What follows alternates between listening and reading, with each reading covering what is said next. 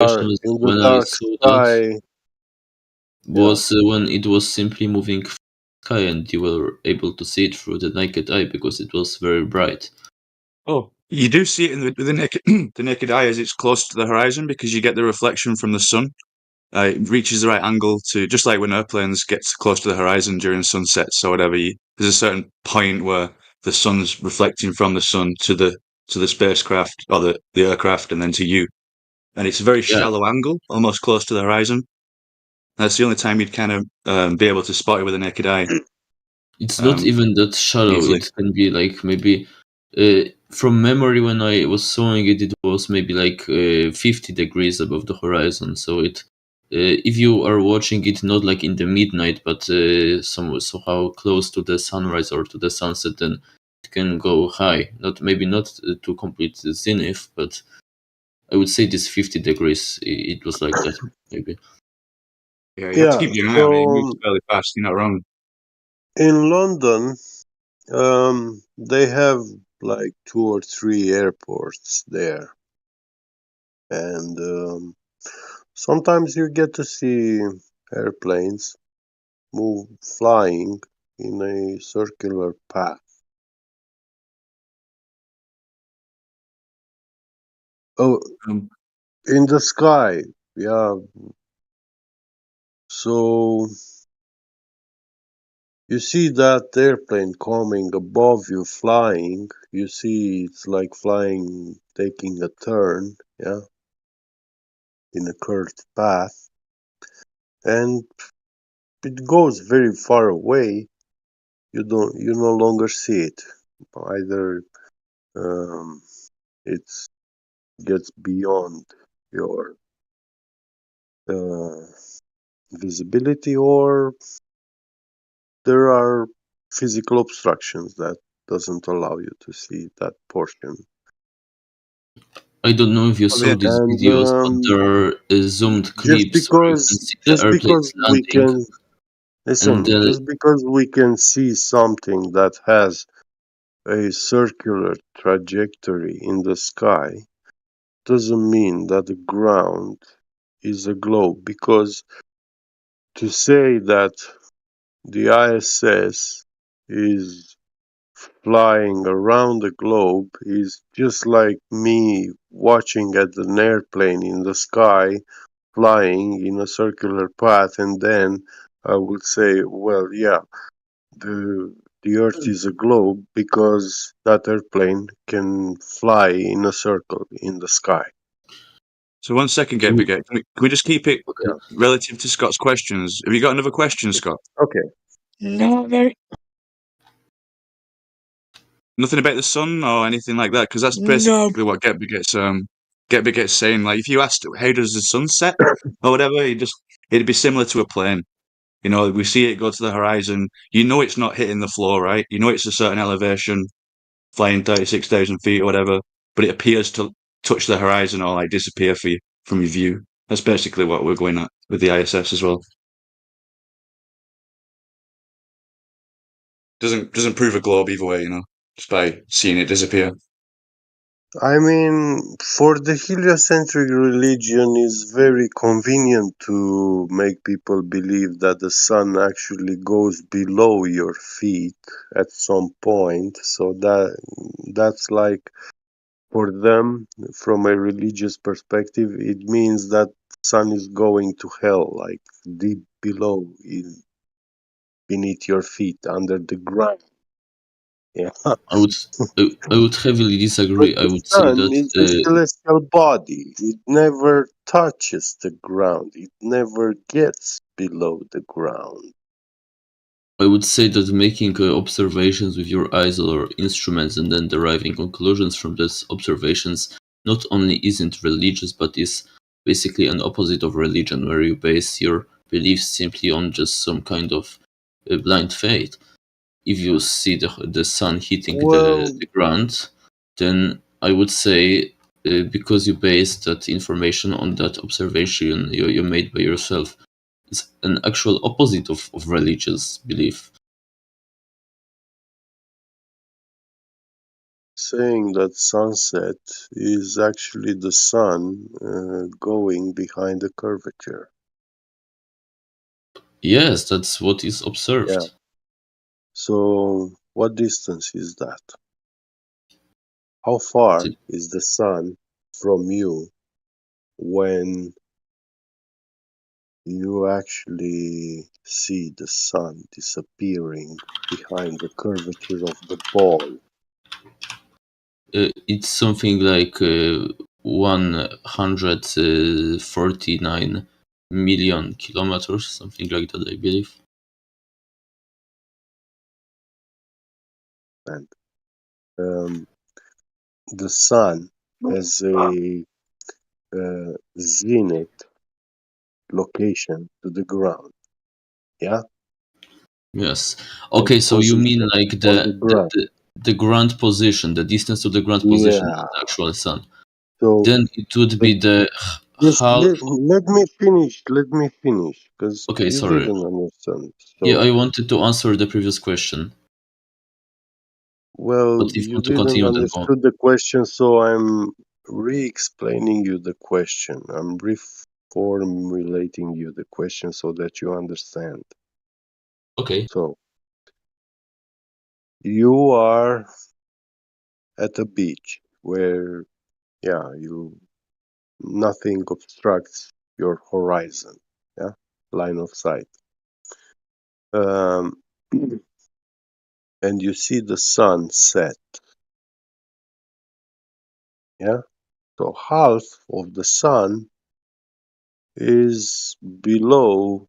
It looks like buried in the horizon, yeah. Yes, definitely. Yeah. So now from your location to the zenith of the sun on the ground in the world, what is this distance?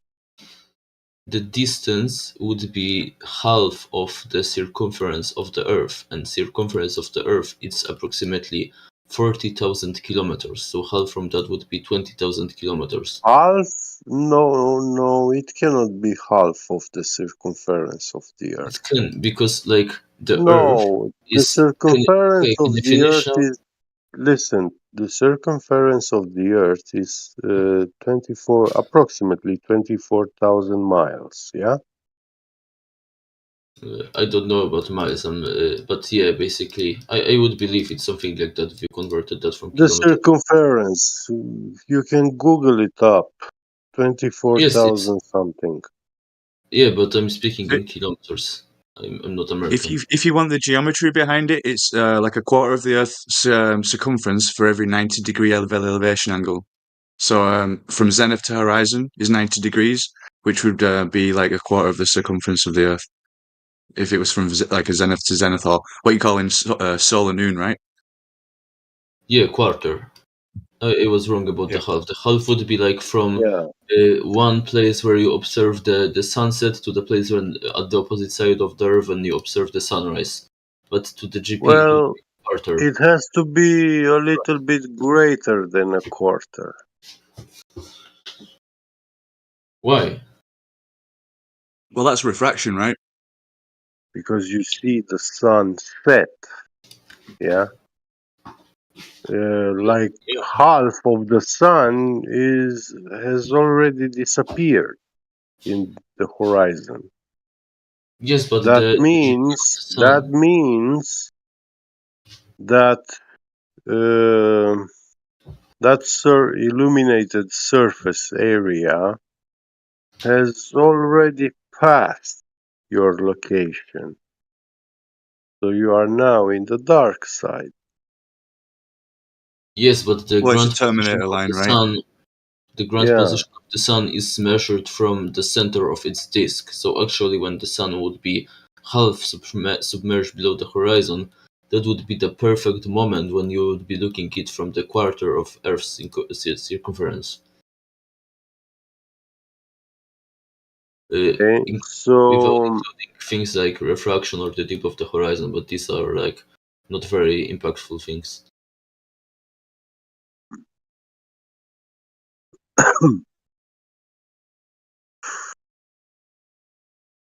It's hard to have a discussion because you keep going on your own path in this discussion, deflecting, and you don't get what I'm trying to explain.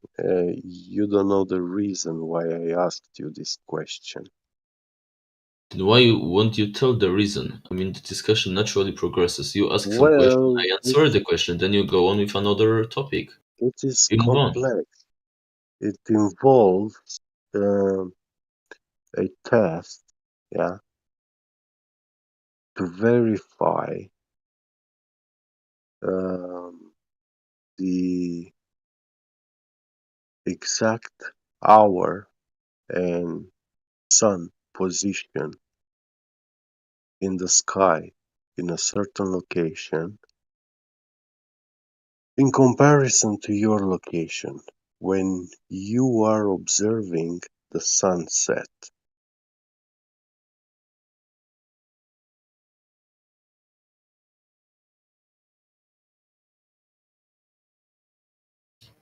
Okay, so So where do you get that when you location? are observing the sunset in a certain location in the world is 12 o'clock midday. Yeah. I mean, it varies depending on the season, on your longitude on Earth.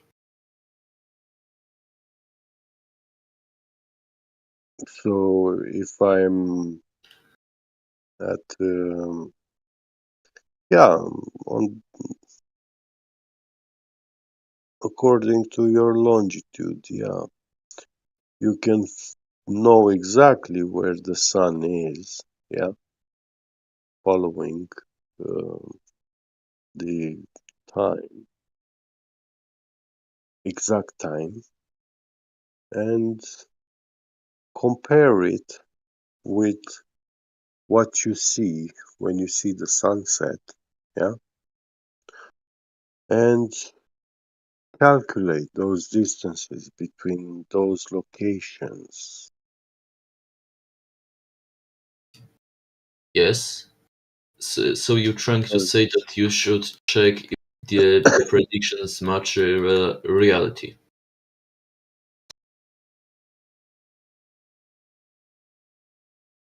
if you can make this, yeah, that will be a good start to actually prove your globe.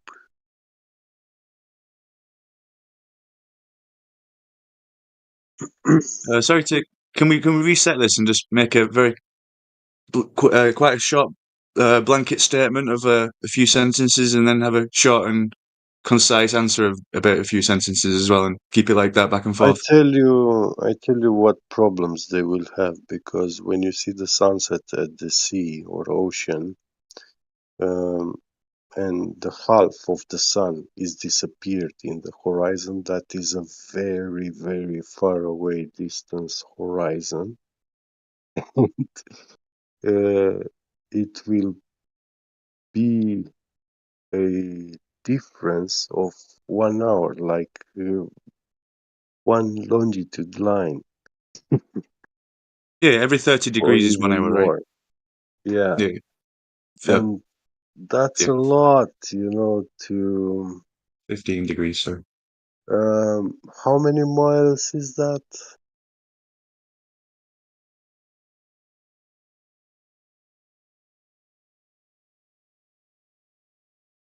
on the globe measurements or the flat measurements?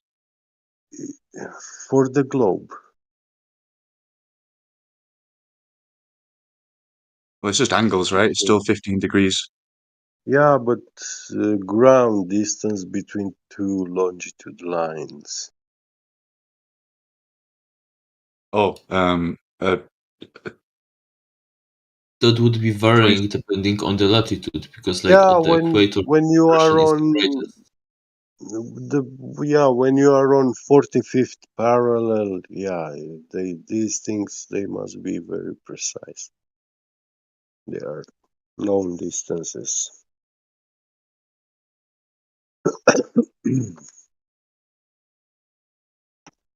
longitude and latitude lines, these are in the sky. They belong to the celestial sphere, which is Yeah, derived from a flat Earth. Yeah, yes, they are but they derived are from just the sky, but yeah the coordinates are applied to the Earth. they are projected on the ground from the sky. Yeah,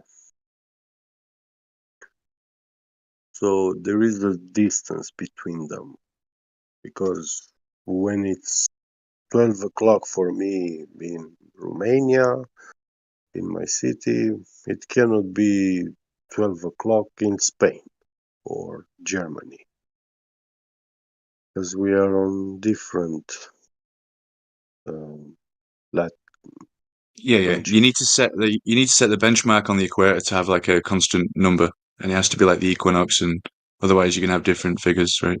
Different latitudes.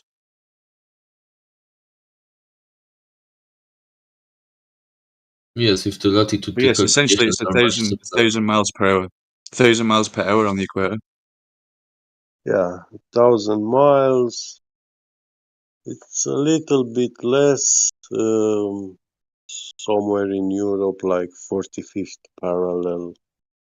Right. The higher you go up, Um, you're right, and the time of year makes a yeah, difference. uh, But do we have a question from anybody else or any? Someone wanted to jump in earlier, didn't they, about something? Don't think he's here anymore. Yeah, I am. I don't want to change the topic. What are you on? No, go ahead, man. We're just talking about the sun and its movement. But if you got any questions, fire away. One sec.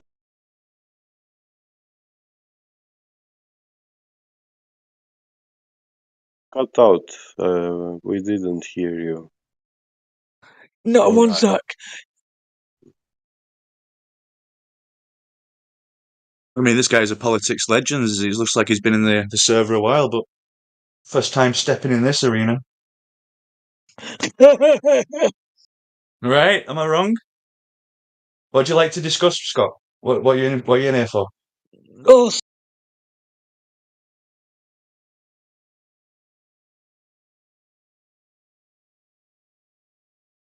Let you come back with your question, He's, then. Give you a he's second. cutting out. I think he's frantically trying to find a question for us. Yeah, no. So if the Earth's flat, then what's below? More ground? I don't know. Skies below. above, Well, ground is below. Yeah, that's the answer, really. No, um, has that ever been debunked? Well, not debunked. Have you ever been challenged on that? Well, we've dug down, and all we find is more down and dirt. So we don't find no sky below us, do we? So yeah, it's been debunked so far. We've only gone 8 miles down, roughly, and it's just more ground. So we're not finding sky, are we? approximately, yeah, almost 8 miles. This is the furthest, the deepest mankind has ever drilled into the earth. So anything beyond that depth is unknown. No one has ever seen. And guess what? Not even the stuff that it is at 8 miles, we have not actually seen it. We only put a milling drill, yeah? We drilled a hole, but nobody sent a camera in that hole to see what is actually down there.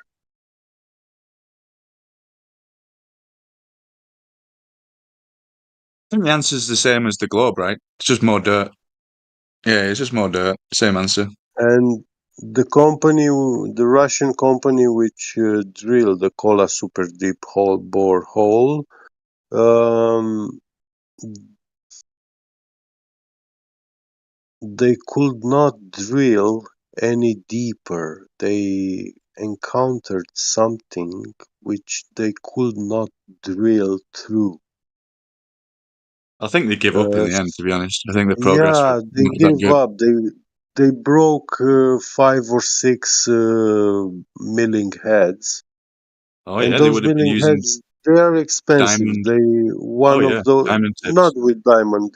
They are No? tungsten carbides. Yeah, Ah, okay. carbides milling heads. They're expensive though. It's like the ones they used But for the Channel 4, right?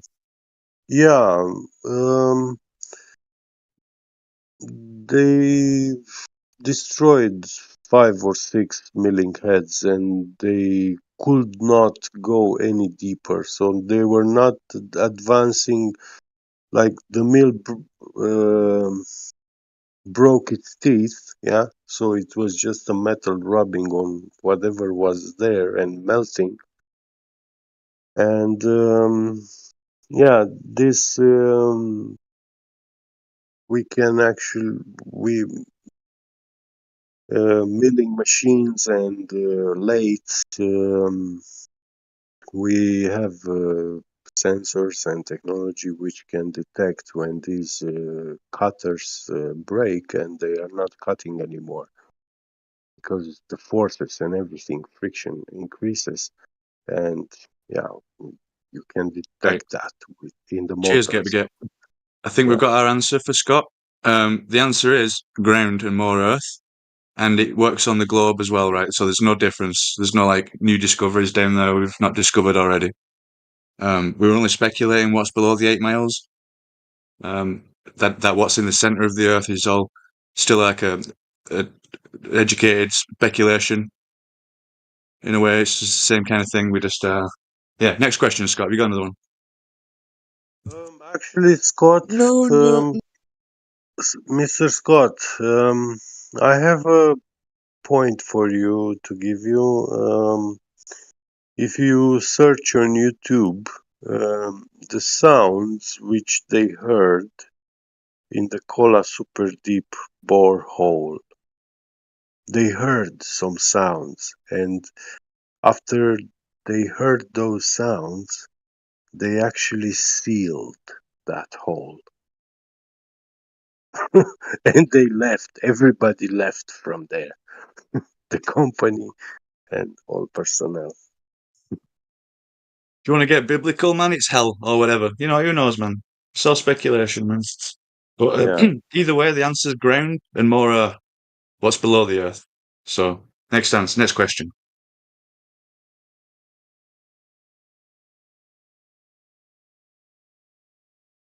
if you've got one. No, none. Nothing. Alrighty, man. Alrighty. Um, I, can I ask you a question, Scott? Yes, you. So, how can the globe Earth exist um, in a direct violation of gas pressure and the second law of thermodynamics? Direct violation of these laws. Me personally, I'd keep it real simple on perspective and what we can observe for now. Kind of the baby steps of flat Earth, right? So any questions that are not like speculation would be great. Yeah, I could take him with the Black Swan if. We could run down the idea that we've been given a size of the Earth. Okay. Yeah. And do you know the size of the Earth, Scott? What, mate? I'm asking, do you know the size of the Earth? What we've been No. told it is, what the size of it is. Well, we've been told it's a certain size, right? Therefore, if we're on the surface of it, there is a curve away from us, right?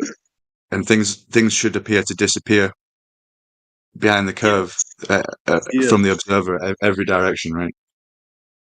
You're essentially on top of the ball wherever you are on the Earth, and everything else is like curving away from you.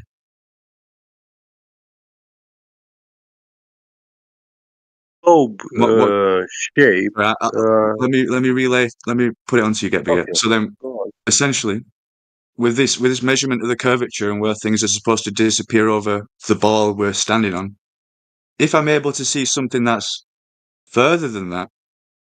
Now that's going to have some real good answers to that to explain that. So just fire away, show some black swans or whatever. Some long distance observations that go against the size we've been given.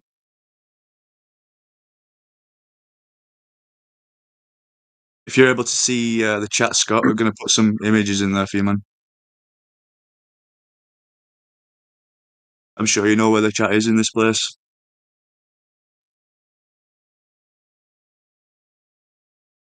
So, if the world was a sphere, a globe, with a radius of 3,959 miles, at the surface of this globe you would have a arc curvature dropping down 360 degrees around you.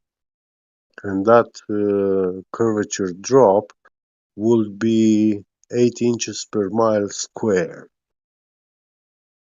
which increases exponentially with distance. This is the geometrical law of a sphere.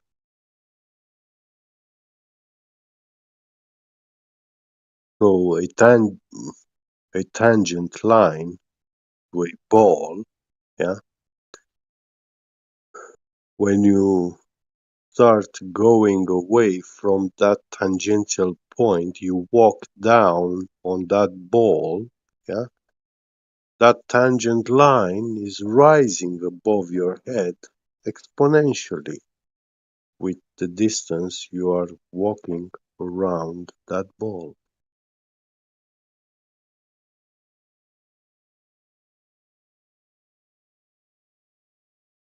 Do you understand what I'm saying, Scott? Yeah.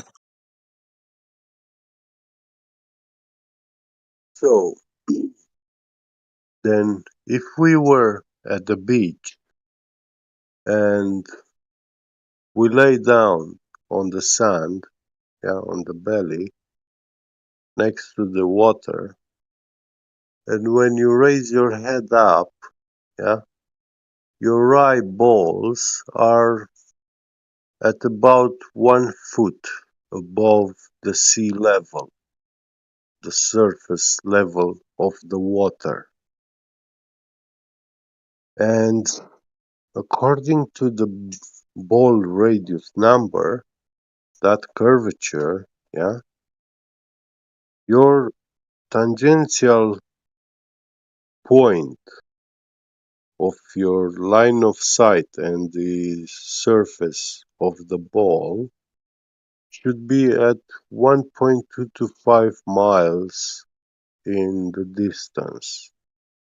And anything on the sea which is sailing beyond that distance, further away, it will start to disappear from the bottom up because it will be obstructed by the curvature of the earth.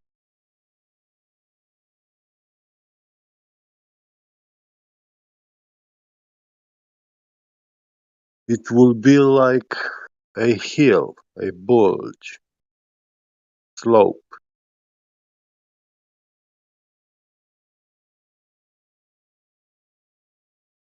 You will be watching something going behind a hill, and there is no optical phenomena, natural optical phenomena, that can make you see behind a hill. But simple observations of boats sailing, um, cargo boats, which we now have apps with location and tracking of these live tracking of these boats, and you can verify your distance from that boat. You, Google and these apps are telling you how far these boats are from your location.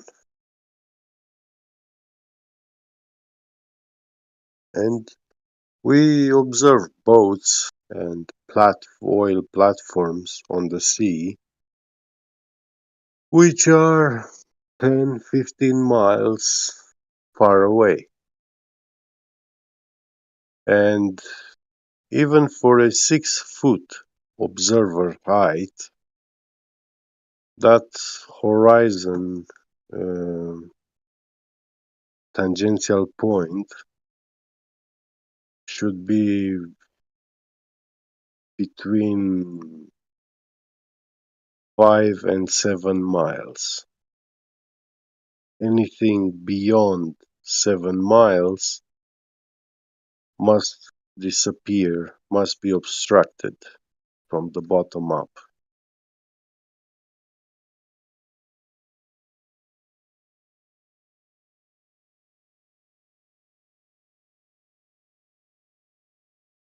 So when we see an oil platform 9 miles away into the sea, into the ocean, yeah, completely from the bottom up, and we can see that the horizon is actually behind that platform. That means that the horizon is at least 10 miles far away, or 15.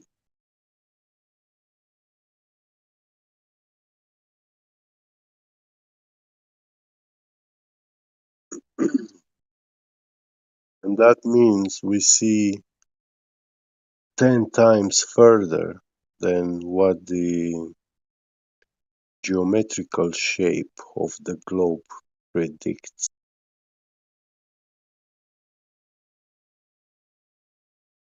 You following? Are you getting all this, Scott? Or You got Yeah, to I'm just sleep. listening. Oh. It's good to know I don't have wasn't any? talking alone. Which Wondering if Scott formula has are you like using after. for this calculation? Get be good. So, I'm just wondering if Mr. Scott, after hearing the information, has any further No, questions or nothing. comments. This isn't really my arena. Right. Okay. Fair enough. Yeah, I can understand that, Scott, but to me it sounds like you are a person with an age. I respect that. And we have all been told, even I was a glober. That's what I learned in school. But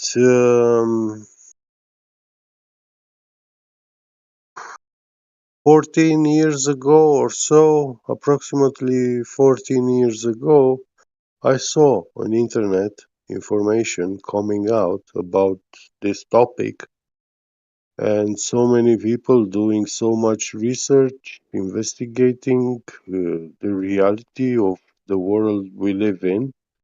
And I find that we actually been lied. So they did this to me when I was a child in school, defenseless, and it was an adult which pushed this idea and beliefs into my mind. And not only that, but the whole Hollywood, yeah, uh, like all the narrative, everything that comes from Hollywood movies, um, they show the globe Earth, especially sci-fi movies, which are the movies that I prefer to watch. So I never questioned this. I believed it. But when I actually start to investigate, try to measure, do some measurements, and prove that the Earth is a globe, I failed. And what I actually can prove is doing measurements, and it completely contradicts what they told me in school. And the reason why, so for me, it's not just a belief that the earth is flat. For me, it's knowledge because I already started the process of investigating. BRB, BRB. Yeah. No, Wondering, I'm not. Scott. Just wondering, just quickly, do you have your DMs open? Am I able to send you a link, No, an invite? IRL. I was just going to offer to send you an invite to our home server.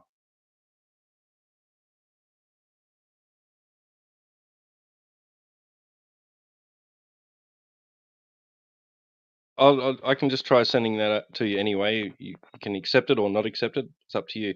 It's just that on our home server, we have a whole section called additional information, where it's all alphabetized, the topics relating to this, the main topic, right? And any questions you have, like you said, flight paths. We have a section there dedicated to flight paths, right? And just about every other topic you can think of, right? Might relate to a question you have about Earth, right? So, and I want you to understand too, nobody here is trying to convince you of anything. Just encouraging you to challenge the narrative that you've accepted all your life. That's all. And we also have a live stream over there. It's a voice channel, and it's not very active right now, but it does get gets populated from time to time. Probably pick up later on today. I imagine. But yeah, so just want to do that. I'll send you the link if you like I said, you're not obligated to accept it. That we're here from a home server, so we have our own home server, and we're guests in this server, as all the channels, most of the channels are.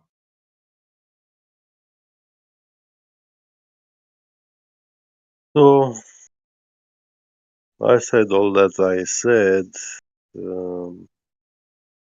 with the assumption that you are a intellectually honest person and interested in knowing the truth, finding the truth, searching, because truth is important and it is always consistent with fact.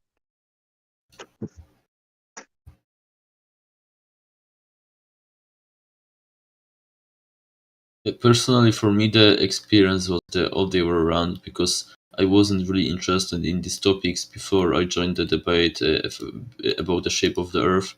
So I didn't learn most of these things from TV or from some kind of sources like that, but rather from the arguments from the debate itself. So automatically, when I heard about most of these physics topics for the first time, I also heard about the responses to these topics at the same time simultaneously. So I was already experienced with knowledge about what are the good arguments for, what are the good counter arguments. So I wouldn't say that I was indoctrinated for believing in it. I would say that I had some kind of approximately objective view of what the both sides think about the things. I made my own choice based on the better evidence, which I think is from the Globe side. I tell you how I see it. Back in the days, we had science, the academia. So, to be an academician, you were really supposed to know a lot of all the natural science, and stick with that. Now, there was this side, the opposite side, which is pseudoscience. So pseudoscience is something that doesn't follow the scientific method, but poses and claims to be science. And these people, they have infiltrated in the scientific academia. They took leading positions, and now they are actually took the leadership of the scientific academia. So they control it. And in the same time, they push all their pseudo-scientific religious beliefs and try to pay every scientist and every new person that learns to become somebody. And so to actually do research in fortifying this pseudoscience, but they don't. Uh, they are not told this is pseudoscience. They are told, well, these are theories. This is what it actually is, but we have to find a way to prove this model, you know. And if you can, we will pay you your whole lifetime to to work and research, and we give you also access to telescopes, to institutions, to laboratories, everything that you need. Just do this work, yeah, and come up with your paper, with your research and theories and stuff. And if they are good, wow, we will make you, um, we will make your name sound, yeah, famous.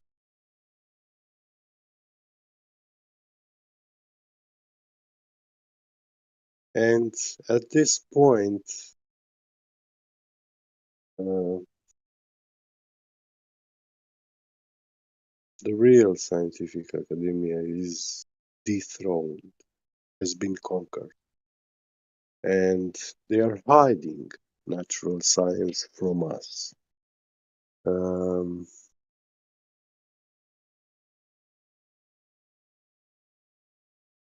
their own preferred model to push and to teach by default in school. And once you learn the world based on these models, yeah, like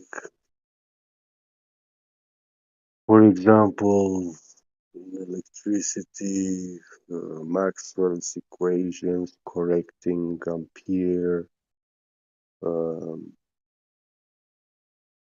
without any experiment, you know, just like that, out of the blue. They discarded everything that Ampere was researching and saying, because yes, Maxwell's equations,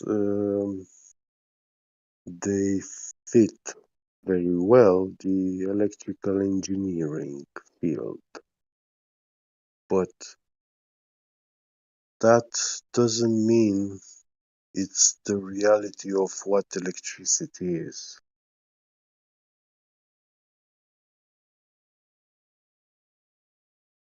So, or the atomic model with subatomic model particles and stuff. No man has ever seen those things with his eyes. We don't know what's going on there. We assume we But they're build these slamming them models. together. Yeah, but what what do we see from those slams because they are Is it not zeros taking on place the screen? under a microscope. They are taking place um, in between sensors, all sorts of sensors. And what the hell? Yeah, Well, that something's happening and yeah, obviously. there's some, Something is colliding, and we see those energies. We see stuff. Some sense. Actually, there's thousands of sensors. We see them all light up like a Christmas tree when those things collide, you know. But I just wonder how they know which particle, like how they know that the particle is the type of particle they're saying it is. That just boggles my mind. yeah,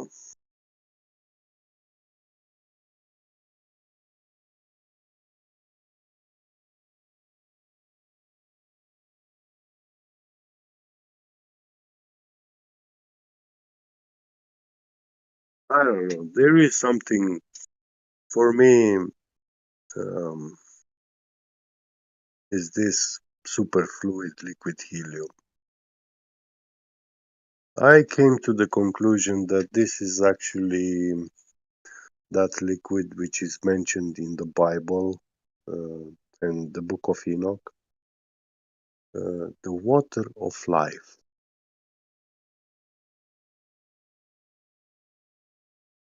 It's the most crystal clear liquid. That's how Enoch described it. He said that he saw from the beneath of the throne of God a spring where the most crystalline water flow comes from. Crystalline means like uh, very, very transparent, most clear, very clear. So, and superfluid liquid helium is the liquid with the lowest refraction index. It has a refraction index almost like the air, very close to 1. 1 is a perfect transparent, and yeah. So when you have a lake of this liquid, if you don't look carefully, you don't see that it's a lake there. You'll see it will look like a hole for you, a valley, you know,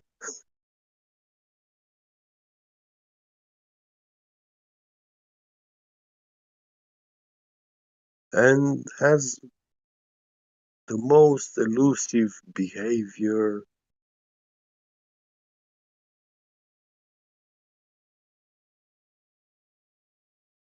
Quantum vortices. This, these are the only, not the only, but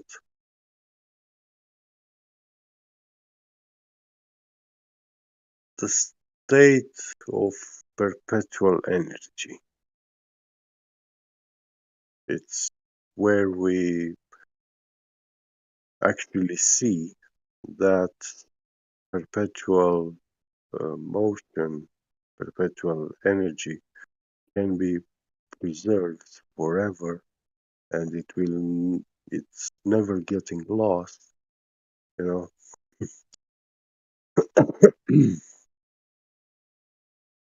When the scientists, when they spin those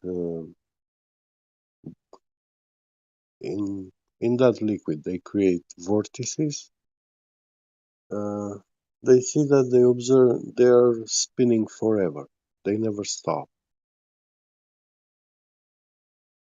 And the funny thing about them is that in their shape, it's they have toroidal shapes.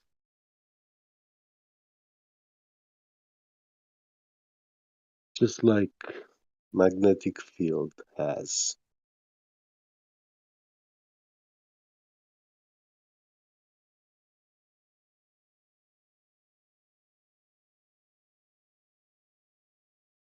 It's also the only medium which is frictionless, literally. So, and that's why these quantum vortices, they will be spinning forever inside it.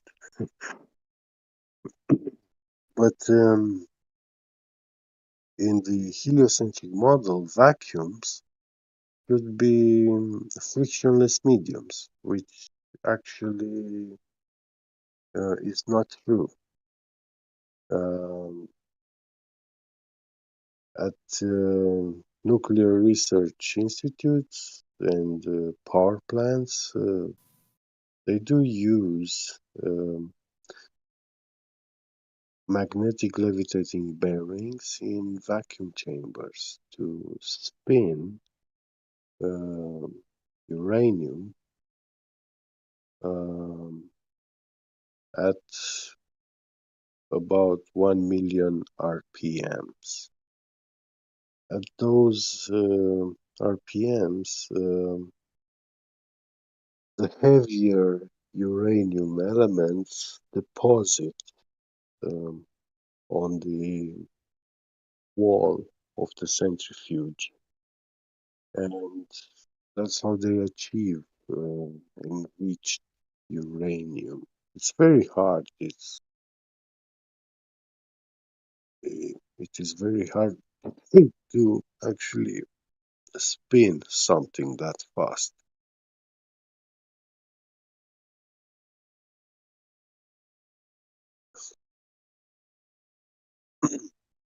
They don't achieve a perfect vacuum in those chambers, but anyway, it's a very low pressure medium. Less than Hey, what's the debate? no debate. I was feeling that there. Yeah, no debating allowed, actually. We're actually waiting for the people with primary claim to show up to support their side, like for the last 7 years. Do you have a primary claim? Actually, the globe earthers have a primary Yeah, claim. They primary. say the earth is a globe, that is a shape, it's a positive claim, therefore this shape has to be proven to be the case. Well, his name is Carries Sonny the on the plane, so that's a claim. okay. Sunny on the plane? No, it's not a claim. He's claiming he's on a plane.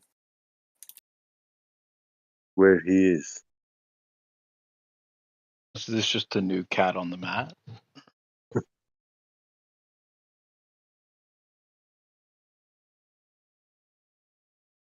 Yeah, if I say I'm home, yeah, beget at home, it's not a claim. I'm actually Where are you saying from, that I'm brother? at home. I'm Where are you from? Romanian. Croatia? Ah, close. Nice. Yeah.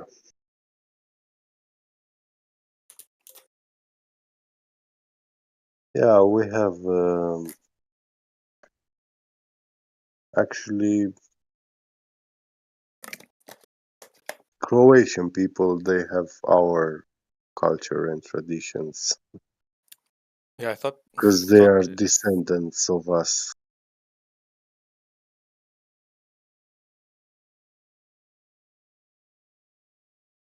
we're all related, so you're actually my brother.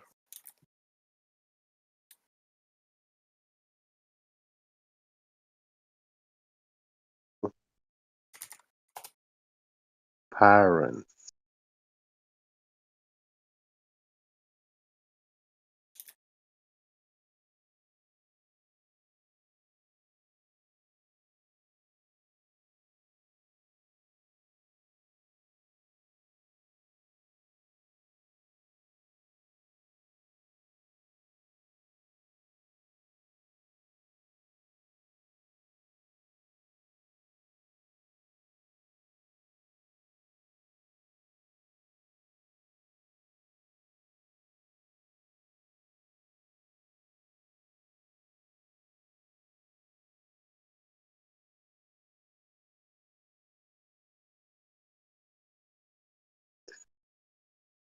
Yeah, but you see, the funny thing that you say that we are all related,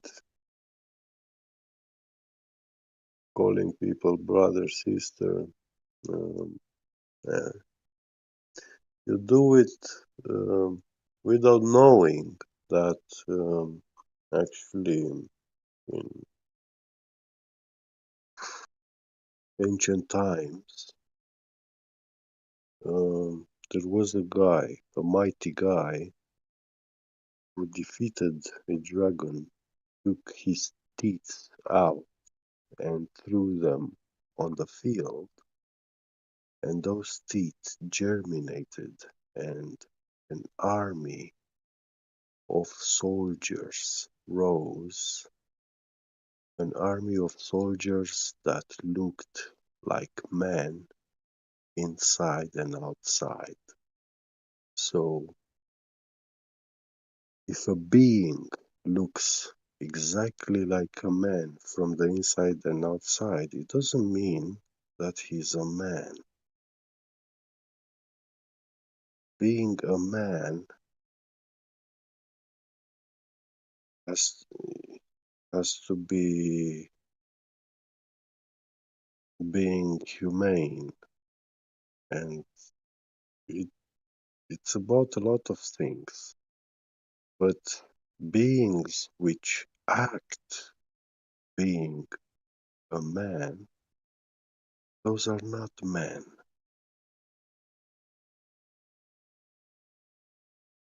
because they act. And you cannot call those beings your brothers and sisters, because they're not.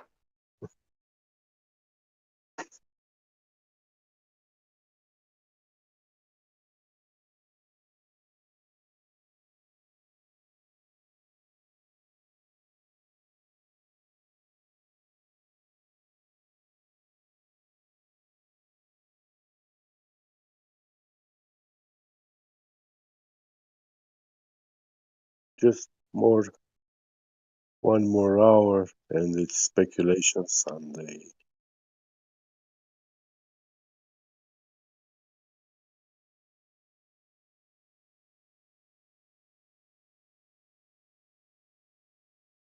Well, I like Speculation Sunday. See, I'm Yeah, working though, but I'll be able to join you on my breaks. me too. I like. To be honest, I think you're all handicapping yourself by only have it on Sunday because then, progress will be made on the rest of the 6 days of the week if you have it all days, Be great. Yeah, Like Scott's question earlier, what's under the earth? That's a Speculation Sunday question. yeah. We kind of answered it though, right? And More actually, earth. yeah. And what would make you ask a question like what's under the earth? That's an interesting question right there. Right. Absolutely. Yeah. Because you're putting it as a They, physical object. they want to know if it's really scary or not. Yeah. The edge. What's up with the edge? It's the edge of it. Yeah. I mean, it's granted we're gonna go like 10 feet under, but there are chances that we could go even deeper later time, you know.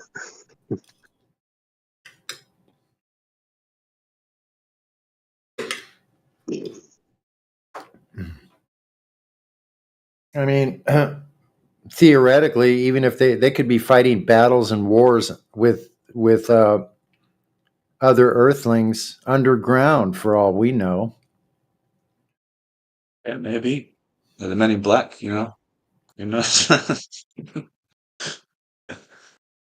Well, we know no one's getting in or out of this place, but if there's some other type of person or people, other peoples, I would go along with that. That especially if with the idea that they're probably, quite possibly, hiding other lands and resources. Right. It's either under the ocean or under the earth, isn't it? Mm-hmm. Well, maybe it's a way to There's no way you can enter the heaven's kingdom. But it would be the ocean of the heaven, at the edge of the world. And Well, the ocean could go we underneath Antarctica, we right? could not get close enough physically because the the difference temperature differential, that is a super low energy state, medium. But I'm speculating, dude. It's sundown almost, so it's like Yeah, I've yeah. got a space suit and I can go anywhere. So there's no limits for me. We need to keep speculating and not put limits on ourselves. So you're walking hundreds of miles on lifeless ice, yeah, we will get to a place where the ice beneath your feet will be ice 12, super high pressure and very dense. This kind of ice is denser than the water, so it will be sinking. It's, and I kind of speculate that's why actually the ocean looks so dark blue when you look at pictures with the ice wall at the Antarctica, because the bottom of the ocean there will be ice 12.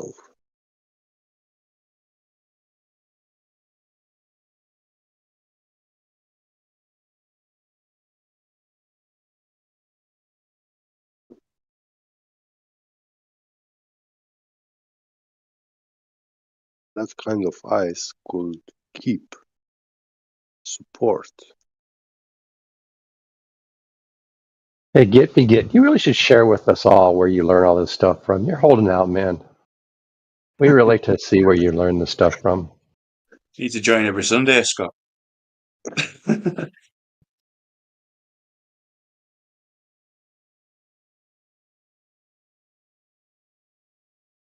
It's been years of um, watching, looking, searching, and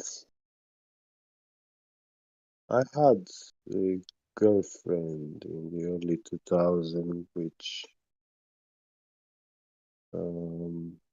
she was a lot into this. She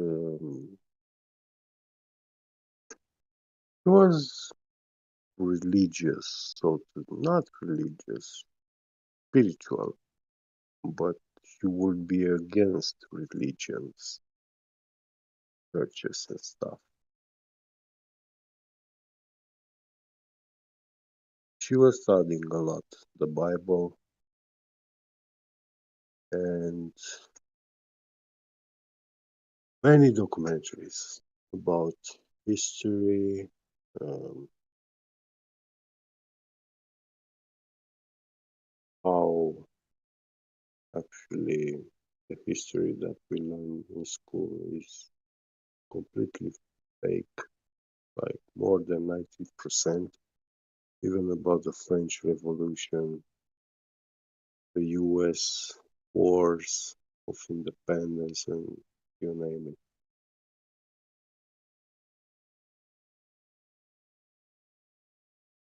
There's a lot about being uh,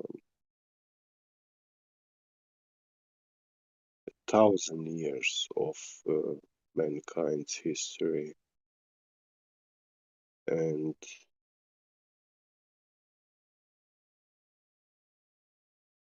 only after, I would say, with the 15th, 16th century, they kind of succeeded to make people forget and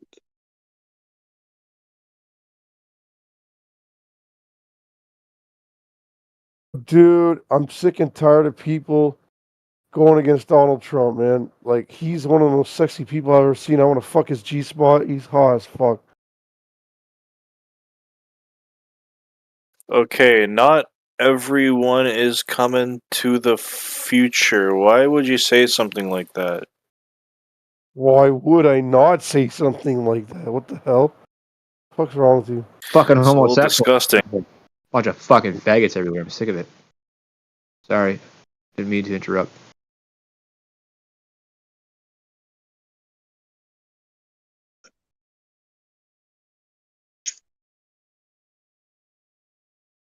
I missed that last comment. Who said that?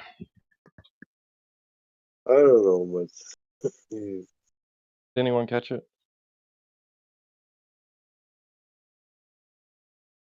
Yes? Okay. Maybe someone else dealt with it. But whatever.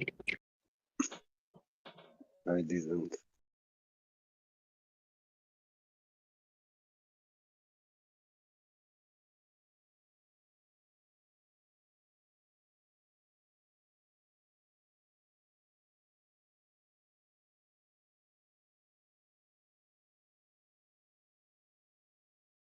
Oh yeah, I was saying about walking on that ice towards the edge of the world. The temperature will drop so low that the molecule of the water cannot be present um, in that medium because it's so cold that it repels the water molecule.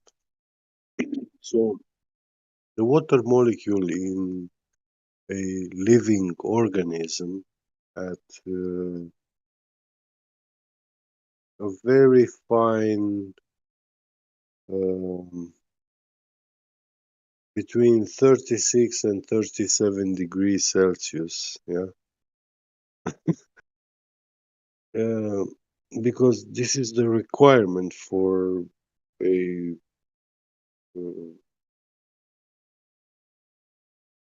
living being body temperature, yeah, mammals to be,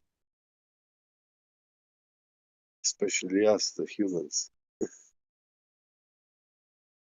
So this is a super high energetic state, which the water molecule is, which is perfect for being alive. It's actually very well defined limit.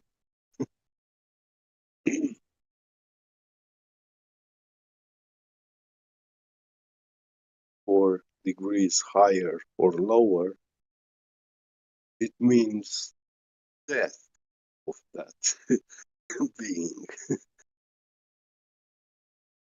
And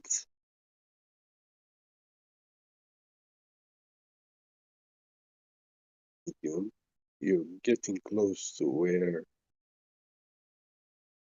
it's liquid oxygen and liquid hydrogen.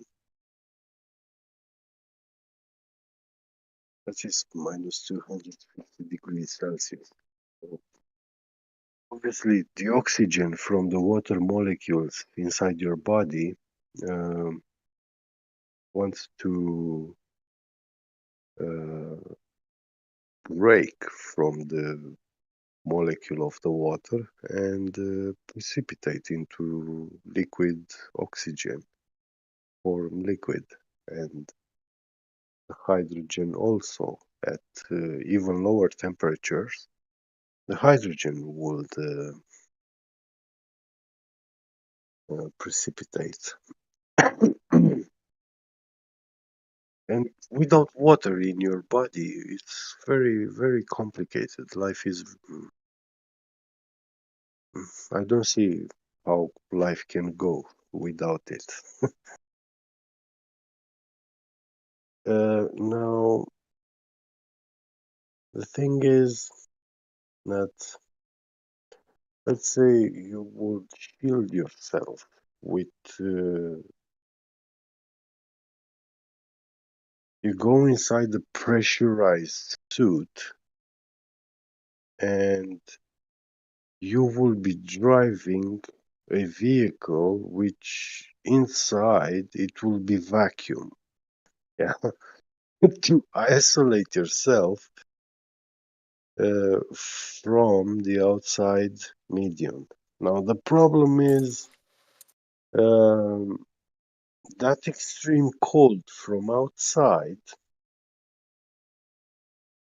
Our hot molecules would radiate electromagnetically the energy into that cold medium through the walls of the container and everything. And it's impossible to isolate yourself. I mean, to last for hours.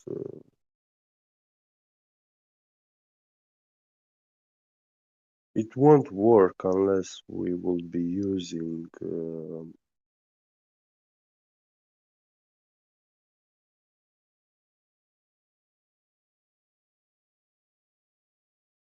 like something nuclear power.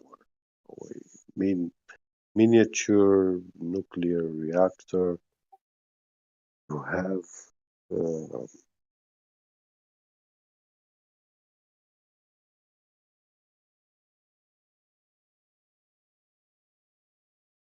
building. Because we have to create like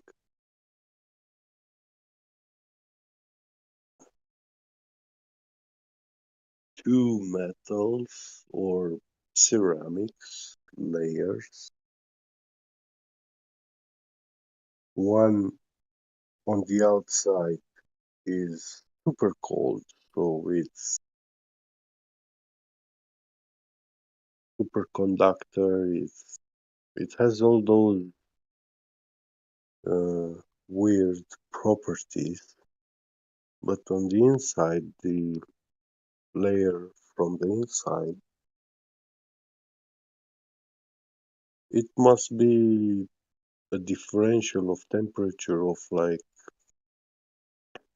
minus 100 Celsius, and from that gradually, yeah, we add different um, thermal shields so we can keep inside this vehicle a proper medium for us to exist.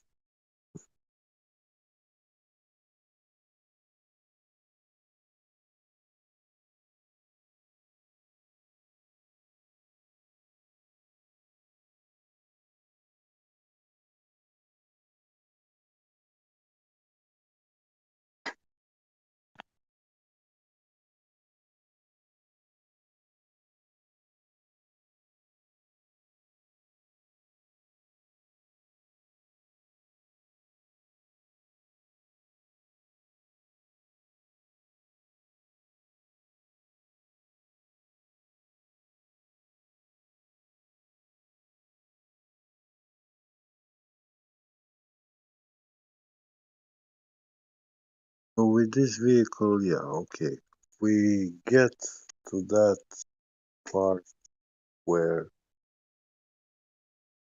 we see the ocean of the sky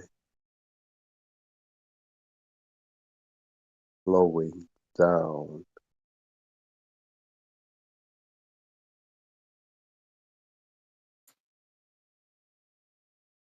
but the motion we would observe will be weird because superfluid liquid helium flows in two opposite directions in the same time without encountering any drag or friction. So it's flowing also upwards and also downwards. Two currents, opposite currents. And jump in, go inside it. That's the moment we will be literally outside of this world.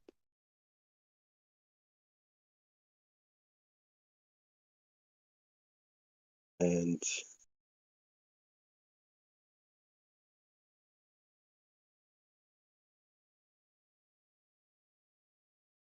moving through a frictionless medium, you can get very fast anywhere, any part of the sky, and any part which is beneath the world.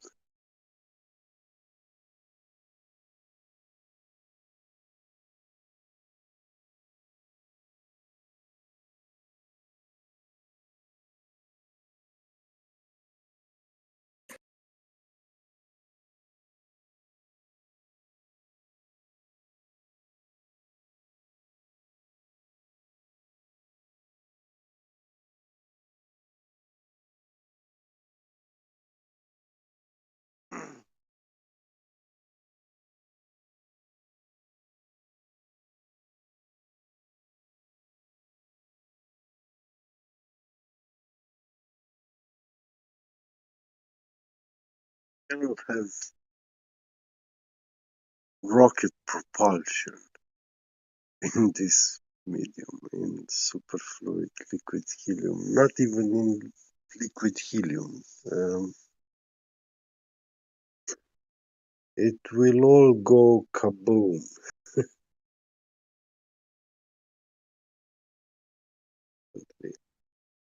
You cannot have plasma.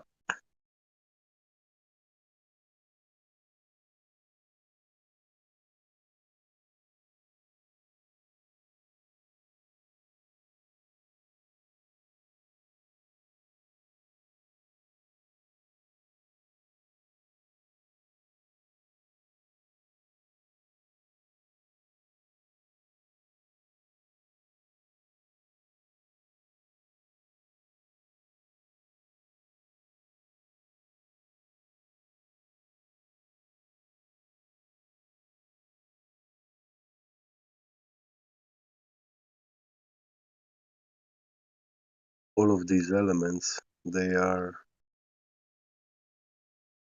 in solid state in liquid helium.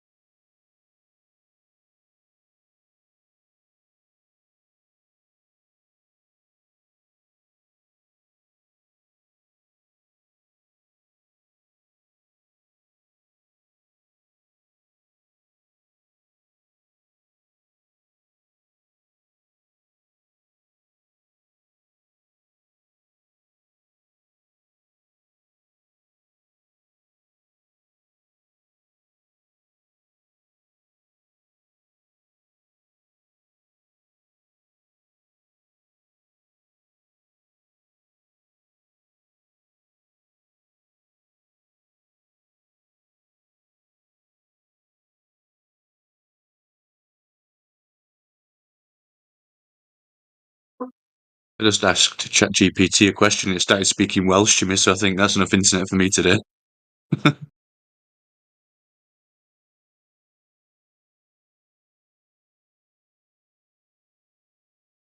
You spoke to ChatGPT? Yn Gymru, mae llawer o bethau diddorol i'w gwneud. Gallwch fynd am dro ar Draeth Cymru fel Traeth Rosili yn Abertawe neu Traeth Llandwyn yn Ynys Môn. Os ydych yn hoffi cerdded, gallwch archwilio lwybrau cerdded cenedlaethol Cymru fel Llwybr Arfordir Llyn neu Llwybr Glyndŵr.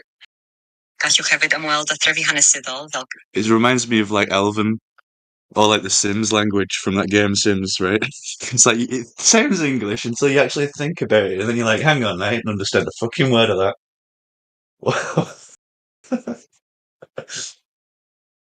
Sorry, get me. I don't know Was that what changed her mind. Old English? Yeah, No, Welsh. that did sound like The Sims. Good call. Yeah. Right. Yeah.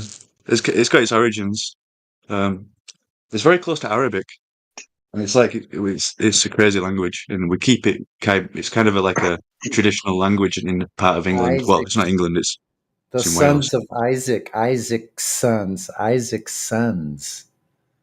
Saxons. Uh-huh. Saxons. Yeah. Yeah, the sons of Well, Don't it's the Celts. It was the There's this Celts and whole the thing. Gauls. They came out of Byzantia. They came out of whatever like they said Brutus left. They left, and at that time, probably Constantinople was probably Jerusalem, because it wasn't just a location. It wasn't one single location. It meant something else. Like it meant, I don't even know what it meant, but I just know it didn't mean like that particular city, because that place didn't exist in ancient times. Yeah, I've noticed a lot of parallels with biblical scripture in like my country itself, and like the Oh yeah. Nordic lands and the Jordan, and you've got the Jordan. Yeah, it's very very close, and Edinburgh, and the Yeah, Scotland. and don't they have Scottish and Irish and ancient Britain's tales of people that are in the West also, just like most There's other right. countries, right? There's an exodus. There's an exodus for all cultures, man. At Exactly. some And point. most of them, so I think they came from Atlantis, which was labeled as Atlantis prior to about 1550 or something. They still had the Americas is where Atlantis was. There was a cataclysm here. Yeah. It got destroyed. Those people fled, but they have from 1st century to 8th century Proto-Hebrew implements in Tucson, Arizona, that far west. So there were ancient settlements of people that were from biblical times here in America, with their writings, the implements. They were Hebrews. Oh, no doubt, man. Yeah, Egypt's and the 10 they lost travel tribes. far and wide, right?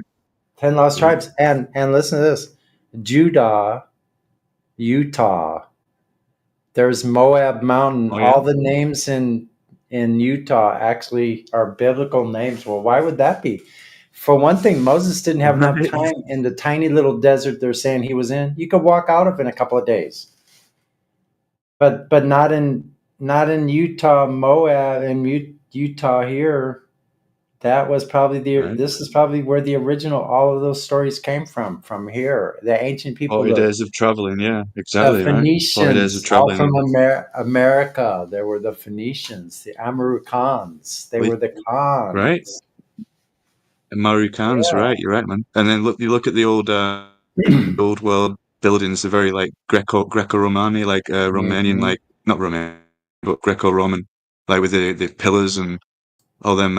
It's almost like you can think about it that we copied the Roman style and built ancient style, the new empire in the Americas, but you can also look at it. Yeah, you can also look at it like that is the style. That was the style of the old world. It absolutely was, and so that's why they're finding these Egyptian hieroglyphs that were covered up by the Smithsonian Institute back in the early, in the turn of the 19th and 20th centuries. And so they covered all that stuff up. And in Memphis, Tennessee, they found ancient burials with people that were, Memphis, I think, something like there we 7 go. to 9 feet tall, and had these iron implements and wrote in Proto-Egyptian hieroglyphics.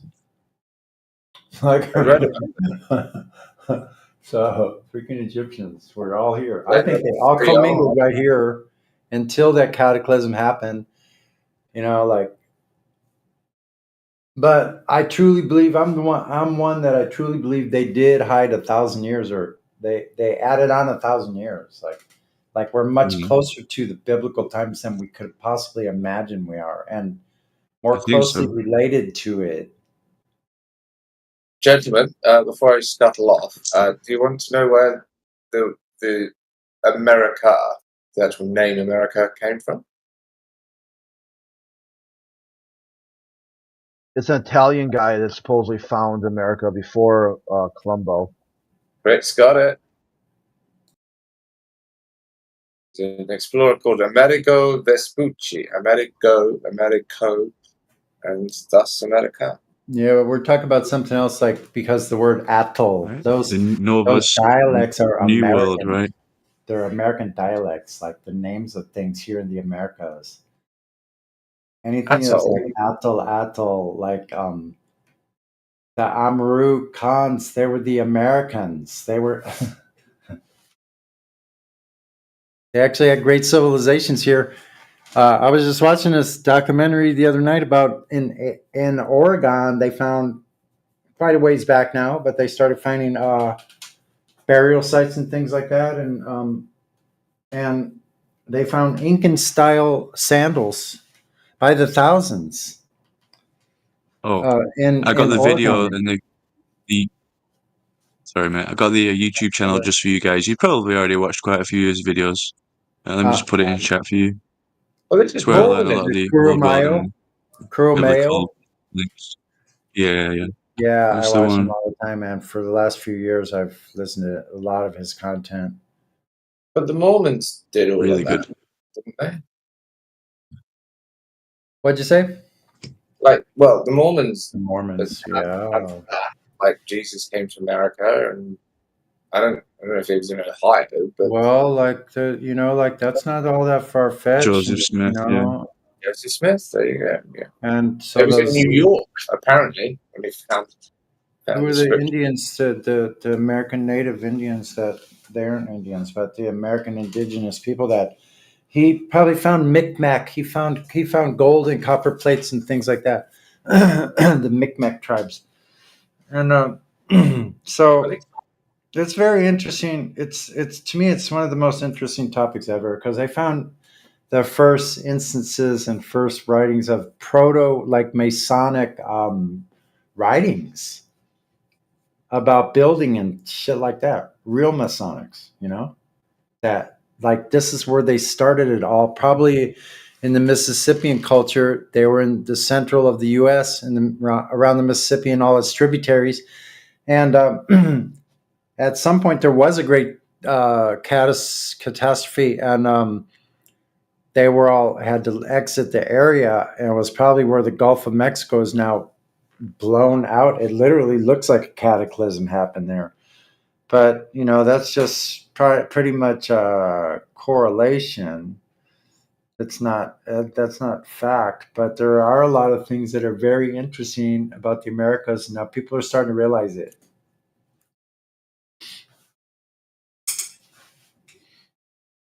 It's more like it could just be like how the British colonies just like when we colonize Australia, we just kind of bring the names over there, like New South Wales, and like we just have the same names. We're not very creative, right? We're just like, we'll stick the same name here. Like there's no doubt there's a town where I am from. There's like in Ohio, there's London, right? There's like all these place names that are correlating to England and like the origin of this the civilization or whatever, or the colonization. So it might just be simply the idea of like just using the same, recycle the same names. And all these like townships and whatever, just named after the founders who found it, Yeah, I mean, Johnsville and all these villas. I know what I mean. You can't have all your eggs in one basket and just say, okay, now this is for sure. Because after all, if you're talking about history, it's a mystery because if it's your and my story, it got turned into a mystery. Oh, they don't know anything about it. You're a mystery, folks. But if it's their story, then it's no longer your and my story. Hey, Sonny, I got a question real quick, Sonny. Yep. So, like Memphis, Tennessee Giants, right? Was it Memphis, Tennessee, right? Like with the Egyptian stuff. Yeah, they found that a lot of that around that area, actually, in Kentucky and Tennessee. And around there, they found Proto-Egyptian. Like, there's a channel. I think someone probably posted it by now. Karomeo Ahua, his channel. Like, I put it in like a little bit while. Is that why the Bass Pro Shop company made a fucking beer? Bass Pro Shop? What? I can't, dude. I'm sorry. You're funny, man. Okay, so I check it out. I think the Smithsonian, right, is like the NASA of history. They No have just as kidding. much to fucking answer for. Yeah, Oh yeah, yeah, absolutely. 100%, man. No other The organization has gatekeepers of hid history, away man. so many bones. So, talk about bones in the closet. Let's see. Hold on. Right.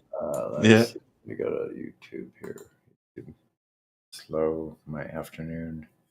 Like, what was all the before, like the gold rush and stuff? We were finding a lot of bones, and people would be like, they find a bone or like part of a femur or something they thought was from a dinosaur because that's what they've been told, but in fact, they might have been from the giants of the old, right?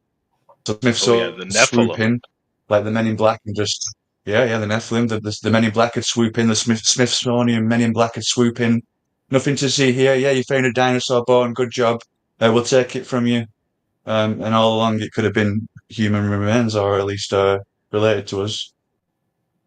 In the States, if you find a dinosaur bone on your property, you own it. You don't have to surrender it to anyone. Okay. Yeah. Let me see if I can post this link. Should be able to. Yeah. So I'd watch that whole series. Too bad we can't play it in here. See, if on 24/7, we could go in there and probably play this in the live stream. Yeah, But people around Saturday night, it's people are going to we're on want to YouTube debate. right now. People are going to want to. They want to later on tonight. They'll probably be in there debating Globers. People get restless and they start talking. They want to talk about their globe all of a sudden after they've had a few drinky winkies, and that's where their trouble begins. Alcohol, the cause can and prove it, I'm solution spinning. to all of life's problems. I disagree. I disagree. I don't touch it. I recommend that's an option for everybody. Switching it up anyway. It's that was just a Homer Simpson quote. No need to get. Yeah, exactly. No tripping on your Yeah. Saturday.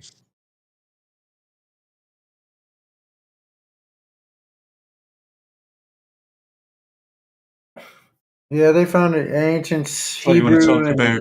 ancient Hebrew and ancient Phoenician and all these strange kind of proto writings and actually architecture too that predates and was at a finer level of intellect because of the way they built was phenomenal. And now they're finding it all over with LiDAR in the Guatemalan jungles and places in Mexico. In those areas where there's roads that were connecting these major cities in this Guatemalan area, and they said 30 million lived in that area. And they barely scratched the surface. This one preserve, they've only less than like 2% have they even looked at. So it's everywhere. So yeah, the old newspaper reports are a good way because they talk about how like this is just some people that were even just prospectors looking for gold, miners and things like that, coming across fantastic finds of gold and jewels and Egyptian mummies and create amazing things. I've never taught any of that. Oh, if you wanna, I'm gonna sidetrack to alcohol, seeing as you all brought it up. There's a great video I'm gonna put in chat now regarding the occult and the well, not the occult, but sorry, not the occult. The like the reasons for these like arms and taverns being created to conscript military, so to speak, with all astrological names and such. That's a great video. Just on the awareness, because no doubt there's like the Red Lion, there's like white, there's all these like certain pub and bar names in my area and around the world, mostly a lot in England, and they were used for nefarious purposes, so to speak, to distract the population and get them all drunk and not asking questions, not rebelling against the government, as well as conscripting them towards the military whenever they needed them. Sorry to diverge, but you said alcohol, so I thought I'd link that. Oh, it's all right.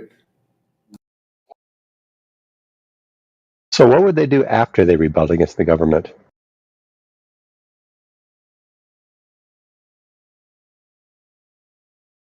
Sorry, Scott. What would they do after they rebelled against the government? Well, you can kind of see it like how the Americas were formed, right? So they disbanded from the monarchy or whatever, the rule, and then did their own thing. And then they just formed a new government, right? Yeah, they set up Right, another yeah. tyrannical It was government. Right. It was almost like pirates, and it was all to do with the docks and the ports. So that was where all the commerce was, right?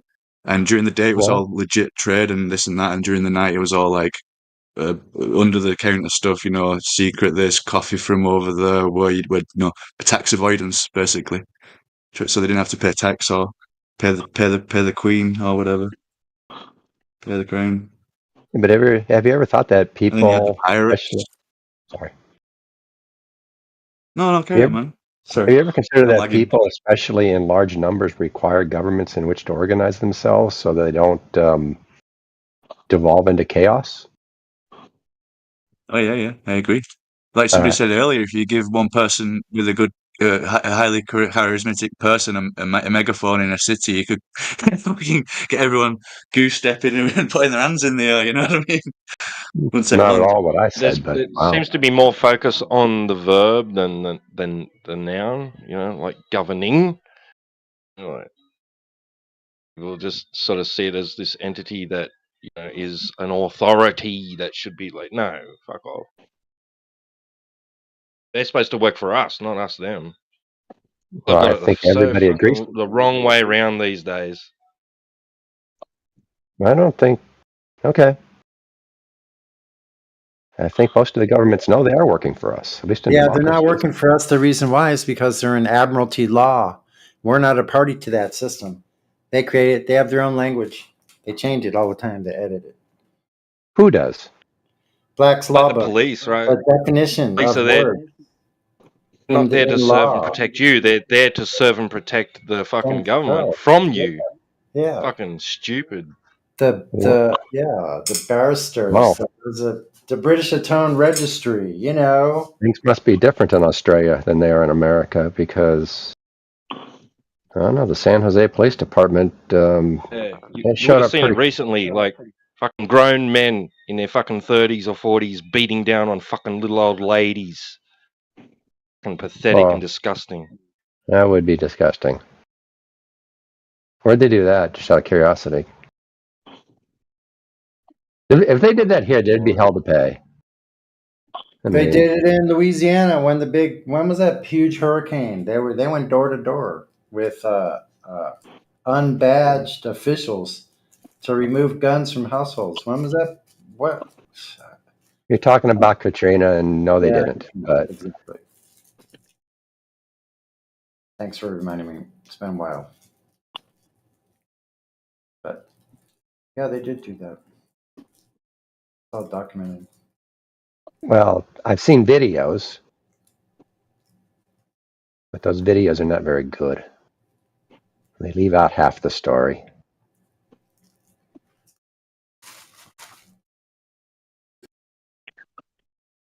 Where were they beating up on old ladies? T-Dub? What happened? During Katrina, there was a famous He was. I don't think T-Dub More was like talking about Hurricane Katrina. Tortilla. Okay. One incident, though. So yeah, I might have exaggerated, but there was one incident. I think it was Victoria that happened. Yeah, they're busting. They didn't bust in, but they're turning up at a household and arresting a pregnant woman for incitement and. Damn. I mean, yeah.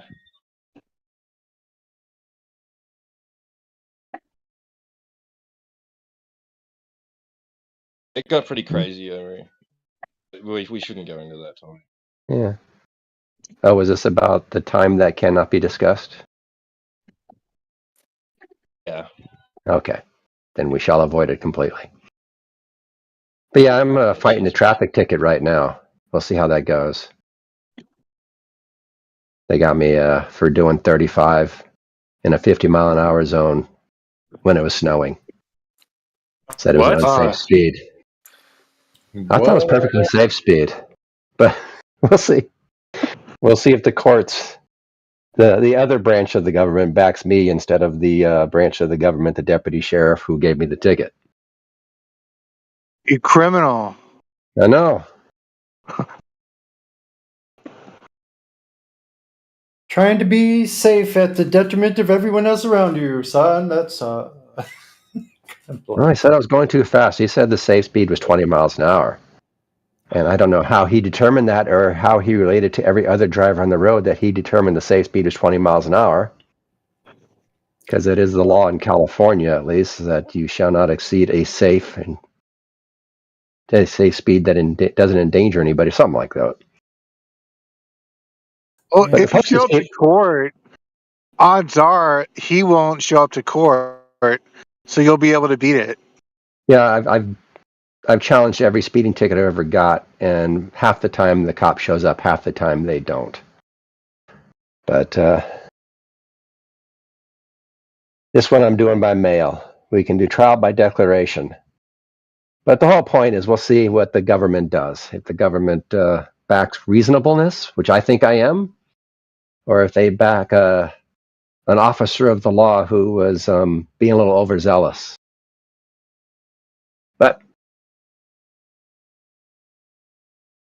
these are the problems of democracy. I don't know what he was trying to do. They have quotas over there. They have quotas over here. No, he was a county sheriff, and the counties don't. I know cities do. So if you go through one of these little cities in the middle of nowhere, they have these speed traps set up where you drop from 65 miles an hour to 35 miles an hour. If you don't get under 35, they'll write you a ticket. And I think they fund their municipal governments with those tickets to some extent, but I don't think county sheriffs can do that. But anyways. Well, just be thankful he didn't plant drugs in your car. That sucks. That would suck big time. But there are recourse for that, and yeah, I know. The poor people the poor people everywhere get screwed because they don't have the means to fight those kinds of things. Hell yeah. Don't Google my thoughts, but that's exactly why. Poor. I could afford a lawyer. Yeah. Everybody knows that, poor people. You live in, or? No, this is up in by Tahoe, up in the mountains where I go skiing. It doesn't snow where I live. And that's why they let you challenge it by mail, because otherwise I have to drive 4 hours to go to court there, which I did once. I lost that one. Well, you should have had a 700 Club sticker on your car. Maybe.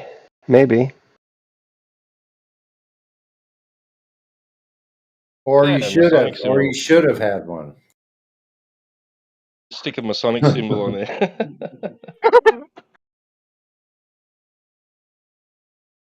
Yeah, I don't think most cops would know what that is.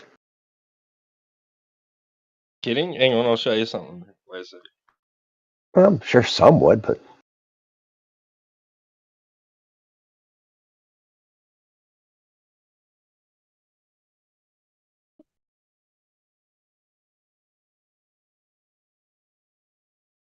You didn't replace your 700 Club sticker there, sir. We're going to have to fine you $50 for that.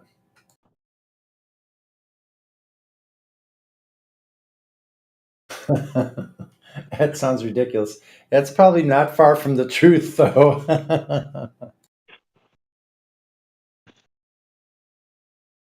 I probably got tipped off from someone on Discord that you were Scott Mackey, and they wanted to,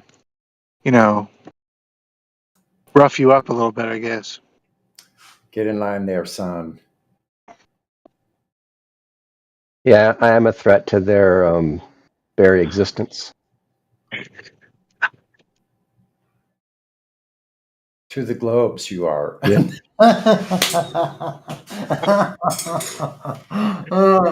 Yep. But if I lose this, I'm off $450. It was an expensive ticket. Wow, see?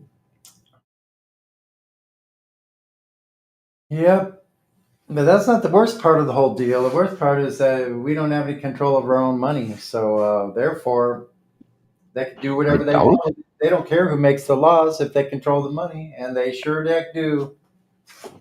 Well, I'm one of the fortunate ones. I get to keep a lot of mine. Well, that's good for you. Yeah. No, I'm lucky. Yeah, I know that. It is good. It takes work, no matter what, to be able to get ahead at all in this day and age. And a lot of luck. Yeah, yeah. Oh, there goes your Model Citizen Award. Get that traffic ticket. So much for that. No, I'm still a model citizen. Social credit scores going down. That's right. I believe everything my government tells me, as you guys so often tell me. The Scott Mackey School of...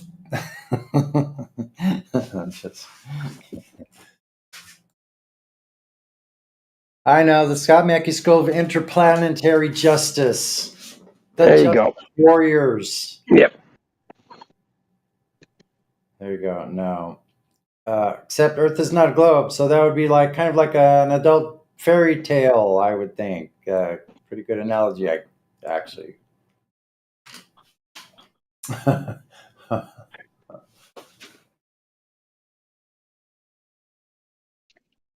Anyone new here?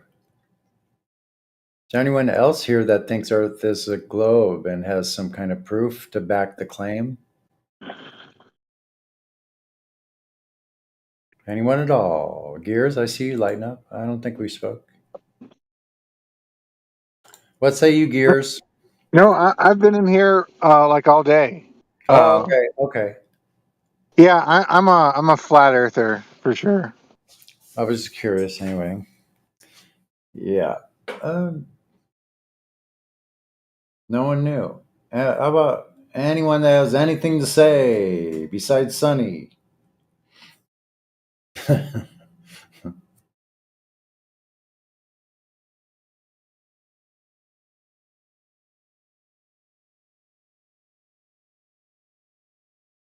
And just go down the list. We got GFX, GF6, GFX. Never mind. Glober Jesus, Manufactotum, Andy and it's flat. Andy it's flat. Gears, Heretic is deaf muted. I'm sure he's gathering some great content. Into the break, Little G, Mark J, MI, Migo Wigo, Moner in Chief, Morvis, Mr. Mute Happy, deafen and muted as well. Thanks for showing up and deafen and muting yourself. There's the ever-present Cyclone and Quad and Rayleigh Criterion. Rich Evans says who? Scott McAfee. Scott Mackey, sorry. I can't talk anymore. Scott McHarris, that's a new one. Silent Dragon, Subdued, myself, Sunny on the Plane, Sydney T-Dub, Tassie Tiger, Trinity's Good Love,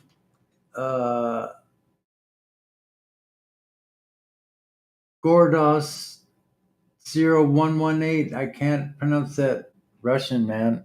Johannes Midgard. Wow, what a crew.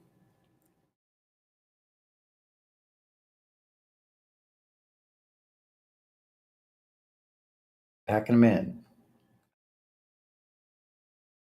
in. Every now and then we could send spies over to 24/7, see if anybody's showing up.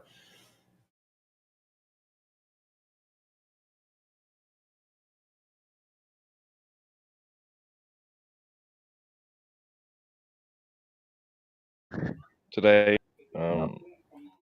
gave one the link to over here. I don't see here. Yeah, it's a bit quiet over there at the moment, isn't it? Yeah, just the bot.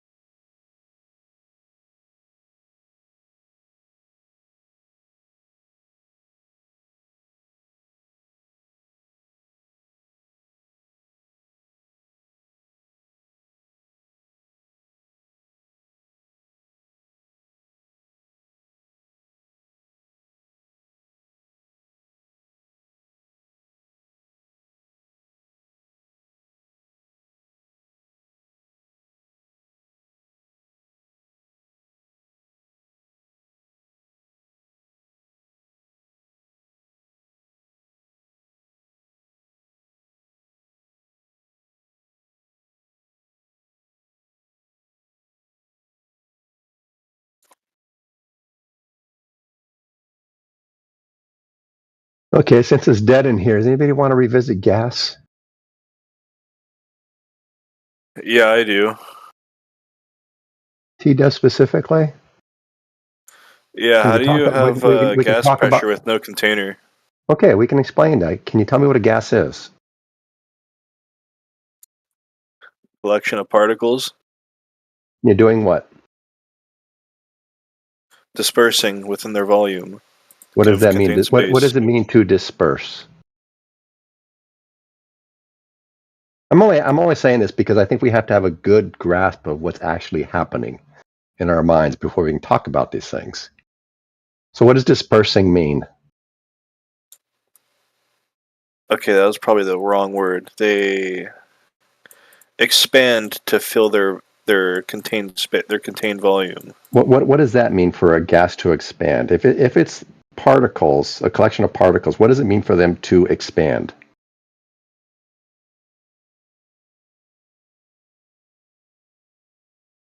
Moving. Yeah, I would say the way I think about it, and the way I think all physicists think about it, is that each one of these particles, there's like cajillions of them, right? That's a very scientific term. But if we have a mole of them, we get 10 to the 26, or 6 something times 10 to the 26 particles moving around, and each one of those particles is moving in a direction, and it will continue in that direction until something changes its direction. And so, if you have a gas particle moving, it will go that way until it hits a wall or it hits another particle, right? And so when we say expand, all we're saying is that any given particle at the edge of that volume that we're talking about. So when we do expand the volume, we give it, we release a contained volume of gas into a vacuum. The first molecules, the first particles that will fill that space are the ones at the top. And they have a direction, and if their initial direction is up, they will go up until they hit the top of that new container, right? And so when we say expand, all we're talking about is any given particle moving in the direction it's moving till it hits something. Does that make sense? Yeah. Because there's nothing, the molecules themselves are not expanding, right? They're not getting any bigger. They're still these little tiny molecules or tiny particles just going in a direction. And so what we can think about when we think about gases is that it is just a collection of particles moving in a direction until they hit another particle or they hit another or a wall. And so all we need to think about, and this is now I'll answer your question. So the only thing that prevents a gas from continually going in another direction is something changing its direction. And that something can be gravity. And gravity is always acting upon these particles. So if there is a particle flying around with a whole bunch of other particles, every one of those particles is being being pulled towards the Earth at 9.8 meters per second squared. And so if you have one that shoots off into the sky with nothing in its way, it's in a vacuum, it will continue to go up, but it will decelerate at 9.8 meters per second squared vertically until it runs out of upward velocity and starts falling back to Earth. And that's why the gas particles don't escape, because there is no expansion of a gas particle. There's just particles going in one direction. That's why they don't escape.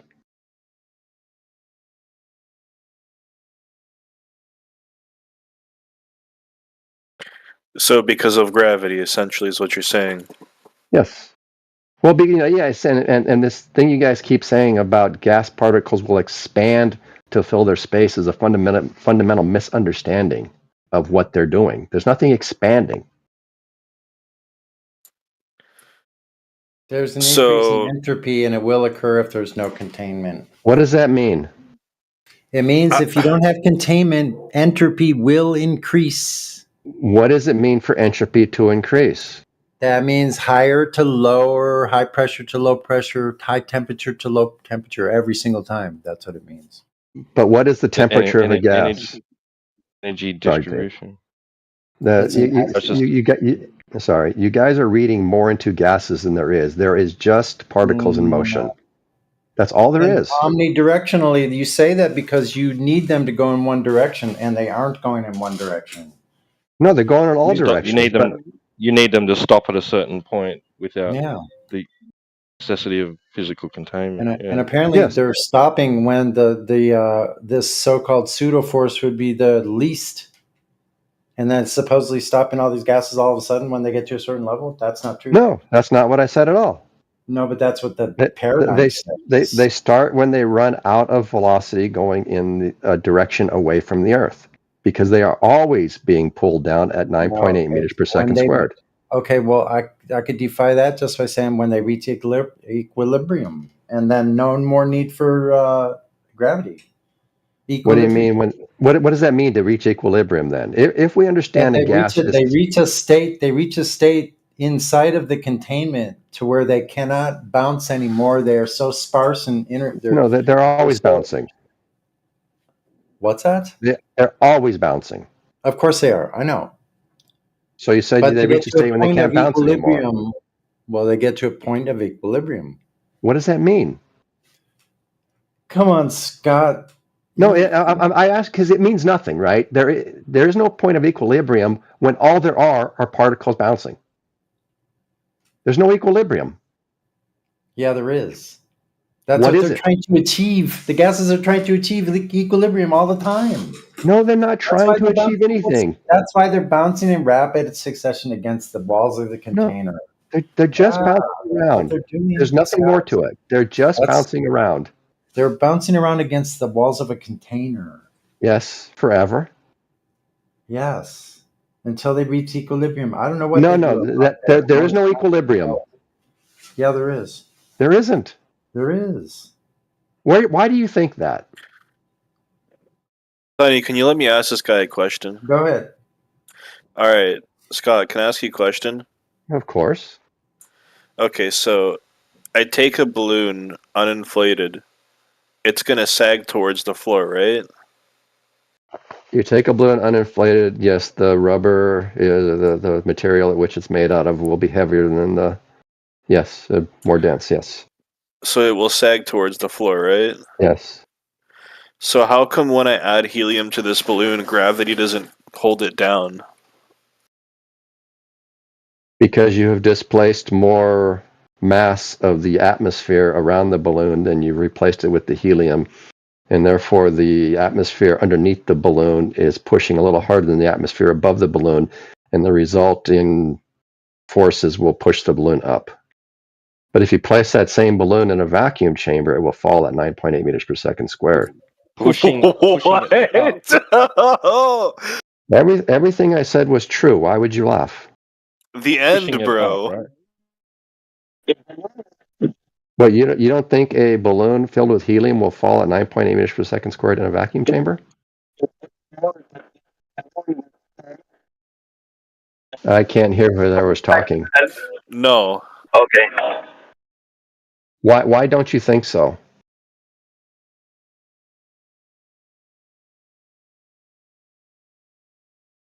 What in your experience has told you that's not true? The balloon might. The latex.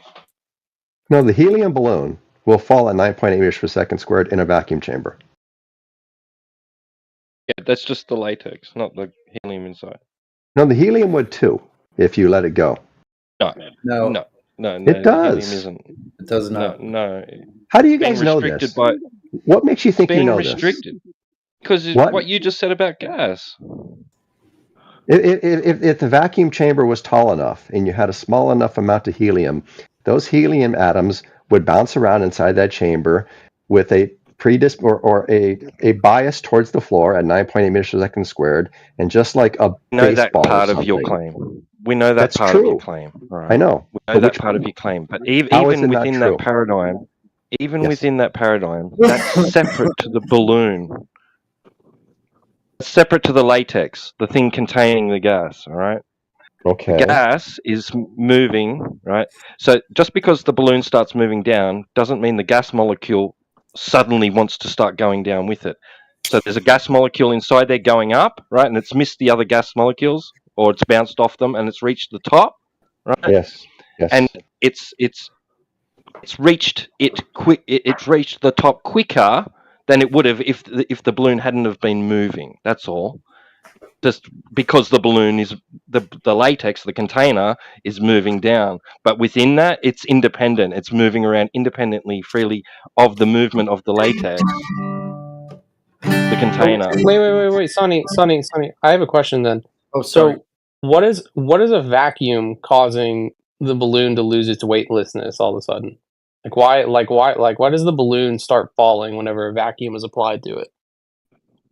So you're saying the helium doesn't change when the vacuum is applied to it, but why does the balloon change specifically? Why does the latex change? They're both molecules, right? Because it's more dense. It's okay. Prove it. Prove why it falls. It doesn't make any sense what you're saying. I don't know. Because so you're just saying that it's reality whenever you don't even know why what you're saying is true is not. Do you understand what you're saying? Yeah, within the paradigm, yeah.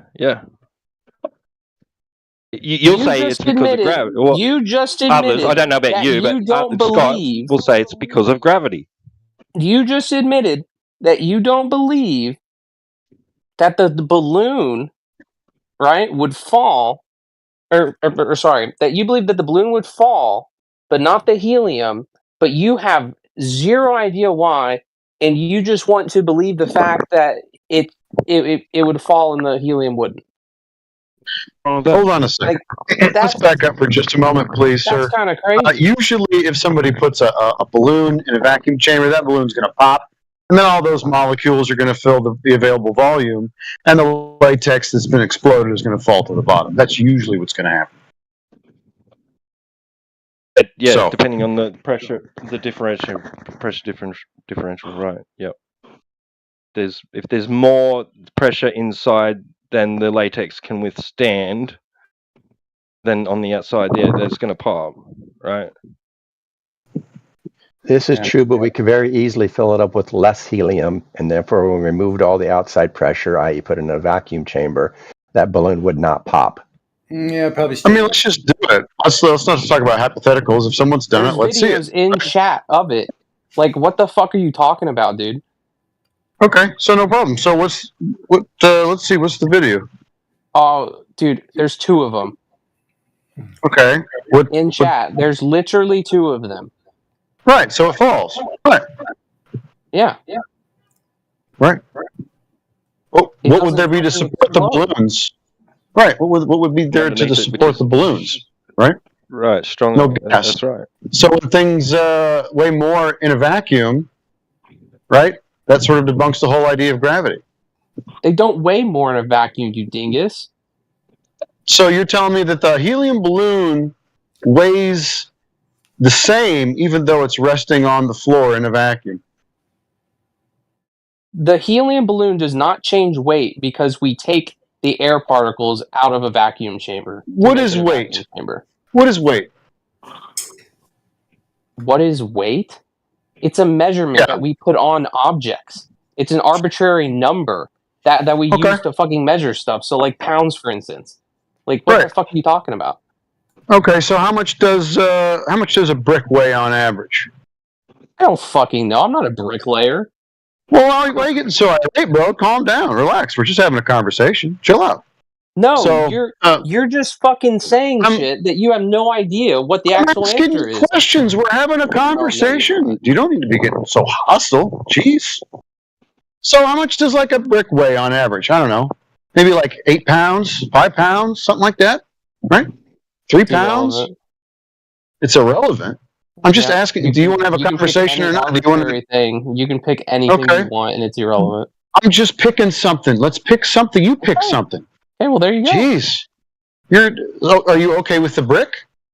Yeah, let's go. Okay, fine. So that brick weighs how much in air? 5 pounds? Okay. Okay. What does it weigh in water? 5 pounds. Still? So you've done this. You could put a scale at the bottom of a pool and weigh the brick, and it's going to weigh 5 pounds. It would actually probably weigh a little bit more fractionally because you have the water weight More. pushing on top of the. I want to see you go ahead and do this experiment. You want me to take a $500 fucking scale, put it at the bottom of a pool, and $500? potentially break it just so I can prove the fact that water Why has does it need to weight be along with the brick?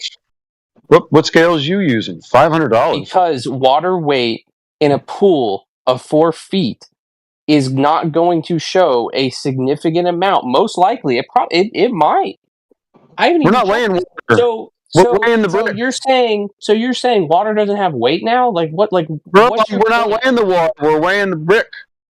So Talk about the brick here. you're somehow going to figure out a way for me to measure a brick underwater without the effects of water affecting the scale and the brick. Sure, why not? Okay, well tell me how to do that. Put it in a Just water use a scale. Put it in a The watertight effects of the container. medium, right? Watertight. You could effects of probably the use a medium. bathroom scale to do this. Yeah, use a Baker scale. So how do you Saying the isolate medium's the a water problem. and the brick Saying on the the medium's scale a at problem. once while the brick is Is the underwater medium with a, the scale? is the medium a problem? Is it? What do you mean the medium's a problem? Yeah, why is the medium a problem? Why? Well, you keep talking about the water. I'm talking about the brick. Yeah, I know. It's like it leads to the same thing, though. That's The brick weighs the same. The brick doesn't change its weight all magically all of a sudden. Are you sure? Are you sure about that? Holy Are you shit! sure about that? It's so over, dude. That's a claim, so I'm gonna have to have you validate that for me. I don't want that one. Yeah. Let me go buy a fucking scale and put a brick on it. But you Okay. made a Put it claim at the about bottom of a something. pool.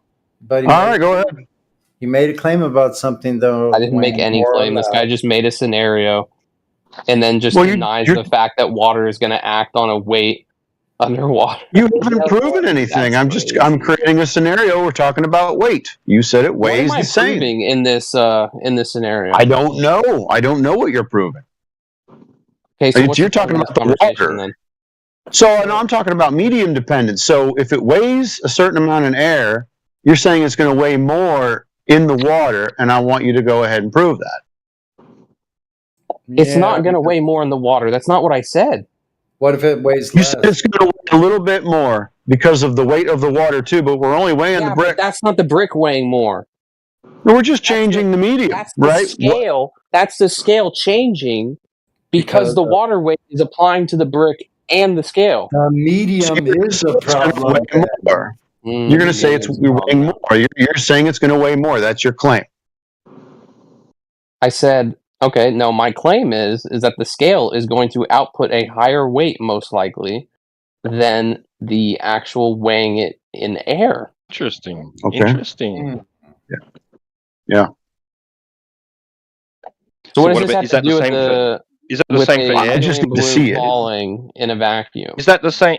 Is that the same for air? Is that the same for air? Yeah. You think that there's a little bit more of a weight within the medium of air, like at sea level? If you were to do this at sea level within air, Insignificant. It doesn't matter.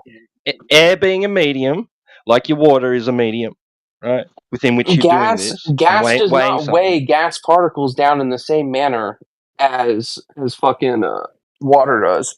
Water, liquid, and gas are two fundamentally different phases of matter.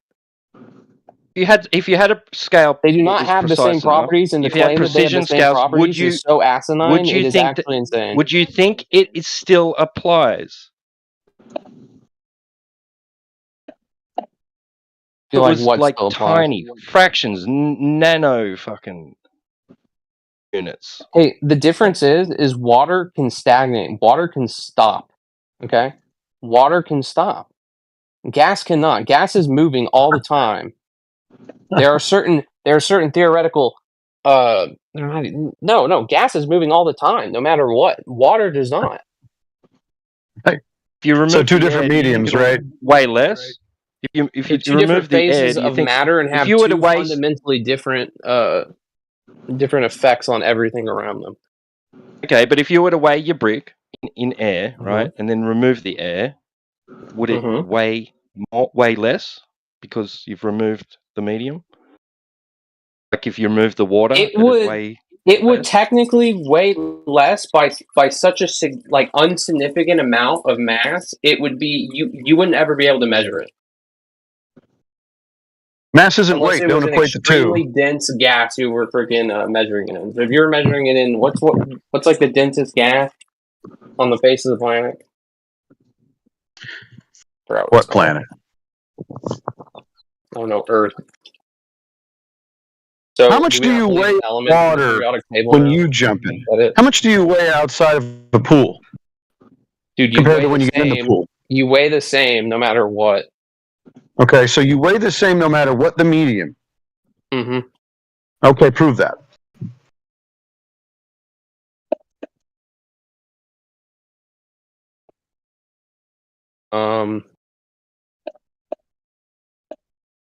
Like mass spectrometry? I mean, that's like the only thing I can think of. Yes, dude. Like, get a- Mass spectrometry. Oh my gosh. Dude, you don't. That's you a don't use claim. anything that has made your. That's a entire claim. reality. I The need you phone to that go you're fucking ahead and using, prove the computer it. you're using, Just go ahead and prove the it. alloys that make your fucking computer. Like, dude, you're smart. You're real smart. Lady you know? friend. Lady friend. Here's the deal. You made a claim. I need you to prove it. You can just gallop and talk smack and ad hom all you want, but unless you prove the claim, I'm going to dismiss it out of hand. You know, I didn't see you wake up in the morning, and I can't see you on the other side of this computer. So how do I know you're real? That's a great false equivalence. Wonderful. No, it's literally not. It is. That is the same argument that you're fucking like, dude. It is actually insane. It's absolutely insane that you continue to go down this line of reasoning. I know. Ooh, brother.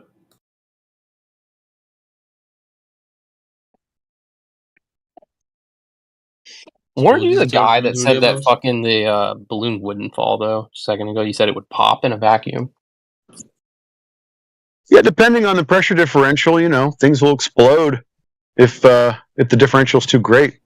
Yeah, and how much the balloon can actually stretch out before it cuts to its breaking point. So those are options that have to. How much square area there is involved with how far because it's a physical barrier until it reaches its breaking point. So the balloon pops, which we know balloons do. So it would depend on all those factors. But that's besides the point. Gases aren't doing what you guys are saying it's supposed to be doing. And what's that? It's called. They're going upward and outward. You wouldn't even be able to measure a gradient within a gas system or gas pressure itself without the help of a utilization of a container itself. You wouldn't even know you wouldn't even know about gas pressure to talk about it here in 2024 if it wasn't by somebody experimenting and testing containers and gases. So they came upon these laws of gas. The gas behavior are very strict, and they've always been that way, and no one has ever violated those. We know that. People that come in here, you know, and say that there's something out there beyond our system that is containing gas pressure next to a vacuum or near vacuum. Nobody's saying that. Yeah, the globe Earth is saying that. No, we're saying that every particle of gas runs out of a upward velocity and comes back down. Yeah, I know that's what you're saying. I know that. Well, then what's wrong with that? Saying, but what more is there to a gas than its velocity? How do you know that is what's really happening, though, Scott? Because we've tested these things. I haven't personally, How but people have. How but the question: what do you think? What do you think is more? What do you think there is more to a gas than velocity? Don't skip over that. Don't skip over that question. He asked you a question. Don't skip over it. Yeah. What question did he ask me? You said it was tested, so now I want to know how was it tested to show that the second law of thermodynamics, for instance, could be violated. Nobody says the second law of thermodynamics can be violated. You just said that. We're not saying that. We're saying it's not violated. You said it was tested. No. We're saying the second law of thermodynamics is not violated. You misunderstand what it is. That's what we're saying. No, you made a claim. You said that the gas is turning around and coming back downwards, and he asked you to prove that, and you said someone did, but I don't know how. And then you moved on to something really quick. So just get a citation or show us the experiment that this was done in. We can demonstrate it. We can demonstrate it by weighing show us how gas. it was demonstrated. We can weigh Weighing gas. gas. How was it demonstrated? Okay. How do you do that? You fill a container with gas and you weigh the difference. You're weighing densities of gas. No, I'm weighing the mass of gas, which mass. What is mass?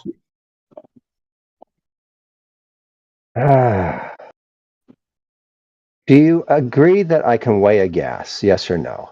I'm asking you what the definition of mass is, so that we don't skip on to something else. Yeah, I know, because you want to divert something. No, you actually just made a claim, and I'm trying to get you to specify what it is that you're talking about. You talked about mass. What is the definition of mass? What is it? No, you said mass. I'm asking you specifically about something that you said. That's not diversion. That's being specific. Mass is a primary term, has something to do with the quantity of stuff.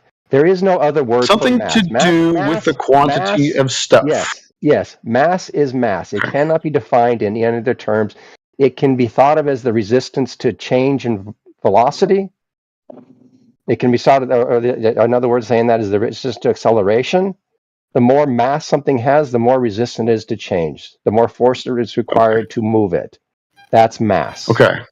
So you're giving me two different definitions. Amount of stuff and resistance to acceleration. Well, you said amount of stuff first, Scott. It's the same definition. It's the same So amount of stuff is the same as resistance to acceleration? Yes. Says you? You wouldn't say it's the same definition. There are different ways to define the same thing. That's silly. Embo. If you say so. Please. So you just say so that it's two different definitions, amount of stuff and resistance to acceleration, and that has what to do with this conversation, those two definitions? Nothing. You asked. I tried to get away from it. You brought it up. You used the word. Why would you get away from a word that you used? Because everybody else understands what the fucking word means except for you. Scott, relax, buddy. You don't have to get so upset. Can we get back to the conversation now? Can we? So the conversation is that mass has two different. The conversation is that gas weighs something. Okay, how much does it weigh? We can throw it on a scale and we can weigh it. So it has an exclusive downward acceleration then? Not exclusive, no. Oh, so it weighs in the downward vector. It does have an exclusive downward acceleration, yes. It has an exclusive downward acceleration. Yes, that is correct. So it's not going in all directions. No, it is. It is going in all directions. No, hold on. Velocity is different from acceleration. Acceleration will detract from velocity when the particle is moving upwards, and it will add to velocity when the particle is moving downwards. And so gas is going downward quickly. It's going faster downward than in any other direction. It always has an acceleration downward. So therefore, the particles that are moving up are decelerating, and the particles that are moving down are accelerating. Okay. How would we verify that? By weighing it. Weighing it. So putting it slower than they move up. And the fact that there is a differential pressure gradient at the top and at the bottom is what allows for the presence of weight.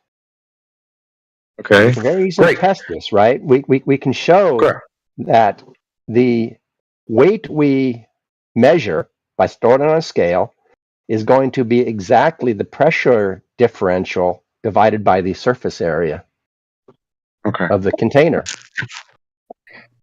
It has to be. So I'm gonna ask you. Well, you could incredulously claim that. So how much does gas weigh in water?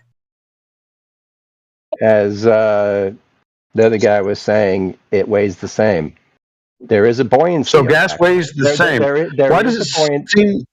Buoyancy. So what's buoyancy? Buoyancy. Buoyancy is the differential of the forces of two different mediums, I guess. I'm struggling with the definition.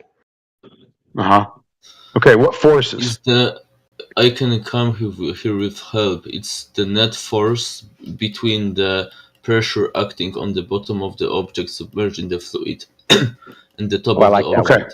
Yeah, that's good. What's That's good. what's Thank what's you, the Randolph. force? The What's the force is force? the pressure.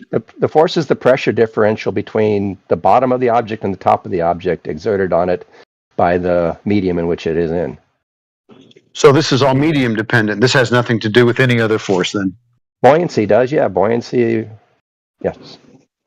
But that pressure Buoyancy. From weight. yeah. But the reason there's more pressure deeper into water or in any other kind of fluid is because of gravity.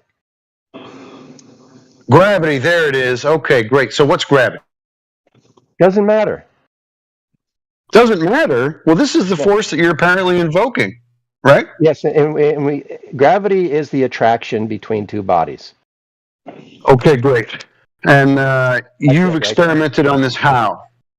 I've seen experiments done, and they show me that without a question that two masses attract each other.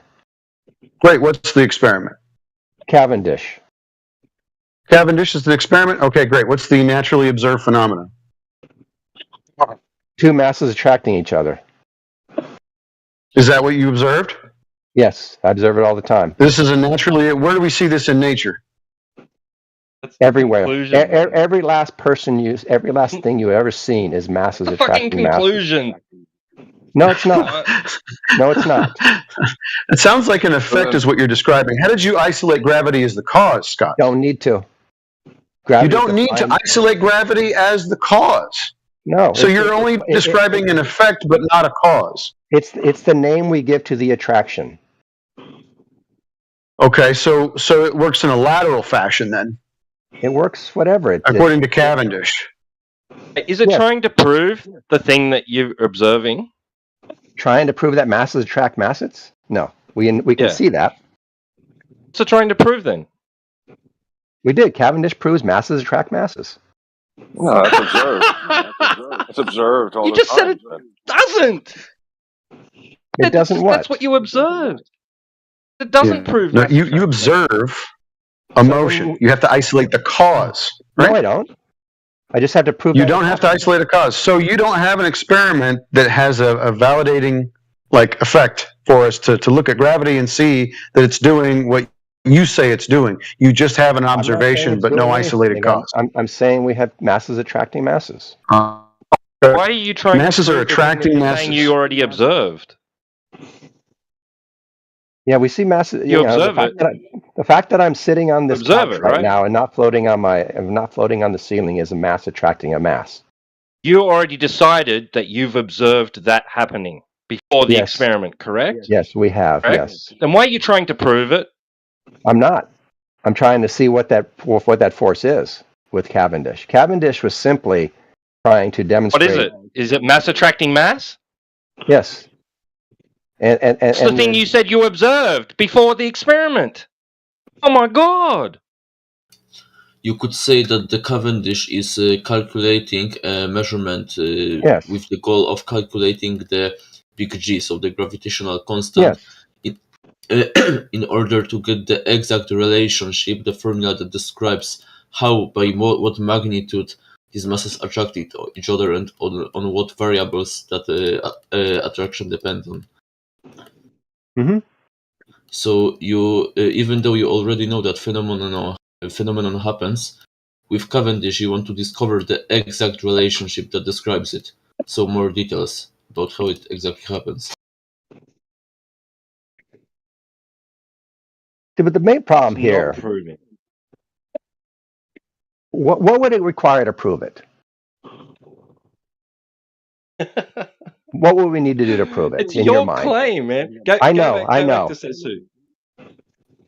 Yeah, but see the way we've approached it.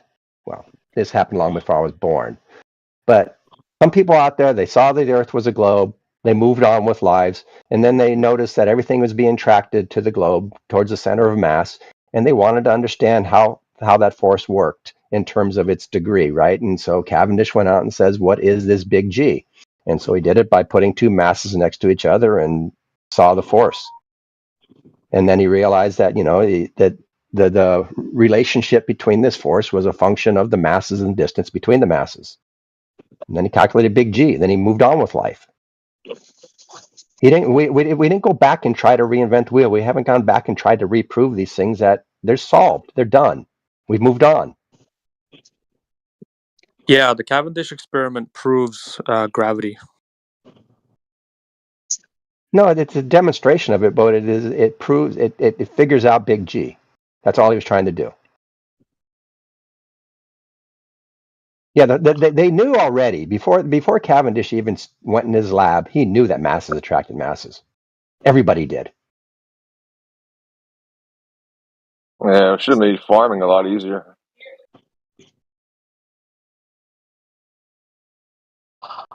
And when he was going in, he Cavendish had no intention of trying to prove to people who were actively trying not to believe that gravity existed. He didn't care if they were flat earthers at the time. How did everybody know mass was attracting mass? Because we're thinking human beings, and we could observe the world around us, and we can like I said, we could see the Earth was a globe. Most of us can, at least. We can see it's a globe by looking at the sky and seeing these masses in the sky not being attracted to the ground, so therefore mass attracts mass. Yes. Gotcha. That is the conclusion we made, yes. And until you can tell us what's wrong with it, I mean...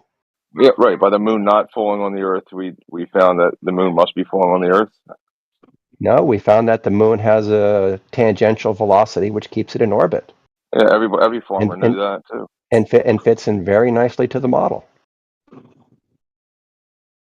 Yeah. Now somehow the moon wasn't orbiting fast enough, and the math says it should be falling to the Earth, and it wasn't falling. Then we'd have a problem. But fortunately for us, it fits perfectly into the model. Well, pretty close. I think it's moving away from us a couple centimeters a year or something like that. But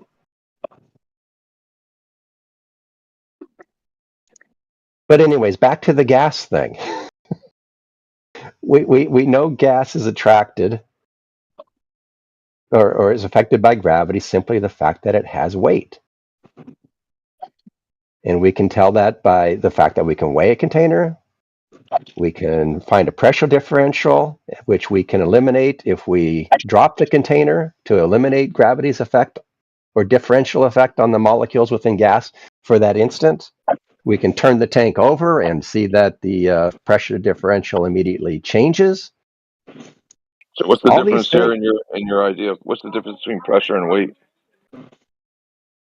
They're fundamentally correlated. At least pressure gradients, yes. Weight is the force caused by the attraction of gravity by the Earth on the objects around the Earth or on the Earth, and pressure is by how wide area that force or any other force is distributed. So pressure is essentially force per area that can apply really to any force, not only gravity or pressure, or like gas pressure, the kinetic energy from gas. Yep. And the really cool thing about pressure in terms of its depth and gravity's effect on it, I said this before, if we could, imagine a one square inch tube, like miles and miles long, in order to, put it all up in the sky. If we put that tube somewhere, at 14.7 psi, and we captured that gas in there, that gas would weigh 14.7 pounds. That's why we have 14.7 psi at sea level, because it's the weight of gas above us. It's that gas being attracted by gravity, pushing on our top of our heads, and then pushing on our sides and pushing up at us too, because it goes around. Yes, when I firstly realized how much value that is for every single square inch, I got overwhelmed by it, but then I realized that we are simply just already fit to live in such environment where that pressure is exerted on us. But if you take something, for example, filled with vacuum on the sea level, like even a huge tank surrounded by metal, cover, then it will simply just break under that atmospheric pressure, and that makes you realize how powerful that force is. And we simply don't feel that much it because we are already like designed in order to live in that environment. Mm-hmm. That's pretty crazy. But getting back to the very, very original question, Sonny, if you still here, is Sonny still here? I don't think Sonny's still here. Or anybody else. I mean, do you guys think there's anything more to a gas than particles in motion?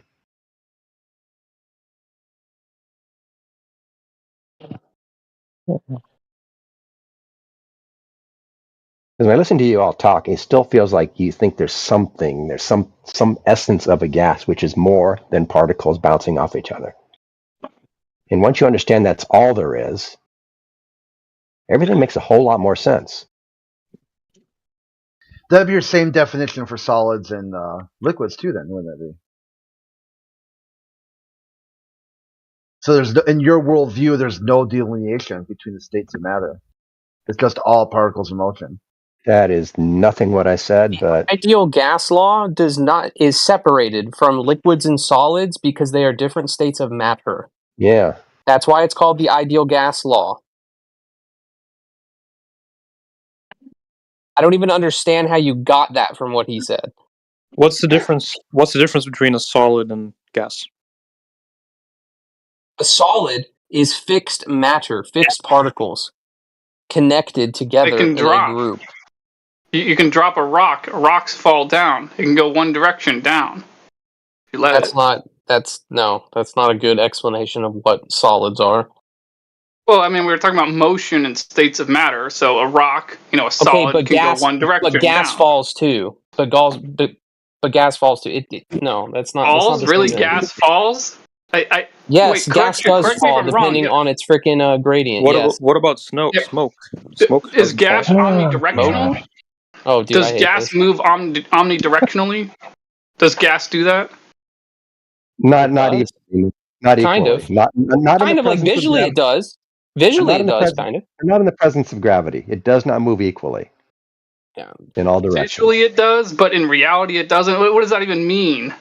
Because Visually whenever you look at a cool trick, whenever you see a smoker doing a cool trick, the circle looks symmetrical. So like you think that it's Smoke is not omnidirectional. gas. Smoke is not gas. Smoke is particulates in the air. Is it? Technically, yes. So CO2 is not a gas. That's now? gas. CO2 is gas. CO2 is okay. not smoke. Invisible. Hello. Yeah, we got diverted again. So again, Funny thing does about gas move gas. omnidirectionally or not? Not equally. No. Not equally. In presence of That's gravity. not what he asked. That's not what he asked. Gas So it particles does move will, omnidirectionally. gas Yeah. particles will move in the direction they are moving until something changes their direction. Which direction do Is they that move? Yeah, all like a directions? container wall. Yes, a container wall is one thing that can change its direction. Correct. Scott, is that direction? Is that all directions? Is it strictly? Yes. Is it restricted to particular directions or only one direction? No, a gas particle can Every move in direction. a gas particle can move in every direction. Thank you. But we already agreed to that. Yeah, I don't we understand why already that's a agreed to that. thank you. Yeah, but that's all that Orion was asking. Yeah, but it's silly for him to ask it if he's been listening to this conversation. You might have just got here. Oh, he has. Okay. I don't know. I don't know, but like my issue is like PV equals nRT, the ideal gas law. Obviously, it's a bit more complicated than that whenever you're talking about extreme specifics of mathematics, but it's a general equation that fits gas's property in every like form and fashion. It shows the relationship between pressure and temperature, and volume and temperature, and numbers of moles. And numbers of moles, all that is just a collection of how much actual gas matter there is. Right. So and what if we you want to know- restrict the volume in which it can occupy? What do you Hey, need? what if I want to restrict gas? You The put it number in of a moles, an container. amount, a specific amount, right? Thank you. So, are you saying that we can't pump a container full of I don't understand the question. It's not going anywhere. Like Like take for instance a 36 psi around the rim of your car. So like you wouldn't want the 36 psi to be like, you know, contained by the tire and protruding from the rim, you know, 4 feet outwards from the rim, would you? Like that wouldn't function well as a tire, would it? A tire shaped like that. So basically, since you want basically a donut shaped area of volume around your rim with 36 psi, what you do is you make a tire that will keep the air in that pressure around the tire in that way, you know. So I think that's what he's saying.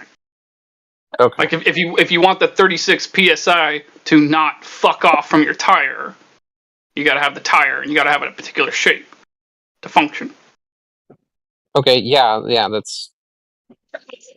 that makes sense. Certain pressures, tires, certain containers cannot handle certain pressures. Yes, that is just because pressure is force at the end of the day. Because guess what? Gas moves depending on temperature, and if you have a gas at ideal gas temperature and it gets to a certain pressure on the container, might break the container. Yes, because gas molecules are always moving and they move faster or slower depending on temperature. This is not something that's like not known on the face of the planet. We can measure this. It's been measured tons of times. And the funnier part about it is things like freaking ACs wouldn't work. Freaking what else wouldn't work if we didn't have an refrigerator? You kind of lost me, man. I've lost what refrigerators. point you're trying to make. No. The point is that we can measure the way gases fundamentally interact with the world in a vacuum, out of a vacuum, stuff like that. And the previous people having this conversation were denying that fact, denying the fact of gases' properties within a vacuum. And we can measure that. We understand that. It's been known. There are tons of videos on YouTube about hold on, buddy. You're being too vague with your words. You're being too No, I'm vague with your not. words. We just had a whole said the conversation. sentence. Were you here for that? It doesn't matter if I was here for that or not. In the moment, here and now, you need to be specific with your words. That's what I'm saying. Okay, about what specifically? So you just said, "Oh, we observe gas in a vacuum, blah blah blah," but you didn't say anything specific, and it always does X or something, and you didn't say what X was. Okay, well, gas in a vacuum sinks to the bottom because there's nothing else there. It's at the bottom of the gradient. We need specificity, dude. Yeah, sinks to the bottom. Like, are you sinks saying to the there's bottom still of the a gradient container. inside there? Like, are you saying like what? Yes. Like what barometer reading from the bottom and the top? What are you talking about, dude? If you keep the temperature the same and the temperature is not acting, so like if I keep the temperature at 40 degrees in the container, there's going to be a gradient, a concentration gradient from the top to the bottom of that container. Right. Let me ask you this, right? If you have a container that's got some air in it, right, and it's sealed, right, and it's at the same pressure as the air outside the container, you take the lid off, or you expose it to the outside pressure, right? Are you saying that the air inside the container will not disperse into the Well, you're outside? changing fundamentally the entire situation by opening the container to the outside. Will it or won't it? No, it freaking the gradient's not going to exist because there is no more gradient. The container's open to the world. It's open to atmospheric pressure. It's a whole different thing. Even though actually there is still a gradient, then it's just a different gradient. Well, yeah, but that's there's less of a but there's he's less of a asking pressure that differential, specific right? gradient. If there's less pressure inside the container than outside, let's say, and you open the container, will that gas stay in the container, not disperse into the exposed environment? It's going to disperse into the environment. Even Some though of the it's gas less will pressure. stay. Some of the gas theoretically will stay, but most of it, if not quite literally most of all of it, will freaking go out into the atmosphere, and eventually, all of it will be outside of that container because the atmosphere around us is the atmosphere. Some of It is that one big will container. go into the container, right? Some of that will go Mhm. into the container as well, right? It'll move, just bouncing around and moving around everywhere, and it'll find a place where it can fill, right? Yeah, because our container was a vacuum. Our container's volume was not entirely filled. It's not going to rush out all of a sudden, though, is it? Like It is going to if you rush have out a all of a higher, sudden because it's a if you have no, because it's an empty volume. have a higher pressure, right, on the inside than the outside, then it's going to rush out. But if you have a higher pressure on the outside than the inside, then the outside pressure is going to rush in. And the gas is still going to be displaced either way. Where are you going with this? We're just discussing the way the gas behave, right? Mm-hmm. Not like But we can observe this. We measure this Right. on a day-to-day basis. Yeah. So does anyone said it actually sinks, not though. You said it believe sinks, though. it does in a vacuum? Gas sinks in a vacuum because the volume is not entirely filled. Like you got to be more specific what you're saying when you say that, because like in a certain manner of speaking, it's So true. think of Just it. because So think of it like this. So think of it like this. hold on, buddy. Listen to what I'm saying. In a vacuum, there's very few air particles, but even the few air, the little bit of air that's there will still nonetheless, form a pressure gradient. So in reference to a pressure gradient, what you're saying is true. But other than that, I don't understand what the hell you could possibly be saying or talking about. Well, the mass And by and the way, pressure is pointing kind out- of if you're like pointing out, it's also worth pointing out, if you're pointing that out as the pressure gradient, that doesn't demonstrate that gas pressure can be caused by gravity. Like the pressure gradient being in any container doesn't demonstrate that. That's something you should also understand. You're not demonstrating gas pressure without a container due to gravity, which is what we're asking you to demonstrate. Weather fronts, high fronts, low fronts, you've got pressure gradients. They even run into each other and create weather. So that's one. You've got all your atmosphere. Ignore the big, container required for that one. But within this atmosphere, you've got pressure gradients. You've got your general atmospheric pressure, and then you'll have a pressure gradient going to the center being higher or low. Where's the container there? the container for the atmosphere. Is what you're talking about? Wait. Let's bring this through a very simple line of questioning.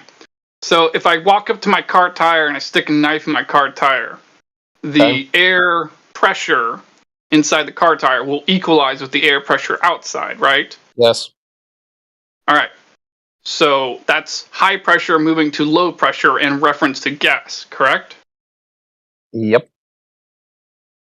So does that happen all the time? High pressure Yes. moving to low pressure in reference to gas? All the time. So is the vacuum of space a real place? Mm-hmm. So then why is the high pressure here on Earth not moving to the low pressure there in the vacuum of space? Because of gravity. Because of gravity. Okay, so do you have a demonstration of That gas gravity pressure? affects gas? Is that Yeah, what a you mean? demonstration of gas pressure without a container due to gravity. I Okay. asked you if we want to restrict the volume within which a certain amount of gas can occupy. You said you need a container. You already said this. You're saying you don't need a container. No, you need it for experiments to show people. You don't need it. Like what are you talking about, dude? So how are you going to demonstrate that you don't need a container? By using a container? Doesn't make sense. Well, because the world is one big container. The air around you is in technically a container. That's what we're trying to tell you. Induced Okay. by gravity, hugging it to the surface of the planet. You're saying at the extremities, at the highest reaches, it gets stronger to pull it back down. No, nobody said that. Yeah. What do you what? Listen, flat earthers. The Not globers pull can't just in the convince you extremities of of it, and then gravity. gravity pulls. The globers can't convince you of gravity because space doesn't exist in your conception, and the no gravity exists in that place that doesn't exist for you. No, they can't prove gravity to me because they don't have any scientific validation for it even. They could show you in space with zero gravity, such as on the ISS, but you don't believe in that. That's not zero gravity, sir. That's not even within your paradigm. That is not gravity. Not So zero do you, gravity. Sorry. so do you believe in it? ISS? Even that non gravity, do you believe in it? Of course you don't. So The what ISS is zero gravity because you're infinitely falling in orbit. It's not because you're. So the globers cannot show you what you want because this whole conception of gravity Scientific validation exists on Yeah, Earth. that's right. Okay? Scientific And then validation, for us exactly. to leave it and show you a different behavior of less or no gravity, it's beyond the point that you don't believe. So it's just begging the question, dude. Why do you always jump in to help them out? It's just annoying. We know It's what they're saying, and like you get in the way to like try to communicate or something. And it's like, yeah, thanks. dude. it's called not being gatekept. It's called moving beyond Dude, the. just shut the fuck up. We'll talk to the You're Globers. fucking You talk for them. gaslighting and dictating to me what I believe and don't believe. Why I don't believe it. So We that can prove that freaking gas falls with gravity by putting a freaking balloon in a vacuum with helium or just any gas that has a higher density than it's just like higher density than other gases. Like because This is a with fucking comedy helium show this morning. because with helium's special, and I'll tell you why helium's special. Because helium is one of the lowest density gases on the face of the planet. So guess what? It actually has enough energy, its density is low enough to where it has enough force to push a balloon upwards above all of the other air. So it goes above oxygen, nitrogen, all that stuff. And the only reason that balloon goes up whenever your kid lets it go is because it has helium in it and has less density than anything else. And all density is just whenever you pour oil into water, the oil goes above the water because it has less density. So What would, helium has what would less happen density. if the balloon was heavier than the air around it? If the balloon was heavier, then the amount of helium denser, that... Sorry, what? Denser. Sorry, no. Say your whole thing again. You said that the balloon rises because it's lighter than the air around it, right? Because of the density of helium, yes. What if it was denser than the medium around it? What would happen to the balloon if you let it go? It would fall. It would fall. What is Because gravity? of gravity. Oh, because of gravity. All gravity. Okay, you know what? All gravity is. I'm not even going to talk about Einstein. I'm not even going to bring up Einstein. I'm not even going to talk about it. Gravity is a measurement that we use. It is a rate of fall of an object. That is something that we can actually measure on a day-to-day basis. If you drop a rock at a certain point to hit the ground, you can time it and you could work out to get a constant of gravity. That is something that is well known. Okay, Yeah. And the way that we doesn't even manipulate it, prove like what you gravity earlier. is.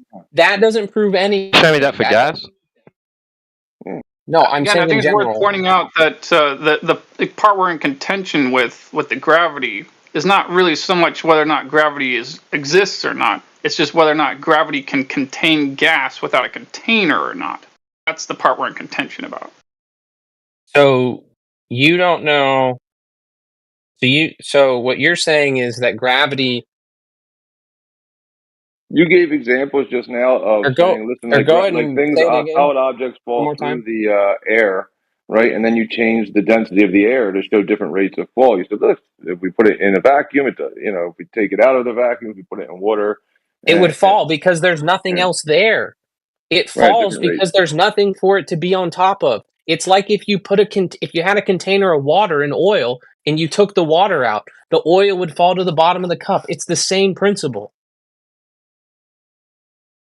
Yeah, density. You're saying that gravity is density. Yes, density. Yeah. No, I'm not saying gravity's density. I'm saying that's what helium is. That's why if you put a helium inside of a balloon and you induce a vacuum on that helium balloon, it falls to the bottom of the container. Yeah, because the latex Because balloon there's is no heavier than the medium, surrounding medium. there's no anything for it to stand on top Right, of. yeah. So the latex or whatever you're putting the balloon, the helium into falls. But then when you pop the balloon, does the helium stay at the bottom of the tank, or is it just the weight The of helium would be at the bottom of the tank. Okay, Yes. can you show me that? Can I show you that? Can I Show me that. can I see helium? Wait a second. Why wouldn't it just stay in the shape of the balloon? Because gas is not of solid and it likes to fill the container to its best ability. So if you have if I take a balloon that's Hear 1/5 that? Fill if the container. if I have a balloon that is 1/5 the size of the container, right, that it's sitting in, and I have 1/5 the size of helium, so the volume is 1/5 of the volume of the container, right? And I pop the balloon and I induce a vacuum on it and then pop the balloon. Okay, all of that helium in that 1/5 is going to be in the low 1/5 part of that container, and there's going to be a gradient of more helium at the bottom to less helium at the top. Now you can use lasers and you can use like mass spectrometry and all that bullshit to figure that out, but that's very expensive and that requires like hundreds of thousands of dollars to prove that. Which I'm sure that there are videos on YouTube of proving that, by the way. But you would have Show us to a demonstration? agree that freaking mass spectrometers and all that bullshit is real in the first place and not just some. Well, no, I can't ever prove that because you're not going to agree on a mass spectrometry like machine actually working as intended because you don't believe in the underlying why are you trying to mathematics divine around what it. I will and will not agree with? Okay, do you think that machine would work? Do you man. think that they work? Okay, so you don't know. Can you actually have like a a thought on that, or are you just gonna go 50-50? Yeah, maybe I don't know maybe what it does, maybe it doesn't. Like you don't know what it does. I don't Okay, know. I've seen it some measures the I've seen some concentration of demonstrations with molecules within a gas in a vacuum. I've space. seen the one Or where a gas, a gas so the helium goes down. I think you're saying, right? So I've seen the demonstration where they had two chambers and they had they had a few chambers, but it started with the two, right? So the helium goes down in a vacuum, you said, right? But what they did is they had two chambers. They had a little valve in between. They had the helium. They filled up the bottom chamber. Got the pressure of the tank to evenly distribute. And then they opened up the valve, and then the helium went up to the other vacuum and just filled both containers equally. It didn't just stay down because it was next to a vacuum, like you're saying. I mean, I watched it. It doesn't stay down. It's in a gradient of going up. No, it all went the up. way to the top of the container. It went and filled both containers evenly, and then a different pressure was read in the container, in both containers. So is the top of the container the only thing stopping the gas from going any further up? Yes. But that's assuming that the temperature. So you could remove this, T-Dub. So you That's can remove assuming of the temperature, the sides too. of it and the bottom of the container, and it'll just stay there. Apparently, so he says. He's seen it somewhere. Oh, okay, hold on. Give me a second.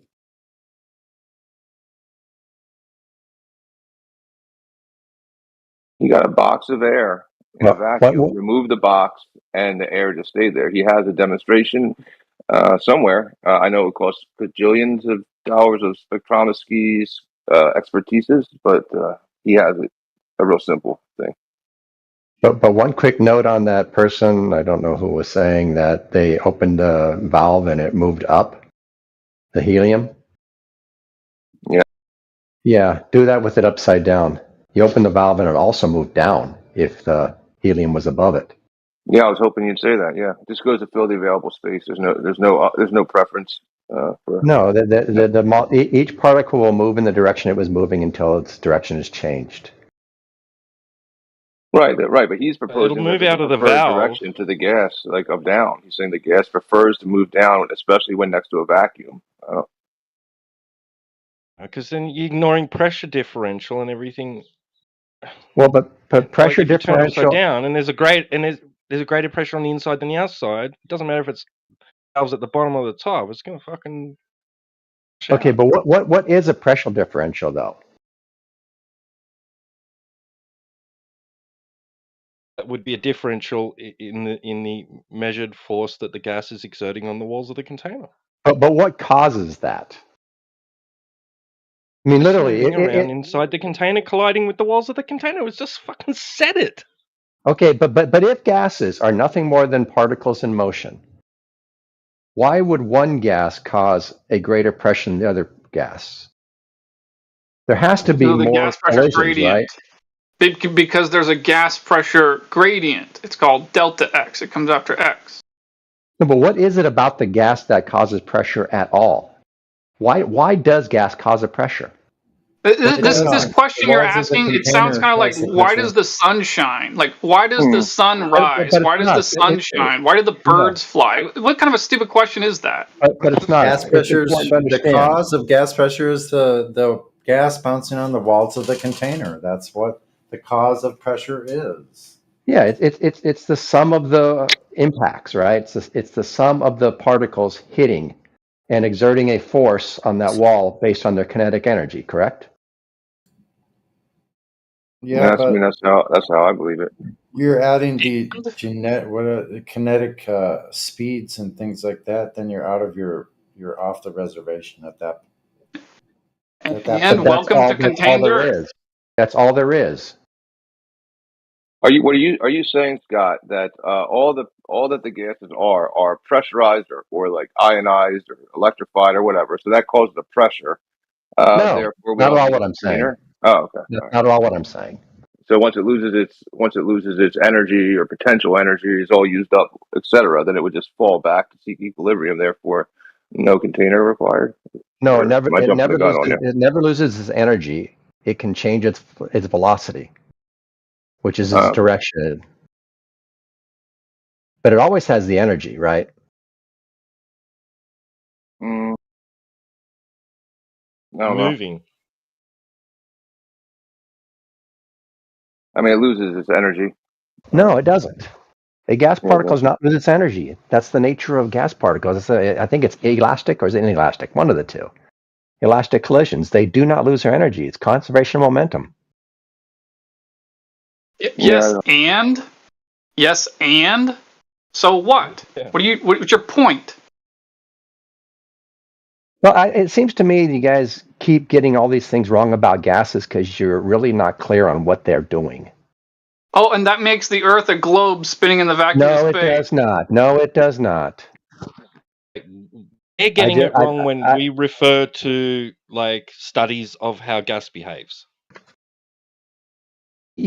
Every time I've seen you guys refer to studies of how gas behaves, you misunderstand what the study says.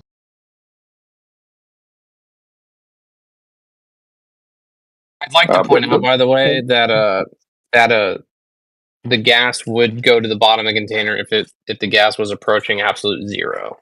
Yeah, Just exactly. Yeah, if it was changing states, I gotcha. That's No, not no. changing states. That's changing the temperature. Yeah. Which is nothing more than saying the velocity of the particles are slowing down. That's what it means to change a gas's temperature.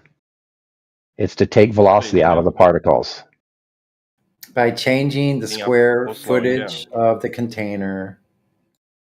Yeah, I'm familiar with that, Mackie. I remember learning that in physics class. What am I to extrapolate from that? Like, yes, and? So what? Why are you bringing that up? Yeah, I tried to guess. I just said why I did brought a it bad up. job at guessing, so I maybe you didn't could be more hear clear. the reason about it. I said because every time I hear you guys talk about gases, it seems to me you fundamentally do not understand what a gas is and what it's doing. And you Okay, think well, I there's understand that. and What you just you said think, there, I already knew all about that. So wrong, well, but you may not be anyway, the only one. You're so not the your only one in point the is nothing. conversation. You have no point about anything relevant. You're not the only one in the conversation. There are people Well, anyway, here while we're talking about who gas, I seem think to I just think. remind everyone about a really funny thing I think about the laws of physics, which is something I learned not in this server, but the other server, which is how apparently inside a container, if it's just one element, like just oxygen or say just carbon dioxide, as long as it's just one, as long as it's just one type of gas, it doesn't actually form a pressure gradient. In order for it to form a pressure gradient, there need to be two or more gases. That's just something I always thought was so fascinating. That is incorrect. Temperature plays a part. Wait, that's incorrect, Mackie? It absolutely is incorrect. That is only correct if temperature stays the same. What do you mean? No. Like if you have an ideal temperature, then you would have sorry. It's not if temperature stays the same. It's if they are at ideal temperatures. So if you have an ideal gas at ideal temperatures, then it would fill out the entirety of the container. Well, but the ideal gas law assumes that gravity is not in play. Yeah, no, but that's what I'm like. Yeah. Getting at. Like, it's not. It would fill out the container at ideal temperatures, and if it's not at ideal temperatures, and like let's say it's at absolute zero, it would be at the bottom of the container because of gravity. Yep. Because none of them have enough velocity to reach the top of the tank or the container. And that's not even the phase change into a liquid or solid. So you're saying that the cause of it going to the bottom is gravity, not the temperature change? Or the cause is it's falling because of temperature change? No, the temperature change is a result of the pressure change. That's the other thing I keep hearing you guys get wrong. This PV equals nRT is just a relationship between these properties of gases. Nobody would ever figure out the pressure by knowing the number of moles, taking the volume and taking the temperature and say, oh, we can calculate the pressure. Nobody does that. It's just saying that if we know the temperature and we know the pressure, we could we can guess the number of atoms or not number of particles that will be in a certain volume of gas if we were somehow to be able to trap it. It's just a theoretical concept to talk about the relations between these things. Understood what? Okay. Understood how? Concepts. What's that? Developed and understood how?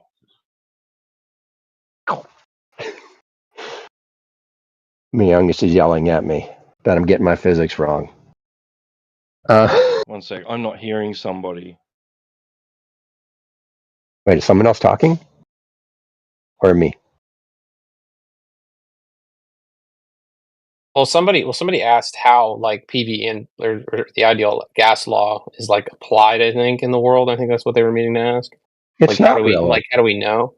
Oh, It's I mean not it's really. well the principles are applied. Like Yeah, but the Principles relationship from what? principles. The principles from the equation. How were they how did we come to understand those principles? Through experimentation.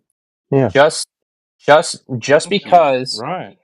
just because Scott says that they aren't that these equations aren't used on a day-to-day basis in like engineering or machinery doesn't mean that they can't be experimented on in a lab, which they have been, and there are multiple YouTube videos that you can watch people prove PV equals nRT. Or sorry, get because you can't prove anything, right?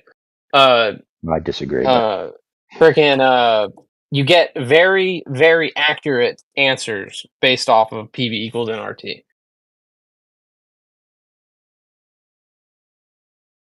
But also, the PV equals nRT thing is the conceptual explanation of what it means for gases to be nothing but particles in motion. Because we know that if you have a certain number of particles and they have a certain velocity, they're going to create a certain temperature and a certain volume and a certain pressure. Just by kinetic theory of gas, right? And it's just describing that relationship. It was never meant to measure anything.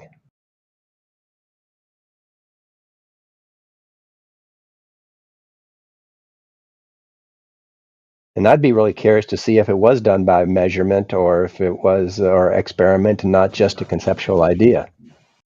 Yo, Mr. Mr. Bamman, are you there? No, but You can measure PV equals NRT. I did it in high school. well, how do you know how? Yeah, I know you can determine you the can, moles like- by the you can determine Yeah, the moles yeah, by the yeah, you mass. can- You can do all that stuff. Yeah. Well, you can do it through like pressure, container, and like temperature. I mean, it's not like the know, most yes. accurate thing in the world, Yes. but like, No, yeah, you can.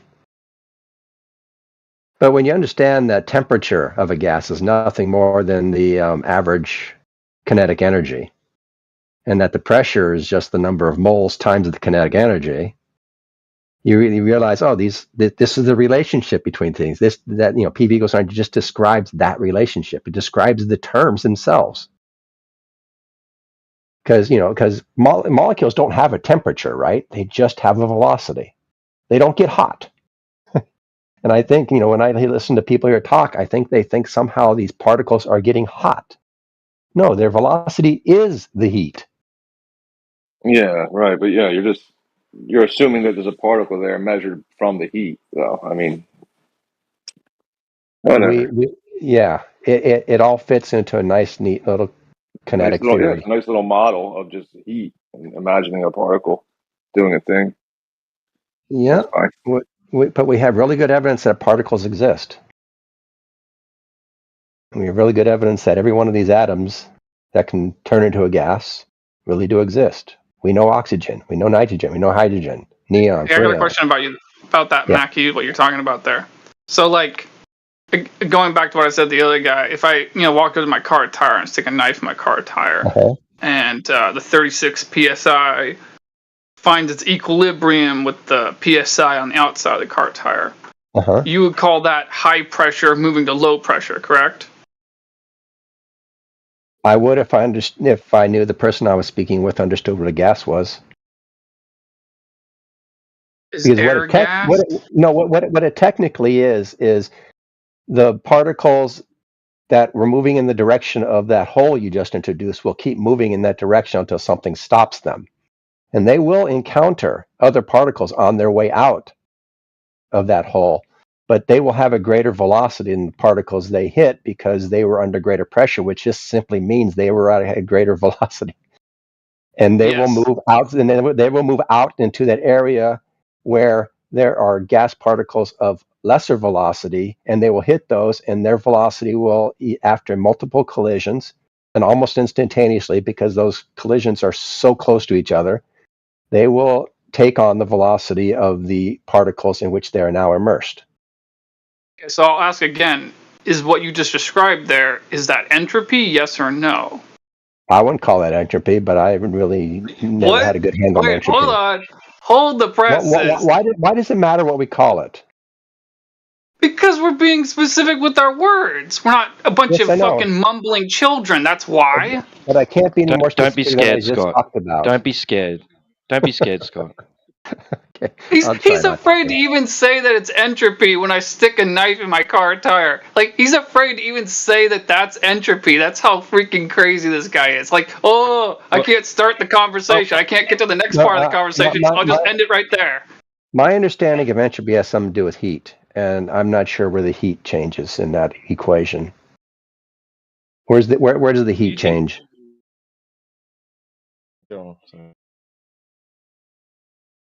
Here's the what? What the hell you where said? it changes in the equation, not and where it changes in reality. Notice the difference? I have no idea. Are you He saying brought it up has to entropy for some involve reason. heat change? Sorry, I'll go on. That's my understanding of what entropy is. Am I wrong? Heat change. No. That's one part. Entropy, the law of entropy, the second law of thermodynamics has three different parts. Mostly, we're talking about part number 2. You're talking about part number 1. So there's three parts. I would assume that the law says something about thermodynamics. It has to do with heat.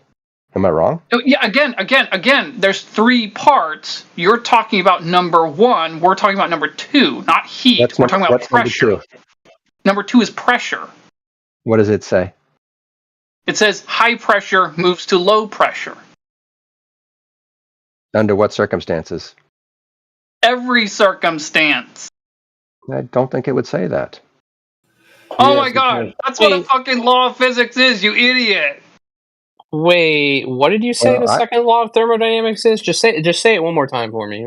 I'll recite the entire thing just so that we're clear. Yeah, 3 parts. Entropy, the law of entropy. First part, hot moves to cold. Second part, high pressure moves to low pressure. Wait, where are you reading this from? High charge moves to low charge. Where are you reading this from? Yeah, I'm not reading it from anywhere. I'm recalling it from my memory. Yeah, no, we'd like you to read it if you could, because we don't think you're right. A website, dude. Like, this is the laws of physics, dude. Are you denying that these things happen? What I just said? Are you denying that high charge moves to low charge?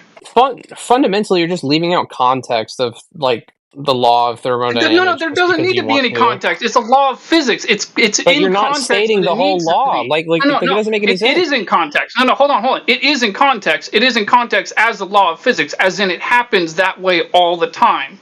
And where did you learn this? Like every day. Where did you learn it? The laws of physics, originally physics class, and then I touched up with them here. Like, what do you mean? Where I learned the laws of physics?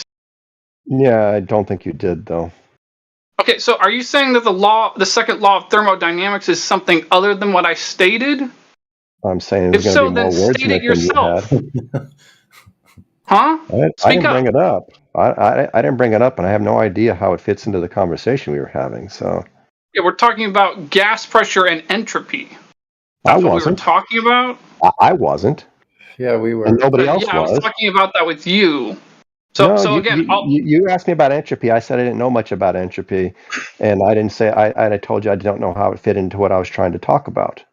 Well, here, then let's just see if it can. Let's just see if it can. So I'll ask the question again. Your script needs it to go to entropy for some reason. Well, then, Scott, how about like tires when they get flat in the winter? I mean, do you think that entropy applies now to the car tire? I have no idea what is happening. I mean, the second law of thermodynamics applies to a closed system outside of like any other aspect. So what that means is that it has to apply to a system that can't be affected by temperature. Like a tire. That's incoherent. What you just said didn't make any sense. No, it's not. It literally says that. It says that in the. You gotta slow down and focus on one. Dude, you talked about two different things at a time. You talked about pressure and then heat. You talked about pressure and then temperature in the same sentence in a way that didn't make any sense. Because temperature is in the second law of thermodynamics. Yes, I know. I just recited it myself, dude. I know that. But what you just said didn't make any damn sense. What? That the second law of thermodynamics applies to a closed system? It can apply where there's no energy change. Entropy can apply where there's no energy change.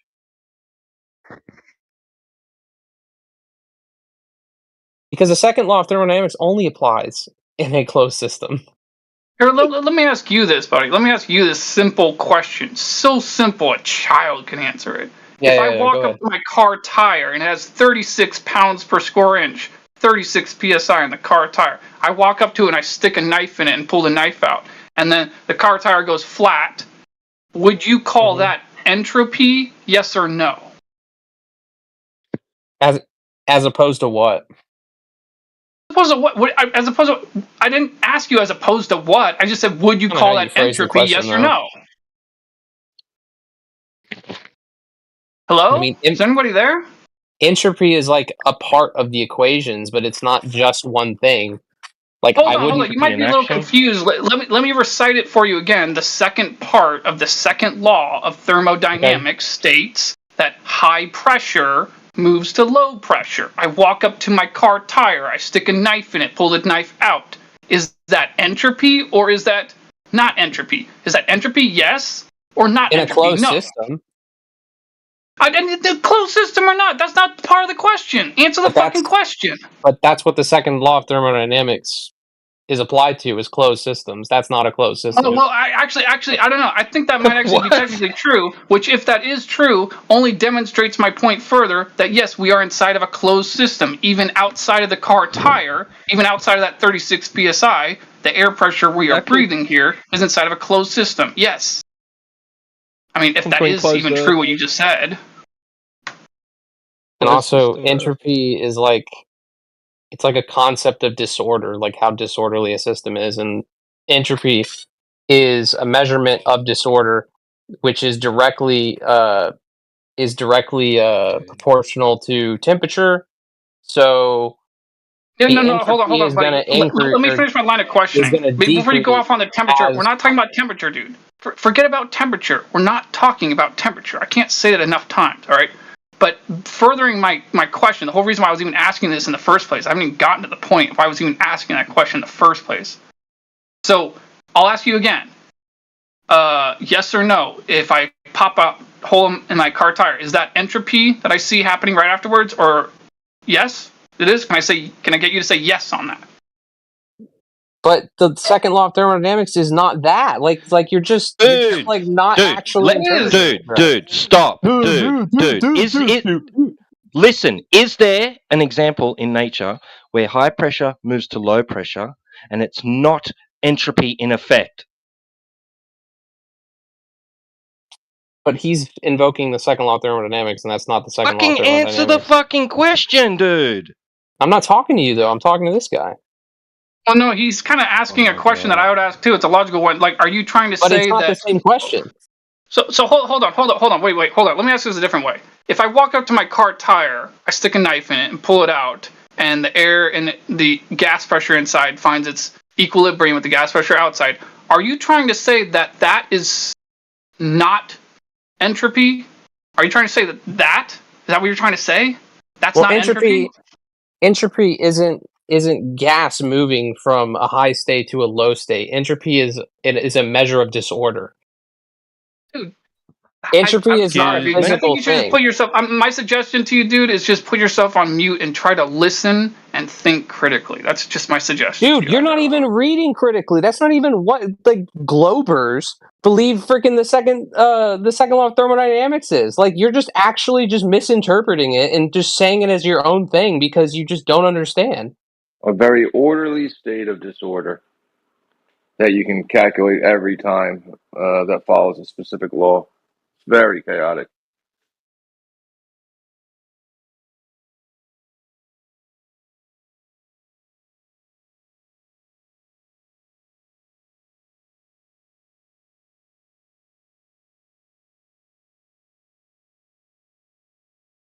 So chaotic that it happens always, every single time, and is labeled a law. That's how disorderly it is. This reminds me when I was asking a family member of mine, like, is it a straight line, the line of sight from my eye to the horizon? And I couldn't get him to say yes or no. Because he didn't want to get to the next part of the conversation where like I falsify the globe and such, for it. Like they don't even want to start the conversation. Oh, can't start the conversation. Conversation's too scary. Your line of sight is never going to be a straight line in an atmosphere. So then you can never see the effect. It's going to be it's going to be pretty close sometimes.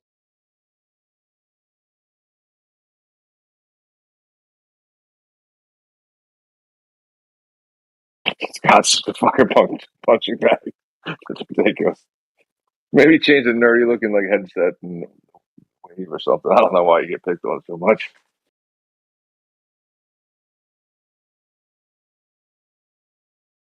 Is anybody here able to play through the audio in here?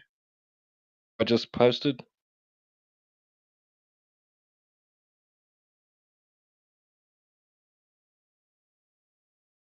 One. If not, right? Who was it we were speaking with? Mona and Chief. Can you please watch the clip that I posted in the side chat? And then tell us that high pressure gas moving towards lower pressure area, entropy.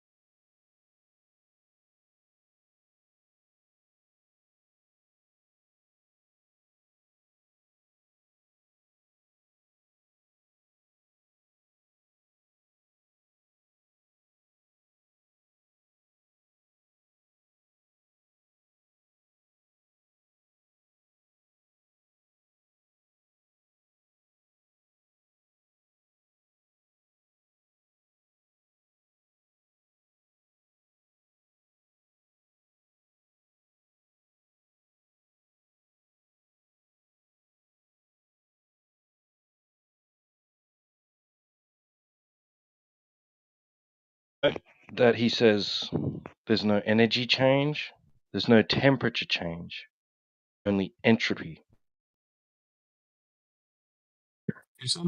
Why do we got rise over distance? What's up with that? I thought it was. Did this stupid kid say that entropy doesn't apply to systems with temperature in them? I never said that. Pretty sure you did. That the second law of thermodynamics applies to isolated systems. It's like verbatim. It applies to all systems. He also said something stupid about it not applying. By the way, he did bring up the second law of I'm still thermodynamics. fucking talking, so shut up. And it applies to all systems. I think maybe you did say the temperature thing. Perhaps it was a misspeak, though. No, I was saying it only to the second law of thermodynamics. Oh, so you are He saying fundamentally the did not. He did not understand it. Okay, so you are saying that the second law of thermodynamics doesn't apply to systems with temperature. No. I'm saying that it applies to systems that can't be affected by temperature Apply to or Earth? anything. Apply to Earth? Because they are Or does it isolated apply to Earth? systems. Apply to Earth? Yeah, but a tire and a tire in the atmosphere is not an isolated system. It applies to any Hold on. system. Isolated system is a different thing, buddy. We were talking about closed system and open system. Isolated system means no light or heat goes in or out, and matter does not go in or out. No one's talking about isolated systems. We're talking about open I know systems. that and closed. that was the point I was getting at, is he did not fundamentally understand the second law of thermodynamics. What is that law? You didn't let me finish my sentence. I said we're talking about open systems and closed systems. A closed system is light and heat can go in, but matter cannot go in or out. No one's talking about an isolated system. You understand Then what why I'm saying? invoke the second law of thermodynamics? The second law of thermodynamics doesn't reference an isolated system. What are you talking about, dude? Yes, it does. How so? You're saying it Within a closed or it only isolated applies system, to. entropy will increase. Can you recite the second law of thermodynamics to me, buddy? I just recited it for you. Saying it doesn't apply to open and closed systems, right? Is that what you're trying to say, kid?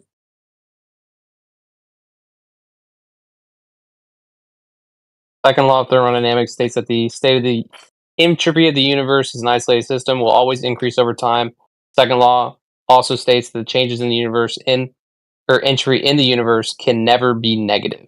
So what's the point of bringing up the fact that air goes from inside a tire to outside if I put a knife into it and say that, well, isn't that entropy? Well, you're saying You the didn't opposite say it happens correctly. The with your word gravity universe claim. is not in it. And you're also saying the opposite of that with your gravity claim. You're saying that entropy will reverse like it's saying it never will. All right, we're just in La La Land now. Yeah, you are thinking that gravity, the bending and warping of space-time, reverses the entropy of gases. Wait, let me take this line of questioning a slightly different direction. So again, I walk up to my car tire, I stick the knife and I pull the knife out. The high pressure moves to lower pressure. It does do that. You do acknowledge that, right? Correct? Yes. Okay. So since we're getting that far, that you're acknowledging that happens, is the vacuum of space, do you know what Torr value it is? Do you happen to know off the top of your head? I'm guessing you don't, No. but I'll tell you. It's 10 to the negative 17 Torr, which is a very, very, very, very low pressure system. Mm-hmm. Very What's the low differential pressure, we right? got? So my question is to you is that since we can observe the high pressure moving to low pressure with my car tire, my question is to you is how come the high pressure here on the surface of the Earth doesn't, the 14.7 psi X value at sea level, how come this gas pressure doesn't move upwards towards the 10 to the negative 17 Torr vacuum that's trillions of miles across? Because Einstein, because Daddy Einstein, Papa Daddy Einstein, proved it Einstein through holds the relativity. gas pressure to the Earth? Yeah, he takes his big fucking strong arms and bear hugs that shit. But you're not even interested in having a real intellectual conversation. No, You're just because a Glover clown at this point. I'm not a fucking expert on Einstein's or general relativity concepts. Nobody brought up Einstein. Dude, no, hold on, buddy. I wasn't asking what someone thought about. And general relativity. But what does Einstein got to do with my question to you? I asked you, why does the gas pressure stay to the surface of the Earth? So your answer is because of relativity. The force of gravity is strong enough to keep. Yeah. Hold on. Let's just cut to the chase here. The short answer is gravity, right? Like you're going to say gravity keeps the gas pressure to the Earth. Okay. So now the question I have for you through this logical line of questioning is: all right, if you're going to claim that, then do you have a demonstration of gas pressure in a consistent X value form, like my car tire, 36 psi, consistent X value form? Do you have an example of gas pressure without a container due to gravity in a consistent X value form? Can you demonstrate that to me? Yes or no? Without gravity? With gravity. I'm asking you to do this with gravity.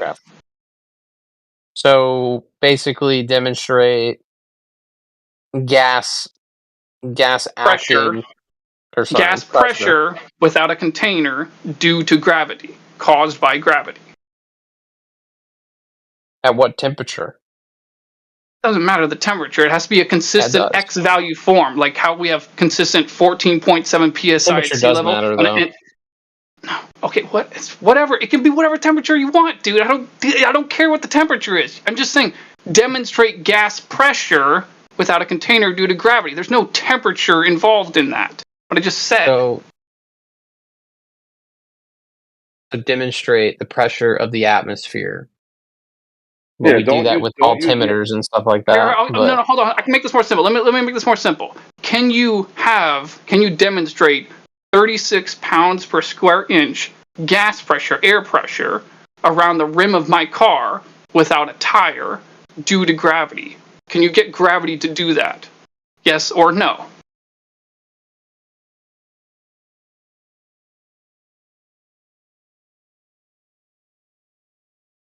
Ask it one more time. Can you demonstrate gas pressure without a container due to gravity around the rim of a car? Gas pressure isn't caused by gravity, though. Well, according to what you just said, it is. On the surface of the Earth, it is, according to what you just said. But gas pressure is not the same thing.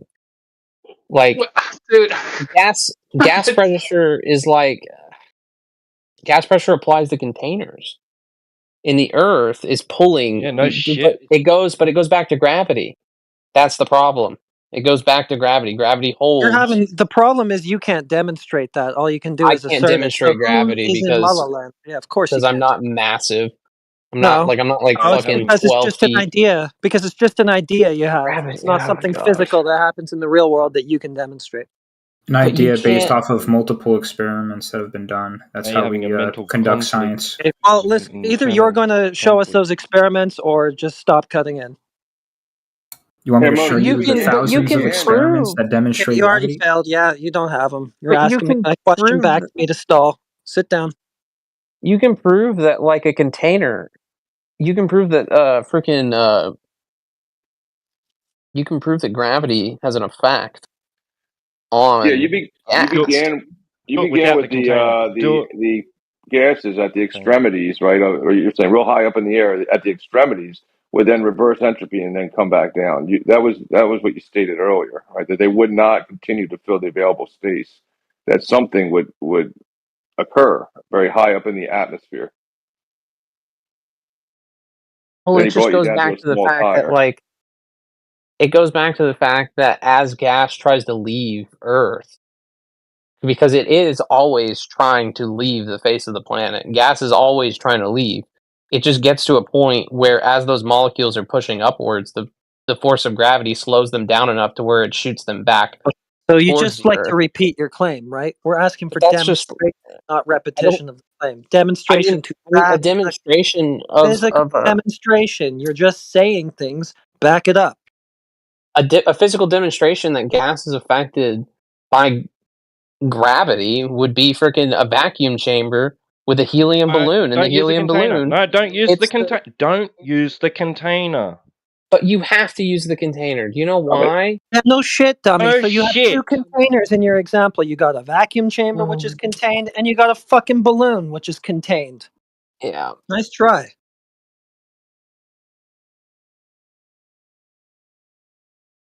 Where was the bending and warping of space-time causing either of those systems? It wasn't. You can fill a container full of nitrogen and cool it to temperature. And, basically saying I can show that gas pressure you can doesn't put require nitrogen a container with gas pressure in a container. So, would an experiment for y'all, would it be better, or would y'all accept an experiment like this? If I put nitrogen dioxide in a container, or in a balloon, so like, so if I put nitrogen, just listen real quick. If I put nitrogen dioxide inside of a balloon in a container, okay, and I take all of the air outside of the container, and the only thing in that balloon is nitrogen dioxide. And I pop that balloon inside that container that is a vacuum, and we see that that nitrogen dioxide at a very low temperature is gathered in a pool at the bottom of the container. Would that So prove you need a container to demonstrate this, do you? You need a container to demonstrate this. Okay, but the only reason you need one is because of all of the other gas around you all the time. Yeah, you need a container for that gas to be around you. Well, because it's going to affect. So, are you just in your imagination? If I have oxygen, this nitrogen dioxide example, are you just in your imagination, or is this something you can actually show us? A gas pool forming on the bottom of a nitrogen dioxide. There's probably a video of nitrogen dioxide. In a vacuum chamber, you can demonstrate it just pooling on the floor of a vacuum chamber. You know of a demonstration? Probably a video. I can go look at. But see if there there's is probably one, right? Yeah, exactly, Harry. You don't know yet, so yeah, you got to go find the evidence for that claim still.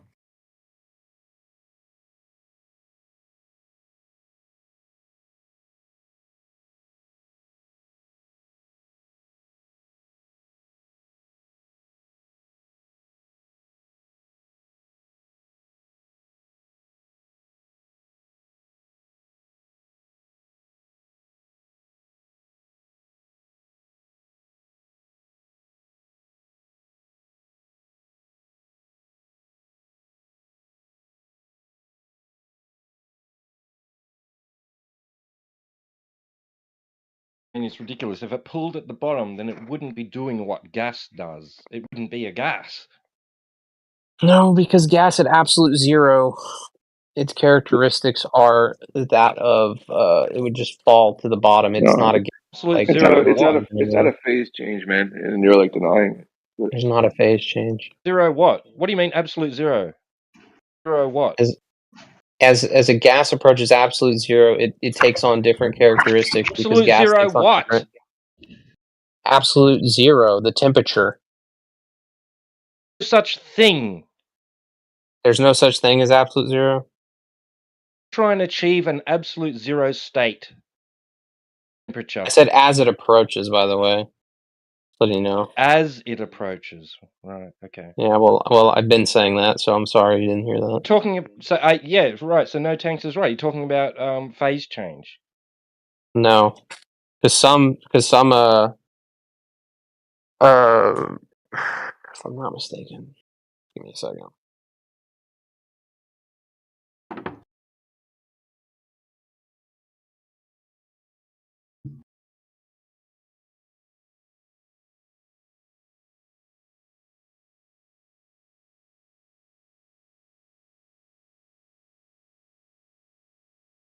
Will not get gas to sit still. Sorry.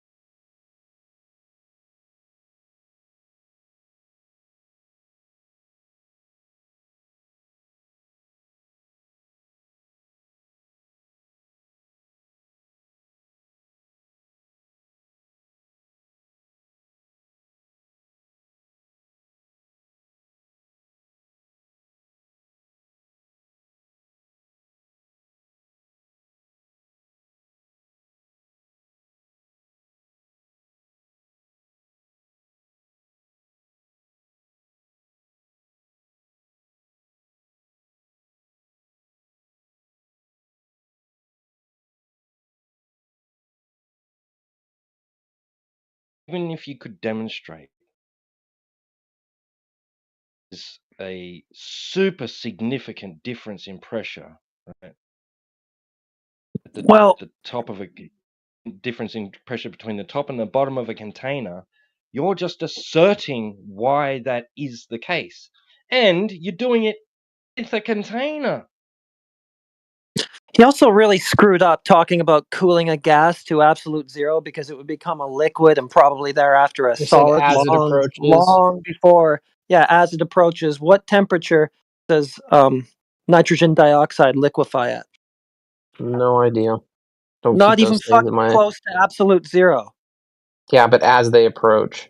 Yeah, no, it would have been a liquid and probably a solid degrees. long before it got anywhere near absolute zero. So I don't know, but I'm not sure that's true because liquefaction is always a function of pressure and temperature.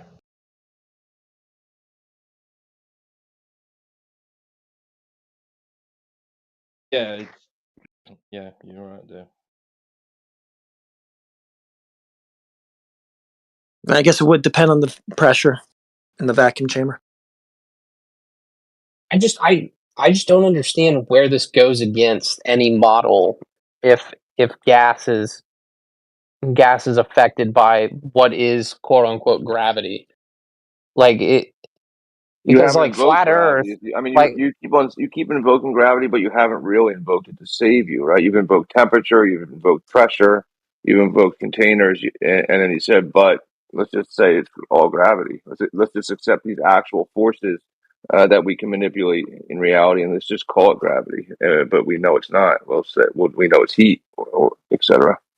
Why are you clinging to something that you haven't even specified or taken really as your own? Because there are people smarter than me who have determined these things.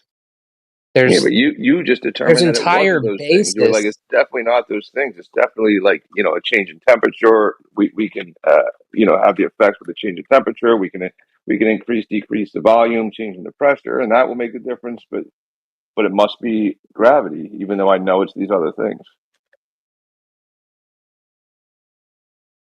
But the gases are always trying to leave, but they never can. Because of gravity, and it's just going to go back to gravity. It's always going to go back to gravity. Yeah, you say that at the end, but throughout the conversation, you never invoke it. You invoke temperature, you invoke containers. The reason I never try to is because if we go to gravity, there will never be a conversation. Because going to gravity is like the end-all, be-all whenever I tried having conversations. That's why I don't even try to invoke mathematics in most of this shit, because it's the same principle. Like dude, I'm saying, listen, look, I'm throwing a ball to you, and you're like, well, it's gravity that got the ball to me. Let's work it. Let's work through it. You're like, all right. So you pull your arm back, and you press your fingers into the ball, and then you release the ball, and that's gravity. Now, everything you named along the way was not gravity. But we're talking about two entirely different things, like on a different scale.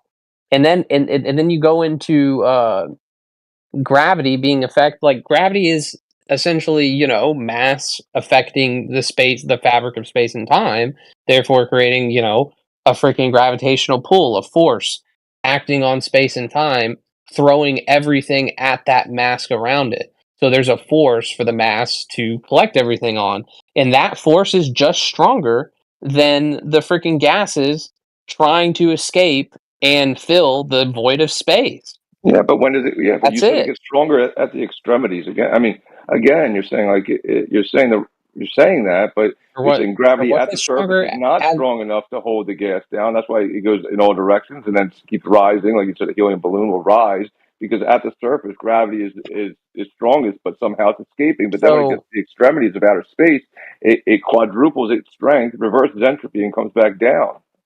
What are you saying? Reverses entropy. But it's not reversing entropy. Oh, well, then what's happening? Why did gravity at the surface, where it's strongest, decide to get super strong at the top? You don't even have to invoke entropy, but it's not reversing entropy. What's it doing? Is it doing anything? Because entropy is not the process of. Right, just tell me about the gravity and how it increased up in the air from the surface where it's strongest. Like, why did it do that? Reverse gravity? I mean, what do I got? Do I got the word wrong? Reverse gravity?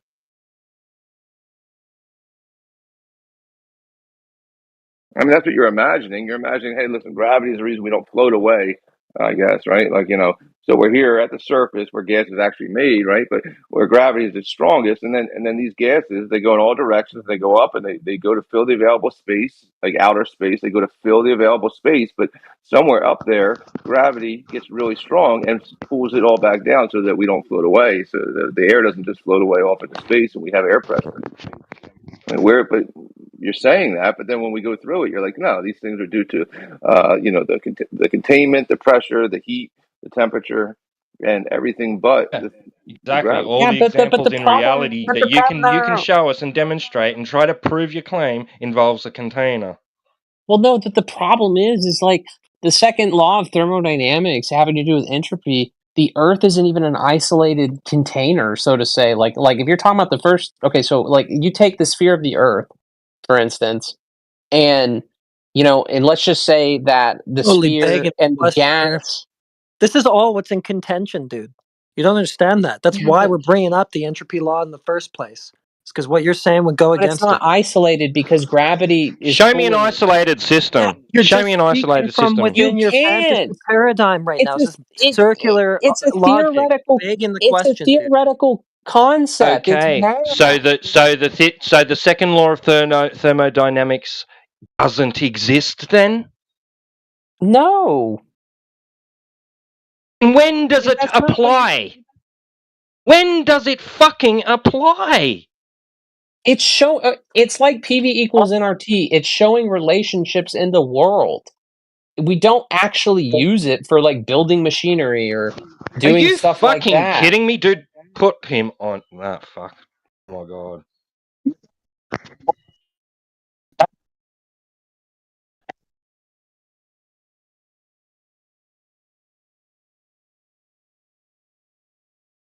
Oh my gosh, another junior used globe salesperson on their way out. See ya. I fired on the first day.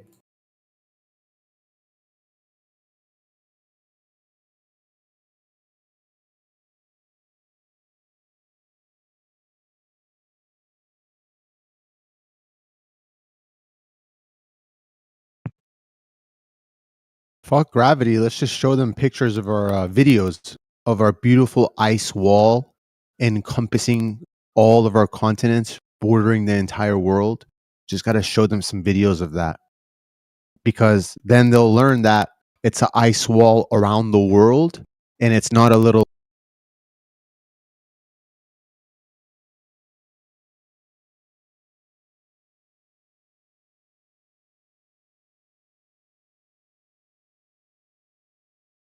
Oh, this is so cool. It's a little equation, or this is a little experiment you can conduct at home to prove the second law of thermodynamics existing. But that's if you believe the equations in the first place. It's a nice science. This is so cool, actually. I'll have to do this one day. Here, I'll put it. I'll put it in chat. Applied? There's practical use out of it? It can be demonstrated? The practical use is understanding the relationships and properties of it. We don't actually use, like, oh my gosh. How do I put this? That you don't use it or need it. Thanks. We appreciate it. That's not what that means. No one cares about it. That's why they're not using it. Duh.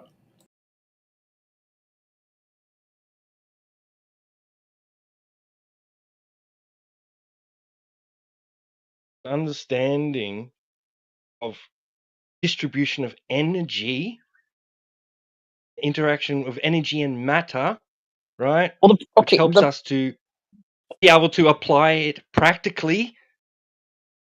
Engineering and things. We apply it practically all the time through engineering. but it's not this. But you're not going to believe the equations that I put, and then you're going to say, "Well, how do you prove that?" And I'm just going to point, "Oh, well, if you can make a generator, or an engine, or an do you AC, mean I'm or not something going to like that." believe the equations? What the fuck are you talking about? Are you smoking crack? Do you have a whiz quiz coming up, Mr. Navy officer? Yeah, he was being facetious earlier when he said, "What are you saying? It's not." He saying it's not real. It sounds like you, Mona, are saying it's not real and not applicable to engineering, etc. Yeah, we come in here and basically defend empiricism all day, every day, valiantly. So Okay. So y'all believe the thermodynamic equations that you can derive with calculus that apply to engineering day to day and all that bullshit, right? Okay, is that something that y'all believe in? I mean, it works for engineering. I have no reason to assume that it wouldn't. Okay. So that's a very complicated string of math, right? But then y'all don't believe in angular momentum whenever it comes to gyroscopes, mechanical gyroscopes, and measuring the curvature of the Earth when like sailing on the open ocean. You don't even have to use laser gyroscopes. Like, I don't understand that process of understanding. Like, y'all, I don't know why you're accusing us of this. Y'all will accept like engineering machinery, rocketry, jets, and all that bullshit, right? And then y'all won't believe in a simple like freaking gyroscope. What do you mean we don't believe in a gyroscope? What do you have to present? Man, and a red herring. Does your gyroscope prove Earth is a globe or spinning? Proves that there's a curve. Where? How do you do it with a gyroscope? With measurements of the gyroscope. Walk me through the process. I got a gyroscope. What do I do to prove there's a curve? You map the entire Earth. No, I got a gyroscope. What do I do? You said a gyroscope proves that Earth curves. I'm not going to go through this again. I already done it on this again. bullshit. Okay, well, yeah, I'm hopping in a bit late then. I'm sorry. No, it's going to take a long time, and then I'm going to invoke calculus and stuff, and then it's not going to fucking. You can invoke whatever you want. If you don't have anything to present, then you can take a back seat. I mean, are you trying to teach us cartography right now? No, I'm not trying to teach y'all anything. That's going to take hours. Well, you talked about mapping the world. That's cartography. We know some stuff about cartography, so we know how to do projections. I've actually got a spreadsheet that I was working on that applies a projection from flat Earth to the globe by looking at the relationship of angle measurements to Polaris. Okay.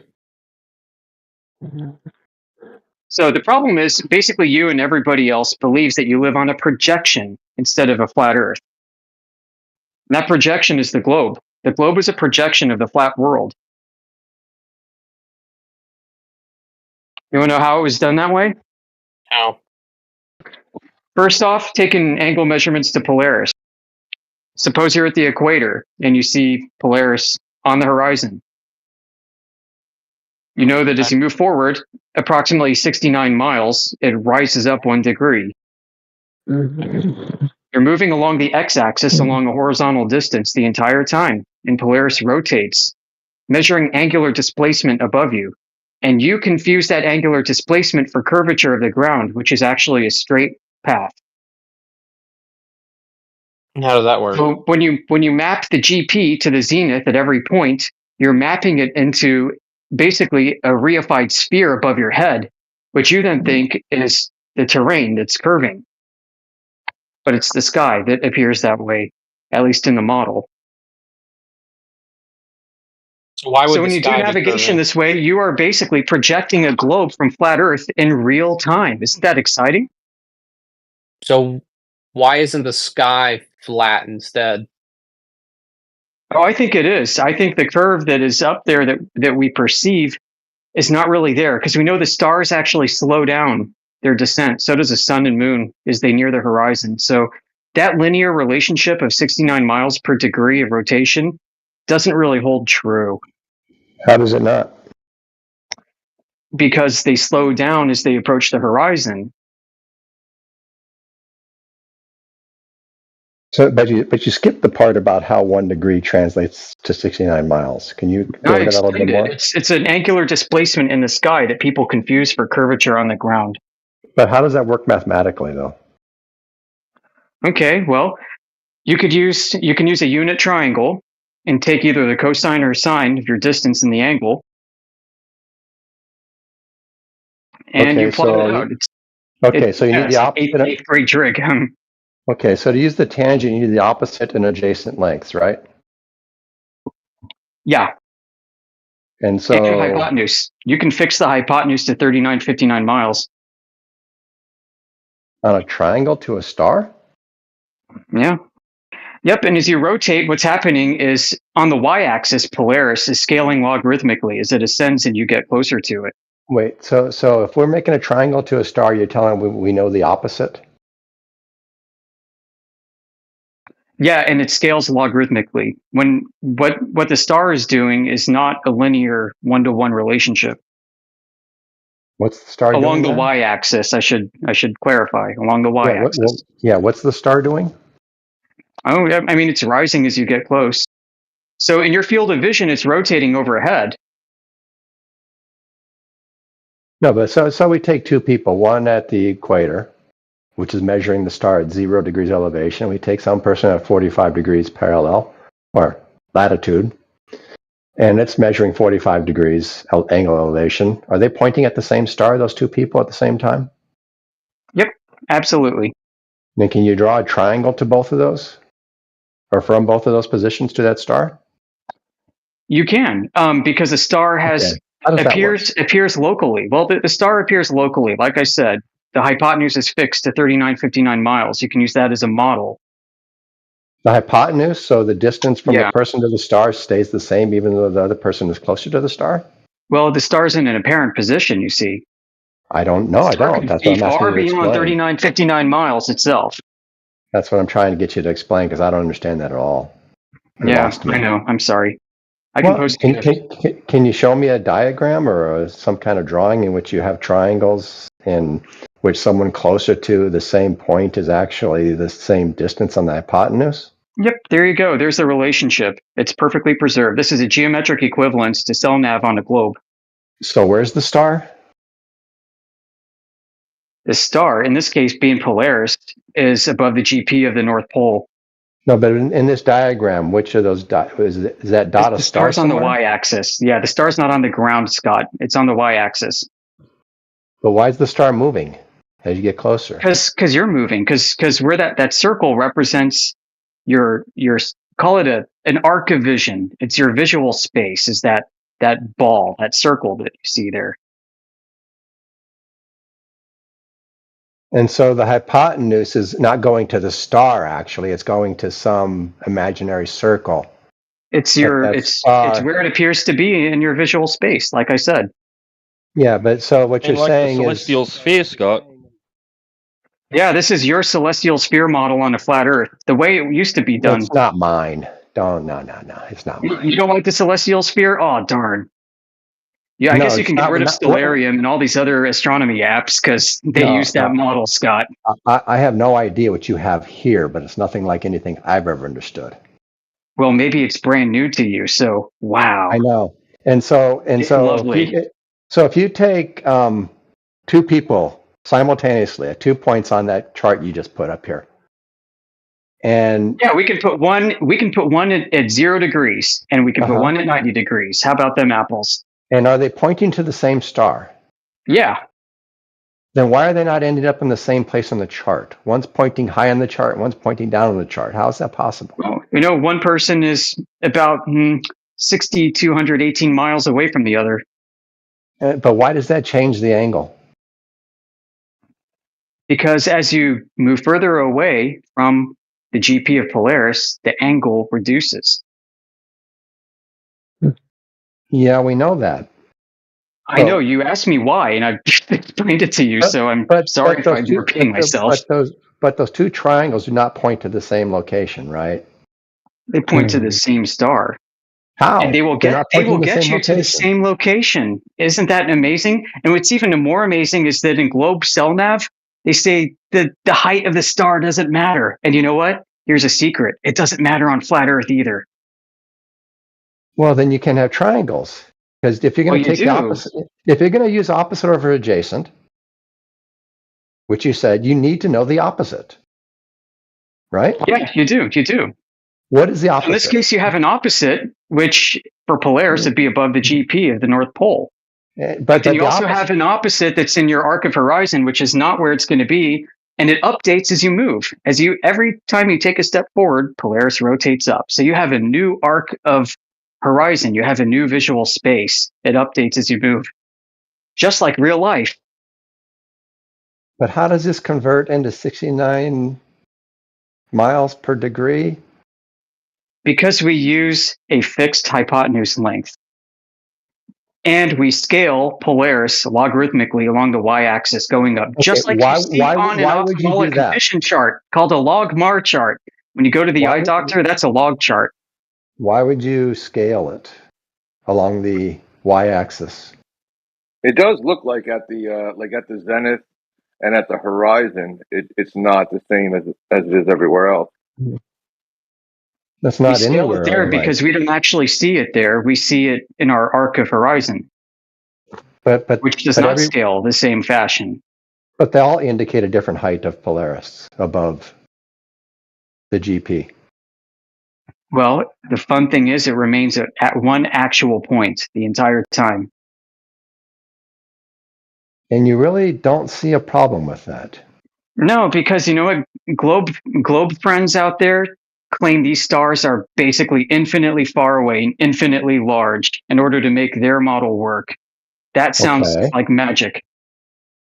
Well, I mean, Scott, what's the problem that you see exactly? Like, so we know that, like in demonstration, like the clouds are in the sky. We can walk away from the cloud, and it seems to get lower. We walk towards it. We have to keep looking up. Do the same thing with street lights. Do the same thing with other, with all the other things that we experience.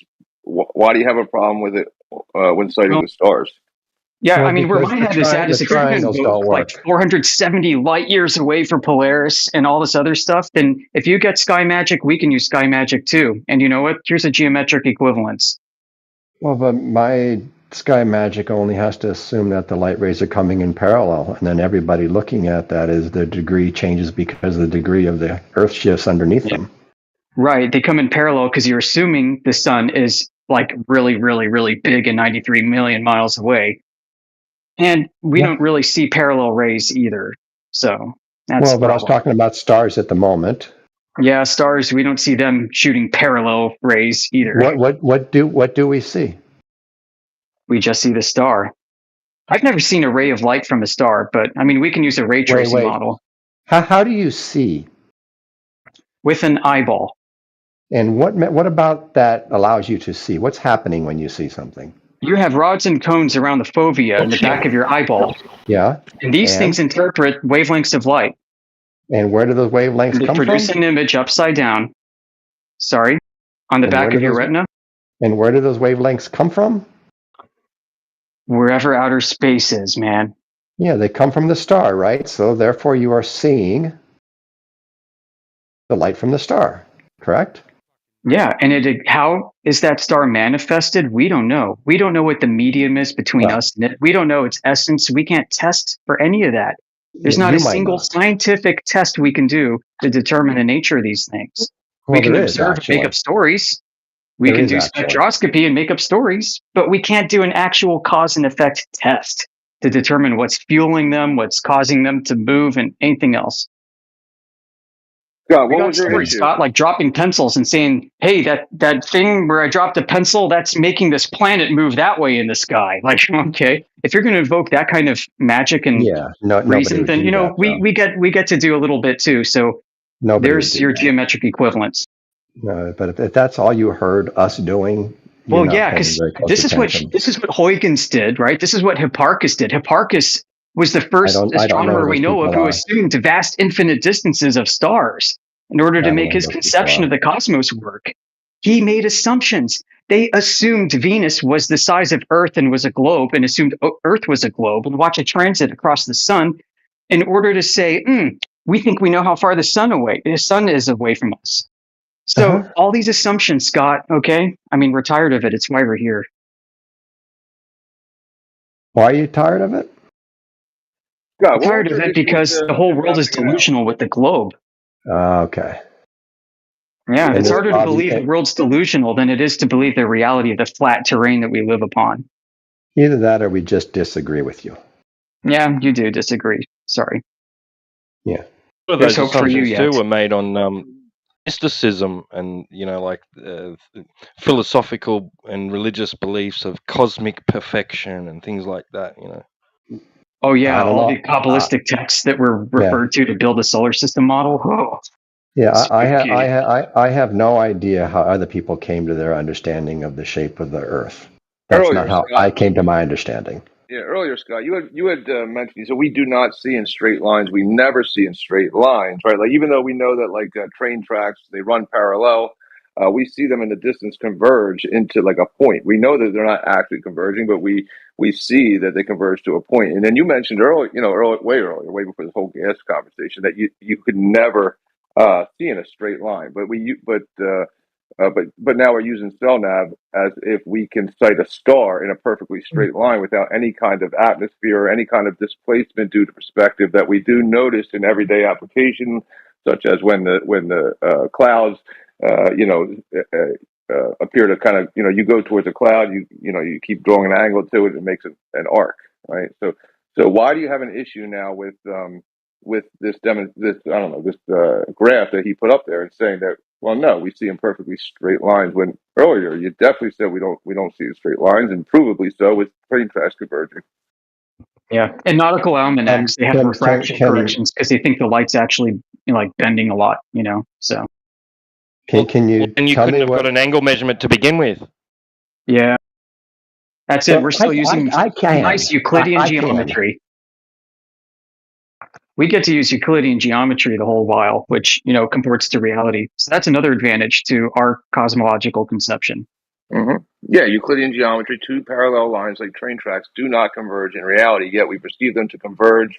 Now we have this, we're taking these angles to a star, and we're perceiving it to displace due to the effects and how we see, which is, according to Scott, definitely not in a straight line, never in a straight line. But why do you have an issue with this graph then, Scott? No, thanks. Yeah, I know you were listening to me at the time. I'm just wondering if you remember what I said exactly after that. Right after I said we don't say in a straight line, what did I say? You said, hey, what's your Cash App? You want me to send you some money? I think that was what you said. Oh, come on, man. I don't know. What did you say? Be honest. I honestly don't remember. I just remember you saying you don't see in That straight was lines. pretty funny, you got to admit. What was pretty funny? When you said that you're begging, that you're basically simping for cash. I don't need cash. There are better ways to go What did you about really that. say, Scott? What did you really say then? I don't remember. I said the lines come in relatively straight, but there's always going to be a little bit of distortion because of an atmosphere. Yeah. And I said within an atmosphere, we never see exactly a straight line. That line might only be off by fractions of an arc second, though. So for all intents and purposes, it's straight. In some cases, but in some cases, it's off by arc minutes. Then why account for it? You've never seen an atmosphere. Okay, if you say so. Yeah, like a ball of gas that coalesces on its own accord. All by itself. All by itself. Okay, yeah. Well, lay off the beans. Yeah, it's great response. Why account for the refraction, Scott? Because it helps us explain the things we see. But when in doing these measurements and things, I make corrections for it if it's, for all intents and purposes, practically straight. When it's practically straight, they don't make corrections because it would be a rounding error. Because the differential is several decimal points beyond, well, it's several zeros beyond the decimal point, and we don't need to correct for it depending on our use, right?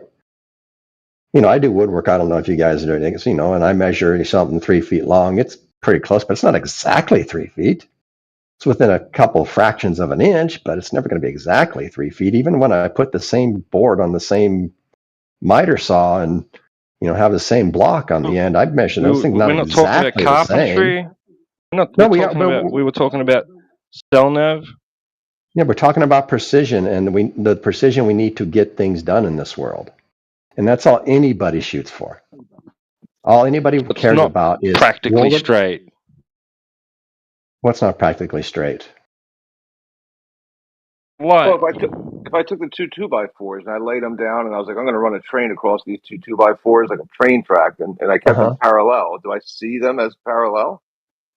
Yeah, hey T-Dub, you got that transcontinental Australian train track document. You would see them according to the laws of perspective, which our brains have learned to see as parallel, yes. Which one's that? Talking about the law?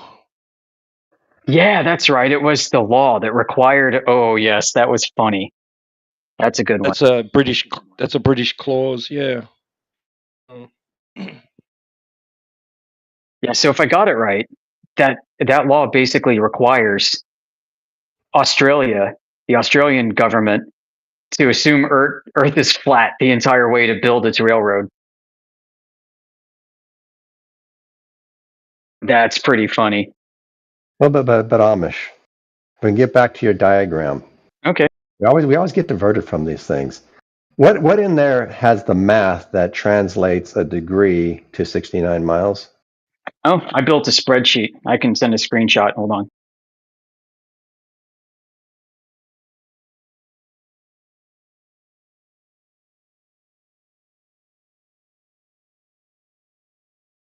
It's going to take me a minute.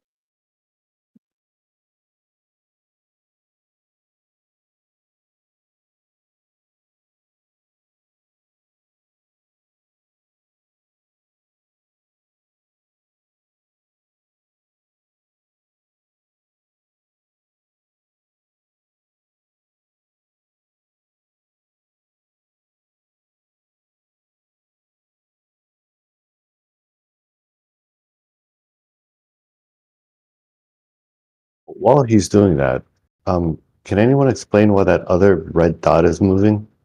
Like, if that's supposed to be the actual star's position? That's what I tried to get to.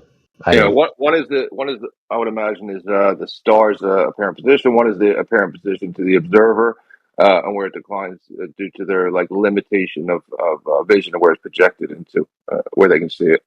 Perspective. It's moving because the observer is moving. That's why. Yeah. Well, it's the apparent angular size or angular height in the sky. Are you saying there's two apparent positions? There's one that's apparent to you. That's what the circle shows. The other one is where it appears when you're directly under it. Wait, what? When you're directly under it? Yeah, that's right. You're not when you're directly under it. You're not going to see it moving up if it's right there, right? Like it's just right there. Right. So they are two apparent positions for two different observers. Yeah, you could. Well, yeah, the other observer being your God's eye view orthographically from the side. Yeah. Okay, so where's the actual position? I don't know. So, okay. Yeah, you're not looking at. You're just looking at it, and you see it wherever you perceive it. Right? What do you mean? Where's the actual position? So I'll be right back. It's in my Dropbox. Give me a few. Hold on. Yeah. So these are. So if you say that's the position from standing directly under it, that shouldn't even have a position. It should just be in a direction, right? Because we don't know how far it is if we're standing directly under it. It's just straight up. Right, okay. So you're standing under something and it's straight up above you. Then what?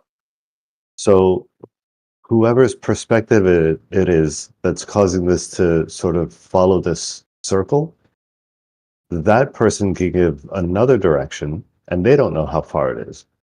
But if you combine the two, that should intersect. What do you mean how far it is? What does that mean? So this person just sees it where that dot is on the circle, right? They only see the apparent position. They don't know how far it is. That's like their dome, their limit of vision, where it terminates, where they where they can see it, at the angle, depending on the distance they are from it. Is that what you mean? How far away from it are they? Exactly. So if you got one person sitting directly below it, and they just know that it's up, and you have another person who sees the direction it's going, but not the distance, those two lines will intersect. Presumably, they should intersect at that star's actual position, right? Neither one knows how far they are. They just have a direction. And the two of them taking both of those. I mean, the direction is north, right? That's Polaris. Is that what you mean by direction? Well, the angular height, right? Angle of elevation. So the line that's getting straighter and straighter as this circle moves, right? Getting more and more vertical. That's the direction that they see that star in. Someone standing directly below it, where those two lines are at 90, the two little 90 boxes at, it doesn't say, but the two little 90 boxes, someone standing there is going to see it straight up. Okay. Is there, Yeah. Sounds so good. Yeah. So those two lines, the straight up and the other one. So yeah, basically where that thing is, the reason it's going up is because that's where those two lines intersect, right? Well, it has a known GP, so that's just demarcating the known ground position when you're right below it. As you move away from it, it declines. Declination due to you moving away from it. It declines in your field of view and your vision due to perspective. As you keep backing away from it, it does the same thing. It doesn't do the same thing continually because your angle is getting smaller. You're having more, getting closer or further from it. What's the issue? Okay, so let's say there's some person. Why does it appear to decline in your field of view? No. That I understand that. But let's say we have somebody, let's take the 10 degrees, the 30, the 60, and the 90, right? And instead of having one person moving all across this graph, you have three people at each of those locations. Are they all seeing? They're all seeing a different apparent location. That's fine. But what does that mean for the actual location? Like there's 4 Polarises? Because they're all in different places. That's what I'm not.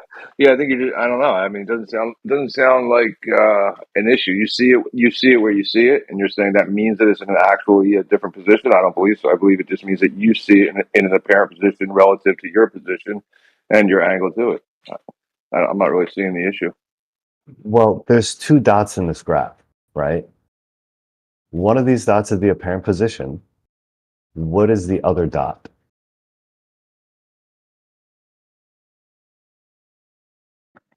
The position above the GP of Polaris, which is 90 degrees. Okay, why is it moving? It's moving because I have an animation of the observer moving, and it's showing a straight line through the observer's limit of a field of view that's limited to about 3959 miles, which in your arc of vision is not as long as the radius of the Earth from the GP to the equator, which is 6,218 miles. Okay, so someone who sees this at 40 degrees elevation, say, if you continue that line all the way out, will that eventually meet the actual location? Yeah. Okay, so why are these lines? I think I understood you, but it sounds right. Okay, why are these lines all pointing in different directions then? Which line is pointing in what different direction? You mean why, when the circle moves to the left, is it rotating? Yes. Okay. This is showing how, from our point of view, let's say you're standing on the surface of Earth, and it doesn't matter if it's flat or globe right now. And as you stare at the sky, suppose you could walk, and let's say every step was 69 miles, about 69.09 miles. as you're staring at a star, it could be Polaris at a fixed point. You're going to watch it rotate upwards about 1 degree. Now, what's interesting though is this effect seems to be most pronounced within the middle 45 degrees of your 90-degree arc. That is from straight up above your head all the way out in front of you to your vanishing point. And this is explained in CellNav manuals. And what's happening on the edges? Like outside those 45 degrees? So I remember reading in one manual that for stars that are directly above you, it is impractical to use and hold a sextant, which doesn't mean, it doesn't preclude things like celestial navigation computers, such as that fancy one on the SR-71, which would be able to take those readings. But in these older manuals, they're talking about older equipment of the day, and so it was very impractical. In one instance, I remember reading about a navigator using a pan of mercury as a reflector in order to look down at his feet. And the problem was the boat was rocking, so it's like, oh gosh, what do you do now? So they held a pendulum above it. I mean, it's an involved process, right? So, but today that's not a problem. Now, what is a problem is on the horizon as you get down closer towards your vanishing point where the sky appears to meet the ground. That scaling effect, that linear 69.09 miles per degree starts to break down. Do those intervals become smaller or larger?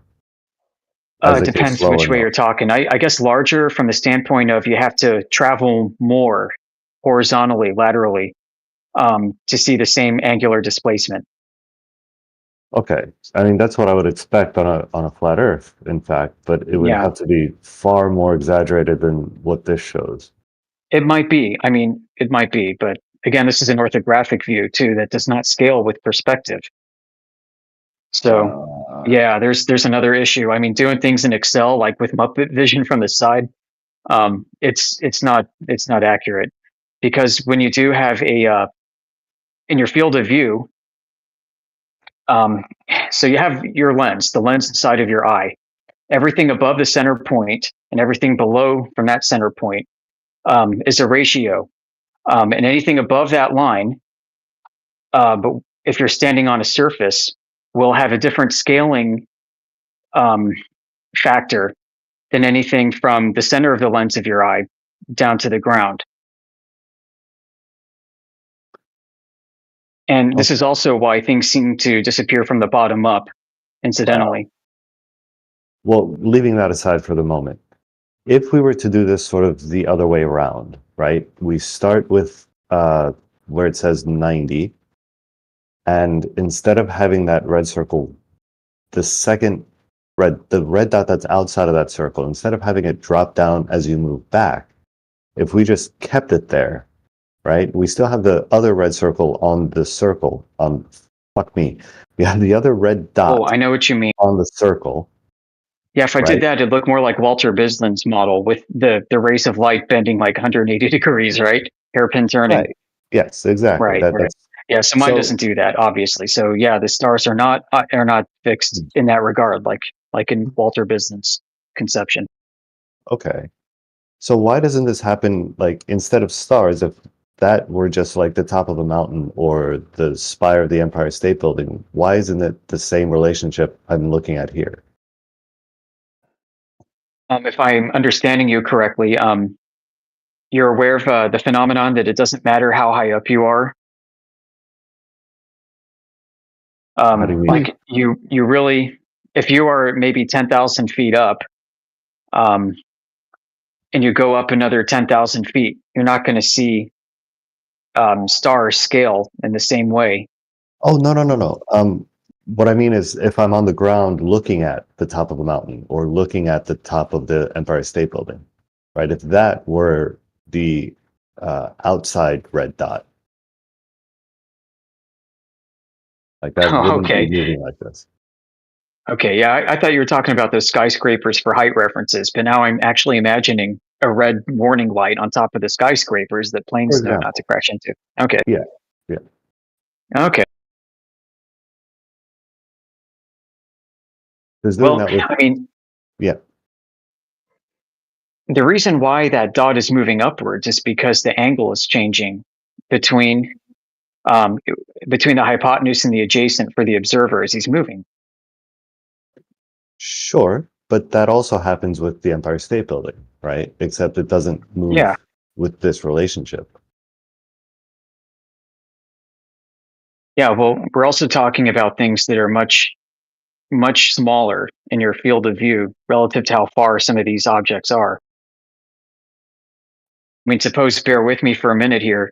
The sun was like 33 miles in diameter and 3,300 miles up, as some people might claim.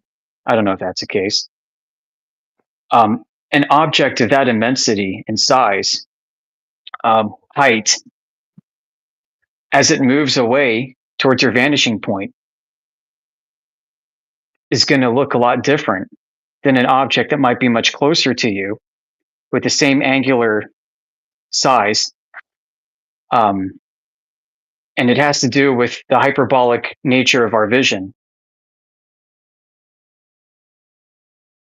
And that's a really complex topic I'm not at all prepared to go into detail on.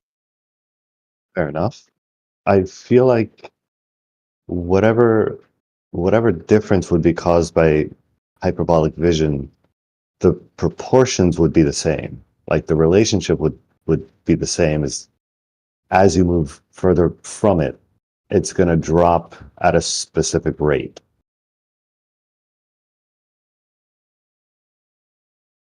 That's my intuition, at least. I'm very certain the math would bear that out. Yeah, I mean, it may be the case. I'm fine with that.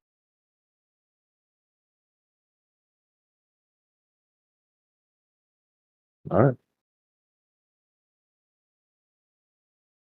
Is this, by the way, is this the, I was on the Earth Awakenings. I was half listening. I heard something about like hyperbolic vision, and I know it was in response to like celestial navigation. Is this with regards to that stuff? Yeah, absolutely. Okay. Yeah. Yeah, somebody did. I think a few people got together. They did the math using like the Rayleigh criteria of the angle of 1.2 and applied it to the hyperbolic geometry of vision, which is like not seeing in perfectly straight lines, and then applying that to like Euclidean space of actual, what we use is, or what's applicable Euclidean geometry, and then applying the two and finding that this logarithmic descension at below 15 degrees and above 70 applies perfectly with the Rayleigh criterion of seeing at these angles. I'd have to really go over it more and more, but it seemed pretty. On this note, and also to revisit what we were talking about just now, we don't have, outside what may be the stars in this particular case, we don't have any way to comprehend what the scaling of certain objects of certain sizes at certain distances like that might be. It's not like we actually do see skyscrapers that might be, 300 miles up, right? Mm-hmm. And how that might look. I mean, maybe the closest thing we have to it are mountains, and mountains can be kind of tricky.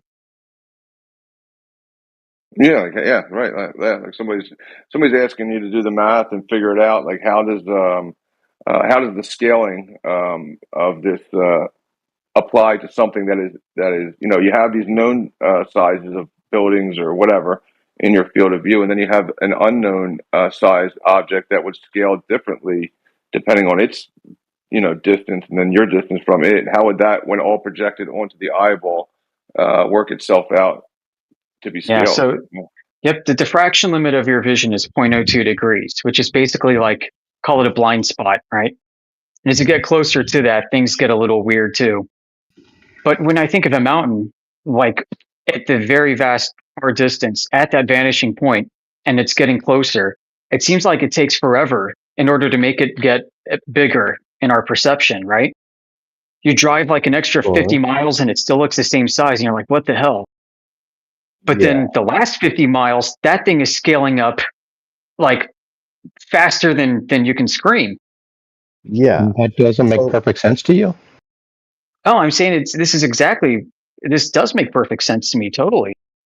This is an example. You kind of stepped in here at the tail end of a conversation. Well, I heard the whole conversation. Okay. So yeah, this is addressing Manufactotum's point. Is he's wondering why things are scaling like this on the chart? So my suspicion is that what you're describing with the mountain being very, very far away and scaling slower and scaling faster as you get closer to it. If you do this like I was suggesting earlier, like you start at 90, keep that second dot fixed, you're going to see the same thing. The further you take this circle, that angle is going to get smaller and smaller at a decreasing rate. Yeah. Right? And that would make sense if we could see the Empire State Building infinitely far, say, right? It would make sense on a flat Earth. And so this might be important to show you where distortion is in our perception. Sure. Looking at that orthographic chart that I shared earlier with the X and the Y, it's showing an evenly spaced interval of 650 or 600 nautical miles going across. And that's not how we see. Well, it is how we see the stars. No, it's from this vantage point outside, yes. Like Muppet vision, yeah, we do see that spaced as such. Right. But if we're standing at the end of the x-axis looking down to the point of origin, we're going to see those 650 nautical mile increments start to compress at that rate. But so the difference between what we would expect mathematically and what we observe in the real world, to attribute that to hyperbolic vision or angular resolution, you're not going to get the difference between those two models, right? So I can show you tonight. I can show you a guy. His name is Life is Short on YouTube. He derived Earth's radius from the diffraction limit of your eye. So the globe is basically a feature of your sight. I can show that to you right now. I think I saw the infographic for that. But I mean, it's a 5 or 6 part series. It's very lengthy and very scholarly. So I was going to say I didn't see that infographic. Yeah, if you want to drop the link, I'll try to watch it later. Okay. I don't have anything like that available now, but Life is Short on YouTube, and the series is called Angular Vision and Our World. I don't think it's heavily censored, though his channel might be. I think I wanted to ask Shane of. Ooh, there it is.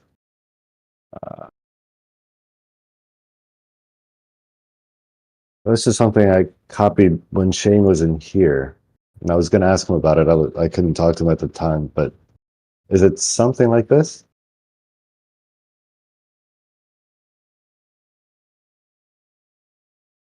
Yeah, that's one slide of hundreds. Yep. Okay. I should have the videos, the channel tabs. I mean, I'll take a look at it. My issue with the proportions. Why'd you say that we don't see that in everyday life when he gave you like the perfect example of, when you see a mountain, it seems to, it takes forever to get, come into view. And then, you could take the example with a car, right? Like it's out like far away on the road. Like it's taking forever to get to you. Then it gets bigger. Then it goes zoom right past you. And then real fast, and then changes like along that line as we view it. Like you said, we don't see these things in reality, though. We do. I got to step out for a minute. Sorry to interrupt. Manufactotum, I enjoyed talking to you. I think I understand our disagreements, and I'm going to keep looking. So thank you. Yeah, cheers. You too. Was that no tanks? Yeah, go ahead. Maybe I'll go ahead. I'm probably going to do this. I'll follow his lead. Yeah, I agree with what you're saying about, we do see that happen with mountains. What this animation is showing is not that. Like this animation is showing that thing getting bigger and bigger at like a consistent rate, regardless of how far you are.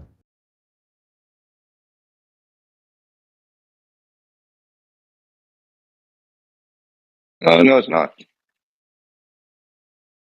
Well, if it's 10, 20, 30, 40, 50, 60, like every 600 nautical miles, it raises 10 degrees, which is what we observe with the stars, and they're rising above the horizon, but it's not what we see with mountains and buildings.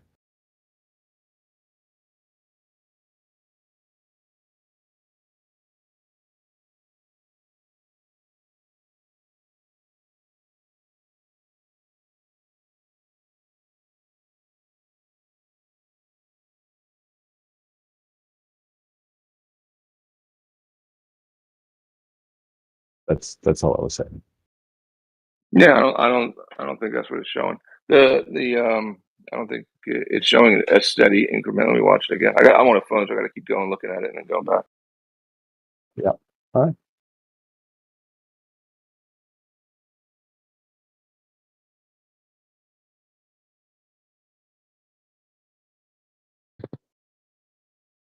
Anyway, I didn't mean to interrupt Scott. I don't know if he was asking something different, but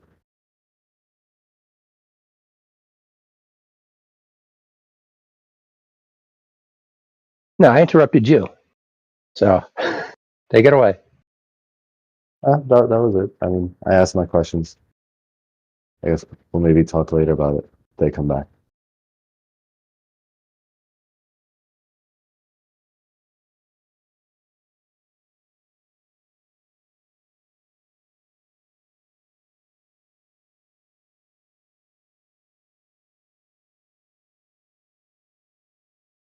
Well, the question I wanted to ask him before he left, Amish is still there though. Yeah, the Y doesn't look consistent. I mean, you got the X, right? That looks consistent. You got the Z. Yeah, but the Y doesn't look consistent. It looks like it changes as it gets closer to the 90 and its furthest point.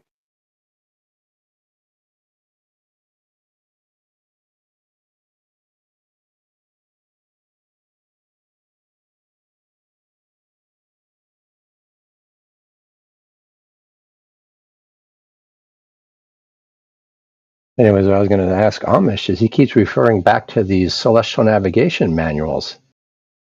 And I'm wondering why he refers to those, because in the celestial navigation manuals, they say the Earth's a globe. Ah, got him. I mean, it's over. No, I'm not saying it's over. I'm just wondering why he refers to them. Over.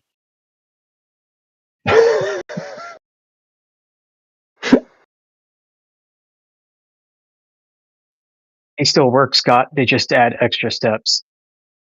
Who adds extra steps? You? Yeah, I know. And I kind of wonder why you'd actually add extra steps when the principle is so simple and straightforward.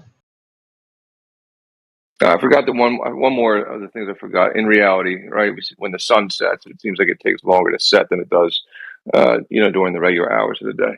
That was the other real life example. I think you can call that illusion because it keeps moving at 15 degrees per hour. And I think just because it's getting close to something that you can reference, i.e. the horizon, it feels like it's moving faster or slow. Did you say slower or faster? I don't even know. Slower. You said, right? Yeah. Yeah, I mean, that's how we see it. That's what I'm saying. That's how we see it. Yeah, because it feels to me, but this is an illusion, right? It speeds up.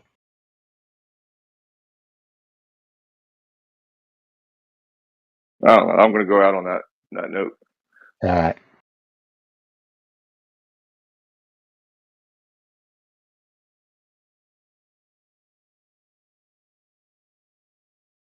Hey, Scott.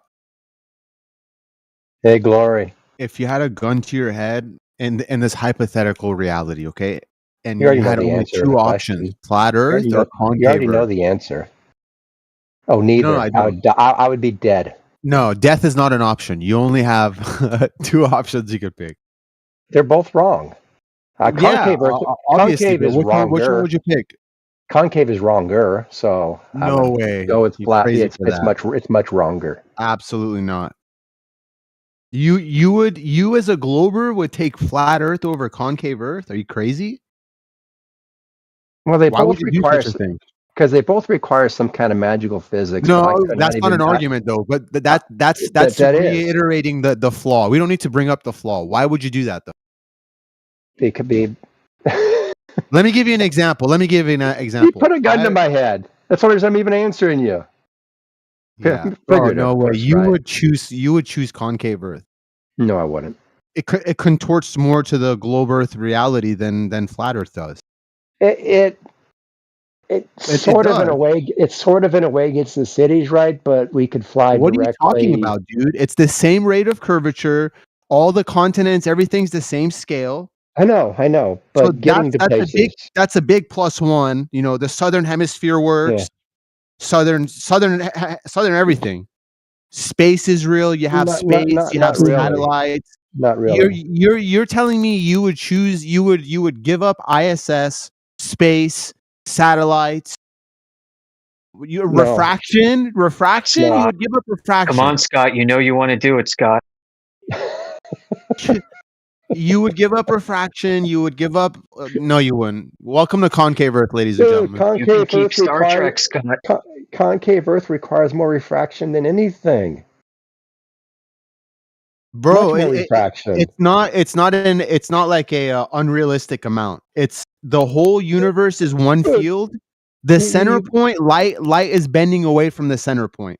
It's to the degree it's to the degree as we would observe while looking at a ferrocell. Like, oh, no, you can't. Yeah, you can always be a flat earther later, Scott.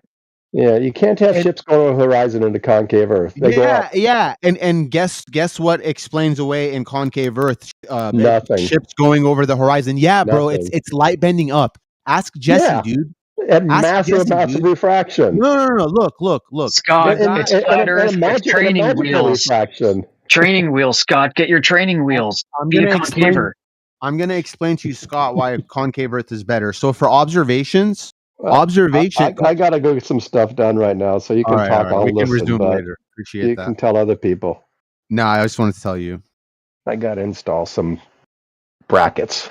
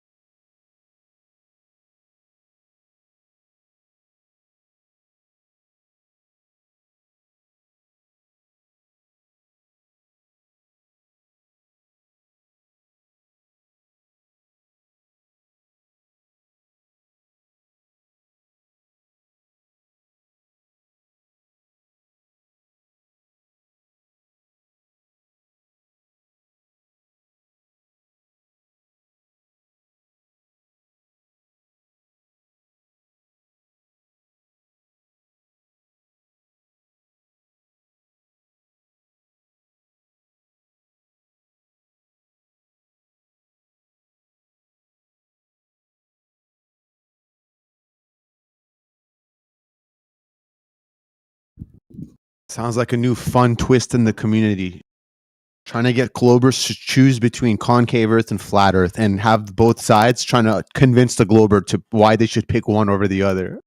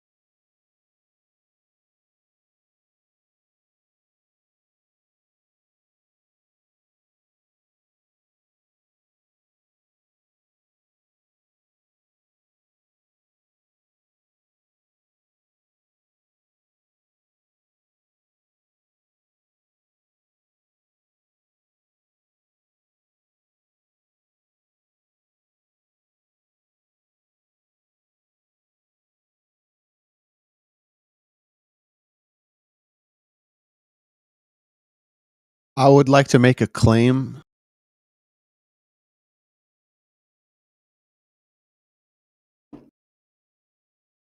I'd like to make a claim about refraction and its consequences thereof. Is anybody interested?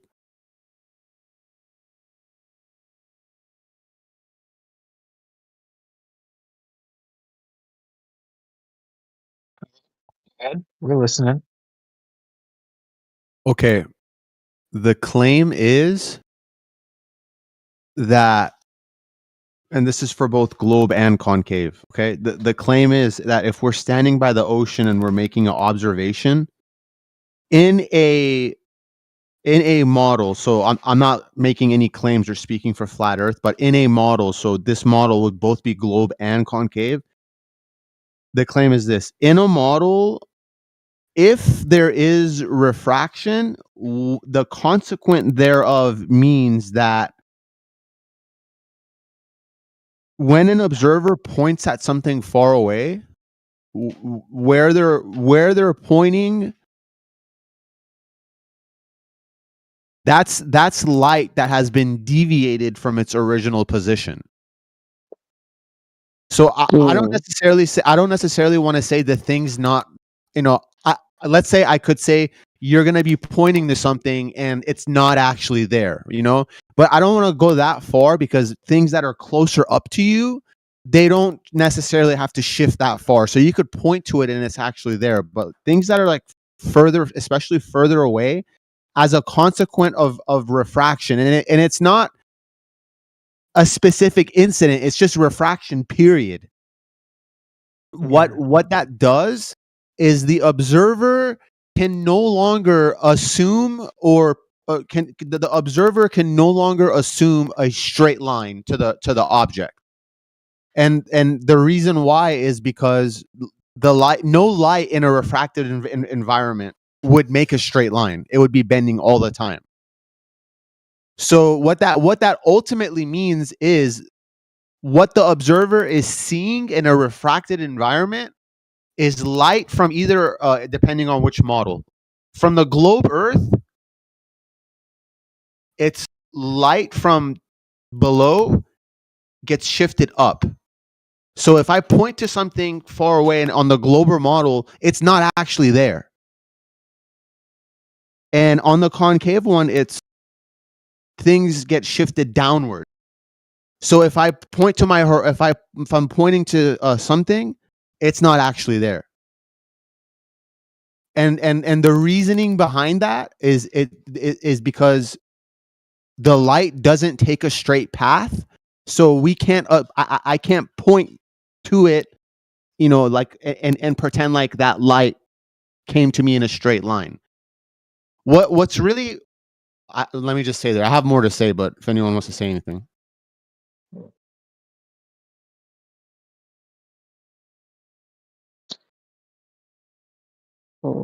This is what's actually happening. Okay, imagine a situation in your mind where there is no refraction. Okay, so imagine the globe, and I don't believe in the globe, and I know you guys don't believe in the globe, but imagine a globe. You're standing by the beach in a condition where there is no refraction. You could point to something and it's there. If you see the horizon, it's there, and it's there where you see it, and you point to it, and you could make straight line measurements and do all kinds of wild shit because it's there, because that's what it is. The moment you activate refraction, the whole image changes.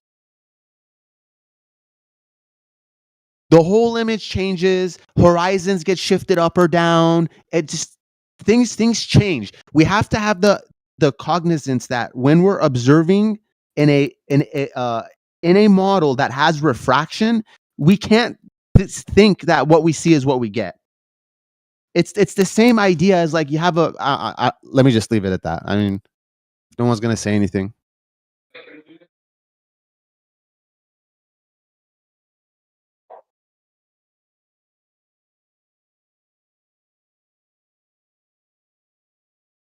Okay, I know what that means.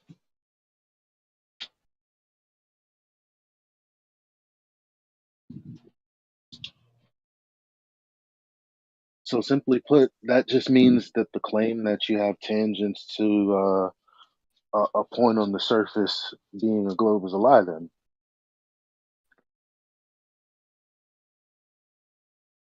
It's not a gotcha, it's just if the horizon is supposedly the tangent point, supposed to be the geometric point from a tangent, your line of sight, if that's not actually the case, then that claim is false.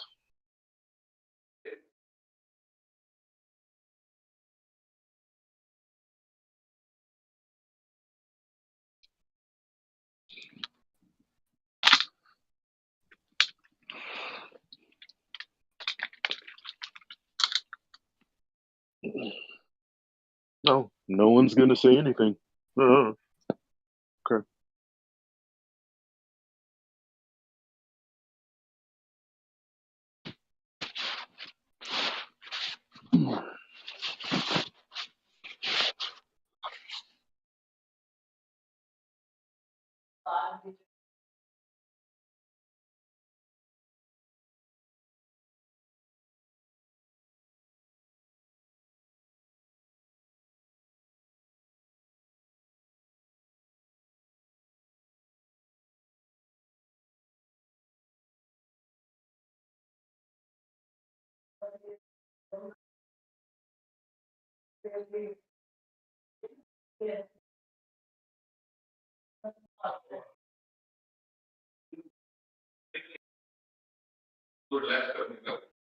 You just put here walking to the right side. One thing.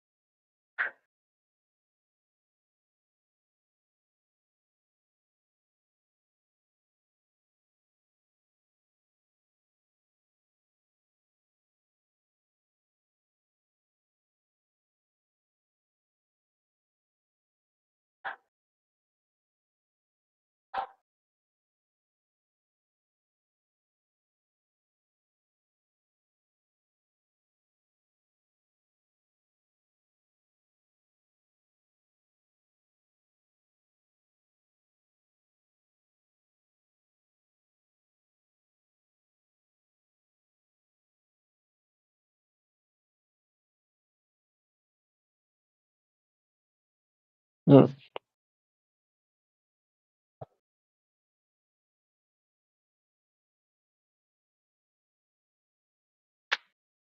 Mhm.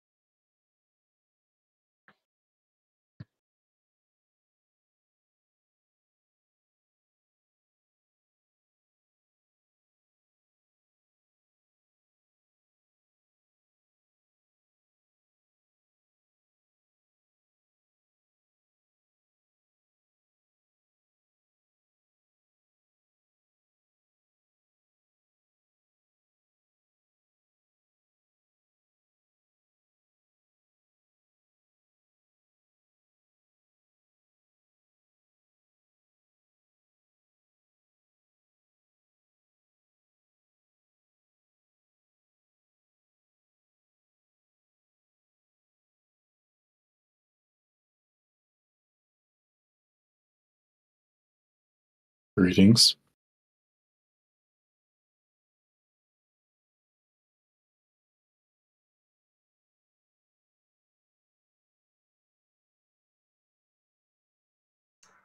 Go ahead.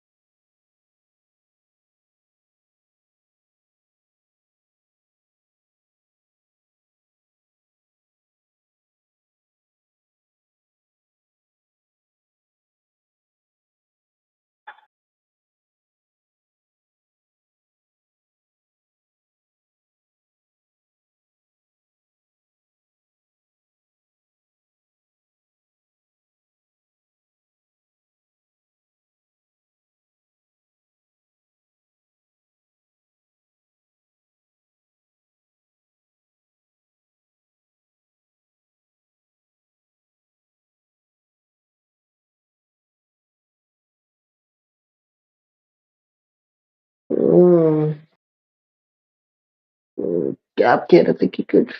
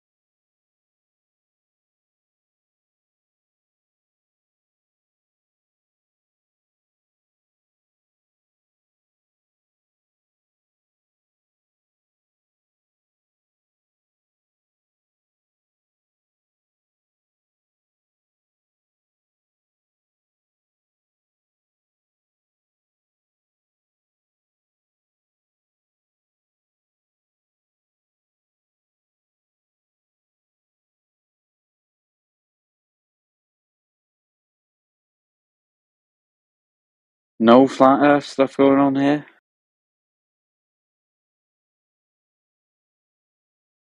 No one's going to tell me what R is, right? Seems pretty quiet right now. How's everyone doing? Are there any people I know here? Not sure there are. We got a True Believers mix, or what's going on?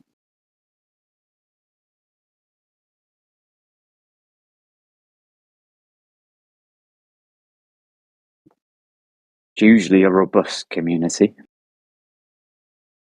Just playing a game.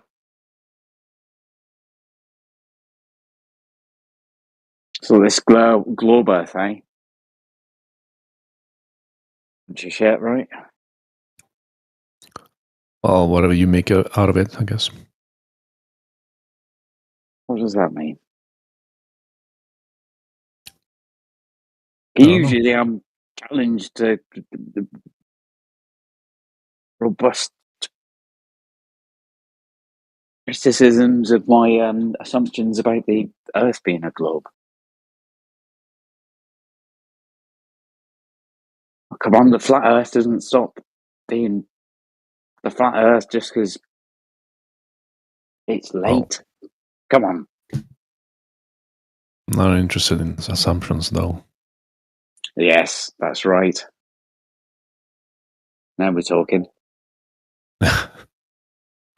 Any empirical evidence of the Yeah, there we go. Nerd stuff. Have I been to space myself? Can I prove the radius of the Earth? Can you? It sounds new. I'm up for it. Let's hear it. No, I'm just I'm going through the rhetorical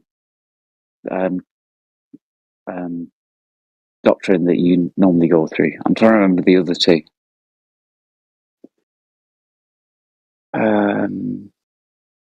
Prove the existence of space, measure the radius of the Earth. What are the other two? It's been a while. Earth is just measured flat. No. Spin of the Earth. That's not easy. Yes, of course. Yes. Rotation, yeah. Gas pressure without a container. Yes, thank you. Yes. Where are you guys at with that stuff? I mean, by which I mean, have you heard anything that's changed your mind about it? Have you heard any good arguments? Have you been persuaded, or? It's just the same old argument. Gravity. Same old arguments. There we are. Gravity. I'm not sure. Oh, right. Gravity causing gas pressure. Yeah. That's what they say. Yeah. That's right. But there's no evidence for it. No evidence for it. Yeah. There was a separate sort of Discord. Is that gone now, or is that? Talking about the home server? Yeah, I think so. I've been banned from there 4 times or something. Well, no idea. No, it's still there. Yeah, it's just outpost, I will say. Hang around with the others. It's very. It's a big group on here, isn't it? Though. I mean, this is a relatively small one, but there's tend to be loads of people. Yeah, good traffic, I would say. How do you find it?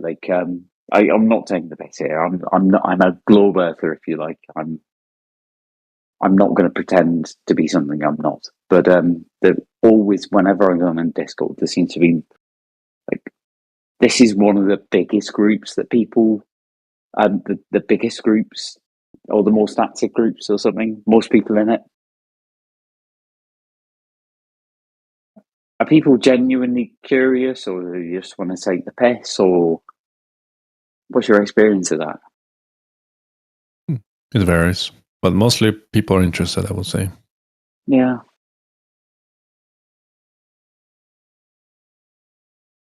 I mean, we're rocking like top 1 in this politics server. Yeah, it seems to be one of the most active. 16K hours plus. Yeah, so it's a pretty interesting topic, I would say, for people to come by and talk about it.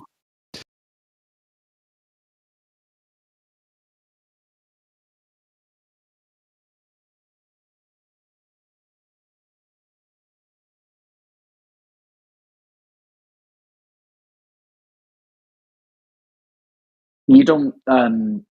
You definitely. Trying to keep the conversation going here. This seems to be definitely a more gentle environment than the main server. In terms of in Shadow VC. In VC. Depends who you're talking to, I guess. Yeah, that's true. Yeah. You guys all right anyway? You doing good? I know you can't speak for everyone, and you know I was speaking, but I'm worried about you guys, you know? Why so? Well, it might be the case that if you become particularly interested in a topic such as this, that people in the real world might think that's kind of weird, difficult to understand, and might disengage from you if you talk about it, you know? And that can be quite lonely. Well, the Bible promises us that we'll be hated, so I'm not terribly worried about it, bud.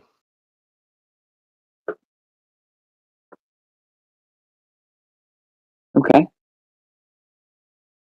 But remember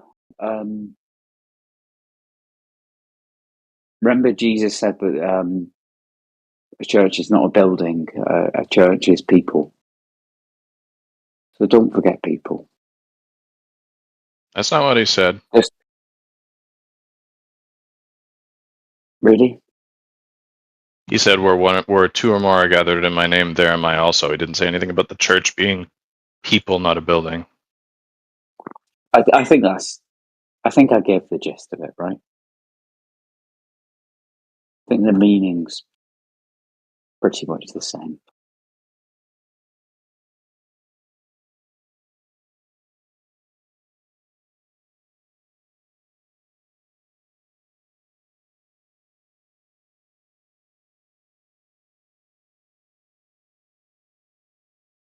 But yeah, you've got it. Good talk. Yeah.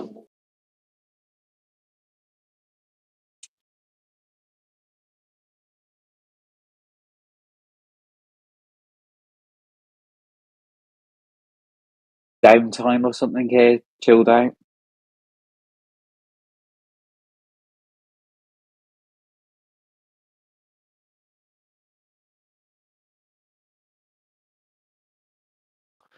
So, I'm guessing you've been here before? Yeah, a while back, yeah. Are you familiar with the arguments, you know? The flat Earth. Yeah. So, after hearing both sides, what makes you still believe in the globe?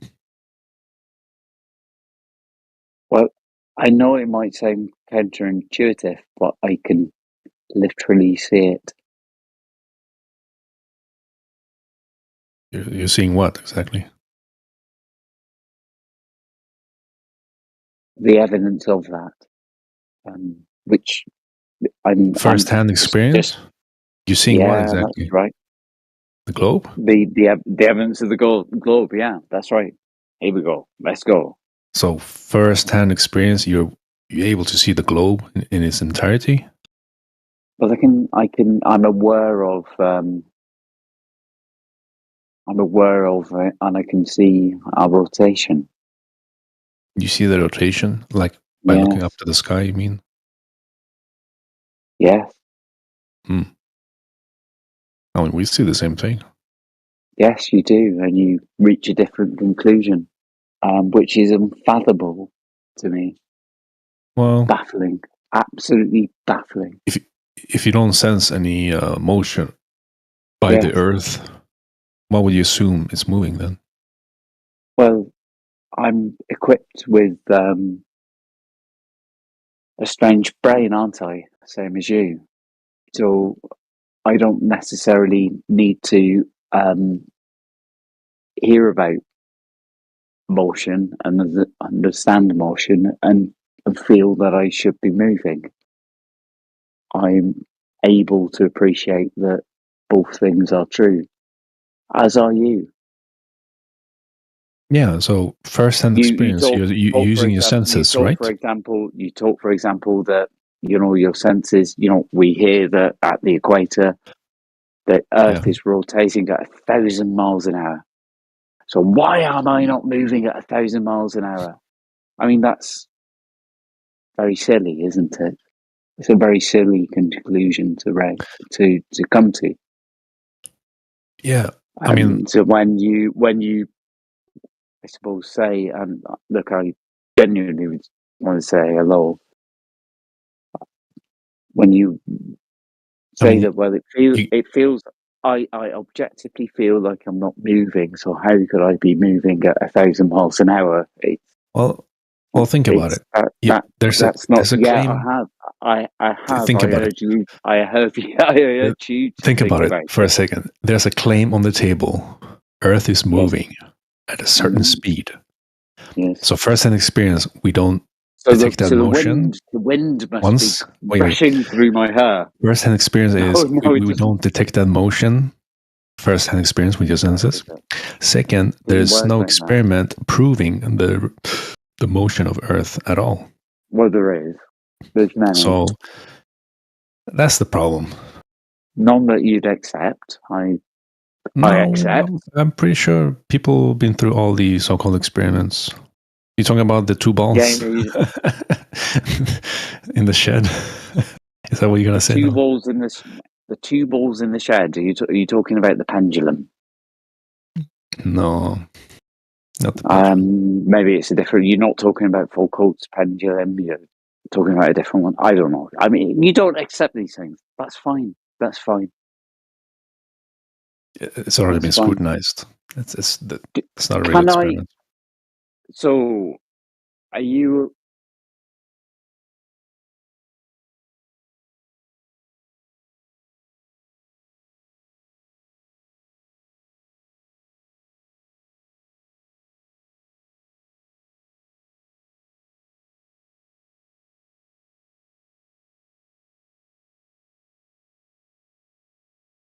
Did you cut out? What happened?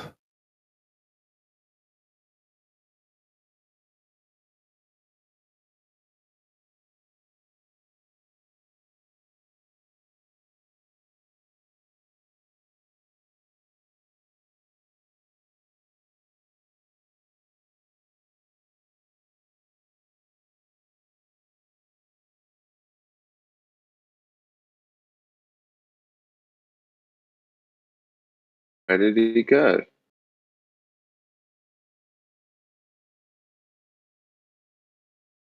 Into the void, I guess. I'm missing his concern for our well-being already.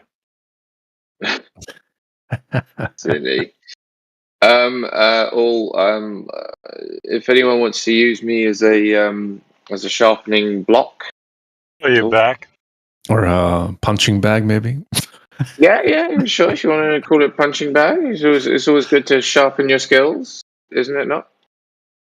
Stay sharp. No?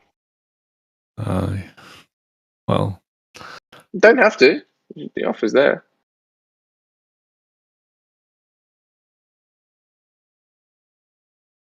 No? What's your skill? Skill? What do you mean? Well, you said sharpen your skills. What is your skill? Oh, no. I mean, you guys like debate and discuss with a lot of people, right? I'm asking, what is your skill? Do you have any? Well, in this case, to be the opposite, to what you're arguing. Anyone could do that. Just say nah. Well, yeah, but they have to believe it and have, genuine things to say in response, right? What were you talking about last night? Oh yeah, nautical miles. Yeah. And I asked you, why don't they use nautical miles to measure the land? And you went like this. You went, yeah. No, I said they do, as I recall. No, they don't. Okay, cool. Did you look into it though, at all? Yeah, that's how I know that they don't. Okay, cool. All right. Well, office there for next couple of minutes. If anyone wants to sharpen skills, iron sharpens iron. That old trick. If not, no worries. So you're not gonna make a statement or argument. You're just gonna say, "Yeah, okay, just keep punching me." Yeah, you're right. Yeah, keep going. No. I'll be as forthcoming as I can be, but it's it's just a. It would be nice having a fruitful conversation or back and forth. You present your argument, you try to scrutinize it, whatever. Any case. That's the spirit. Yeah. Do you want to start? Apply your critical thinking, present evidence, and concede when you're wrong. Fine. All right. We'll do that at the very end. That would be fair enough. Yeah. Yeah. Do you want to start?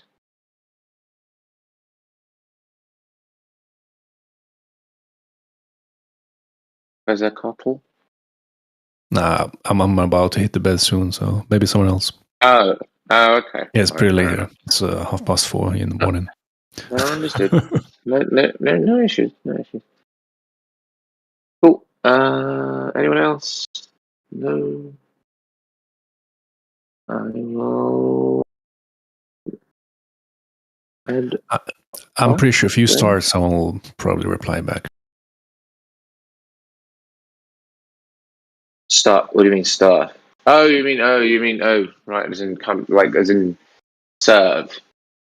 Yeah, if you initiate your argument or present something. I initiate. Yeah, evidence. Well, I'll tell you what. Let's make this. Why don't you give me the best starting point that you've heard, Quetzalcoatl, and I'll start with that. Make it interesting.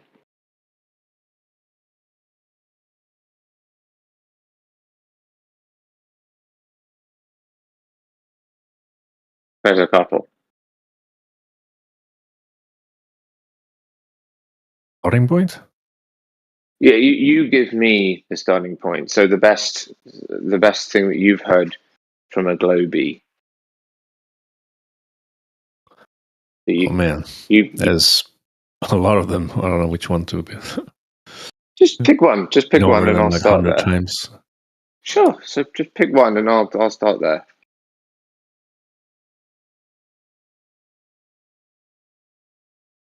Anyone? First one that comes to your mind. Or maybe you choose. Which one is your favorite one? Maybe that better. Well, I know it's easy for me to. You have a favorite one? I do. I do. Well, I do have a favorite one, but it doesn't go very well. Yeah, go on. Pictures from Space. Is that the one for you? Yeah, there you go. So the live stream ISS. Yeah, that's my top one. That's one I like, but it doesn't. People don't like that, so I'll stay away from that one.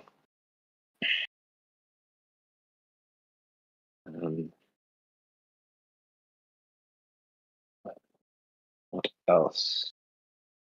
Maybe something more tangible on Earth. Tangible. Oh, you mean something that's a bit more close to home? I see what you mean. Okay. Okay. Well, I liked the nautical miles one. That was one that was quite interesting. Don't forget that. You know. I'm trying to think of something original. But it seems like you presented something yesterday for Jerry that Jerry went through. That was the nautical miles one. It didn't Yeah. go down very well. Didn't go. Yeah. Didn't. So you agree with him that they don't use nautical miles to measure? Or was If you like, I could re-explain it to yourself if you want to hear it.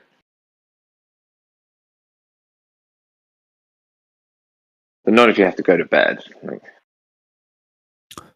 depends how long it's gonna take. Maybe Jerry wanna have a discussion with it again about it. no, he doesn't want to have another discussion about it. He's not a fan of it. No, you don't want me to talk about it. Yeah.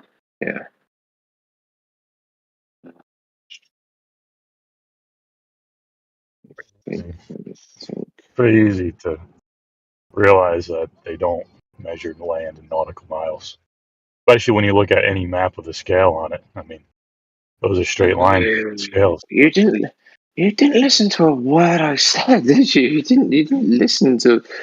You just thought I said meow, meow, meow, meow, meow, or whatever you thought my response was.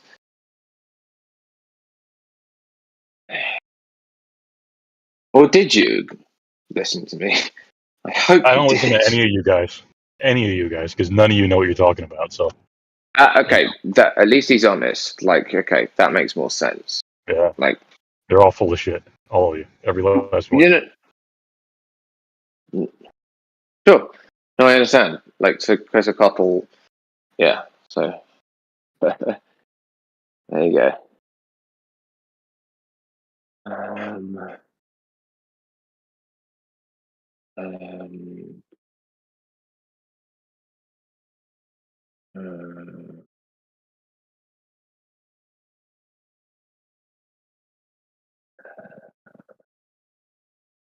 I think of something original that maybe you guys haven't heard. Oh gosh.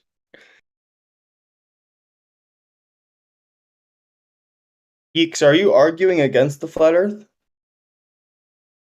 Yeah, well, I'm trying. I mean, I offered to like help you, like do like act as the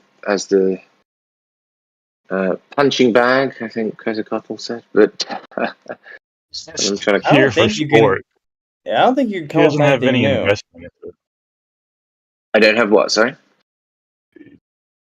I said you're just here for sport. You don't really care about the topic. That's how I know that you're full of shit. It's because you're just here to kill time. Yeah, if you're trying to think of something that we've never heard before, you're gonna fail because we've heard it all.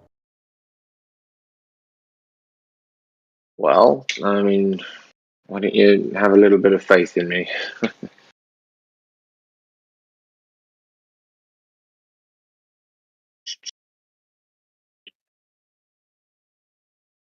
Did you watch the video I sent you with the astronauts? No, not yet. Sorry.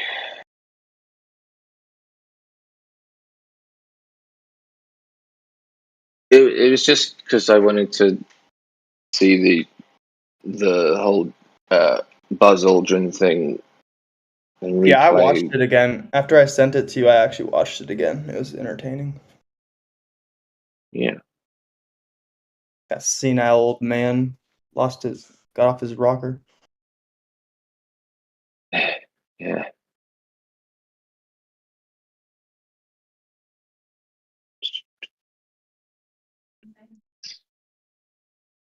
What are you doing? Like on Flat Earth Debunk website or something? Like, come on, dude, come up with something. Well, what's the problem in me like trying to find an original argument? Well, Buzz, I don't think he's senile. Compare him to Biden. That's senility. Like Buzz, I think, yeah, he's a drunk. I think he's probably I think he probably wants to tell people, you know, like he's already kind of let it on a few times. Like he's just trying to hold down a deep secret. Well, I don't know about, yeah, you might be right. I don't know about maybe senile might be the wrong word, but you know, the thing is he has the same like temper of like dementia patients where like you have a short temper when you get, I don't know. Yeah, but that also, I mean, for just guys be that him, came you're right. from his era, especially like military guys and shit like that, like somebody said something and you put up your dukes, you know, you freaking, that's just the way that they handled it. True. Okay, I I think mean, it's- you guys have I do think it's heard interesting how, hold on, Geeks. I do think it's interesting though on that interview he said that like how Neil Armstrong has never given like doesn't give interviews. It's almost like he's like the only one that wasn't like he's I don't dead. know. No, before he died, He became a recluse. He tried to avoid people altogether completely. I'm not surprised. Jeez, I mean, anyway, right. You guys have probably heard this one, but I don't want to like continue to take up just lost time. So don't get all shirty with me. I just want to see how you react to this. So, get on with it. All right, shut up, Chester. Where you're in America? I don't want to dox myself, but I'm in that region. Cool. It's a big country, dude. I don't know if that's gonna really give anybody like any information.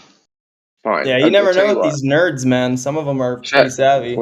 Chester, so what time is it where you are? Dude, what the hell? That's even more specific. Look at that. Yeah, now he's. Did you not take a hint from what I just said? Where is Hang on. Polaris in the sky where you are?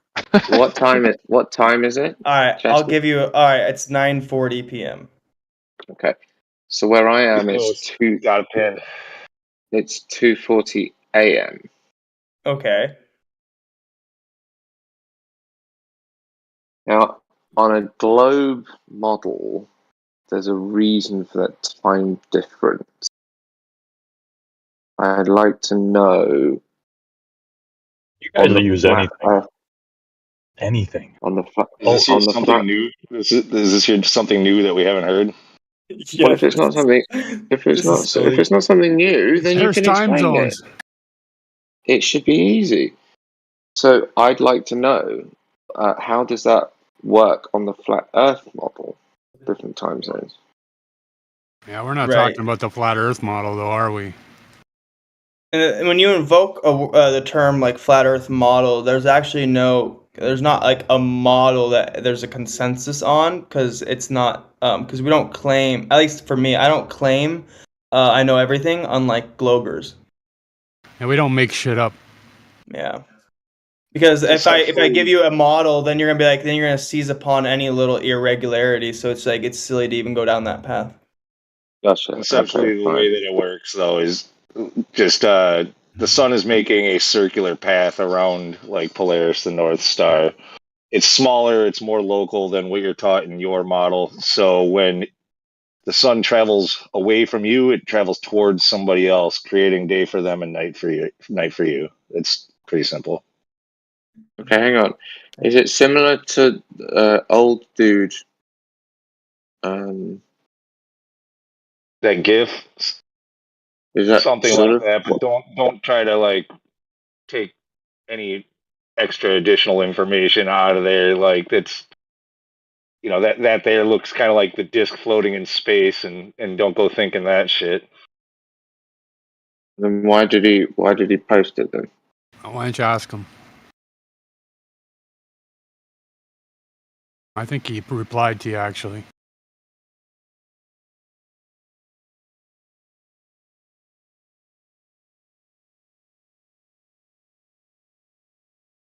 We could just make an assumption up and say that it's a ball, though, right?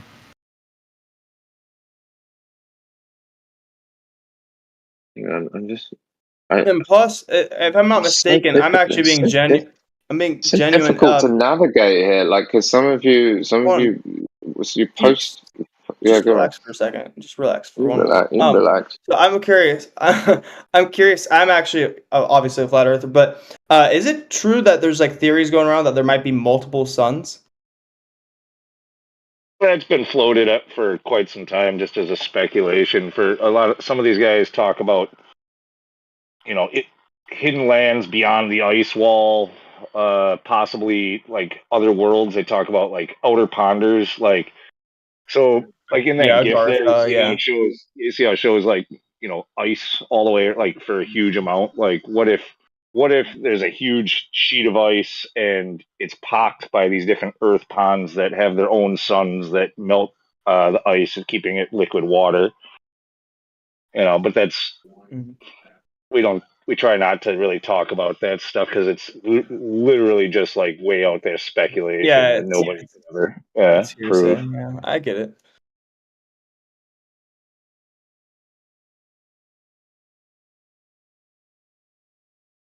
So geeks, like, what's up? Oh, sorry. I thought Lunatic gave the answer. What was the question you wanted me to answer? I know. I was just like, is that it? Like that the whole time zone thing? Is that it? I guess so. Yeah. All right, flat earthers win again. Get out Well, of no, here. hang on. You said you didn't believe in flat Earth. Hang on. Wait, when did I say that?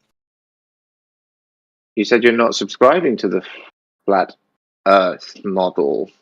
No, don't misconstrue what I said. So you do subscribe to the flat Earth model, yeah? You're saying we don't. He was saying that we don't really have a model because no, I didn't say that. We don't have an agreed upon model.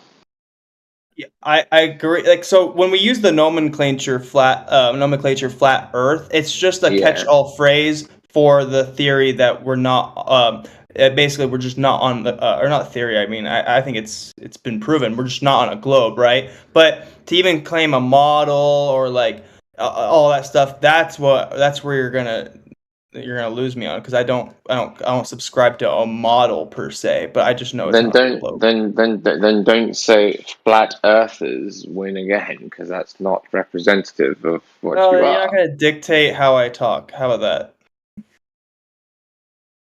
Just advising you, you're going to be careful. Don't slip into that little trap there. Note anyway, taken and discarded. Cool. You said, are there two suns? Is that what you asked?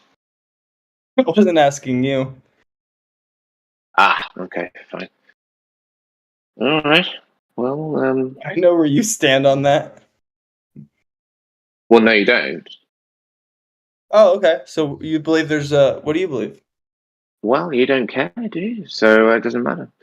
All right, so Mr. Fuseli Jerry, thank you for giving me a better understanding of where you stand. That's helpful. Stand firmly on a stationary, non-rotating plane. Oh no, as I believe it is, I think he said he doesn't listen to anything that you guys, as in referring to Globers, say because it's all bullshit. So that's useful to know because it means that I know where to direct attention to and where not to, which is good. Yabbering on about. Chester, always a pleasure. Yeah. Yeah. Guys did well.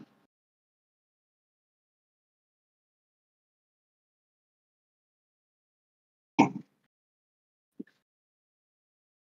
my gosh. Yeah, man.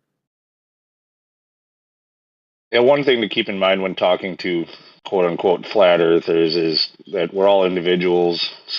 People have different ideas about things, especially when trying to answer the questions that many of the Globers want answered. But most of those things can't really be known. And even on the Globe side, they're mostly just a story that cannot be tested or validated scientifically in any way. I understand. Yeah, and there's also, you know, like groups of people who don't want to be called flat earther because it is a little bit of a misnomer. I agree. We're more testing against the globe claim. See, I didn't know that. See, I didn't that. realize that. I didn't realize that. I thought that there was a positive claim. So actually, that does help. No, I'm it's being the genuine. term is just what we describe because it's the catch-all for us, like he I know. said, going against the globe. Mr. Lunatic explained it well. So. Yeah, some people they don't want to be It's called okay. a flat earther because it's like it's a little bit of a slur, you know, like when somebody calls you a flat earther, that's It's like a them writing you conspiracy off. theorist. Yeah. You're just a conspiracy nut, brings up negative connotations. Like I get it. No, I Right. understand. Yeah. I understand. Yeah, so some Yeah, of use course. like true earthers, and some use like I don't know, whatever. I'd still say that even that sounds a bit, you know, conspiracy-y, you know. Well, I mean, I anything to a glober is going to sound conspiracy-y if it's not the globe model. What? No, I'm talking to anyone who outside of the community. Yeah, anytime you put a label on it, it's gonna be like, oh, you're one of those. Yes, But that's a good. Yeah, that's a good point. If there's a label on it, then yeah, it does kind of. Well, there has to be a label. I mean, there doesn't really. You yourself, you don't have to identify with that label. But the way that I see it, like, is you might as well just embrace what everybody's gonna call you anyway. You know, just run with it. Right. Because as soon as you say you question the globe, they're gonna be like, "What are you, some kind of flat earther?" And it doesn't matter what you tell them. Yeah, like they're gonna pigeonhole you as a flat earther. Well, I hear you.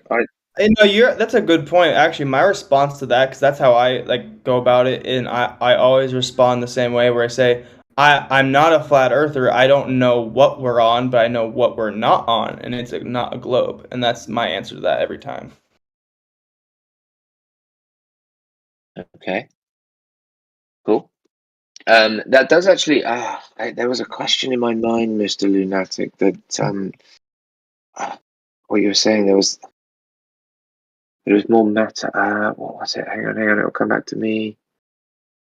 Oh, yeah. I mean, it's a bit kind of a silly question, but I still would like to know your thoughts and the answer. Certainly. Why do you? Well, let me start with this.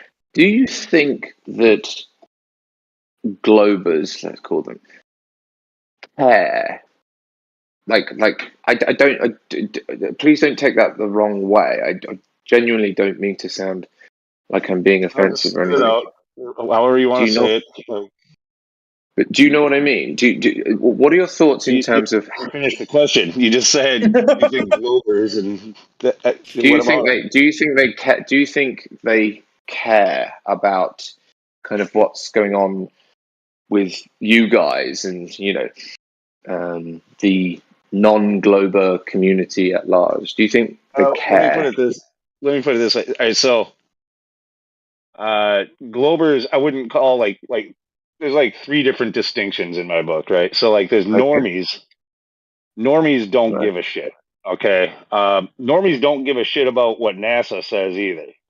They didn't care in science about anything in science class either, for the most part. Those are normies. They're just trying to get on with their life. Okay.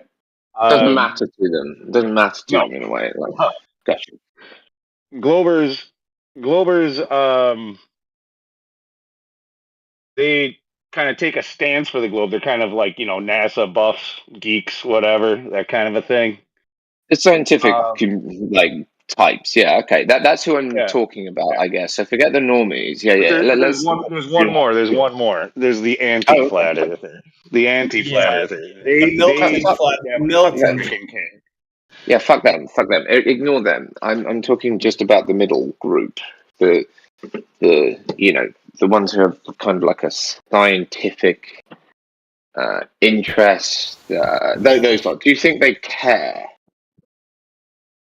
Yeah, I mean they care when when they cross paths with a flat earther, that's for sure. Like Neil deGrasse Tyson doesn't go about his day thinking about flat earthers, but he does say when he's confronted, he gets very annoyed. Yeah, they take Sure. offense to the fact that there's people who are questioning their dogma. Right. Sure.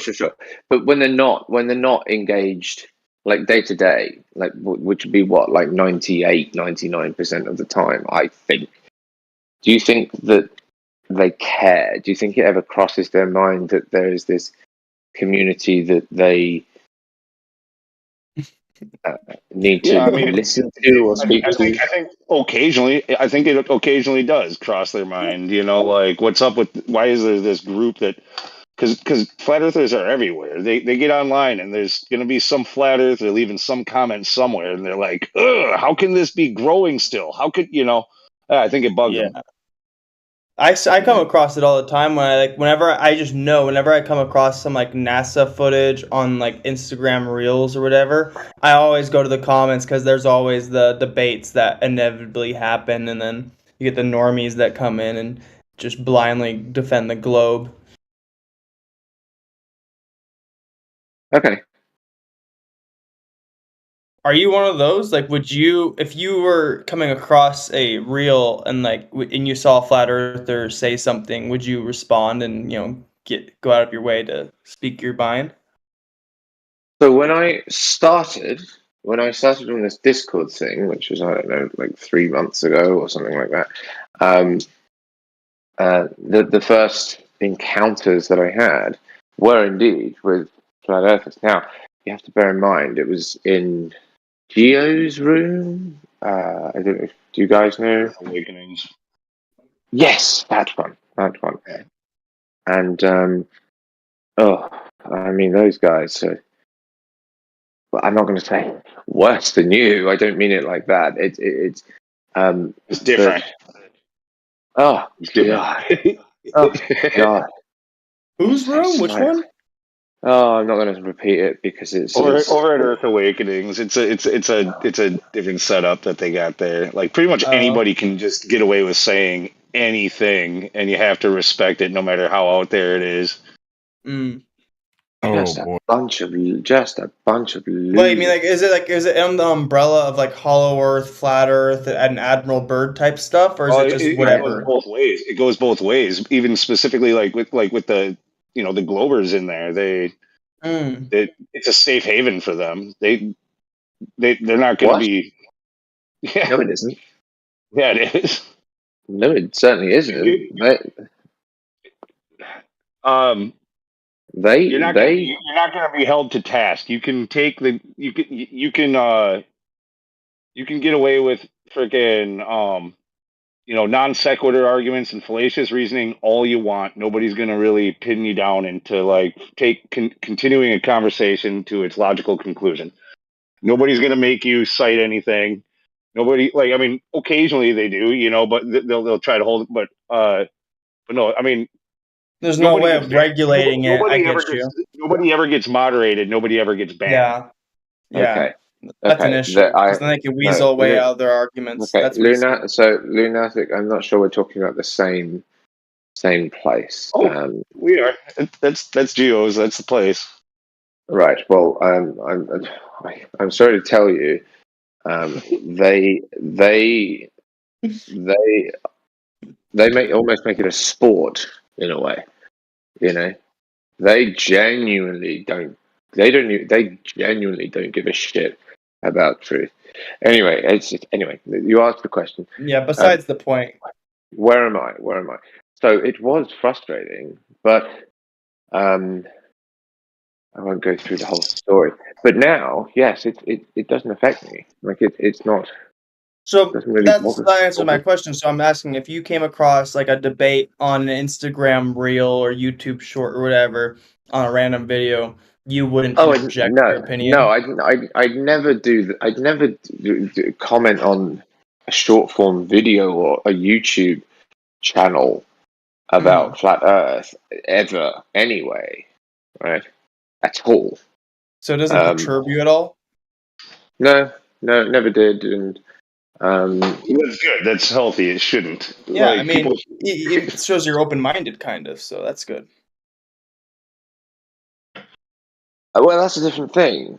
Being open-minded and it not being, kind of. I don't mean this in a bad way. I don't care about the community. It doesn't. I don't think about. Well, maybe these guys have something to say. I should think about it when, doing my code, for example. Just none of it comes into my mind. Would it bother you if you found out that they were indeed lying to you about this?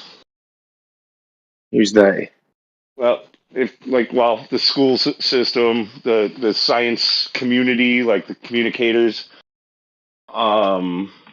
if you found out that a lot of the stuff that they're saying just is untrue, or that it's not the science that they try to sell it as. Yes, it would bother me. Yeah, it wouldn't bug me. It would astound and frustrate me. As it should. But that's the thing. You're just not convinced. Would you want to know? Yeah, because I could convince you. Yeah, absolutely. I'd want to know.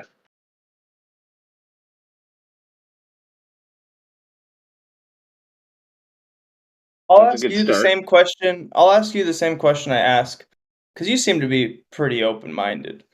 Chester, we went through this already with your videos, but no, I'm not bringing up that. I'm going to a different point. All right. Is that fine? Yes, by all means. Just don't get angry. I'd never get angry with you. I was talking to everyone else. Okay, somebody's bound to get angry. I'm going to present a picture here, and I want you to respond truthfully and earnestly. Okay, here we go. So if you check out the sidebar, these are NASA released, official NASA released globes, right? Okay, I need to stop you there. Right. Are they? Yes. Actually, I don't believe they all came from NASA. They came from different space agencies. Okay. Right. Well, they all came from official space agencies. I correct myself. Hang on. Did they? Because all I see is a picture with no citations. I have no way to validate this myself. Okay, hold on. Okay, fine, fair enough. But I don't even necessarily need all of them. I just want to point your attention to 2002 and 2012. So let me get sources for both those. And then we could move on to my line of questioning. Are you talking about the size difference of North America there? Yes, exactly. So as we see, the globe has not changed in size, but then we see the size of North America is significantly different in each photo. So why are these purported? I guess my question to you is: there not an inconsistency there? Along with all of their color correction and stuff like that. Like it's all messed up. And I think that's because they could weasel their way out of those ones by saying, whatever. But with the size, you can't really weasel out of that. So how do you not find that odd?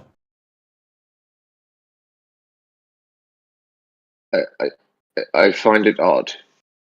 Okay. Do you think that any of those? I mean, Go ahead. Do you think that any of those are actual photographs of the Earth? No, I don't. I mean, maybe the 1972 one is. Maybe, but none of them look like photographs. But I'm happy to be proven wrong. All I see is a black background with pictures of the Earth and numbers on it. Is that it? Don't be silly.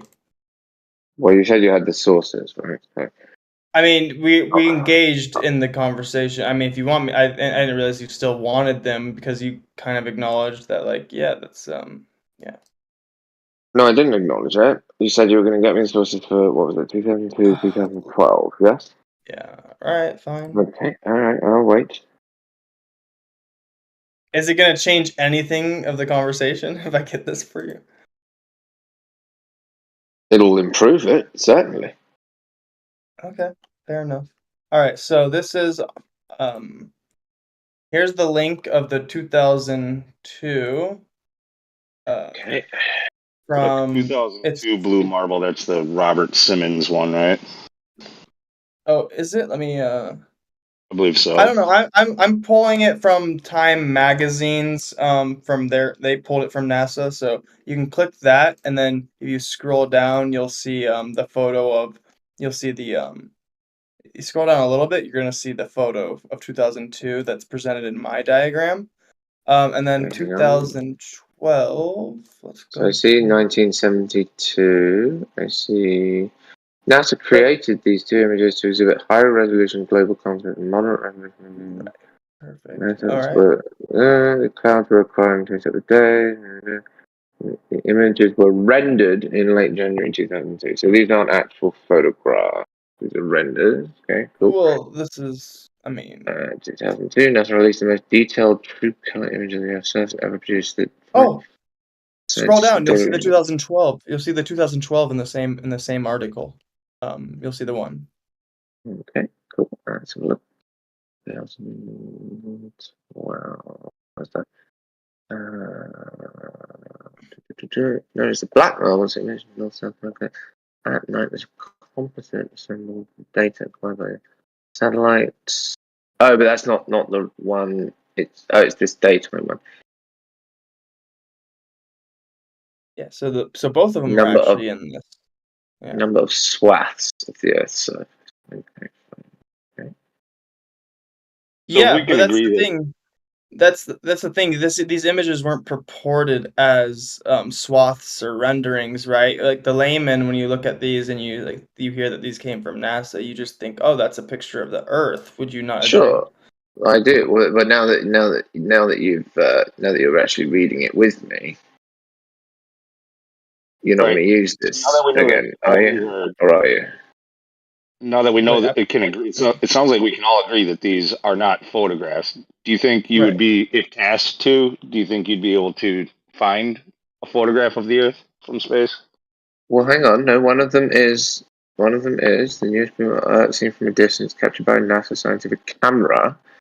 It's the very top one, 2015. That apparently is like an individual composite image, which is good. Yeah, that's also on my That's also on my diagram, I believe. Cool. Okay, so that one's good. 2015. It looks like I said, 1972 looks good as an actual, like just an actual Okay, well image. let's compare those because those are both.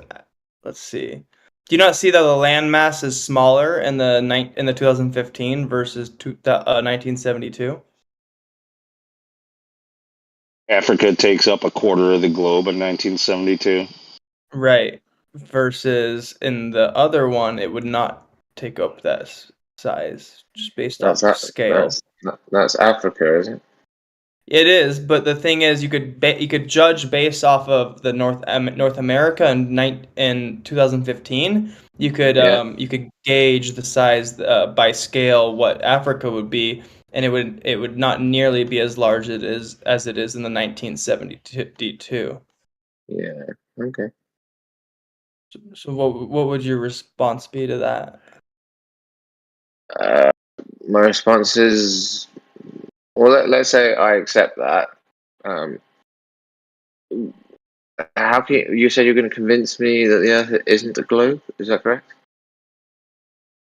Yeah, I wouldn't be messing around with space pictures for that. I'd be talking about observations on the ground. Oh, well, go right ahead. Take over. I mean, Wait, we all have a no. different line You said I can convince you. Right. Well, we all And have then I our different said, ways of doing it, and he says he said, has a more. don't give me that video again. He said, no, don't worry, it's not that. I'll do it. And I said, okay, fine. Yeah, And I mean, you then can. I'll let you guys continue. If you're doing something, I don't know where you're going with it. If you got something you want to more that you want to hit him with this, but yeah, as far as to convince him that there's something amiss, I would go to this isn't going to work. This isn't going to work. I'm cooking. I'm building up. So I'm poking holes. This is I'm getting to I'm starting at a base level of poking holes in what his beliefs are, right? And so like he said, he's like he conceded, right, a few moments ago that 1972 and 2015 are purportedly real images of Earth. So we know these aren't composites or renderings or whatever, what have you. So Yeah, if we're I'll concede that. Yeah, I'll say that. if we're Yeah, establishing that, then I want you to acknowledge that these are from space agencies and they are not consistent with each other. So what is your reasoning for that? Well, even with the 2015 one, he read it off that said that it was composite. No. No, Let's just say that I submit that. Right. I'll concede 2015 is not the composite, by the way. We're talking about. Doesn't matter. I've conceded it already. Yeah. That's in your corner, right? Okay. Now what? So I'm asking you. So there's a follow-up question, right? What's the explanation for two supposed images of Earth having two different landmass sizes?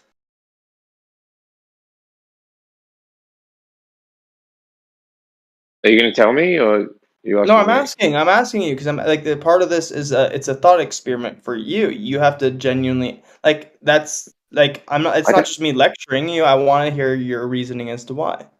I don't know. I don't know. So, all right. I think that's I think I've so I've kind of convinced you that the globe is not real then.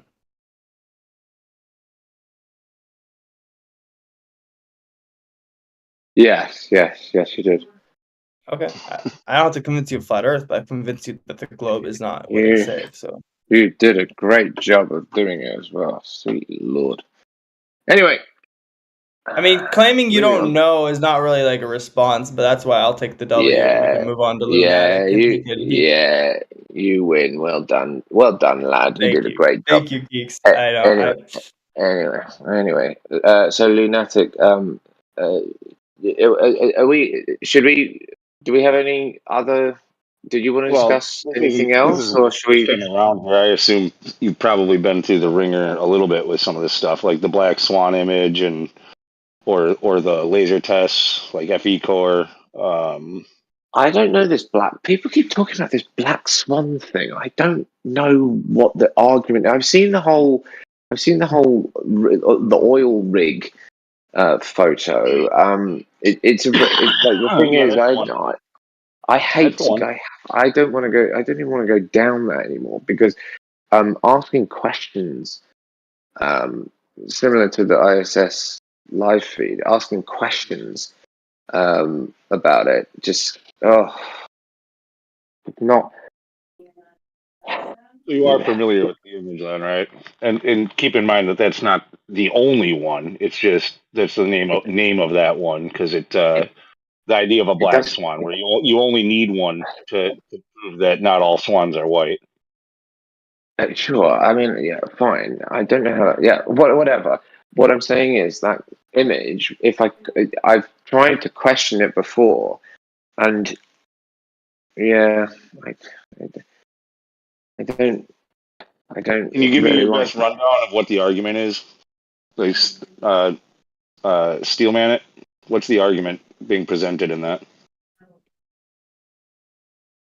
There are two oil rigs off the coast of Santa Barbara.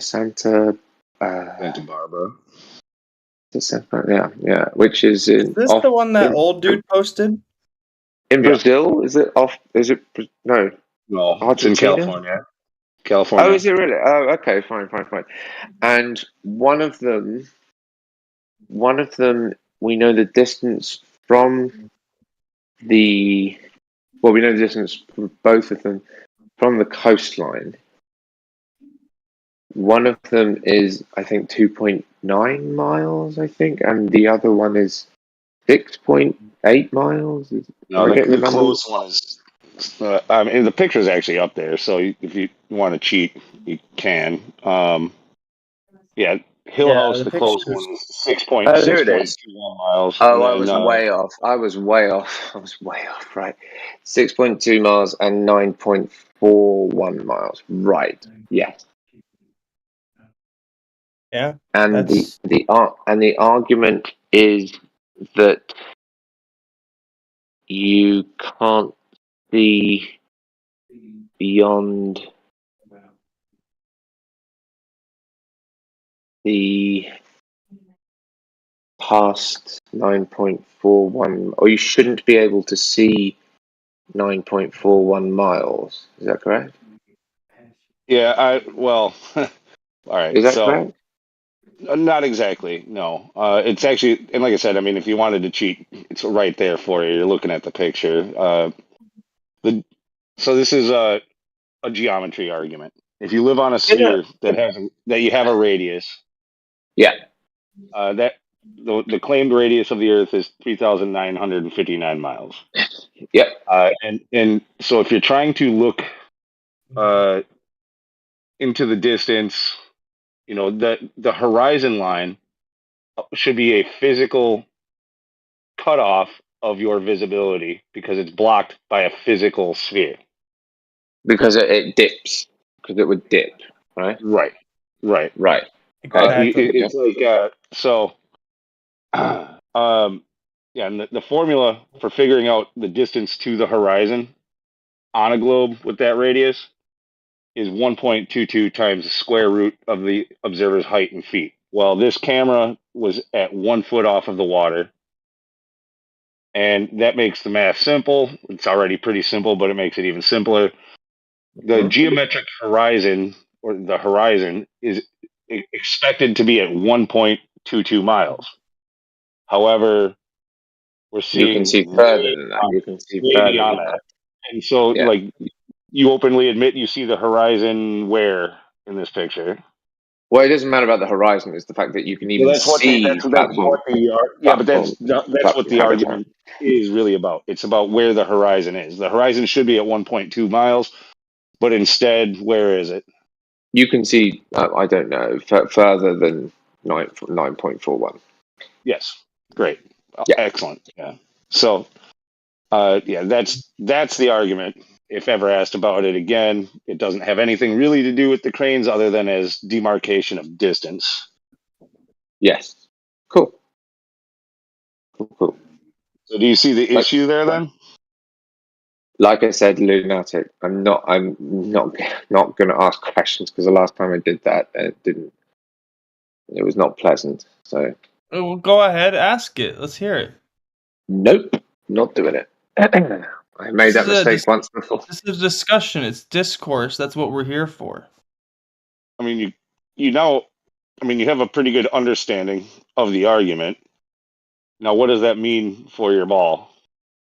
Sorry, guys. I would love to discuss it with you. I really would, because you seem like you're, actually engaging in, and we're having a good chat.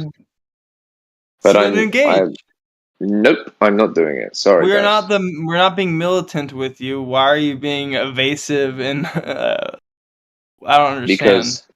Because that's called cognitive dissonance. He doesn't want to think about it any farther. Yeah, you even said yourself, we're being better than whoever was last time, so why are you putting us in the same ballpark as them? Why don't you just because there are other people around here who are just waiting to start jumping in and start shouting at me and muting and kicking. That's what will happen, and I don't want that to happen. Wait for that to happen. At least some. It hasn't happened yet. Exactly. Yep. Lunatic's been pretty fair with you, so I think you should keep engaging. With respect. Oh my gosh. It doesn't matter. It doesn't matter because even if I was to start giving you my view on it, Is it because your view doesn't align with the narrative, and that's why? No, I told you why. I think because as soon as I start talking about it, you guys will turn, and everyone else.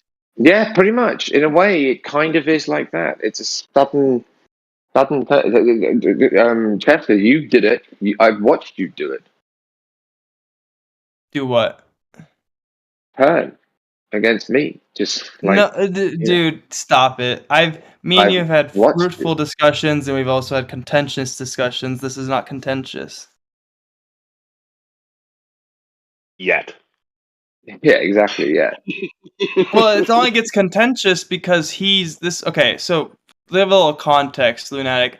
I've shown this guy the Astronauts Gone Wild video, and with another person present in the room when I was showing, and this guy was blind to what he was watching in front of his face when I was showing how they were putting that cardboard in front of the window to make it look like there's a globe Earth.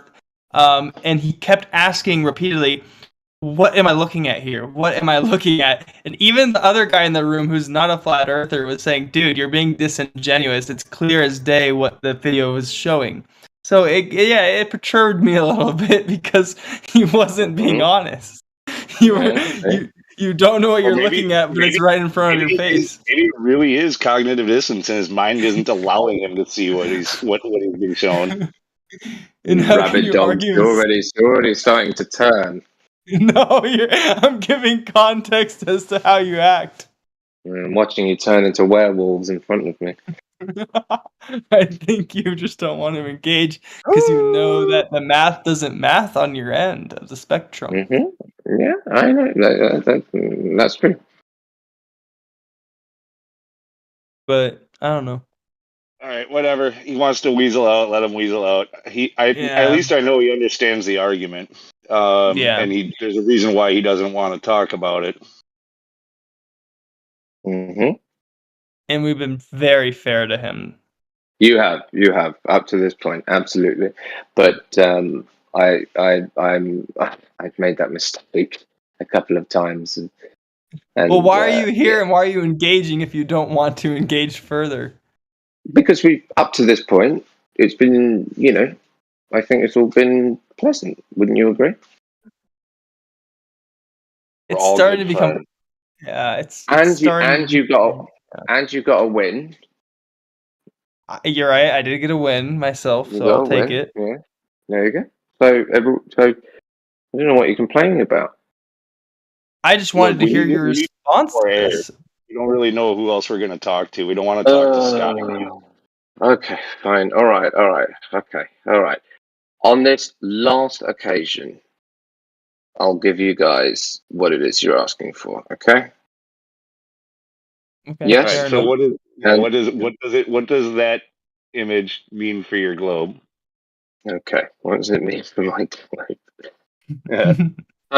So if I like I said, the problem comes when I start to ask questions, right?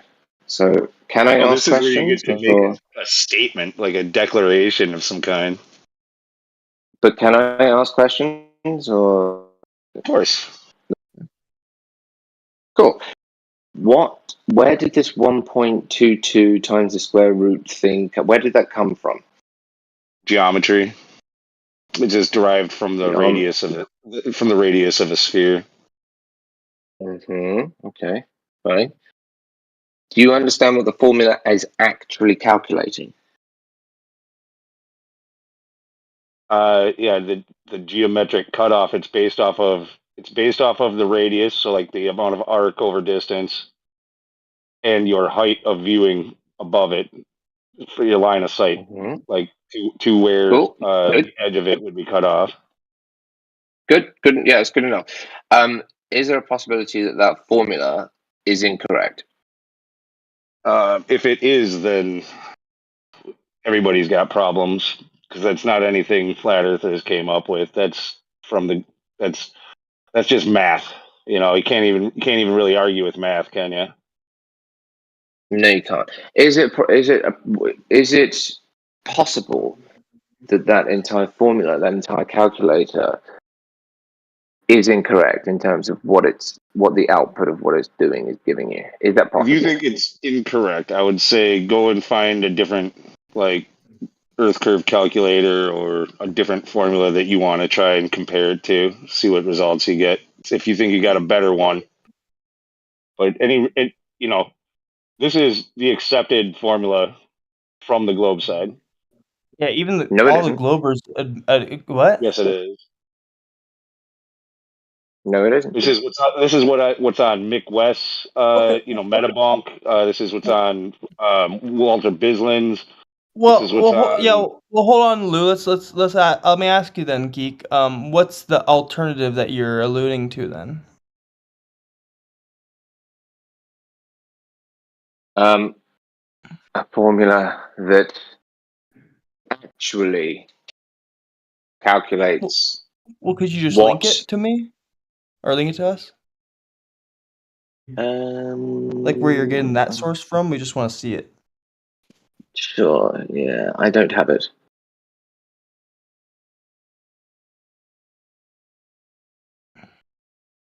I don't have it. Do you don't have any reference to it, like where you could look it up? No, I don't. If we Can give you you give a the couple gist minutes, of? do you think you could Yeah, find can you give something? me a couple minutes? Can you give you a gist? Can you give us a gist of it so maybe we could find it? Like, what? Shall we do it? How about this? How about we do it together? Well, we've already done our work. You're saying that the math is wrong. We just need you to present the correct math. Right. You don't want to search for it together? No, it'd be a lot simpler if you just found it real quick. Like it'd only take you a minute or two, right? Okay, cool. Let's have a look. Yeah, because surely the scientific consensus should be like, plastered all over the internet.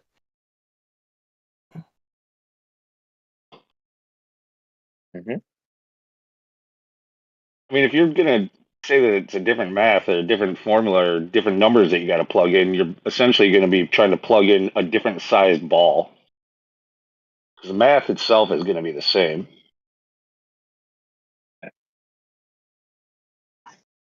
There's no claim. Yes. Sorry. I must. Sorry. I'm going to back up. Mr. McKay is actually correct here. The formula, the numbers that you're using are in fact, they are relevant. The numbers are right on paper. The way you apply it is incorrect, I'm afraid. Okay, how? Do you need Scott to answer that one for you too? No. Hold on. I'll have a look. Hang on. Let's have a look.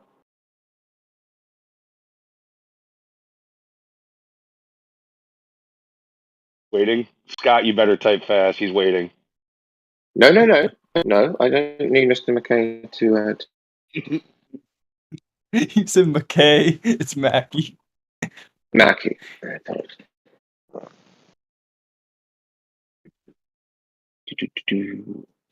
Look at this.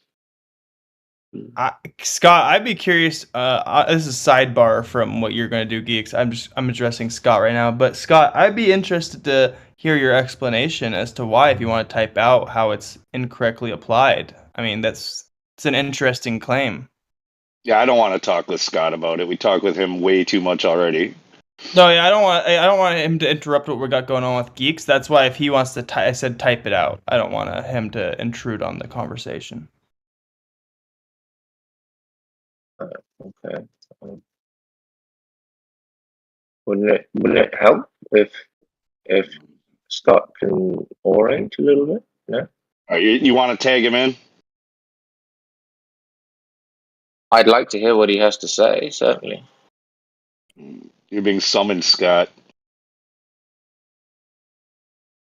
Okay, but I'm only going to stay for as long as I'm summoned. Don't mute me and don't kick me.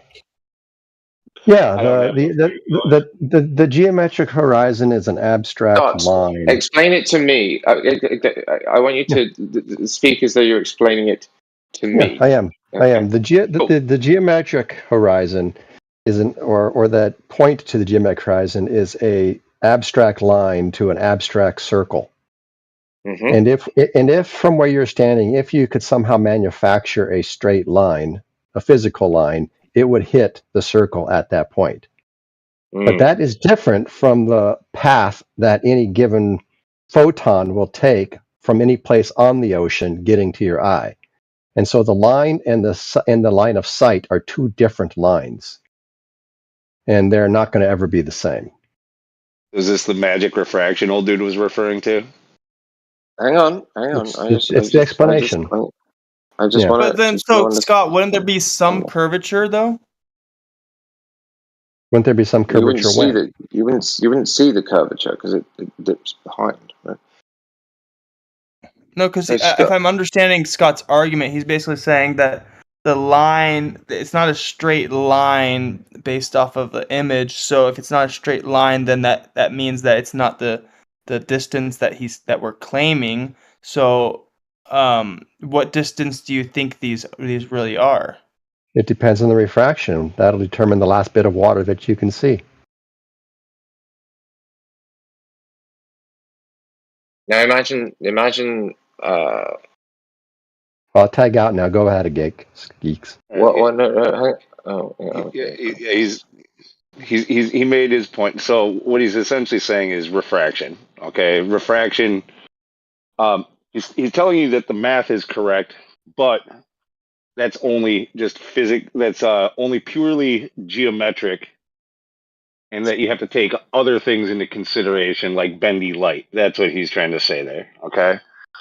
So now he's also claiming that bendy light can make land that is disappeared, gone behind a physical obstruction, reappear and appear as flat. Yeah, I'm just reading. Okay, links. All right, I got to step for a second because that's a misrepresentation of what I say. It never appears as flat. You had to get tagged again. Reach your hand in the ring and see if he slaps your hand. No, I think he just didn't want to be misrepresented. That's all. Yeah, I'm just fucking with him. But that's not. I mean, do you want to tell me? Do you just not like the verbiage that I use, like the words that I use? You don't like bendy light or what? That's what you're arguing when you say. No, the bendy light part, the bendy light part is fine. It is what it's doing. It's bendy light. Yeah, that's okay. But it never appears flat. It's still always curving. It never bends that far to make it look never curving. So. Oh, okay. He just didn't like how I ended where it. Yeah. See, he still says that light is somehow bendy light is making something that is blocked by a physical obstruction appear. That's correct. So I am you just take offense. You just take offense to the fact that it looks flat. Yeah, I disagree with that. Okay. Take offense to people seeing around corners. Yeah, I'm confused as to how I don't understand the logic behind how you can claim it's not flat based off of that explanation. I'm lost. I wouldn't worry about it. Well, we can see around corners lots of ways, right? One was with a mirror. With a mirror, we can see around corners, or with a prism, we can see around corners. All we need to do to see around the corner is refract the light that's behind the thing to in front of the thing. So what's let me ask you. Well, Scott, let me ask you then. So are you claiming that we could see, like, say it goes beyond the 9.41. What if it was like, say, like 15 or 20? I'm understanding this now. Say it was like 15 or 20 miles and there's still the light. So you're telling me, and say we have the technology to zoom in that far, you're telling me we should still see it without any curvature, even up to, like, when does the limit? When is it just are we gonna infinitely see over the curve? That's what's funny about that as well. I think if there was more oil rigs to for more demarcation, you would realize that horizon is well beyond the 10 miles. Right. The answer to your question. Hold on, yeah, Scott. Yeah, I want to hear an answer. So, okay. Yeah, go ahead. There'll be a limit to the diffraction or the refraction. Sorry, used the wrong term. There'll be a limit to it. What's the can you give me the number? Oh, I don't know the actual number. Scott, if I may, am I correct if I replay this back to you? When we're talking about refractive light, we are effectively saying that what's observed is actually beyond the curve, right? Correct. Old dude put up a really good graphic. Wonder why he did that. Hang on. I just need to keep replaying this just to make sure that I've got this down pat. So it's beyond the curve. That, of course, has nothing to do with this distance to horizon. I don't even understand what the distance to horizon. What the benefit of that part of the formula is?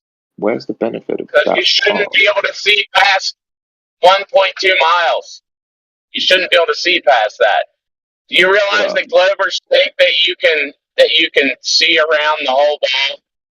That if they had a good enough telescope, that you could literally see around ass in a telescope? I'm just going to put this guy's warning down just a little bit.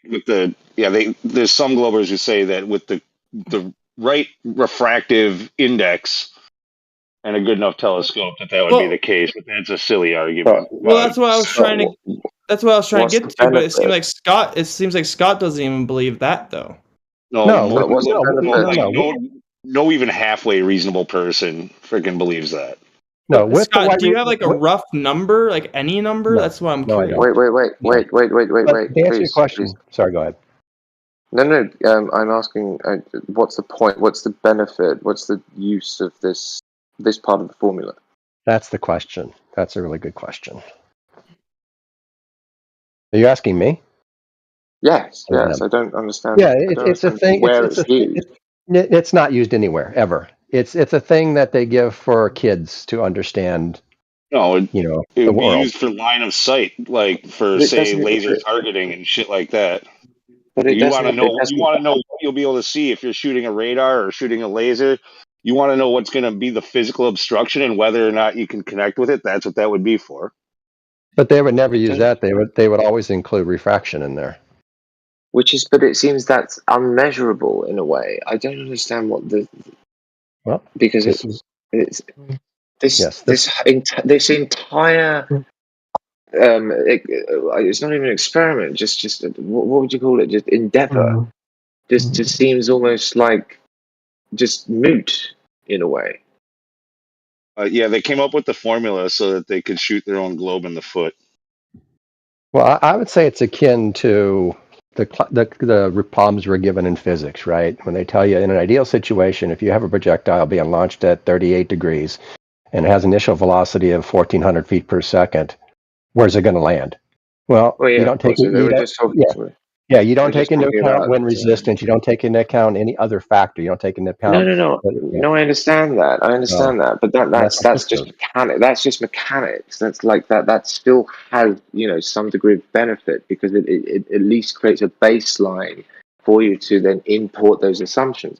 This endeavor, half of the formula is of no use, and the other half of the formula is completely irrelevant, inaccurate.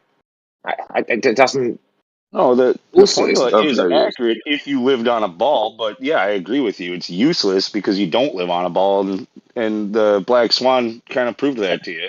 Wait, Lou. I just want to square the circle with Scott. Just one final question for Scott. I just want to. Am I right, Scott? Am I right? Yeah, I would say it's pretty much useless. But when you do get to higher elevations, it becomes much, much more accurate. And the horizon really is where you expect it to be at the right distance and the right drop angle. For what use, though? But for what use exactly? Oh, I don't think anybody uses it for anything, really. Because some people just like solving math problems. At all elevations, Okay. at all Thank you. elevations, terrestrial Thank you refraction applies. Thank you for clarifying. Appreciate the input. You're welcome, Nick. So, guys, I get this. I now understand this. You're welcome. I thought you were done.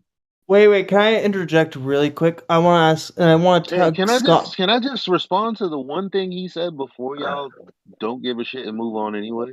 No, I was actually about to respond to exactly what Scott was saying, and All right, go ahead. So Scott, I'm curious, where do you get your authority to say that the refraction? I don't know the term. I think it's refraction, right?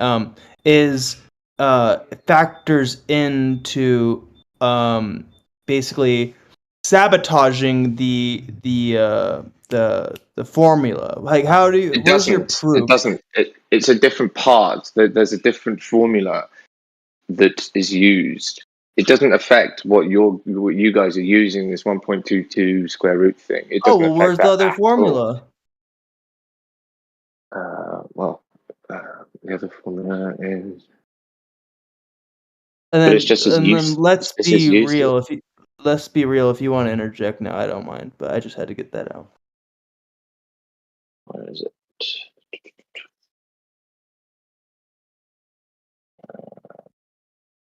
Yeah. Where is it?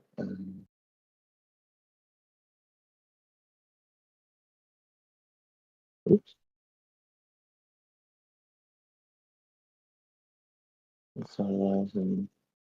It doesn't even bloody have.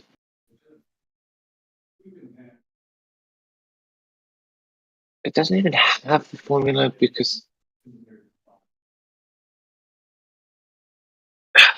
it. Hang on.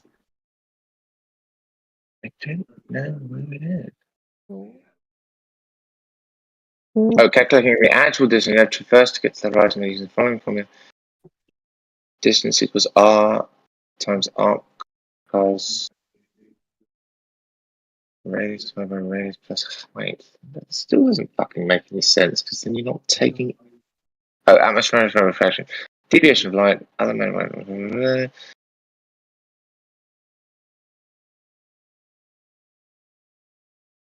This is the stupidest fucking piece of science I've seen for a long time. Piece of what? It's not science. People just did it for fun. This is utter god. Like the varying refraction, right?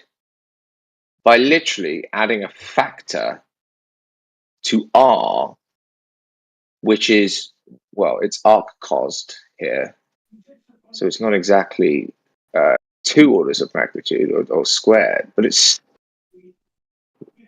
Jesus. Welcome to our world, man. Fucking yeah, they literally inflate the size of the globe in order to try to make these observations work and blame it on refraction. Sweet Lord. Okay, Chester and Lunatic. I know it's been a long time. I really apologize. Do you want to hear kind of my summary of what I now understand what this is? Yeah, I guess. Okay. So you're gonna do your second attempt at steel manning. You're gonna see if you got it. Can say it better this time, bitch. No. This formula, this whole concept, you guys need to throw this out. This actually hurts your cause. Go ahead. I'm not joking. I'm not joking because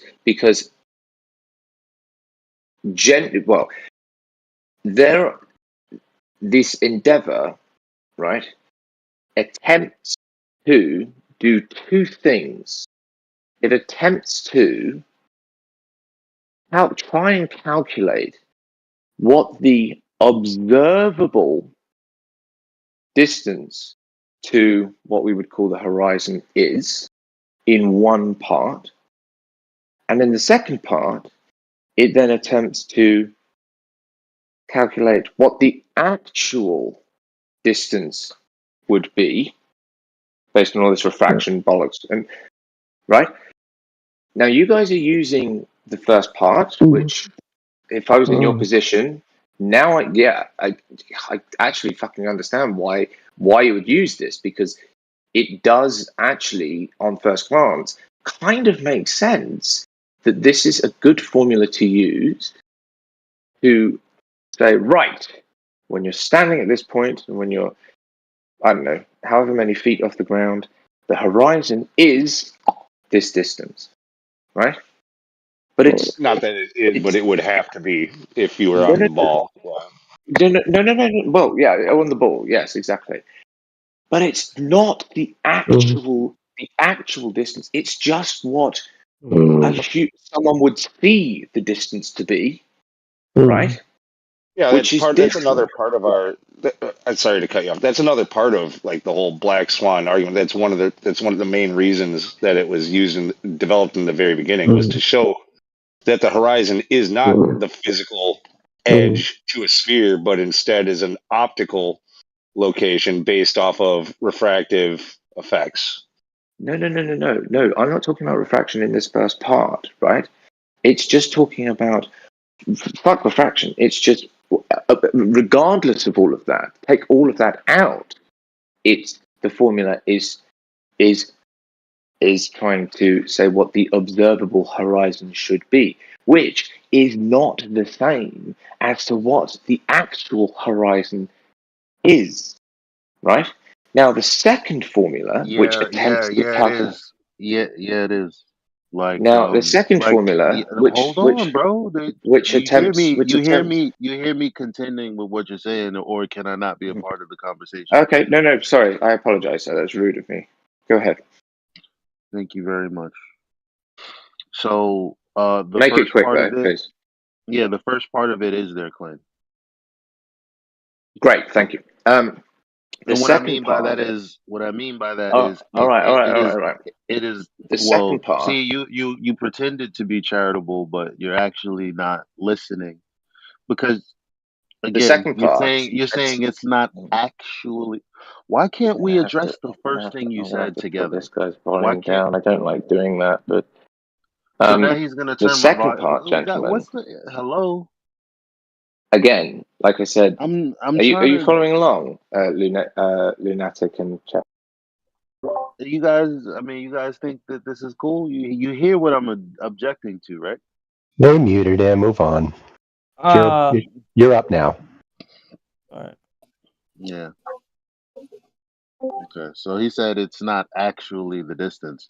No, their claim is that it is actually the distance. That's what a tangent to a tangent point is. It's a line of sight distance from you, the observer, to the tangible physical Earth curve.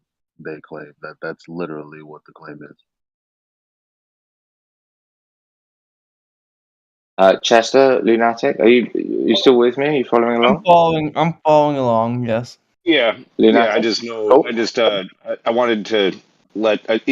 Elijah's been trying to jump in on this for a little bit now. I was going to let him, jump in and ask you the question. Let me just give you the second. Let me just give you the second part, because this kind of ties it all together, right? The second part attempts to, like I say, not talking about what the observable distance to the horizon is. It attempts to calculate what the actual distance to the horizon is, right? What do you mean by wrong? That's the question. Now, but the way it does it is utter garbage. It is one of the stupidest methods I have seen in an attempt to calculate reality. It's so lazy. Now, I'm not suggesting that you use this second thing at all, right? But I'm telling you guys, the first part of the formula, using it actually hurts your guys' claim. If you're speaking to someone, speaking to someone who, as I now do, understands where this whole endeavor has come from. Does that make sense? I think you're misunderstanding something or reading into something. Like, yeah, definitely. You've put a crown on your head for some reason, geeks. Sorry? Relax. Yeah, no need to apologize. Like, we're not making that our claim. We're debunking that as the claim, because that claim is the size of the globe. Like, that's where the physical cutoff I mean, I should already be. responded to him. You gonna really? I literally responded to that. It's fucked up. But sorry, Lou. But I mean, just figure I get backed up for answering the same question. That Yeah, he doesn't. I think he thinks he's scored a touchdown, but he ran the wrong way on the field. I don't think he's realized that yet. Gentlemen, are you following what I'm trying to say, or are you not convinced? I am hearing you. Following is a different question. he's just being a pretender, like the majority of the world.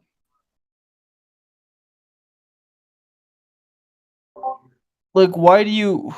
I shouldn't even ask it because No, go ahead. No, go ahead. No, go ahead. Go ahead. I just ask him why he didn't respond to my rebuttal. Well, yeah, I guess we could start there. Yeah, do you have him? Maybe he's not hearing you, Elijah, because you are coming through kind of quiet. Completely ignored him No, twice. he turned me down, Lou, and you heard him say that. So yeah, you heard him say that, Lou, right? You heard him saying, "Oh, he just got this annoying. I'm gonna turn." Well, hold on. Okay, so geeks, are you there? I'm here. So you seem to have said a lot, but I don't really. I'm not connecting why you're making claims, but I'm not connecting how you're making these claims.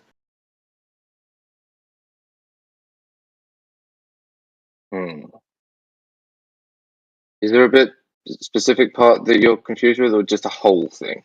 Well, I mean, it seemed like, okay, you had a long-winded way of basically saying that it's like what we're using is complete and utter garbage and we shouldn't rely upon it in, like I said, a long-winded fashion, but I didn't really hear any reasons as to why.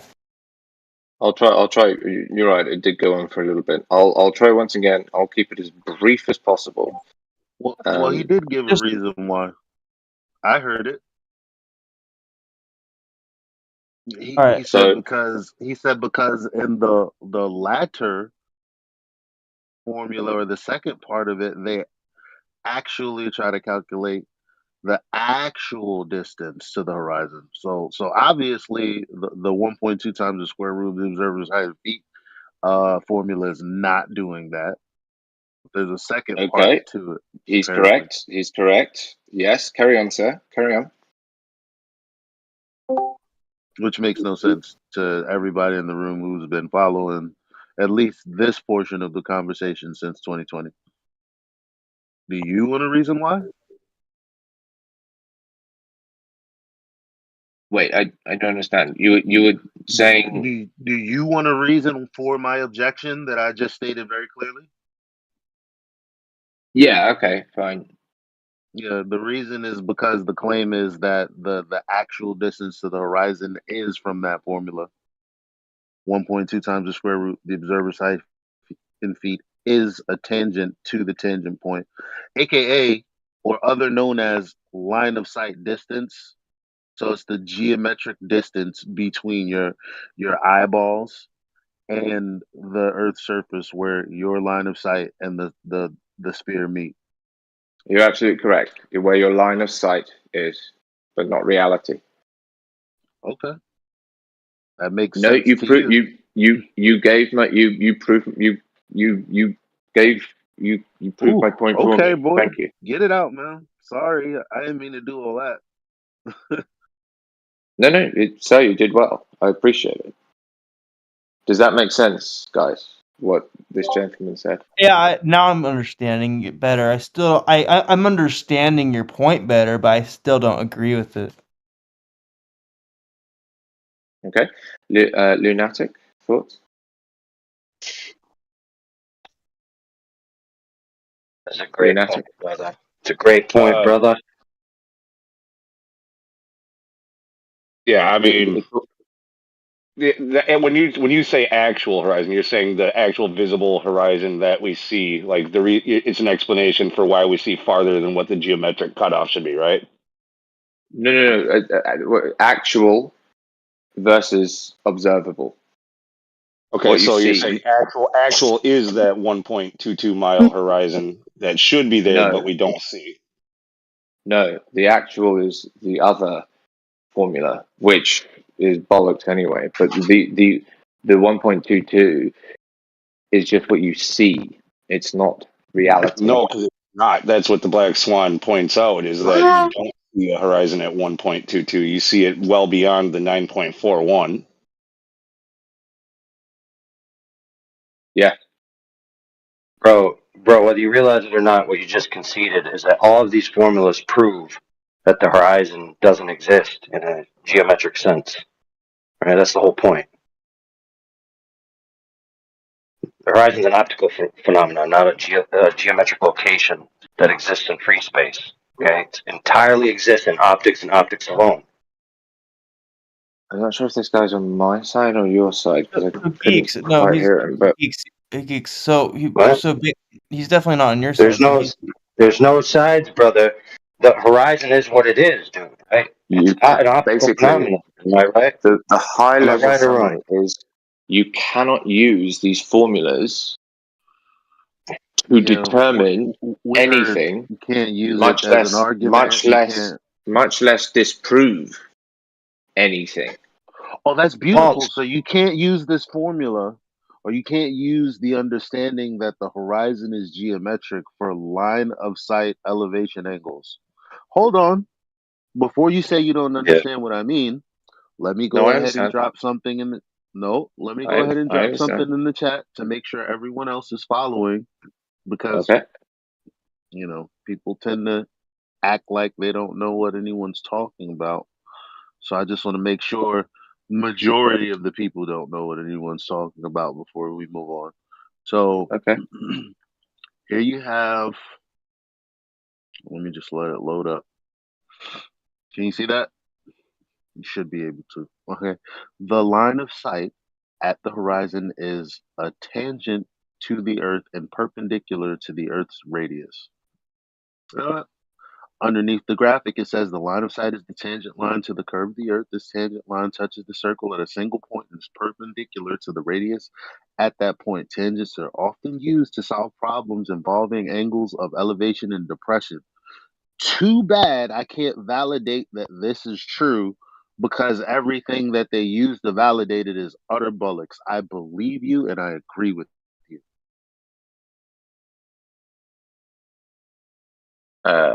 Yeah, friend. Whether you realize it, dude, check this out, man. Pay attention. No. Dude, I'll explain it to you. So, whenever you try to argue that the globe exists because of the horizon, quote unquote, you're left with this dilemma where when you travel down the road, you reach a fork in the road where you have to choose refraction or geometry. You have to choose optics or geometry. And you cannot choose geometry for reasons you've already laid out. So all the geometric claims that come from reverse engineering the optics are also blown out. Oh, good for you. Your mother's so proud of you, bro. But anyway, the whole point is, bro, you just threw out the entire horizon claim from the globe. Good job. Thank you. Anyway, so Chester Lunatic, what I'm saying is, he's doing it to AI. Wow. What else is there? Hold on, friends. What else is there to do? Right? He just conceded. He just conceded the point. I mean, what else? Okay. But now he's acting like he doesn't understand. Like you just said you can't use this formula to make any claims or disprove anything. Well, it wasn't our claim to begin with, so that's Yes, it was. fine. Yes, it was. Yes, it was. Because you're the ones with. No. The horizon being 1.2 times the square root of the observer's height and being Yeah, a you made that tangent to claim. it. You made that claim. Okay, You guys the made that point claim. being there's a tangent point. So I made the citation that I just read out of the chat up. Flat Earthers did that because what I said was exactly what I read out, and now you're saying I made it up. No, I didn't. Chester, you did just say Lunatic. He's trolling. He's trolling. He's running now. That's Well, why hold he on. was stuttering He's not earlier so trolling. hard. Hold on. He's not trolling. We've been discussing with him, and Trolling for the last hour, dude. Look, bro, and you're a troll. Chester, You're a troll battery observe, charger. So don't observe exactly what I you are. predicted. Here we are. Look, wait, are you throwing claims around to me now? No, Chester. I'm just saying I predicted what would happen. And we've had conversations. Don't do that, bro. Don't sit here. Oh, I'm shocked and chagrined. Just relax, Dude, bro. yeah, I mean, listen, there's no way someone can say something and then you read something that basically summarizes the entire claim, and then you're like, yeah, see, well, obviously the math that you're saying can't be used as the claim, can't be used to say that you have a line of sight distance to the tangent point that you'll get elevation angles off of. And he's basically ignored me. He's basically ignored AI. Yes. Okay, but he's ignored many of our arguments before this too, and yeah, we just keep going through them. But I mean, to call him a troll. You just want to play, okay? No, I'm I gonna play. I mean, that's the whole point of this room is to discuss with these people. Like, if he wants to put his head in the sand on a topic and move on, that's totally fine. Like, but he's done it before, and it didn't bug me then, and it doesn't bug me now. Like, it is what it is. Well, just to give him the benefit of the doubt, I think there's a chance that he is misunderstanding the reason why we are using this. We're not using this formula to prove a flat Earth. What we're doing is not even the problem anymore. It can't be that can't. I understand what you're saying about like but he can't, in good faith, in front of all you guys, keep saying that this is our claim when I just dropped the citation in the chat. It has to evolve. I refuse to believe that people are that obtuse. I'm getting bored. They are. Some of them. So look, yeah, happy to give it one more shot. Just what do you think I should? What are you gonna give one more shot? Didn't I just repeat what you meant, and you said that's exactly what it was, and so that's what gave you my response to you, because I understood it. What would you do? What would you have me do? What do you think? Like, you know what I'm saying? Like, he just agreed that I understood exactly what he said, and now he's acting like he needs to explain it again. I'm not telling him he has to go. Why can't he respond? Why can't he respond to my questions? I can't ask questions. No, I mean, anyone could ask questions in here, but he doesn't answer my question. I'm just bringing up. He doesn't answer my questions either. Nobody cries because people don't answer my questions. Why are you crying for him? He made a profound concession that you know if you missed it or not, I'll rephrase it. His concession is there's no use in using this because the globe was a bunch of nonsense about its claims about the horizon in the first place. Right? Yeah, You start with nonsense, you end up with nonsense, right? It's all nonsense. All right, so But that was never the Glober's claim. he stuttered so hard. Oh gosh. Yeah, I mean, I think honestly, about 10, 15 minutes ago, we really Go ahead, bro. Go ahead. got that concession. That's when the conversation should have probably just moved on. But yeah, he had to go on and say he found like a second part to it, and that it was an argument that hurts flat Earth, and that's where the turn was. Shall we end it made. then? Because You I've think? learned a lot. I've learned a lot. So should we end it there? Happy to do that? I mean, sure, if you want to end it, that's fine. But I don't know. Look, let's set the. You go ahead and end it, brother. Good. Wrap it up. You're done. Thanks. My turn now. So let's do a little. Yeah, dude, shut your mouth. Thank Or I'll you, shut it gentlemen. for you. Good pleasure. riddance, bro. Thanks. Server muted. Wasting my time, bro. Freaking how long does it take you to say goodbye? What are you, a chick trying to get away from a church dinner? You gotta stop at the door, then you gotta stop at the car, then you gotta stop at the edge of the driveway. Bro, let's do a history lesson. It is not true that it's never been claimed that the horizon is the geometric edge of a giant ball. Okay? That has been a globe claim throughout antiquity. Period. End of story. Regardless of what Scott Mackey says. Now, if he wants to say that's an erroneous claim, if anybody ever made it, fine. But it's not the case that it was never made. We have it in recordings. We have it in debates. It is in publications. It is in books. It's everywhere. The Globers have claimed for centuries that the horizon is the geometric edge of a giant ball floating in space. That is a fact. All right, go ahead. They tell you that Galileo, that's like how he came to the understanding of that the Earth was a globe. It was because of it.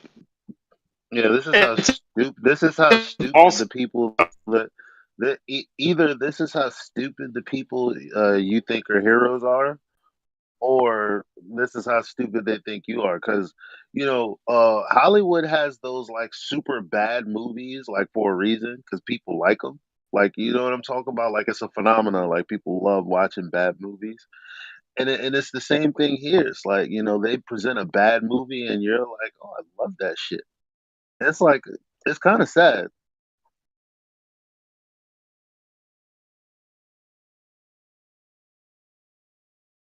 The most famous one is the Rumpus. So he's a debater. Used to be big in the scene. Not as much in every scene now, but they're sure he's still going. He used to go on Nathan Oakley's show all the time. And he would always say that the horizon is a geometric Earth curve edge. And then eventually he conceded it was optical. But then he said he never said it was geometric. And so Nathan Oakley just made a clip of all the times he was on his show saying it was geometric. It was hilarious.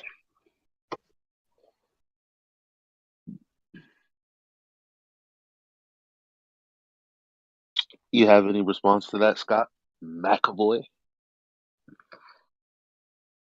Yeah, sure. Okay, Yeah, I so would you say, said that no one ever made that okay. claim. I don't need to respond then. All right. No, I'm just Go ahead. setting it up. Go ahead. Nobody ever said that. No, the Globers never made that claim, and then AI just pointed out, well, sure they have. As a matter of fact, there's a prominent Glober who actually did, and it's on recording. So, what's your response to that? I never heard those as my response to that particularly.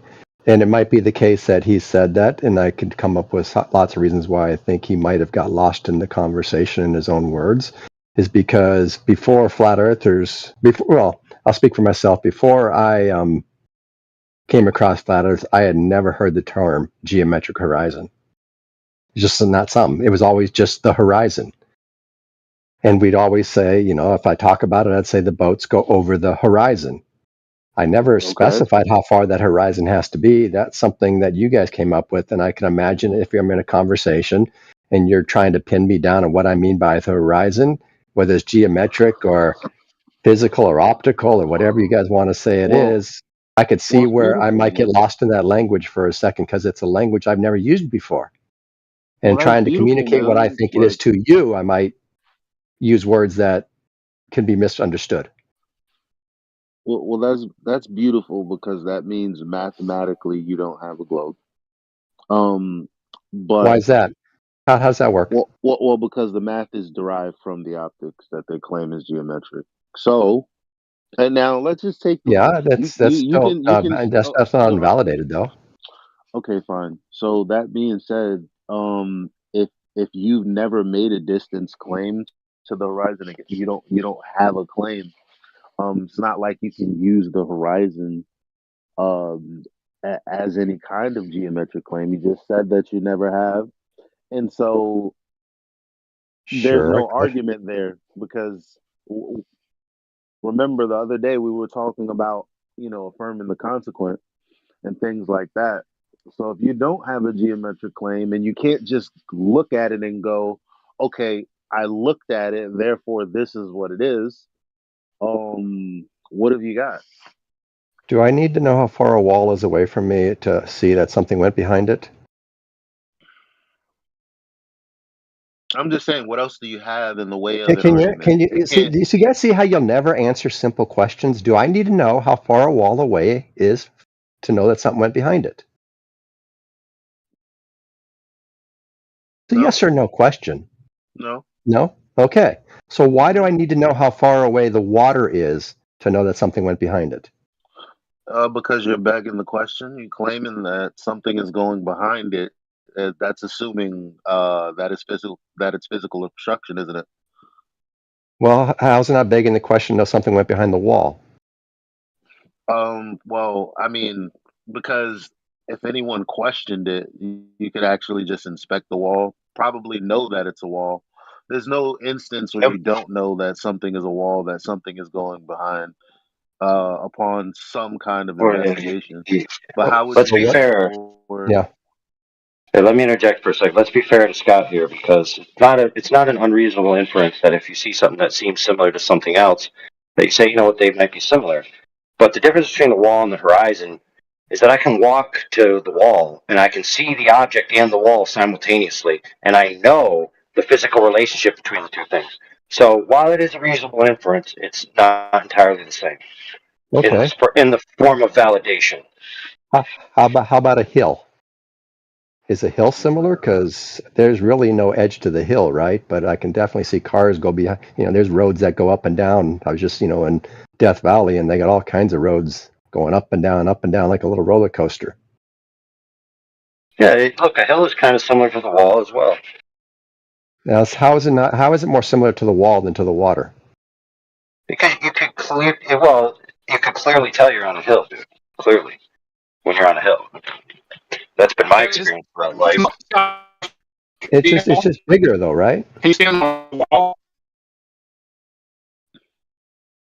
I don't know, bro. The real question should be, can we see your internet connection? Sure. That was funny though. Yeah, I mean, my experience of the world, I see the water as a large hill. One that I'm on the top of and it's dropping away from me. And as things go over there, it drops away. That's my experience of it. You guys can tell me what yours is.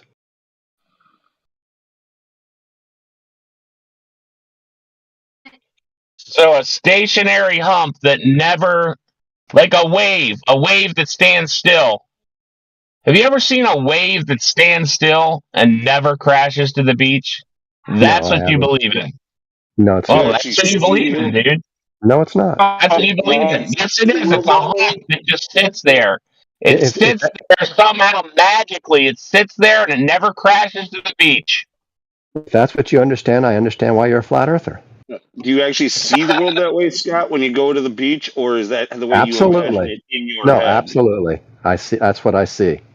All right. Have you ever talked to a captain that drives the boat and he's like, man, I waste so much fuel driving up the hump, and then, man, I get such great fuel economy when I'm driving down the hump in my freaking boat. In fact, I can turn off the engines and slide down the freaking hump. That's Oh not what I ever Lord, said. That's not what I said. And if that's what you understand me to have said, like I said, I understand why you're a flat earther. dude, you're saying it's a hump No, I'm that you not. can ride No, I'm not. a hump of water. Else, like, I mean, come on, bro. Yeah, Just that's trash. That's appears a to be trash a flat argument. Scott, you did allude to it being a hill, which is like what he's saying. It's like the hill in that it curves away from me, but it's following an equal potential of gravity along the Earth, which is different from a hill because the hill does not follow equal potential. You put water on top of a hill, the water will run down the hill. But it looks this. All I'm saying is visually, it looks the same thing. When cars go behind hills, it looks exactly to me like it does when boats go behind the ocean. And I conclude from that it's basically the same phenomenon, something going behind something else. Wow, its connection sucks.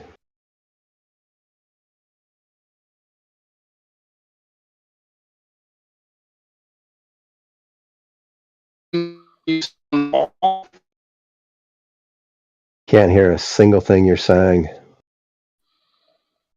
If you can hear me responding, even.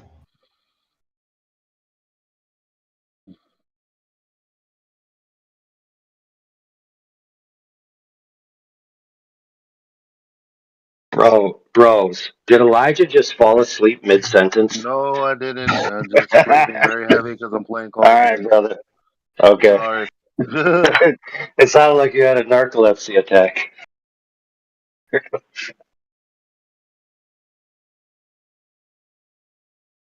I'm on 20 kills in Alcatraz. I'm going beast mode. I was like, I could have stopped breathing for all I know. You're still doing mobile? Call of Duty mobile? Hells yeah, Warzone is coming. Wait, they can't ban you from Warzone 2, can they? I wasn't banned from Warzone. I just the Call of Duty mobile. No, Warzone mobile is coming out. Oh, I don't know. It depends. If it's the same maker, maybe I could be like on their list or something for it. But I bet I'd probably have a fresh start. How do you get banned from video game? I was using BlueStacks emulator to play a mobile game on PC, and then they came out with their own emulator and banned the use of any other emulator. And so, without knowing that, I tried logging in and playing a few different times in a row. Because it would, like, the first time it banned me for like a day and just gave a code, like, 8035292, whatever the fuck it was, no explanation. But then, like, a day later, I was able to get on. I was able to play a game or two, and then it kicked me out and gave me the code again. And then the next time, it kicked. By that time, I was reading the whole thing that it said, and it said that you've been banned for 24 hours. I think it was the first time. Then it was like a week the second time, and then the third time, boom, it kicked me out, and it said I was banned for 10 years. So I haven't played a video game in over 40 years, so I take it that these games are online and you log in as a user? Yeah, I mean, if I wanted to get around it, I could use a different email account and I could start over building up the character and stuff. But I was just like, fuck it. But you want your character that you put time and effort into building. Yeah, makes sense. And I wanted to play on BlueStacks my way. I don't want to use their stupid Chinese spyware fucking game log emulator, and I don't want to play on mobile either.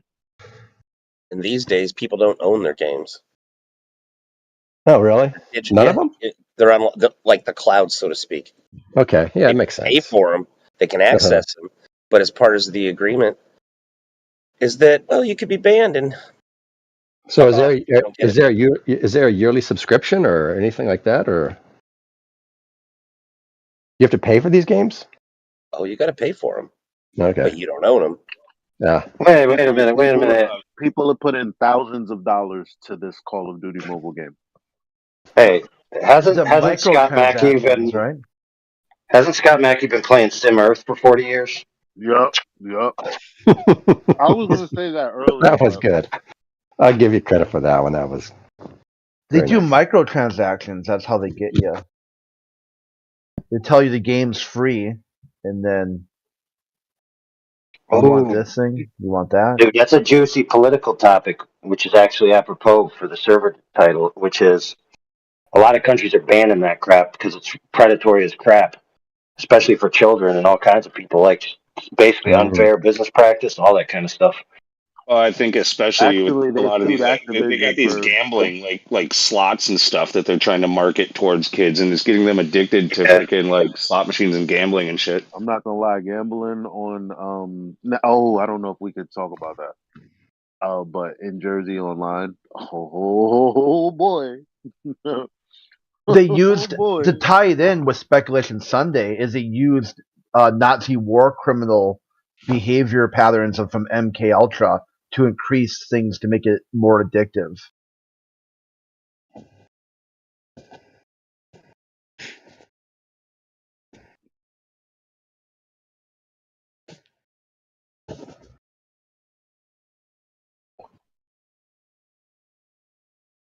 Anyway, the two Glurf proponents today,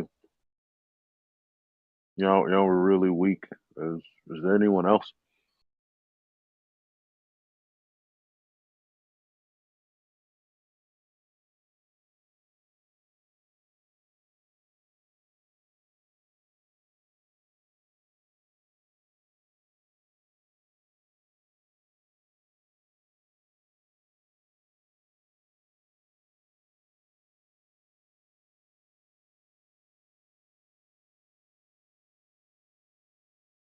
But I totally get what he's saying about nobody ever made that claim. I mean, you're right. As normies, none of us ever really thought about it being a specific distance. None of my friends think it's a specific distance. When they can't see something out beyond the horizon, you know what they think? They just think they can't see it. They don't think it's Earth curve. So that's interesting too. Yeah, my friend literally said that. She said, I didn't think that people thought that. I said, well, people don't think. It's just, I'm just telling you what the mathematics or the belief system is. For those who are a little bit more interested in like space and the globe and all that stuff and science, when they hear about in school, like middle school probably, about like Galileo and boats going over the horizon, they hear that claim, but that's as much thought as they really put into it. Other than that, they've heard the Earth is so big. It's just so big. They never really thought to put a size to the Earth and see like what the expected distance should be when you see that. They just say, oh, ships disappearing bottom up on the horizon is proof of the globe, period. And that's like that. So it doesn't matter where it disappears, how far it is, just if it disappears, therefore globe. And that's the problem we run into nonstop with the Globers and normies that we talk to in here. I just thought of something. A possible explanation to maybe you guys could see how I think about it and how most Globers think about this particular issue. Imagine we were in a world where we had materials of infinite strength and infinite hardness, so that we can build a crane, for example, a big boom. And we can make this crane 10 miles long if we would like. And so we take one end of this crane and we put it on the beach. And we know it's straight because we built it that way. And, we put it at 6 foot off the beach, and then we lowered it down till it hits somewhere on the water. Where it hits on the water will always be that distance, the geometric distance. And we can go out, a blind person could do this, right? The blind person can walk on out there and touch the water and feel that, and see that the water is touching the crane or the boom at exactly this point, and they can get that is the distance. Bro. And that will always be You got blind people walking on water and shit. Fucking No, they're walking out on the boom. But I'm saying, but what that's going to look like to the person on the beach on a high refraction day is it's going to look like that boom is bending upwards. That's going to be their experience. And because that boom is going to go over the top of those things past that point, right? Because it's hitting the water. Yep. But the water refracted is going to look like it's coming up because you can see the water beyond the boom. And like I said, the boom is going to look like it's bending upwards, and the things in the far distance are going to look straighter than they would otherwise look. And so the fact that you can see things behind that actual place that we can physically touch, does that make any sense? Yeah, it That's makes sense. what I think about. It makes a total sense. That's why I said, well, then they could have never derived any geometrics using optics. Yeah, I understood what you said. That's why I said what I said.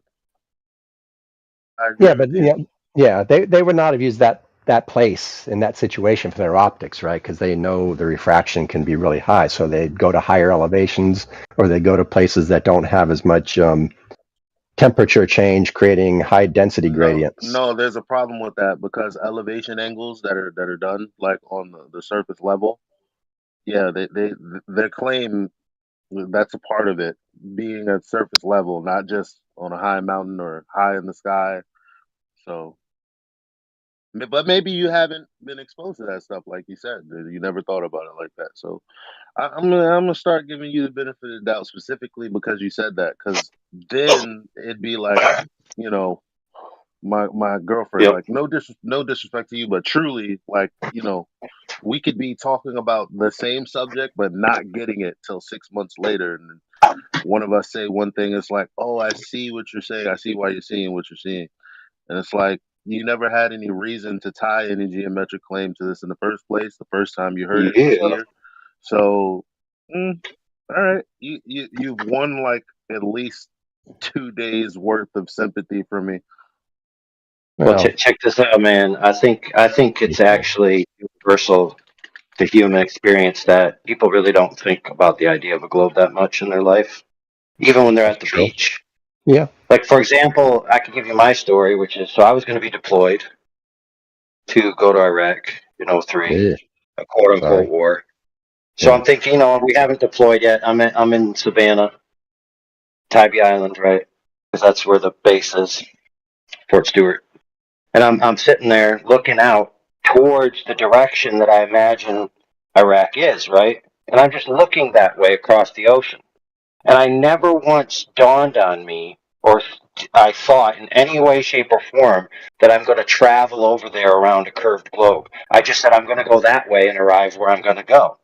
Mm-hmm. Like, never in my mind. I cannot remember a single time in my mind ever looking over the ocean where I ever thought of a globe.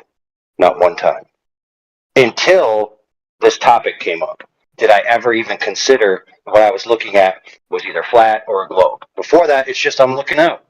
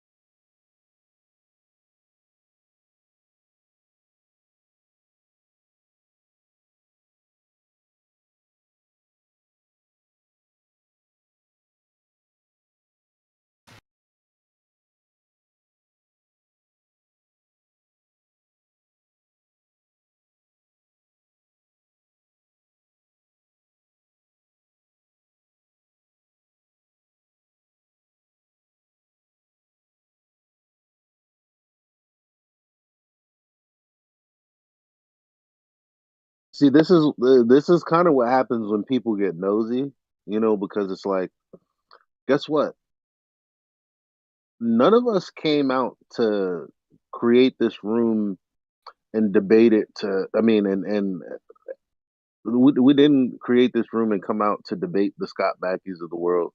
The only reason we're in here is because we realized, well, there are people like you who didn't like our criticism for the information we found out.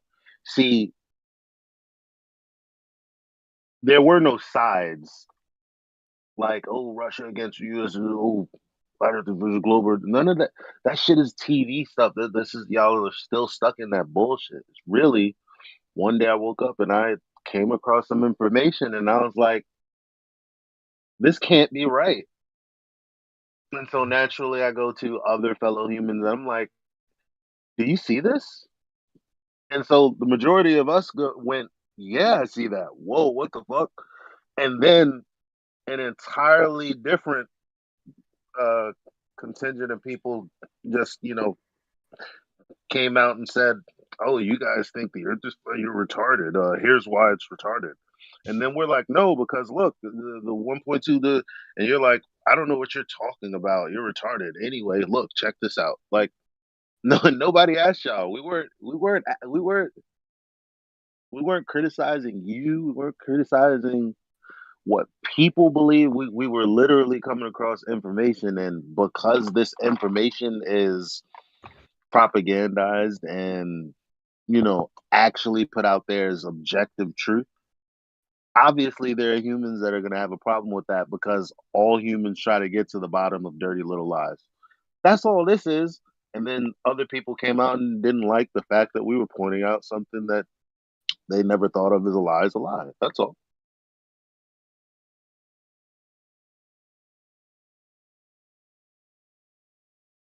I can't speak for everybody, and I have heard some people come in here, some Globers, quite hostile. But I personally have never considered you guys my enemy. And nothing you've ever said has ever made me angry. Because, that old adage, if the shoe doesn't fit, don't wear it. I guess it's a corollary to if the shoe fits, wear it.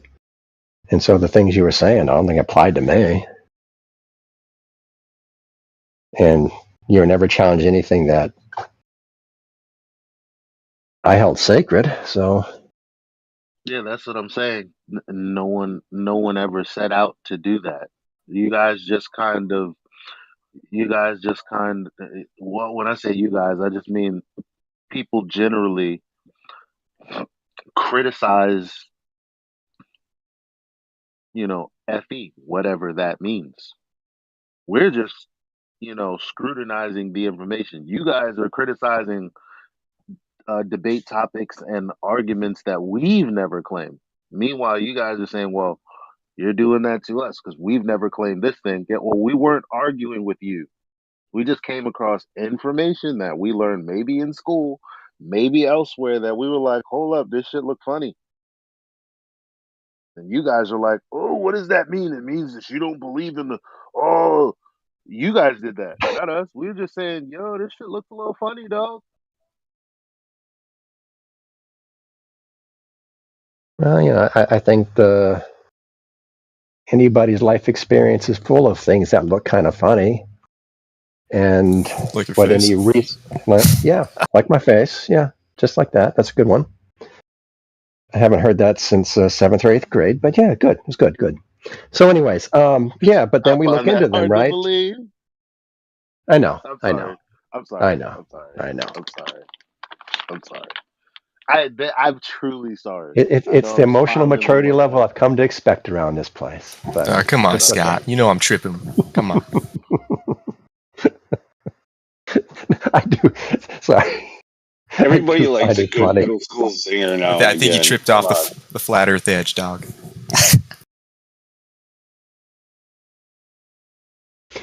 I get laughs from this place. You guys crack me up sometimes, for real. But anyways, now what was that sound? I remember. Oh yeah, and we look into them. Like the first time I ever heard the Black Swan, I stumbled onto 24/7. I coming off a different Discord because I didn't know what, and I don't know who it was, QE or someone, threw the flat Earth, the Black Swan thing at me and asked, well, how far is the horizon? I said, it looks like it's behind that last building. How is it? I don't fucking know. What is this thing you're showing? It's like, I have no idea what you guys are talking about.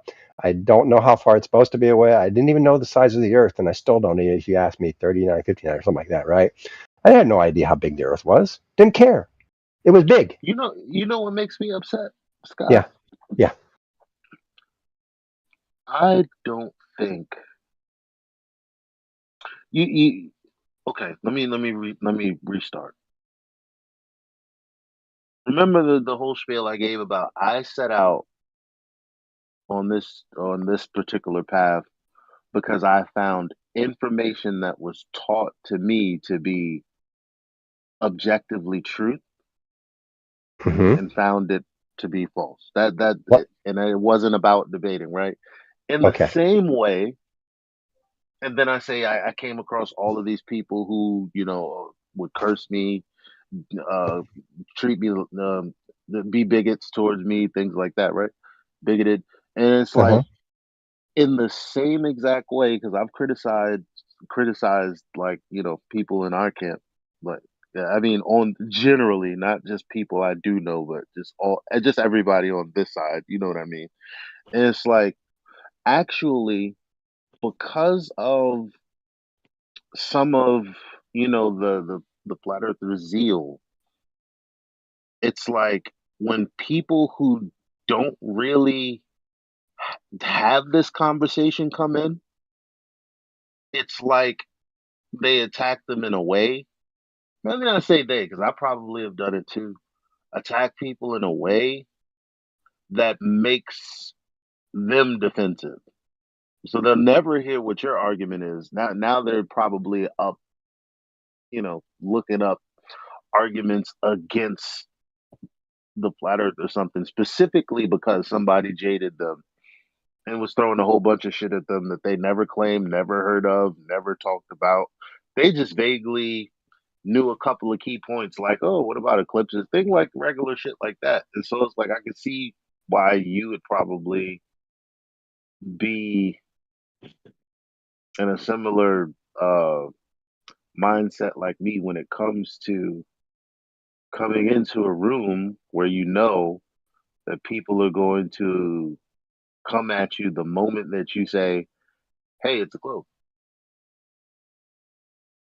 Yeah. So nope. So there's could be a possibility that you never got that moment that you had a genuine conversation about the topic because people can only speak nicely to you probably and genuinely to you if you're not talking about it. It's like, you know what I mean? Sort of, I think. All right, well, if you don't, then we're not No, connected. because what I'm, basically, my first experience I was just talking about right there, right, is I went into the room and I was, this was 3 years ago for me, 3.5 years ago, and I'll be 60 in July, so I was already like 55 years old.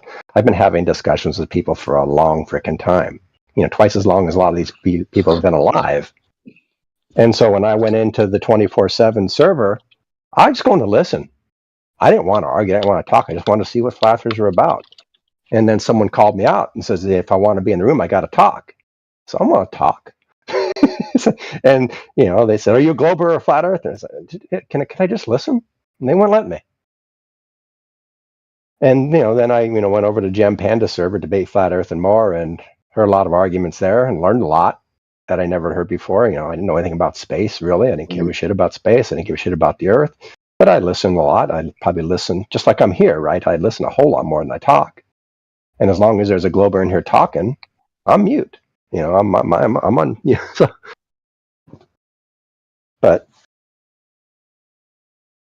I found that most globers come in, not all, and maybe not in this. It's different in Gem Pandas, and then over here, I found most over there came in really thinking they could teach the flat earther where they're wrong, and they got very frustrated when they perceived that the flat earther wasn't understanding what they were saying. But I was never tied to it that much because Yeah, I just was wanted to in there a understand it. couple of times. I my tactic when being in a group like that is to as concisely as I can draw out a contradiction in what they're saying, so that I can say, hey, you said this, but now you're saying this. Do you not see how those two things are in contradiction? Like, I've gotten citations for them. I've done as much as I possibly can over there, and they've never accepted that. The only way I could respond to you in a sequitur fashion is if I listened. Sure. Is if I understood what you said. Yep. I agree. But they never conceded. Before the Black Swan came out, I was having a conversation with them about. You ever hear about what's his name? You guys know him? It's Lakeview Terrace. Is it Lakeview Terrace? That's a movie. Lake Pontchartrain. Oh yeah. Soundly stuff. What's his name? Soundly. Soundly, right. I had a conversation with him, and the guys in Jim Panda argued me down about the information in his video that I used to debunk their claim. And they said, there's no way, you're getting it mixed up. You don't understand. So Soundly was gone for I don't know how long, but it seemed like he was done with the community. Somebody hit him up to get him to come in and correct the record. And because he didn't really, I feel like it's their fault for not telling him, hey, this is what it is. Because maybe he would have just not said anything, but maybe he would have just been honest the way he was. Because actually, when he came in there, he basically confirmed that what I was saying about the data in his video was correct. When I say data, I'm talking about his elevation, where he was standing specifically. Like, they argued me down. I said, no, he said he was there. And I used that video to debunk the claim in the video.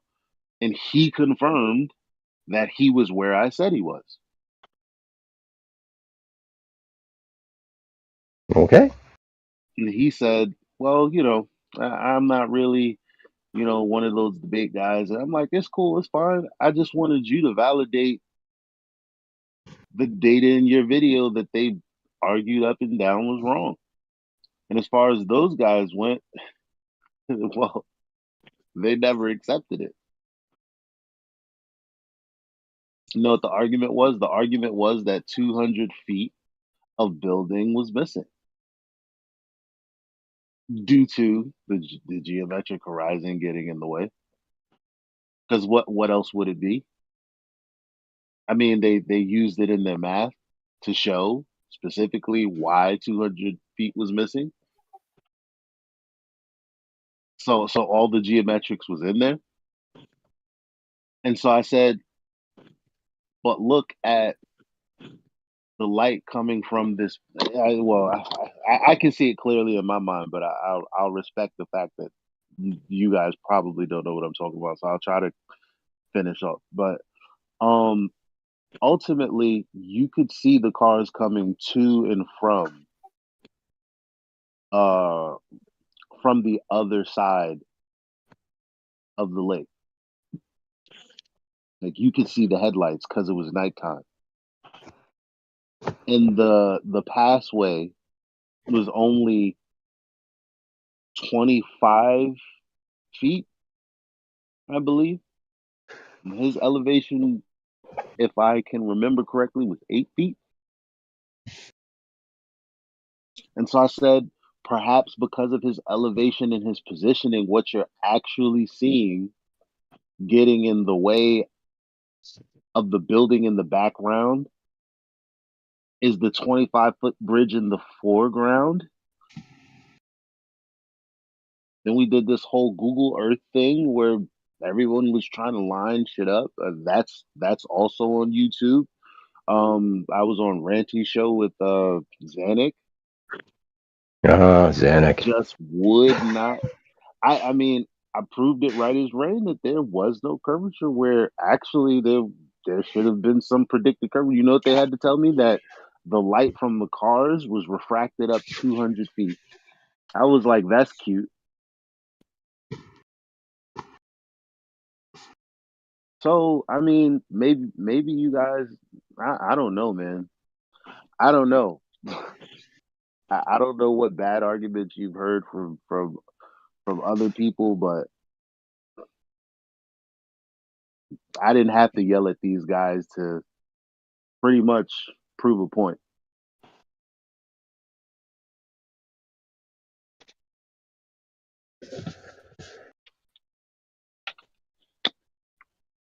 So I don't know.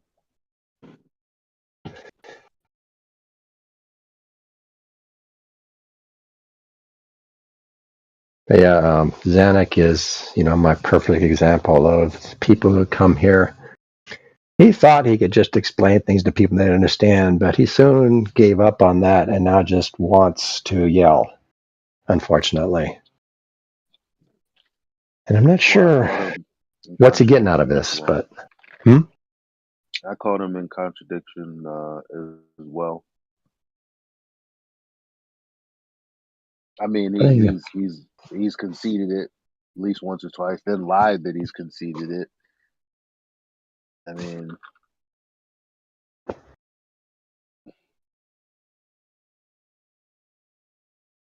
do you guys know the show? Go ahead.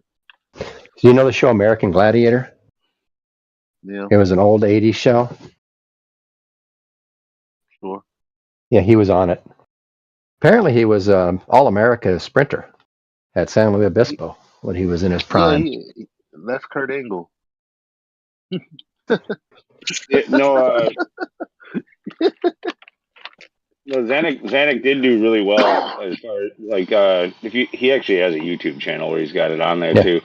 He's done some interesting stuff. I mean, he was on American Gladiators. He did really good on there, and I mean, racing, car racing, whatever.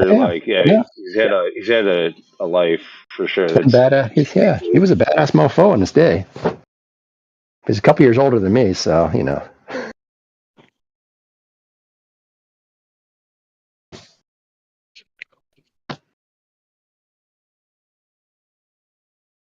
Just a little aggressive. Racing cars and beating up on steroid-ridden freaking gladiators doesn't mean you know what shape the Earth is either. All correct. Yes. And if his goal is to really died, you might be hearing me through my computer mic, but I can't hear you at all. So I will shut up and fix things.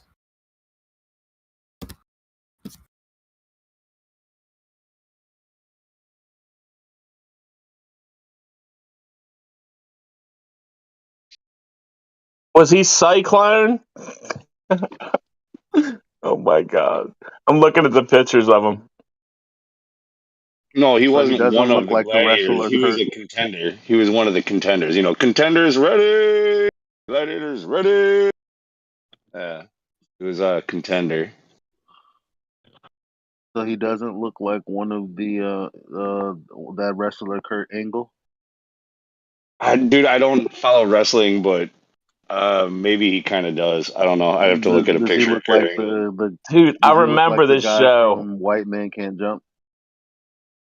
Remember the movie? No, I know who Kurt Angle is, but dude, the show was hilarious, dude. I mean, the it was hilarious. They were all steroided up.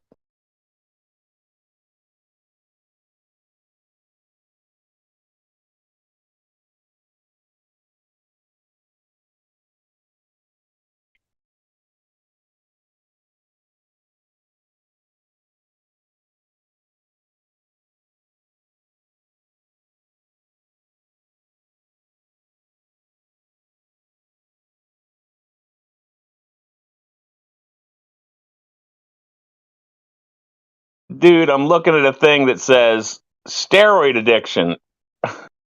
died at 46, died at 56, died at boy, it's a bunch of people that died young that were on that show. I think Turbo is one of them, right? Turbo's dead. I'm sure it's all the true. dancer? I don't know what he died from, but a bunch of them guys are dead.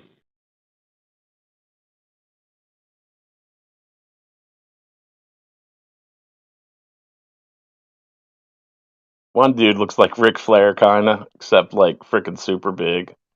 The other guy looks like, oh, dude, he's got a forehead you could play football on.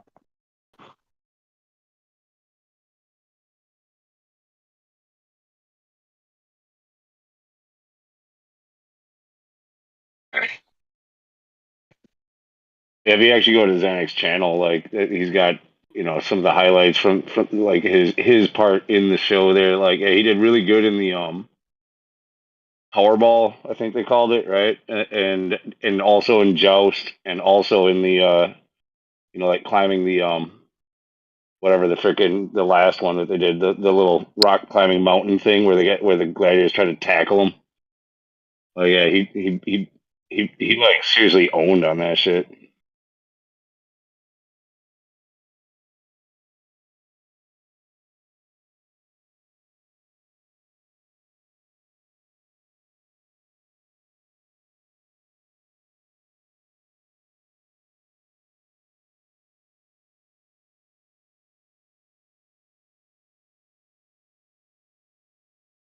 I mean, he's got a better story when it comes to like American Gladiators than say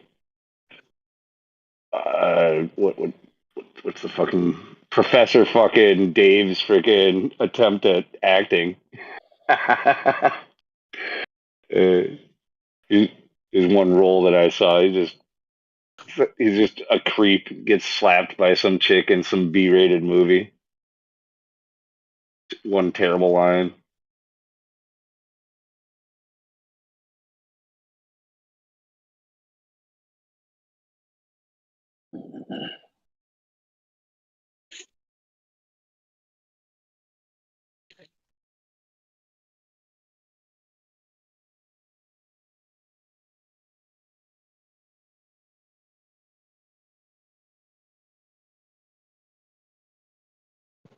Nathan got his coffee today. I sent Nathan Thompson some coffee. We'll see how he likes it. He seems like a pretty good dude. Do you make coffee? Ugh. Oh man, whatever. Nathan Thompson. He's a Oh mess. man, He's a mess. Okay. He needs to eat a hamburger, brother. Let's not bash talk our He fellow. seems like a pretty decent guy. let's- I don't know him at all. I literally talked to him for 10 minutes. Yeah, let's not bash our fellow brethren, okay? Luke. Yeah, let's not bash him, but let's gloat that I beat him in a debate.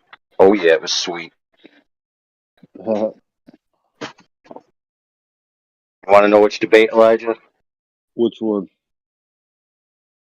So the proposition was the Bible teaches veganism, essentially. Oh, you debated Right. him on that? Well, dude, I just show up to debate and win in the comments. So you know how they ask questions, right? Mm-hmm. And if you pay, then they'll read them to the dudes, right? Now, sometimes you don't have to pay. But, it's very clear in the Bible that God himself declares that you can eat meat. Not only that, but the law that he gives to the Israelites has you can eat meat.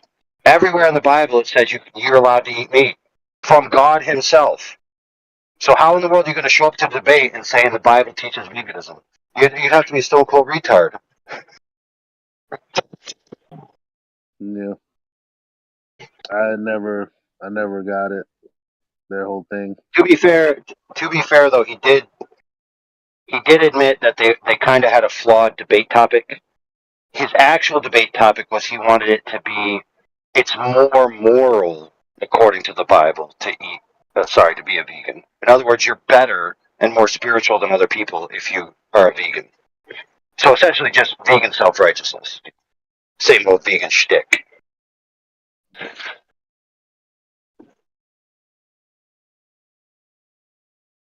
Are there any examples of vegans in the Bible? Period.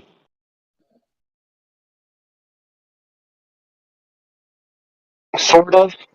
So there was at least one that I can remember is it's not necessarily him being a vegan. I think it was more of him being a protester. So I can't remember exactly who it was. Might have been Daniel, but he was taken captive by another king, and the king's court were all eating a meat diet, and he refused to eat it. He wanted to be fed essentially vegetable soup, which they called pulse, right? And so, like after a week, all the guys in the court went to present themselves before the king, so you could see how healthy they are. And the guy who ate just the vegetables all week was the guy that looked the best. The other guys weren't as good looking for some reason, like their skin wasn't glowing or whatever. So that's like the closest one that I can remember off the top of my head. Yeah, I just read that part of the Bible in not too long ago, and yeah, it was all about yeah, he was like, it isn't being prepared like the Jewish way, so he's like, just bring me fresh vegetables and pork, I think, and that's all he ate. And he said, and then compare our state of health to your soldier's state of health, and yeah, that's in I think that is that book.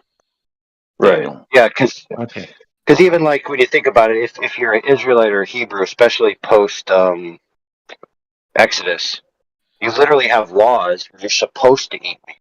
Like you're supposed to take part in the Passover and eat the meat of the lamb. So how could you be a vegan and be a Hebrew? It makes no sense. So I'm an atheist, so take this with a grain of salt. But is there any passages of Jesus eating meat? All the time, bro. All the time. Yeah. And so, whatever is Nathan Thompson was saying, he's better than Jesus. Yeah, pretty much, dude. In fact, what Jesus said, this is Jesus' words. You ready? Okay. Brace yourselves. Are you so retarded that you think something you put in your mouth defiles you when 2 hours later you're just going to take a dump of it out your butthole? That was what Jesus said. Now, he said it in the old language, right? A little more sophisticated than what I just said, but it's basically the same point. You put something in your mouth, you chew on it, it comes out your butt later. It has nothing to do with it's already in the Bible that not what goes in your mouth defiles you, is what comes out. That's another right. Yeah, exactly. verse. Same passage I'm talking about. I mean, aren't most of those Torah people vegans?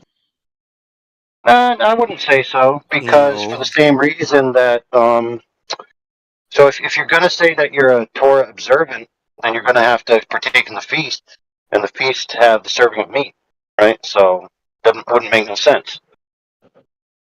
Right, but like the biggest Torah people like Witsit, they're vegan. So it's, Then how are they eating the Passover?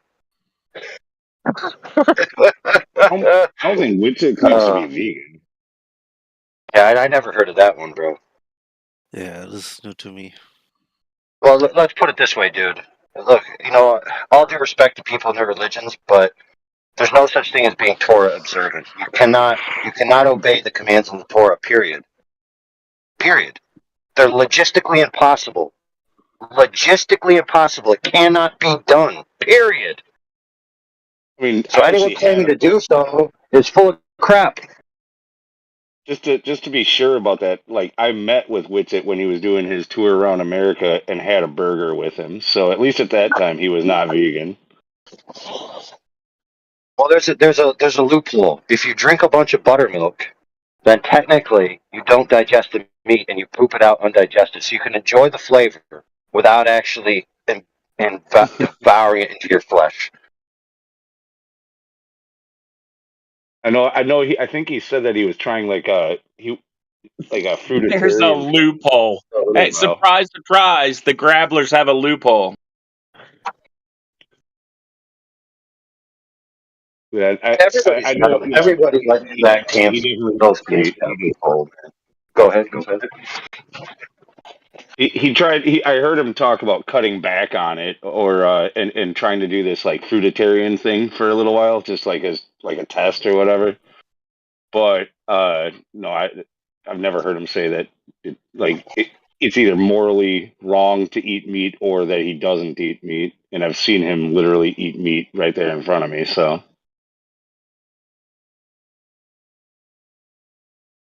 Dude, I've had to ban Nathan Thompson off of 24/7 because of his vegan ramblings, and not that he's promoting veganism, but that he was being essentially violent about it. militant, yeah, the militant vegan, which is it's funny that that's a stereotype. Well, interestingly enough, whether this is true or not, you can take it with a grain of salt. I obviously haven't done the biological study myself, but there is a claim out there that when you become a vegan, there's certain things that you can't get from the plants, that the most richest source that you can get it from is your own brain. And so your body will actually cannibalize your brain to give itself nutrients that you're not feeding yourself. And this particular type of brain cannibalization causes, as a side effect, hatred of other humans. Very interesting. Well, obviously, the first thing that would happen is if that was true, then it would be hatred of people who are unlike you yourself and that don't stand for the things that you stand for or whatever else. Man, that's dark. Ooh, man. Well, think about it this way. You're literally craving to eat your own brain. What does that sound like? Brains. Sounds like a zombie, doesn't it? Yeah. Look, and that's not to say some people aren't successful being vegans. That's fine, but I've definitely seen a lot of evidence that it's not for everyone, and it drives some people crazy and makes them sterile and all other kinds of problems. Oh, and one other side effect is it makes them self-righteous assholes. That last thing is the most relevant one. Yeah, I get sick of Eric Dubay preaching about veganism.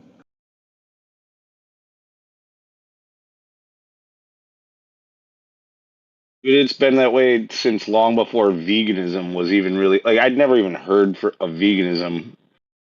You know, like it used to just be vegetarian. You were a vegetarian, you know, and then it became vegan, which is, I mean, it's just taking vegetarian to another level. But then there's raw vegan. You know, that's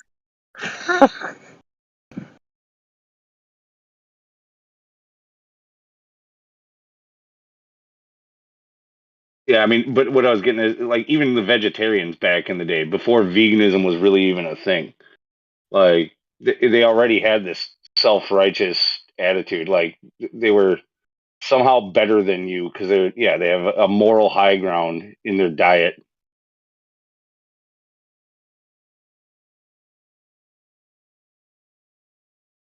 Yep. You know what? That is something we can agree on. Fuck vegans. Fuck a vegan. Dude, I'm gonna be fucking eating them cows till the day I die, dude. There's a Ice-T has a band he did a cover of Suicidal Tendencies. What's the name of the song? I can't think of the name of the song. So I could probably sing it to you though. Like they said, it was a social act. Damn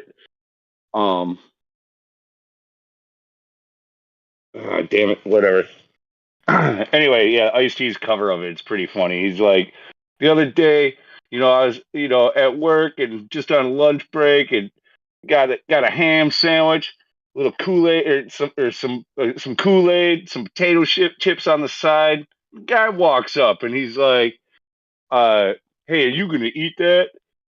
And he's like, "Yeah, I'm gonna eat that." And he's like, "You know, pork can kill you." He's like, "Pork is not gonna kill me, motherfucker, unless they find a way to shoot it out of a motherfucking gun."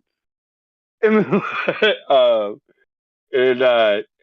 like he's like, anyway, in the song he says, something about I'm a vegan. And he's like, fuck a vegan.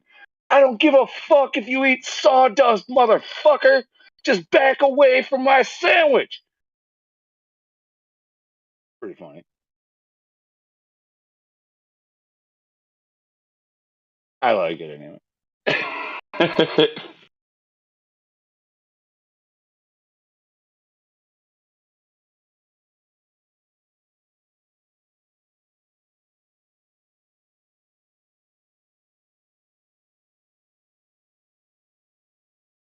That's what I don't get about people. It's like either their diet makes them better than other people, or wearing a mask makes them better than other people. I mean, it just never ends. I get tired of that.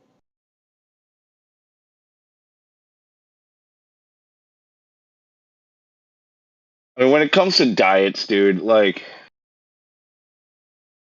everybody's gonna do their own thing. And if there's one thing that I know for sure is that all of your understanding about health and nutrition and what's the right diet or the best diet, it's all out the window in the next few years. Whatever you think to be true now, they're going to tell you you're doing it wrong in a few years. Like that shit changes constantly. And so to become all militant about it, like this is the right way or the only way, like, dude, you have no idea, fucking idea. Like that, like where are you getting your information? You know, like what are you going to be on tomorrow, and what were you on last week? You know, because everybody's got these fad fucking diets, and you know, like one day eggs are bad for you, the next day they're good for you, the next day after that they're bad for you again. You know, how much protein should you be having? How much vegetables should you have? Any? Should you have none? You know, like and people are gonna eat what satiates them. You know, for one thing, if you want to be healthy, just stay away from the processed shit as much as possible. You know, try to make your own food. Friggin', you know, don't eat fast food, chips, whatever. You know, like processed stuff. Like it's about the best you can actually do. If you can grow your own food and raise your own, you know, livestock and stuff, more power to you. You know, like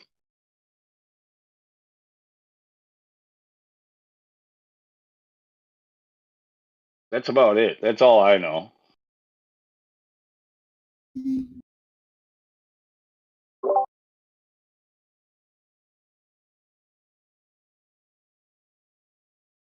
I don't know. It's really crazy to me. People think it's more convenient to get in your car, drive to the store, pick some fucking fake processed GMO sprayed bullshit fruits and vegetables. They think that's more convenient than stepping in your backyard and plucking it fresh from the garden. Well, it is. It's not an easy task to keep a garden. Like you have to have time to do that, and you have to know what you're doing. You have to educate yourself. Like Yes. you know, to keep pests away, especially if you're not going to be spraying it with chemicals and shit like that. You know, like you're going to lose your crops. You're gonna unless you've you know tried and failed probably for a couple of seasons. It's hard, but it's hard like reading is hard. Once you learn it, you just naturally you could just throw shit and just let it grow. You can also get these vegetables from local stores or local markets that don't spray them with chemicals. Yeah, I mean, it depends on where you live too, but I mean, like I live in the you know the fertile belt, you know, like growing belt. Like if there's everywhere when I'm on my way to work any day, you know, like there's signs where I can just go and grab farm fresh eggs right off the side of the road for a couple of bucks. I can grab corn here, I can grab squash there, I can grab. You know, I actually I don't even fucking do it typically, you know, unfortunately, because the convenience of getting it all in one place. You know, like that's the shit. Like growing food or fruit is something that like every human can do, because you would be basically like growing money on trees. Every part of the world has something you could grow. You would be growing money on trees, but it's not immediately liquid. You could then trade this for other things, but like everyone should be growing something. Yeah, that's ideally the case, but 50% of It's the not black human and white, bro. I'm not making it black or white. I'm not saying literally everyone, but you get the idea. Yeah, Like people to just have a tree in your backyard. You don't have to baby the fucking thing and like make sure it gets its nutrients constantly. Like there's trees out in nature fucking growing and no one's doing anything to them. And they're thriving too. you're gonna need a lot of trees Well, to get you through that whole season. like an apple tree or a pear tree and stuff, like they have to be properly pruned. You have to know like which branches to take and when. Otherwise, the fruit will degrade. Like it'll stop producing like good, like big fruits. You know, like it'll like a crab apple tree. You're not going to go eating crab apples. Like the only reason why that apple tree is making crab apples is because it. So we wasn't shouldn't. taken care of. So ideally people shouldn't be growing food for free. Ideally we just shouldn't do it. We just rather, have our little shitty green lawns and pay people $100 a week to come and mow the fucking thing. So our neighbors who talk shit behind our backs can, we could have that lawn appeal. What a Yeah, fucking that is a society we mess. live in. What a Anything fucking That's a society as mess. they we live want, in. bro. Chill down. Chill it And out, people man. used to Anyone Well, can do whatever they want. backyard gardens would be nice.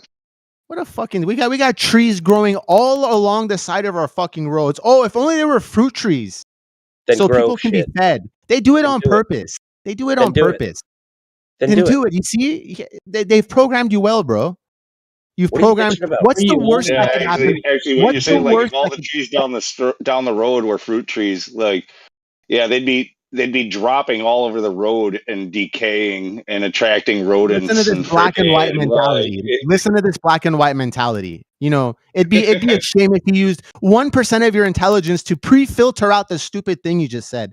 You're This is getting black and white like that. too That was literally the most common, least sense, least intelligent thing you could say. Oh, if What we are you had growing? fruit trees, they could possibly fall on our roads and no, that would be one. That would be just perhaps we could one negative intelligently, side effect of it. perhaps we If could because what you intelligently said plant is them. Perhaps that'd we be could one have some negative city side effect. If codes you said where, all of them were fruit trees, like yeah, that would yeah, happen. We'd have it's too the many. black and white mentality, bro. You want we can get over you'd it. want you'd want We can get diversity. over the black and white thinking Do mentality. you We can want? get over Do you it. want to eat that fruit? It's within You want all to of eat our that fruit? capacities. Hey, do you want to eat the fruit from the tree that has been on the road, that has been constantly sprayed with the No, fumes? maybe the starving homeless person would. Maybe the starving homeless person Why would. would the starving Why person would they, want right? Because they're poisoned starving. apple? Why would they want to Why eat will the fruit? why will Why the would sta- they? why will the Yeah, I starving person understand. I want understand. Thank you poisoned very apple? much, guys. I It got doesn't what make I any needed to sense. hear. Like, What I are know you it growing, doesn't. I bro? know it What are doesn't. you growing? Tell us. What are you growing? Yeah, what were you doing, dude? Don't worry. Don't worry. Monday will come. You get to go back to work, slave. Monday will There come. you go. They give what you fruit 2 trees do you days. have? They give you 2 days. Monday Yeah, you can come see, back. You can go piss your day away at work, see no sun, see no nothing, and then at the end of the day, Oh go my to your goodness, grocery store brother, and go get your Bill Gates apple at the grocery store. brother. Just because you're unemployed, okay, doesn't mean we're bad people, okay? that's what these people always try to do, man. He sounds like a socialist, like everyone else has to be doing it, but ask him if he's doing it, and well, I would if everyone else would. Yeah, he wants the government to plant food trees along the road so he can grab them. That's what he just said. What? Dude, has this moron never heard of Johnny Appleseed? Oh, you put them along the road. Because that's where what the Johnny freaking Appleseed homeless is, people bro. can go without trespassing. So that's it's free food for the homeless. Yeah. Dude, I'm pretty sure if you ate apples every day, that you'd probably get something bad happen to you. Yeah, Anything you can can't. happen. I don't think you can just leave. I mean, even the fruit, like any of these. There's so many. Like I was talking about, all these different fad diets and stuff like that. Like there's so many extreme ones today, where it's all carnivore, or all vegan, or all fruit, or Yeah. all like raw meat. Like dude, I'm pretty sure we're meant to be more diverse in our eating. You can't sustain a diet like that. But you said, I think someone mentioned the most important thing is that the people who are going to eat from these trees are not going to volunteer to take care of the tree. Okay, that's just the facts of human nature. So the tree is going to be a crap show and go bad very quickly. You're gonna have to have subsidized government employees to do it, and then Oh yeah, the employees that only get 2 days off a week that have to go back to work on Monday, so that schmuck can eat an apple. yes, I got a perfect example in California. I got a friend that sends me she sent me a big box of avocados. There's a public land in California where there's just tons of avocados just like falling all over the place. And she picks up like tons of them, and other people do too, but they don't get all of them. And I said, "So avocados are really cheap?" She's like, "No, avocados are like $2 in the store. It's like Southern California." I'm like, "What?"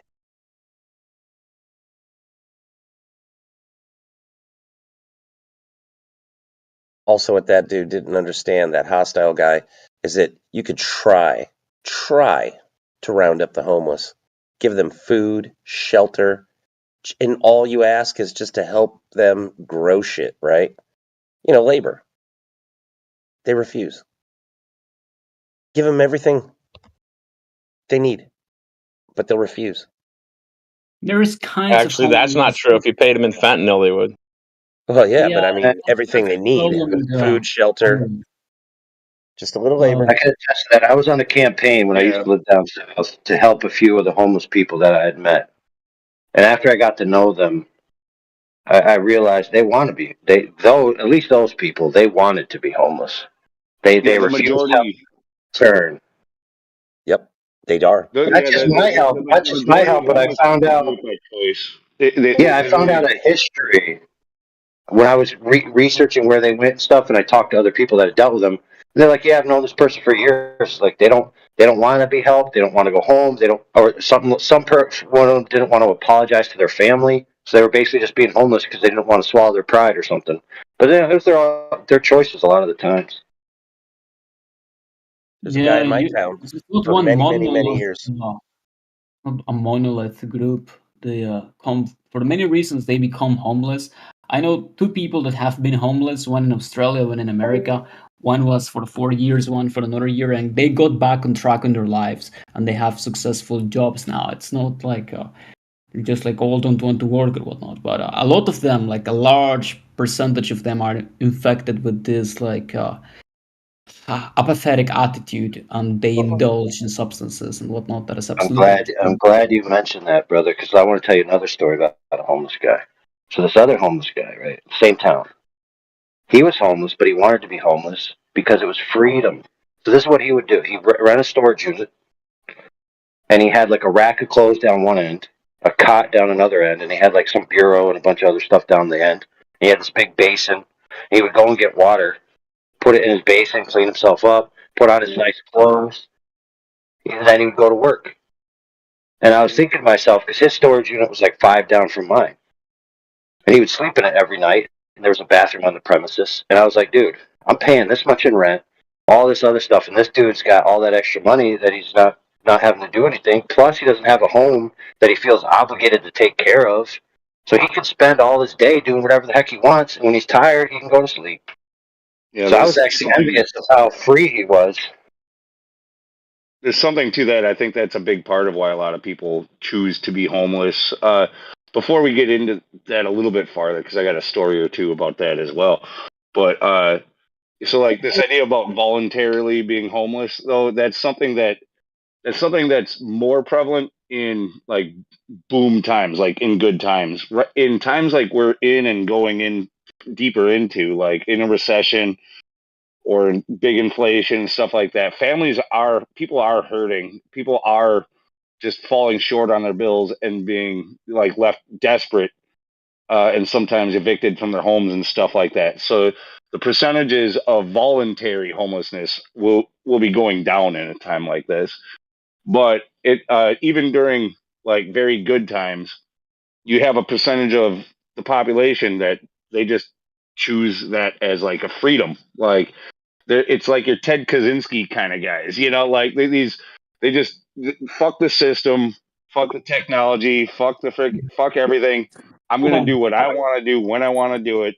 It's kind of And different because Ted Kaczynski, he advocates for, I suppose, building houses or some kind of like dwelling in the federal lands, I suppose. But these people, they are not really doing anything useful with their lives. They are not establishing a path for family building or anything. They're just saying, whatever happens happens, and this creates a very bad mental state for the human psyche because humans, they yearn for being useful, they yearn for work. We don't like to feel useless, we don't like to just lie around and sit around and do nothing. That's depressive. Most homeless, they suffer from this because they don't do anything productive that leads them out of their situation because they're unemployed. Some homeless are employed, but that's like very few of them. near where I just moved from last spring, it was in the suburbs, like mostly kind of upper middle class neighborhoods, and even some of them like rich.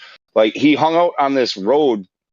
There was no, it's no business. Like it's just a suburban road, like farm fields and shit like that, and woods, whatever. But they called him the bum of well, fuck it, the bum of Hubertus Road. It's in the middle of freaking absolutely just agriculture land. And he carried everything that he owned on his back. And every day, if you drove down that road, I almost every time I ever drove down that road, I would see him walking one way or another. Middle of summer, 90 degrees, wearing like 5 layers of clothes and carrying a huge load on his back. Who knows where he's coming from? Who knows where he's going? But the rumor is I never stopped to talk to him to verify, and I don't know if he would tell me, but like the rumor is about that guy is that guy actually is worth like millions of dollars. Like he's actually loaded, but he chooses to live that lifestyle. Like he's got a big plot of land that's worth a ton, but Yeah, he that's just wants to. it's not unique. It's been there's some reality TV shows that actually document this kind of people. They are very rich, but they live extremely minimalistic lifestyle, or altogether they go homeless, as you say.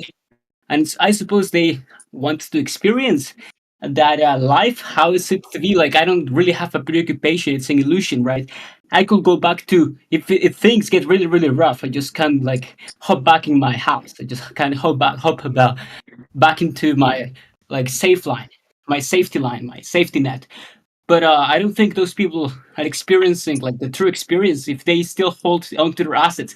Yeah, right. If they say, "Okay, I want to experience this," then give all your money away. Like Yeah, I mean, otherwise, it's not. the dedication. Yeah, Go ahead. yeah. It's The like there's. dedication from this guy is immense because I mean it's a harsh environment where we're at in Wisconsin. Like very cold winters and hot summers, and the way that he's doing that, like he's just always there, no matter how cold or how hot, with all of his stuff all year round. Like always moving, always going from one place to another. I don't know where those places are.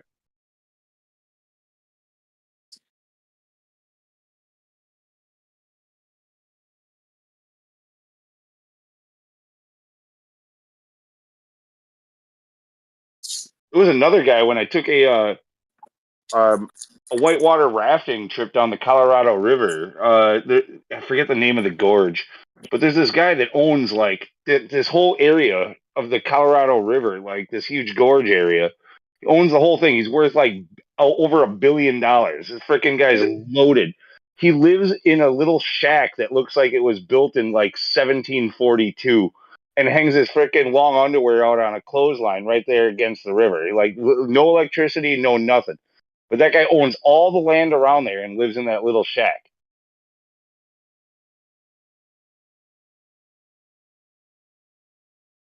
You could say they're building aesthetic values, that they are staying away from comforts to build character, because this is what when ancient wise men that renounced to their wealth taught that wise men should do. But I don't think. I mean, some of them might have completely renounced. Some of them might have not. They have different reasons for doing it. Tell me, did that billionaire have a wife? I'm guessing he didn't. No, I'm guessing not. Also, I mean, it was all his shit out there on the clothesline. Yeah, he just doesn't need anything. He did it voluntarily. Nothing wrong with that, obviously. Now, if he had a wife, he'd have You a don't pretty drag your damn nice house. He would have nice cars. you don't drag your wife and kids through that. It's something that you choose in solitary. Yeah.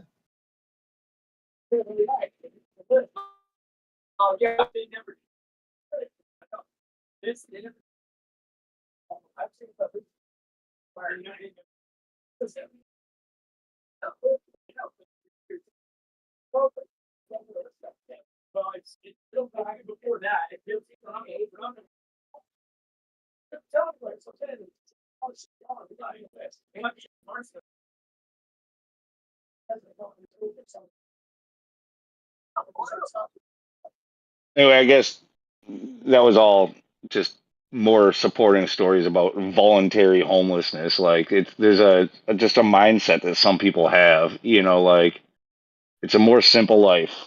You're not tied down by the social constructs and expectations.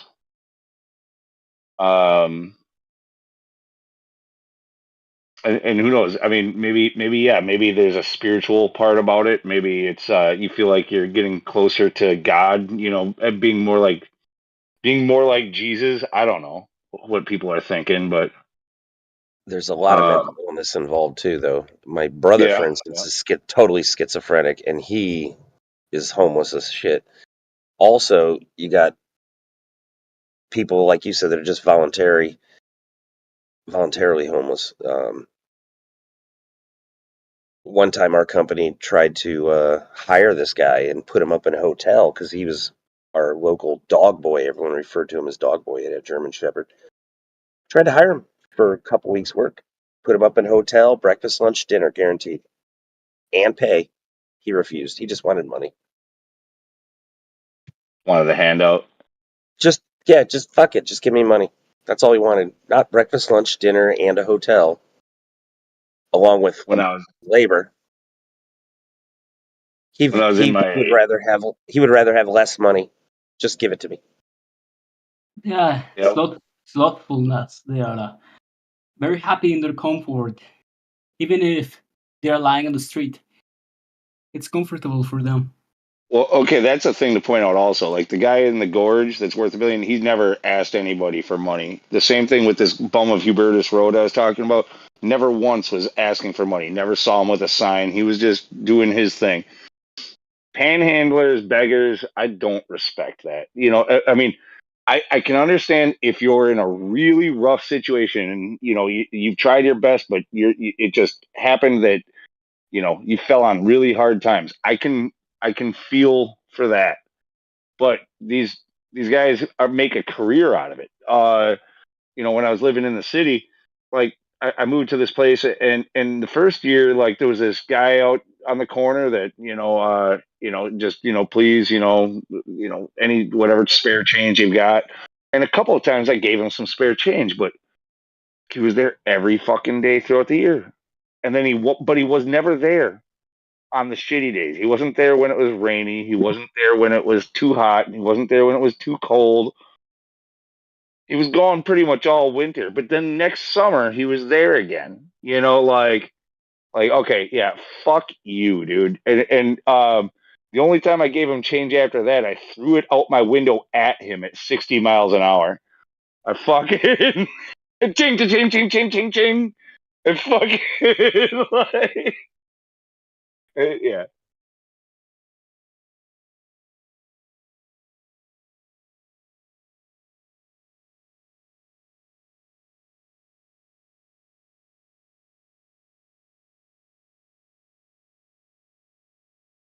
Okay, maybe not 60, but still. Because I was taking a turn. There's no way I took a turn at 60 miles an hour.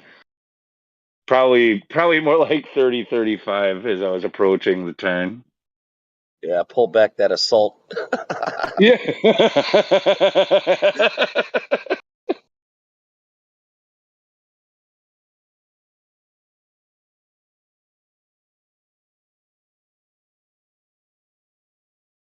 But it was on the exit to the freeway. So like, yeah, sometimes I would be kind of cooking down that off ramp. And yeah, I mean, I think yeah, I think twice I threw the change at him, and yeah, one of the times I was definitely over 40.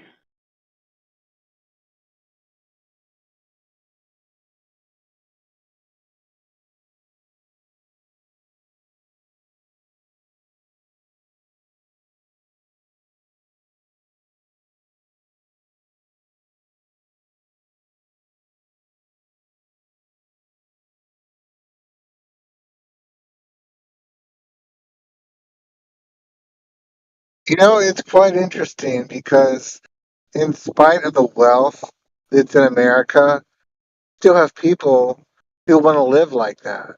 So, I mean, you're never going to solve inequality, no matter how wealthy a country is. Nor should we, because inequality always exists. Put two people in a room, there's inequality. Put 6 people in a room, there's always inequality. Even the wealth Yep. thing, though, we gotta analyze the wealth thing, because like the people with wealth are, you're talking about like less, you know, like the top 0.1% that actually have wealth. Everybody else is still not that far away from being broke. Most of the people that you think are rich or wealthy or doing well are living in debt. They owe way more money than they have. They're living on a credit system. They have good credit. They don't have wealth. Well, still, like, our living standard is something that, like, people 1,000 years ago could only dream of. I mean, we're doing pretty good, you know. A lot of us are overweight. A lot of us don't have to worry about food. So, like, I mean, I'd say we're doing okay compared to a lot of the world's population.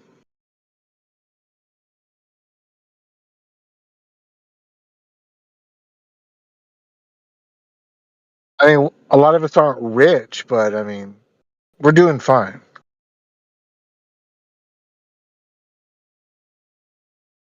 It's only a matter of,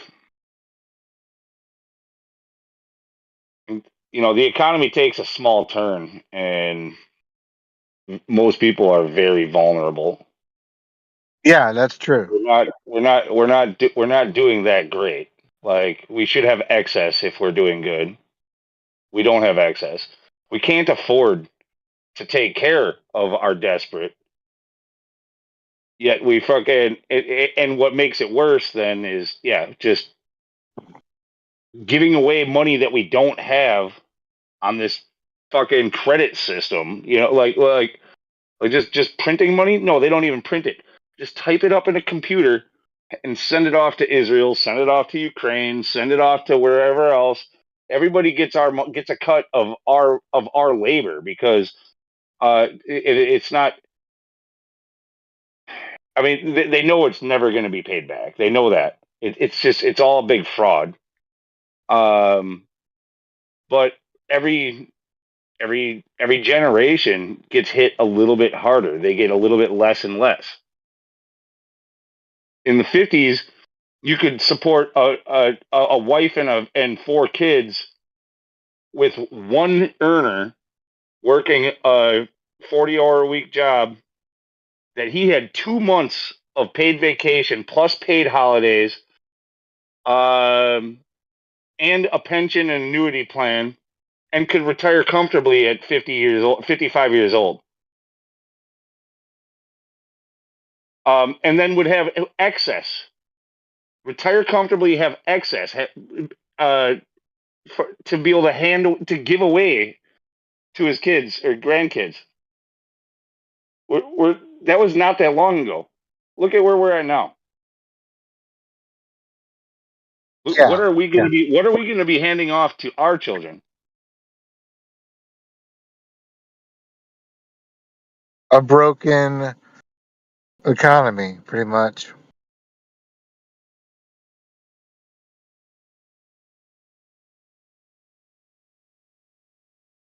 And those were your blue collar schmucks. You know, those are your factory workers were able to frickin' retire like that. Like no education, like no college education or anything. You were able to retire comfortably just working a factory job. Well, it was pretty damn good not all that long ago. I'm not comparing it to your example, obviously, but it was.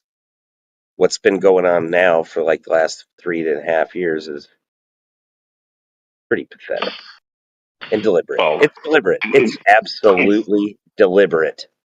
It has to be. Yeah, of course it is. All of it. Transparently deliberate.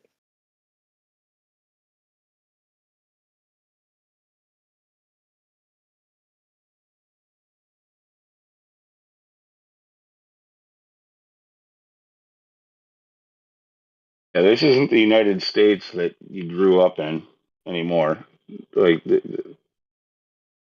they're we're not the world power we once were. We don't have the same influence we once did. Not with the potato in charge. He's not in charge, but you know what I'm saying. Yeah, look, especially ever since Trump got in. Okay, actually, since 9/11, fuck Bush. Yeah, young Bush, whatever, Bush 2, and everything since has been an absolute farce, just a shit show, just showing to you that they're not really in charge. Not a single one of them has been. Actually, I gotta kind of disagree because when Trump was in office, we were 100% energy independent, and the economy was booming. They threw Okay, and Trump's the only exception. Yeah, Trump's the only exception. Exactly. Trump somehow Exactly. took charge and is in charge. Yeah, no bullshit. It's all part of the fucking plan, part of the show, part of the world stage.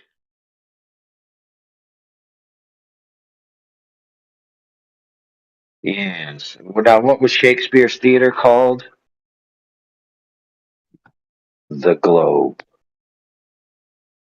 Was it really? Yes. And what is the theater in Las Vegas that they were showcasing during the Super Bowl called? The Sphere.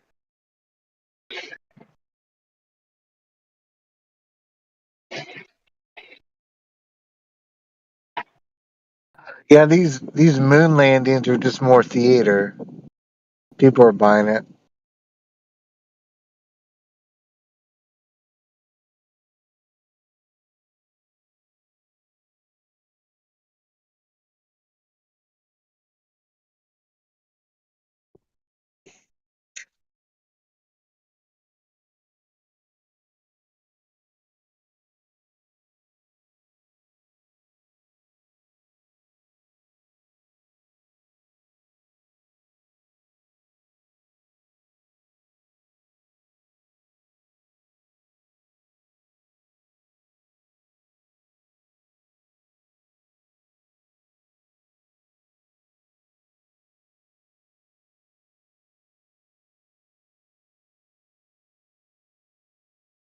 The saddest part, in my opinion, is that because they use these tactics, they somehow, even though they've done worse and worse and worse, they've gotten people more and more involved, like more emotionally attached to this two-party system. Like, God, in It's the late sickening, bro. 90s, in the late 90s, pretty much everybody was like, "Yeah, I'm more of a moderate.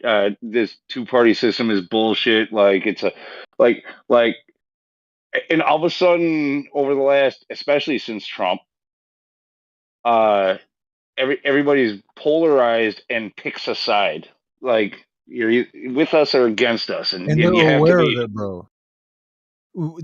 They're aware of it, and when you reveal to them that it's divisive, and perhaps both sides like don't necessarily serve the nation as a whole, they're like, nah, fuck that. It just they refuse. Yeah, they're more drawn into it than ever while being fucked harder than ever. I don't fucking get it. I like.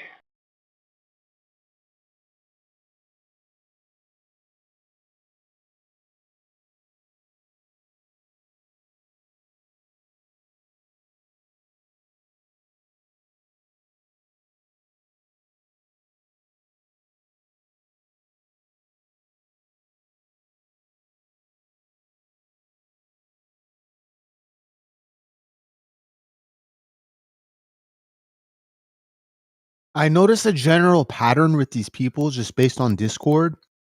They tend to miss the, like, let's say you're looking at a sphere, and this sphere represents a concept, and then this concept can be broken into its parts represented as slices. These people seem to in general consistently miss the whole, they don't see the full image. They don't see things for what it is. They get lost in a particular aka they get lost in a slice, and and on the slice they're looking at, they either ignore everything else and base the whole circle around that slice, or they get the whole the slice twisted to begin with and basically make the conclusion on that. It's the case with everything. I don't know what you just said.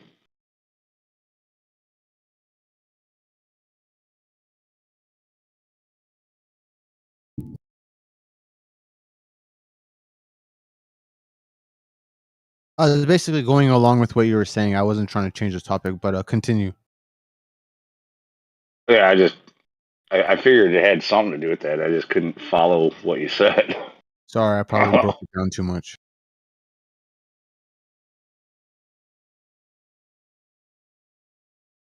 It just, I mean, even like racism was a thing too. Like racism, I thought was mostly a non-issue already by the late '90s, early in 2000. Even in up until, again, it wasn't until Obama, I suppose, kind of brought it back a little bit. Like racism started to hit a peak again with Obama, and then even higher with Trump, and this was something that was pretty much cured. Like people were like, I mean, you're never going to completely get rid of racism, but like it wasn't really an issue, you know. And then it became one again. Falsely.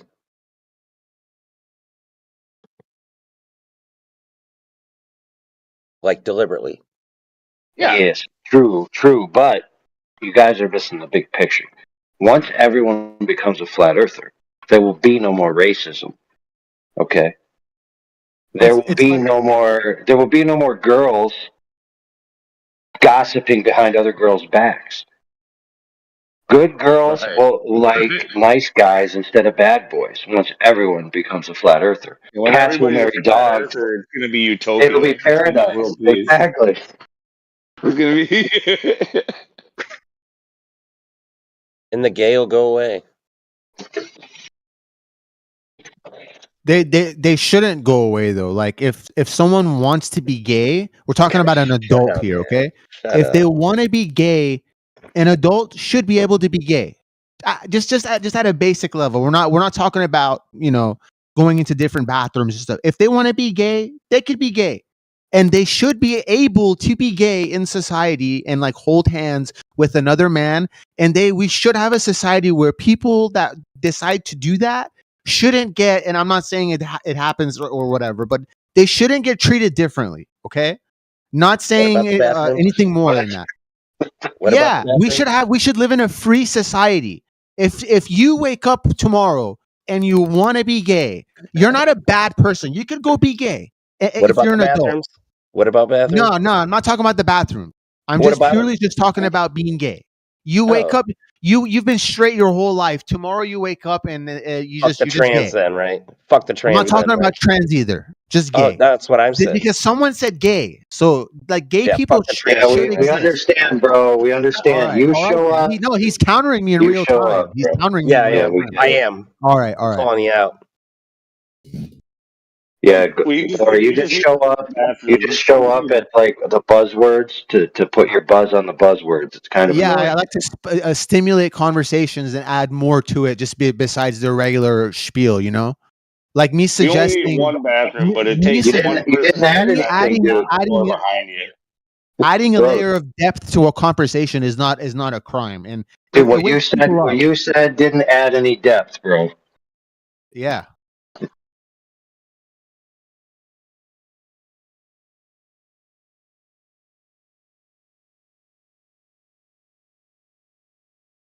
I'm not a black and white type of person, and a lot Oh, people you want to love. get black and white, bro? Let's go. So, when is an adult an adult?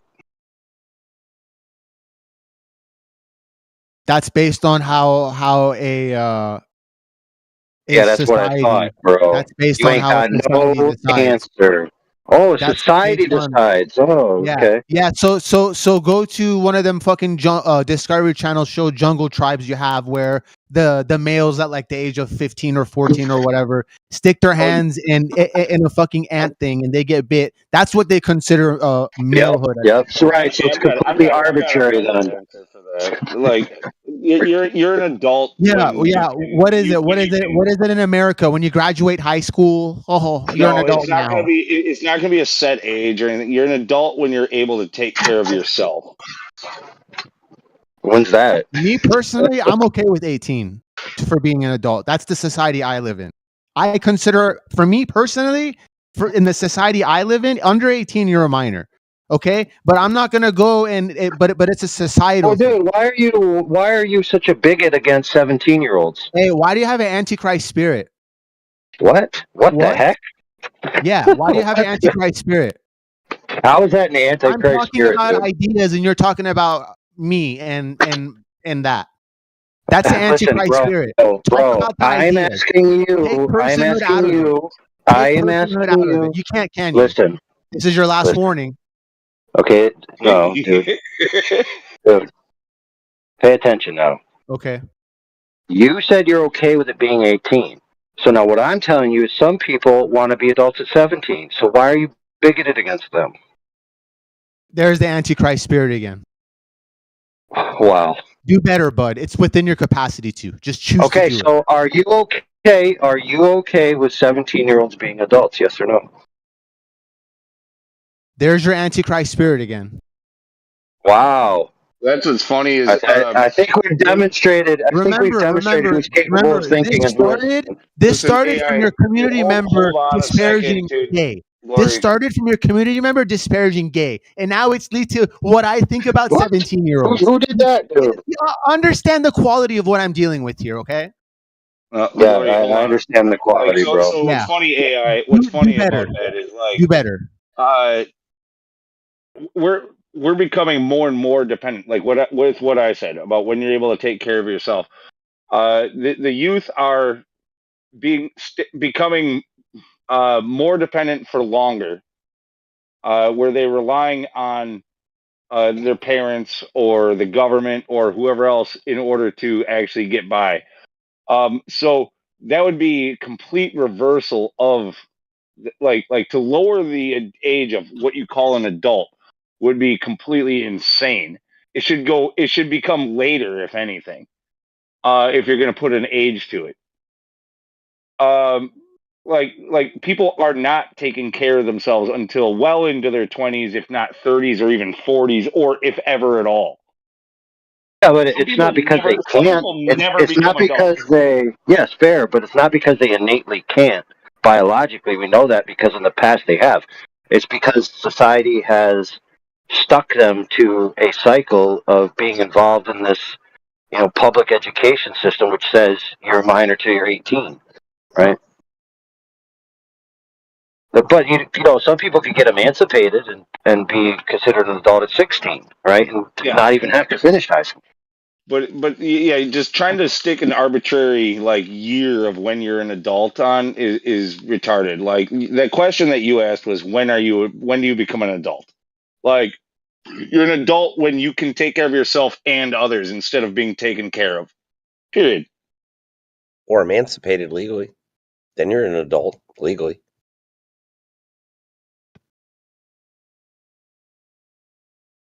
If somebody is taking care of you, you're not an adult.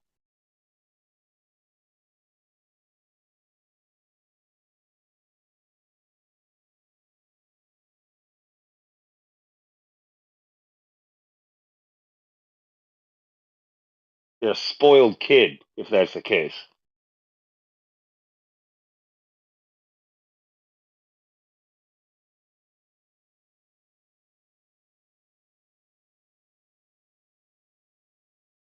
What started all this is because you guys were saying this and that'll go away, and I said and the gay will go away, and that triggered him. Sorry. That's what started this whole thing.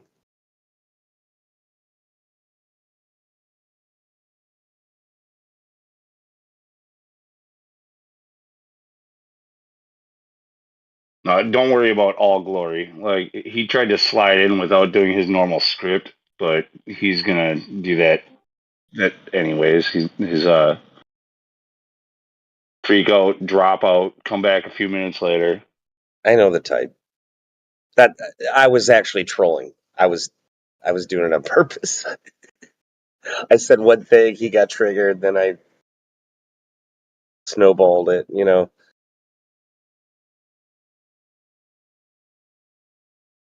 Yeah, this idea of lowering the age of consent or the age of like voting or being an adult or whatever else it is, like lowering it? Are you fucking kidding me? People are less and less mature every fucking year. Did you know that the Jewish Talmud? Hold on. The Jewish Talmud, Nida 45a, says you can have sex with a 2-year-old in 30 days. Look it up. Nida 45a. Yep, I know.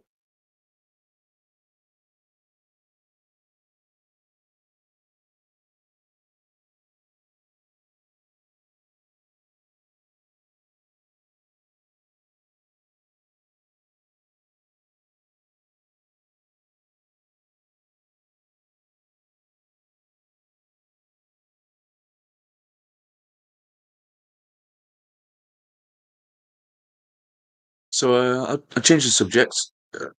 What's under the earth? Because it's speculation Sunday, right? Let's let me divert. Dirt. It's still Saturday where I am. You're not allowed to talk about that yet. No, we go off GMT, man. We go off my meridian.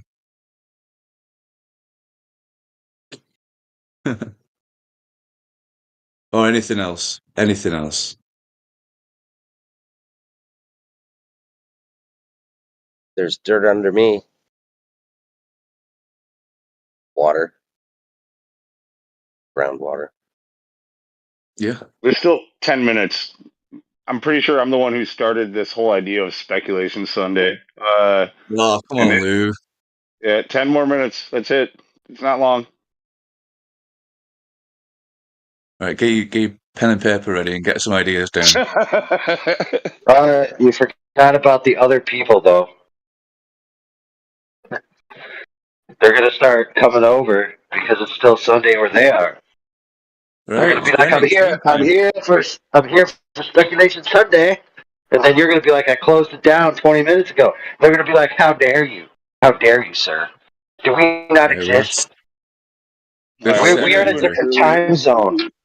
Fuck it. We'll do an early Speculation Sunday. We'll jump the gun by 9 minutes. All right. Like, so what is beneath the earth? Nothing. This is the floor. This is the base.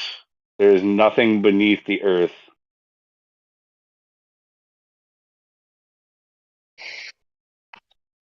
Well, everyone always talks about validating your claim, right? So what's the deepest hole we've dug? And then what did we find down there? More of the same. So Yeah. We don't find sky, do we? We just find more earth. Yeah.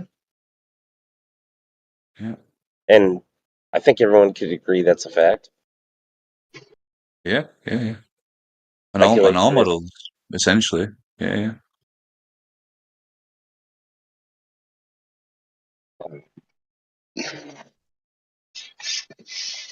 There's a hell of a lot of water under there, right? And a hell of a lot of hell. Oh, no, that's the concept of hell, right? The two polarities of up and down.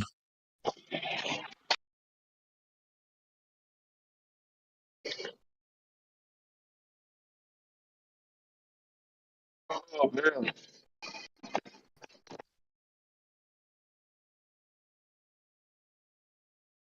A lot of subterranean caverns and caves and reptilians, underground systems. Oh yeah.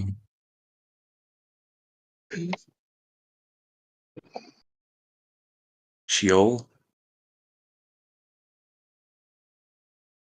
There's a lot of names for it, isn't there? No, The see, again, that's all just man-made bullshit. Like, heaven is not somewhere in the sky, and hell is not somewhere beneath your feet.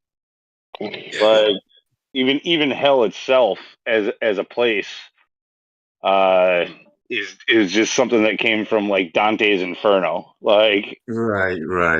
What? Yeah, it's not really so much mentioned in the Bible, is it? Are you sure about that, bro? well, it doesn't mention hell. It mentions like the other things that like things that inspired like Dante. Here we go. You ready? Here you go. And I'll read you. I'll quote you from the Bible. And death and hell were cast into the lake of fire. So yes, the Bible most certainly mentions hell, and it most certainly mentions the lake of fire. No, now, but where you go from that is a different story, but it definitely mentions it. It didn't mention hell. It mentioned the lake of fire. What? I just quoted you. Death and hell were cast into the lake of fire. Death and hell were cast into the lake of fire. Hell being a place, so- or Yeah. Sorry.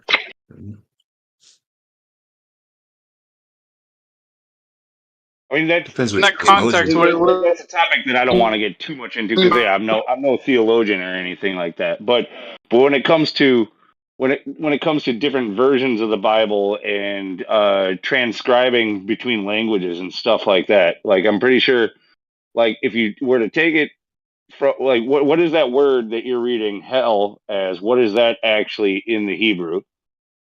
Sheol? Dude, the New Testament is written in Greek, brother. Fine. Let's go with the Greek. Yeah, Greek or Hebrew. Let's do one of the two.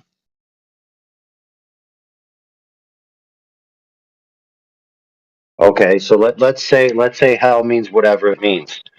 The sentence goes like this: death, whatever death is, and hell, whatever hell is in those sentences, were cast into the lake of fire. Yeah, I'm trying And to the figure out smoke of their torment word and was the used. smoke of their torment goes on forever. Right? So the concept of a hell where it's somewhere where you go where something is put, where it's burnt forevermore, is most definitely at least described linguistically in the Bible. Right? Which predates Dante's Inferno and all that other nonsense.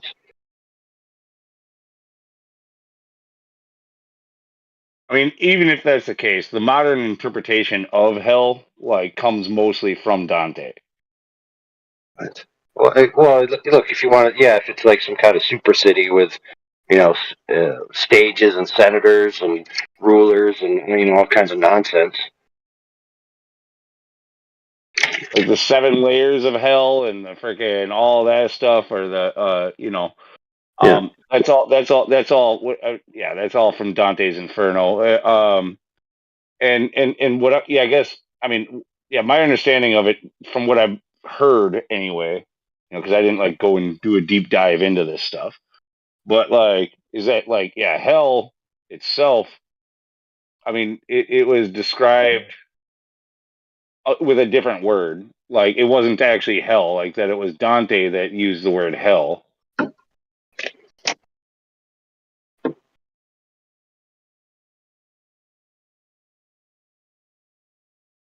Ruach? Was it Ruach or Sheol in Hebrew? Yeah, Sheol is like that. I believe that was one of them. But and so that would have been like inspiration into it, like where he elaborated, I guess, on his interpretation of what that would be. Yeah, and Dante brought in the different layers and levels of things, but it's also mentioned in the Quran and the Bible, right? 7 layers, 7 up, 7 down, some kind of like harmonic musical symbolism there or whatever. But But either way, my point was earlier before AI said anything there is that heaven is not just some place that's above you, and hell is not some place, even if it exists, below you. Like it would be another realm completely. It would be another existence. It's not you can't dig your way to hell, and you can't climb your way to heaven. Fair point. Fair point. that was Fair the point. that was the point of Hey, on Nimrod and the digging topic, mic check. I don't know if can anybody hear me or am I still messed up? I'm like, Your mess up's not as bad as before, dude. It's progress. We'll call it progress, all right? well, it's in, we're the Russians like 28 miles spot healing. Thinking is with like what will we find? Tried that. Speculating that his satellite fucking sucks. yeah, you need tinfoil hat and draw or something. Get a better antenna. Maybe the phone service command. Re-aim your dish. Not get my money's worth.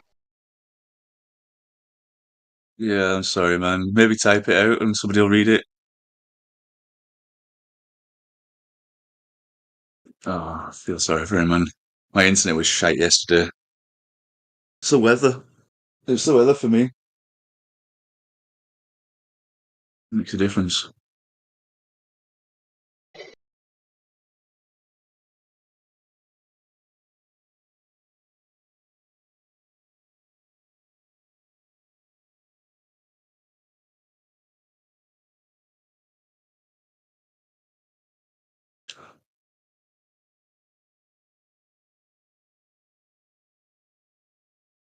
Anyway, let's what else? Where did sand come from?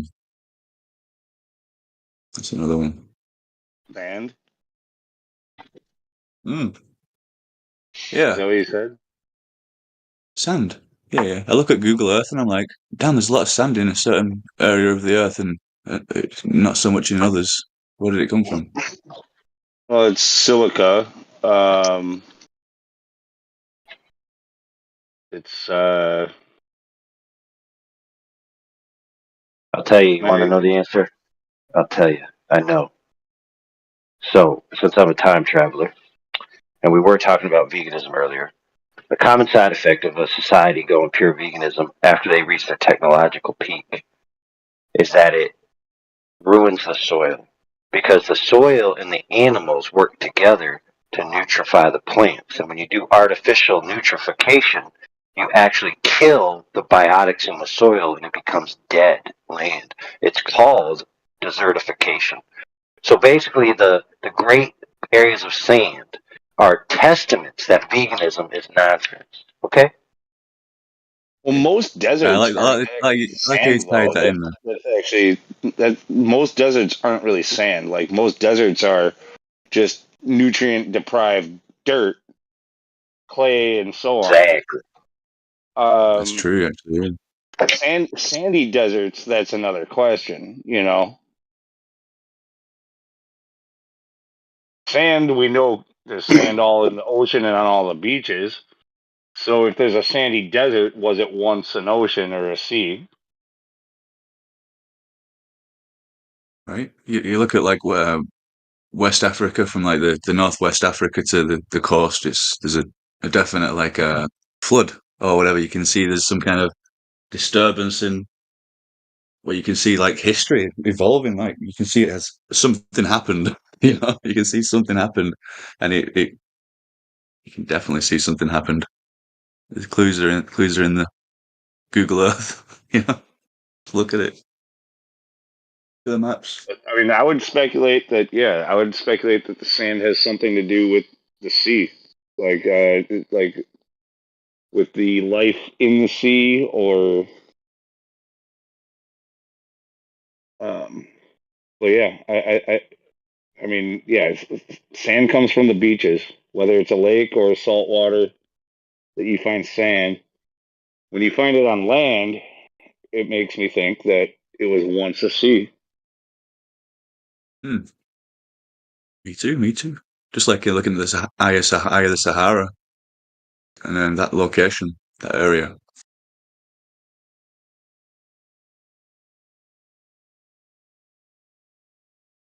Have you ever looked into that, the Eye of Sahara, and what Plato were describing as Atlantis? And that's quite similar to how he described it.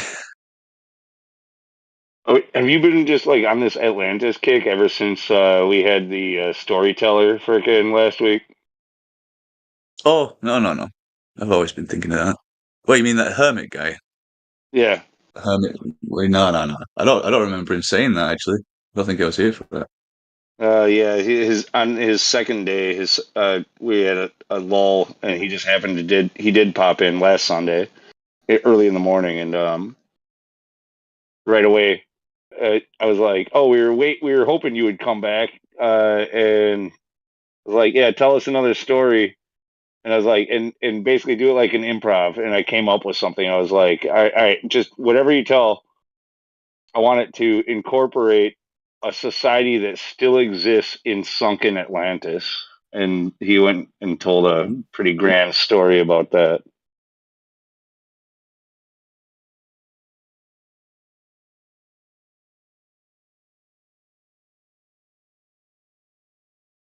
Because from my research, it seemed that Atlantis was like the main hub, and Egypt was really part of it, and all that Middle East area was really flourishing and was a hub of humanity, and we all used to visit, or like people used to travel there for a certain reason or other. There was definitely a time in history where that was a hub. I would agree there. But like this whole cradle of civilization idea, I don't know if I agree with that. Like is this where a human life started? Like I don't know. It just seemed like it just followed scripture in a way. Like we were all together at some point, and then divided north, south, east, and west, and different tribes or whatever split directions, and we've got different races and such. All from Noah, basically, right? So Noah's like the last disaster, and then split into three of his sons, and then they distribute the I gene mean, pool. as a hub, it makes sense. You know, people from Africa, people from Asia, people from Europe, like that was kind of a centralized area, hence middle. You know, so as a hub, that makes sense. Does that mean that that's where societies started? Not at all.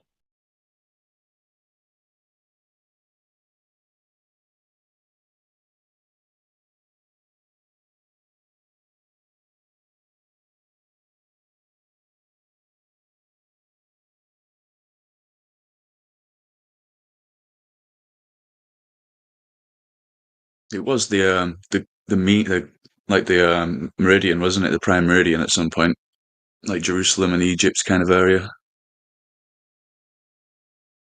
Depends on how far you go back.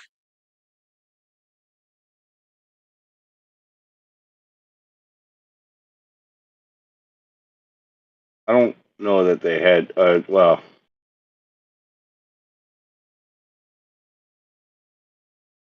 as far as a prime meridian goes, yeah, I want to pick on that. But yeah, I could see that as a possibility where if it was like a central place, like a hub, that yeah, time might have been based off of that. But I don't think that in those times, like if you lived, like let's say you lived in China or and yeah, you sometimes sent traders out to the Middle East to connect with the rest of the world, and Europe did the same, and Africa did the same. I think they probably just kind of just did their own thing on their own timeline. I don't think they synchronized their clocks with anything. Right, right.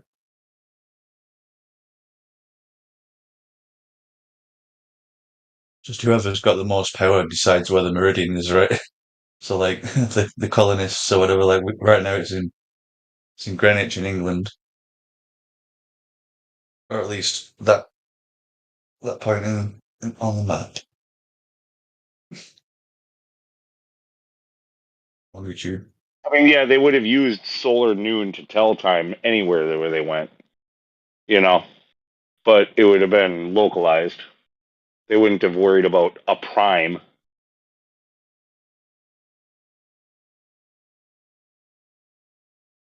Yeah, and to be honest, um not so long ago, we just figured out time with like the church bells and stuff, didn't we? So like the village would have a No, few churches no, or we whatever didn't inside, and figure then it out with the church. I mean, okay, I get what you're saying. Some people, yeah, they would have set their clocks to the church bells, but how did the church figure out what time it was? What time? How did they know when it was time to ring the bell? right. It would have been to do with the sun, you're right.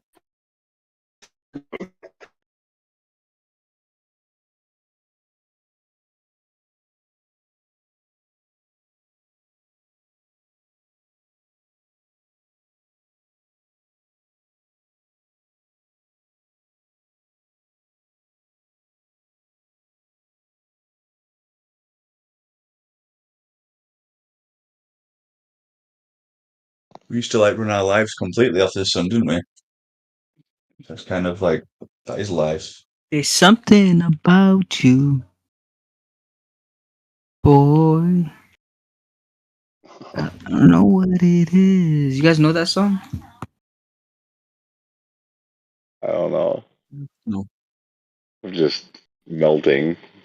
I can't really place the song. It's a nice song, man.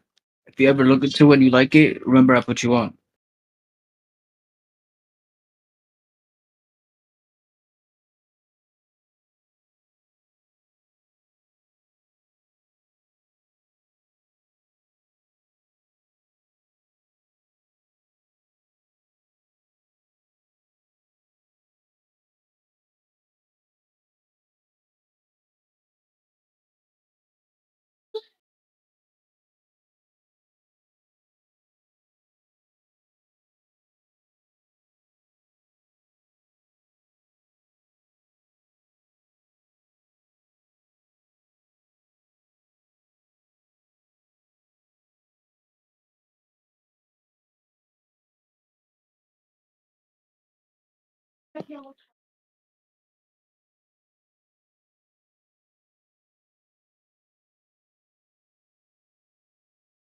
Oh well, if you want to get esoteric, most churches have like a weather vane on top, right? Or some kind of like some kind of weather vane that just has the cardinal directions on, and that's in the symbol of a rooster or a whatever, and that symbolizes the sun in some kind of occult, not occult, but like a esoteric kind of symbolism. I don't know that I've ever seen the rooster on a church. I've seen it on farmhouses, like.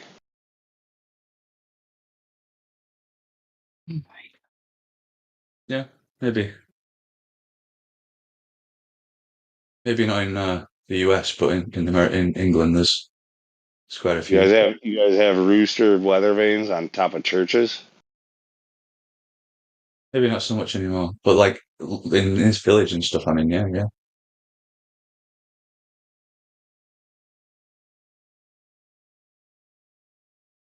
But to be honest, my village has got some I'm history. thinking Like, you're making that shit up.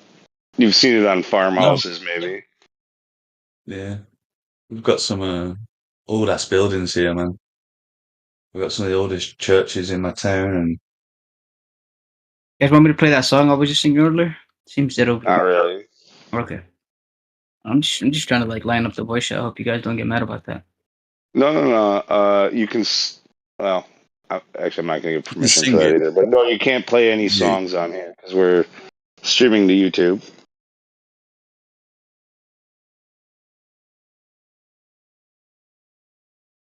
Oh my god, I'm getting wrecked in this game. that was well, good call. Good call.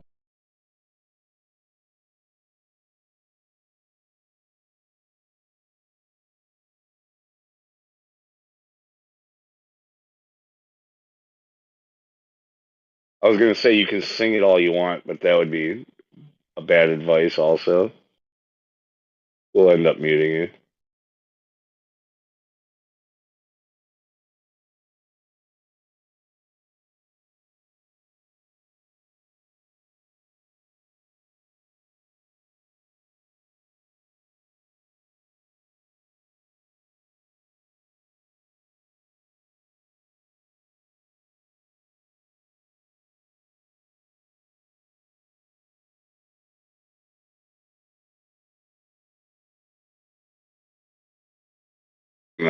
So go ahead. How is the rooster occult symbolism? I mean, you would have to assume something like that if it's on churches, but if it's at a farm, there's nothing occult about that, right? Like it's just like, why did you choose a rooster? Why not a sheep? Why not a cow?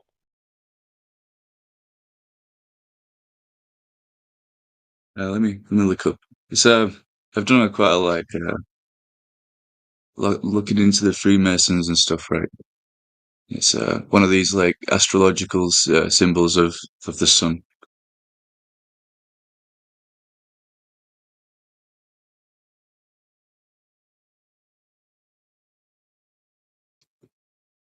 I mean, churches have crosses on top of them, and that would make an excellent weather vane.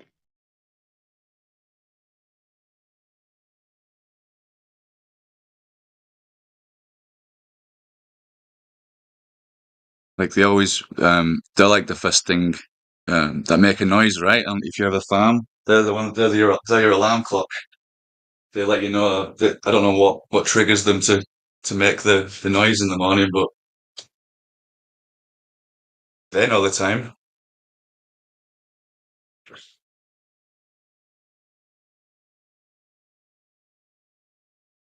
Chickens never really close their eyes for long. They blink, and that's about it. You know, I mean, they're always on watch. They have to be. Coyotes are trying to get them. All kinds of things.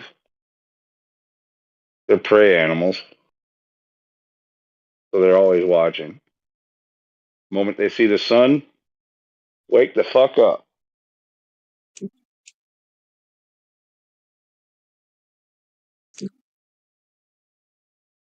So yeah, I can tell that rain's coming just because the cows go nuts around me. So I got like an early warning system. Oh, there's fucking like 40 cows start doing that, and I'm like, oh shit, rain's coming. You can smell the rain coming. You can kind of feel it in the air too. If you spend enough time outside, like I have an outdoor job, so like over the years, I've gotten better and better and better at it, and like you can just kind of tell when there's something coming. I feel it in your knees. It is a pressure difference. You're not wrong. Yeah, there's a pressure difference, but no, there's like more electric. Like if it's gonna be like a thunderstorm, you can actually like feel the electricity and almost smell the electricity in the air.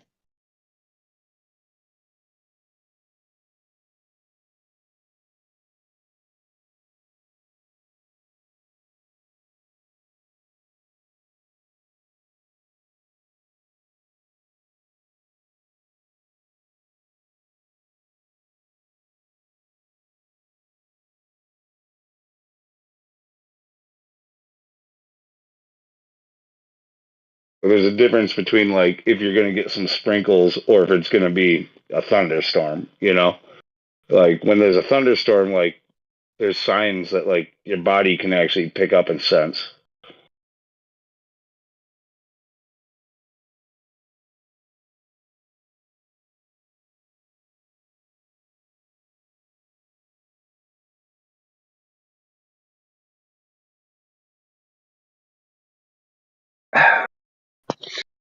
Man, what do you think of that Hardy board?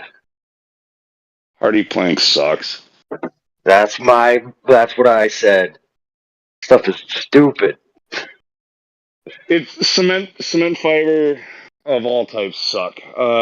It does make sense in certain applications, I guess. Like in fire prone areas, but like it matters on a wood framed building anyway. Or if you're in like a really heavily like termite infested area, like they're not gonna get at it, but it's basically like glorified drywall. It's like super hard pressed glorified drywall. If it sits low to the ground or it gets a lot of moisture, the shit deteriorates and rots away. It breaks away at the nails and starts falling down at the seams. It also shrinks after application and the seams open up. In comparison to say like LP Smart Side, you've got 12-foot sheets with the Hardy and 16 with the LP. So your seams are reduced by a minimum Hold on a of second. 35%. What is LP made out of? It's manufactured. It's basically OSB. It's OSB, but it's because LP is Louisiana Pacific. It's the same people that make all your OSB and shit. But it's they use a way higher resin content, so it's like 95% glue. So it's made for exterior applications. But it's a lot lighter and a lot stronger, and it comes 4 feet longer. Like it'll actually hold its own weight. You know what I mean? Like if you don't handle Hardy, yeah, it's a way better product. When I a long time ago I did some, but I'm doing it right now. And when you handle it and you see how flimsy it is, it's like, dude, how can anyone take this stuff seriously? It's used a lot in commercial applications where they say they're not allowed to have any combustible products or anything like that. That's the one case where I could say, okay, fine. Since rules and regulations have stipulated that you can't use anything that could possibly burn, this is maybe the better looking product that you'd want to go with. But it's an inferior product.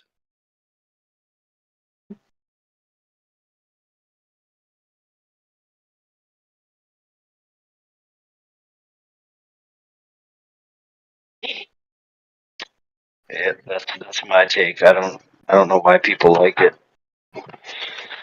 Oh, it sucks Don't to get work it. with too. The shit's heavy as hell. It's dusty as hell. Yeah, you think it'd be strong for how heavy it is.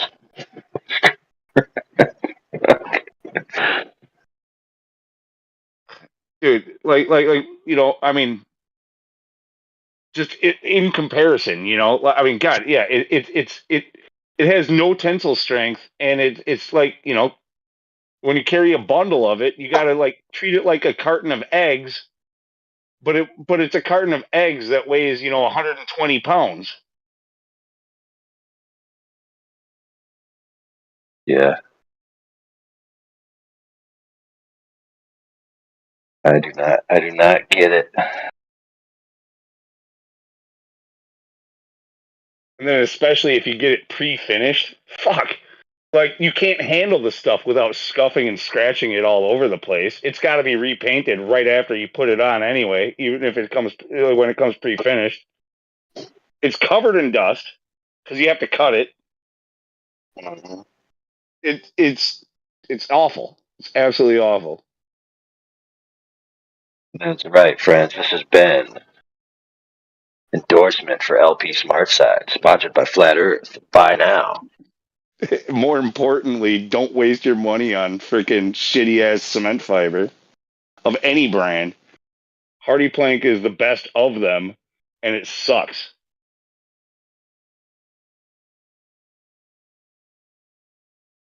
Plus, with Hardy, you're gonna be you're still gonna be you're not gonna have to paint as often as you would with like a natural wood product. But you're still gonna be needing to repaint every like 7-10 years. It might, that would change. It could be 5 years, on a sunny wall. But that stuff is gonna fade. It's gonna have to be field coated and repainted like every 5 to 10 years. If you buy pre-finished LP, like that stuff has a I don't trust warranties, but I've seen it. It lasts for a long time. They'll give you a 50/5 warranty on the finish. So that's like they're claiming a 50-year finish on it if you get the pre-finished. The substrate itself has a 25-year warranty.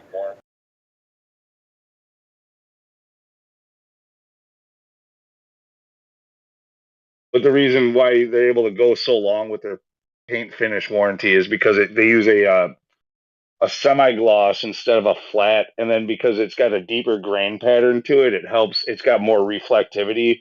So like the UV rays that hit it, like they bounce off in different directions, and it basically it's able to kind of withstand those elements from fading better.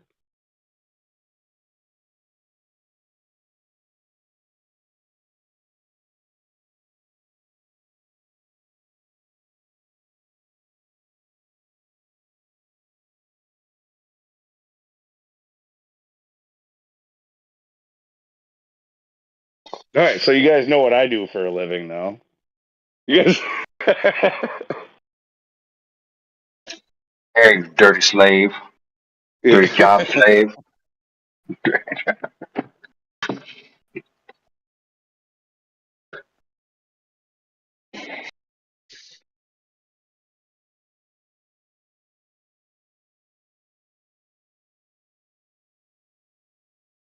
Yeah, LP Smart Side. It's the same quality. Because if you're gonna go into like richer subdivision stuff, they're not gonna allow vinyl or anything like that.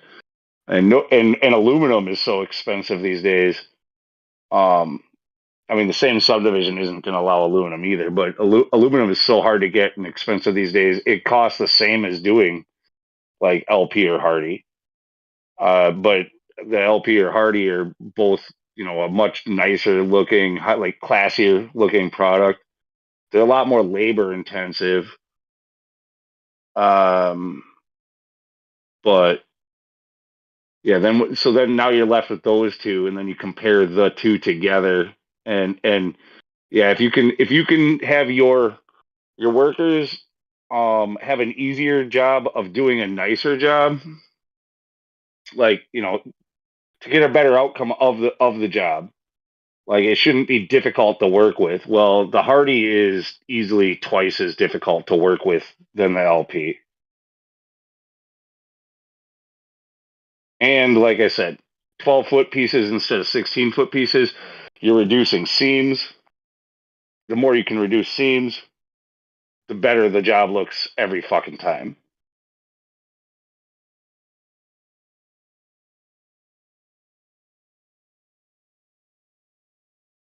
This house is like 160 years old or some ridiculous amount. All the studs, it's old balloon framing studs. They're all like half inch this way, inch that way. Every single one's got to be shimmed. Ooh, got a lot of settling in. 80%. 80% got to be shimmed. Let's put it that way.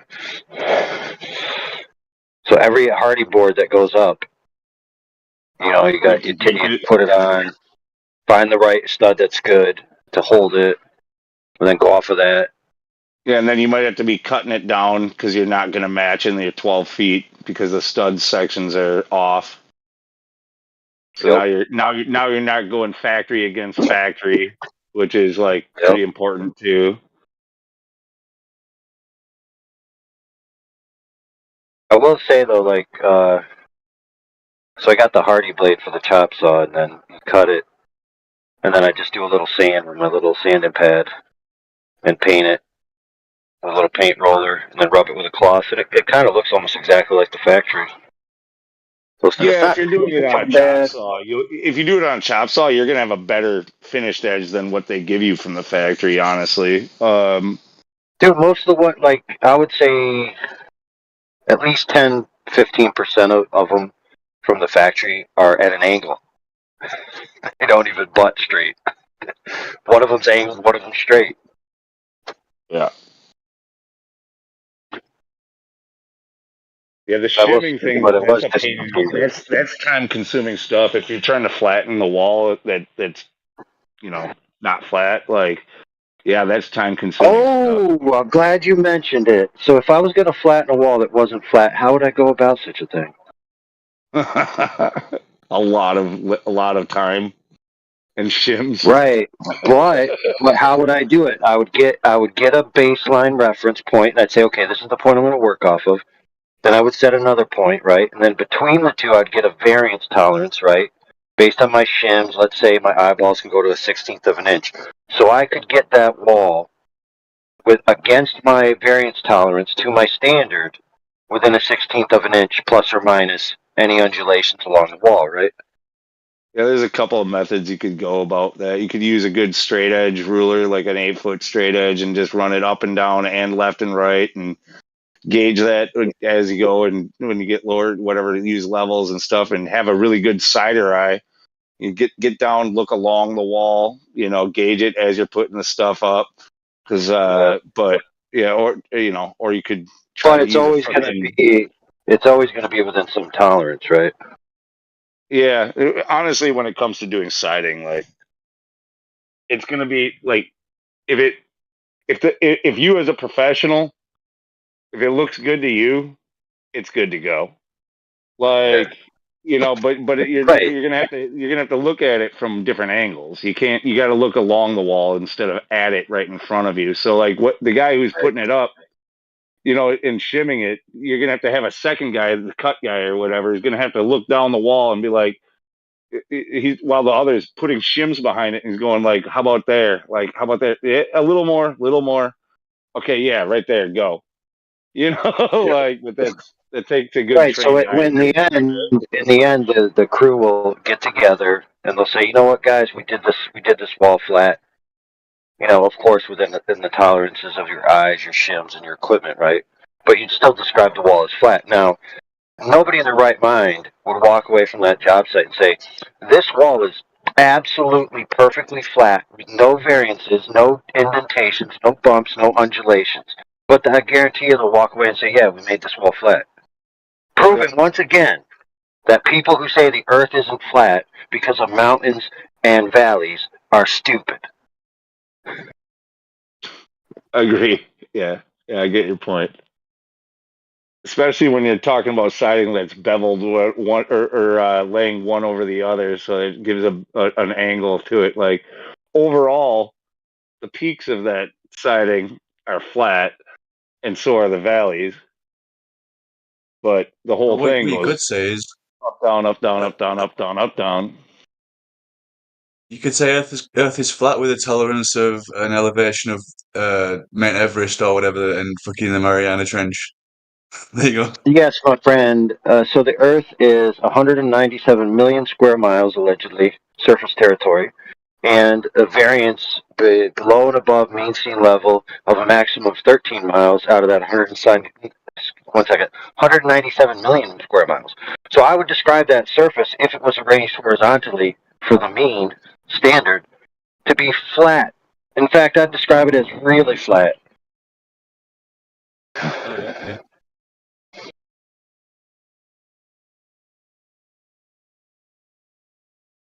So the other way you would maybe go about it is trying to use a laser level, but those things aren't exactly easy to work with on each course of siding, on each stud, on each. You know what I mean? Like, that's just not going to fucking work, really. Oh, you when can you're look trying at to one of them rotary. the studs are in and out. Rotary And laser everything. levels. I looked at one of those the other week. Them rotary laser levels. They seem like a good idea to get something flat. You could line it up. Oh yeah, but you can't put What them. we're talking about, though. Yeah, it's not going to work.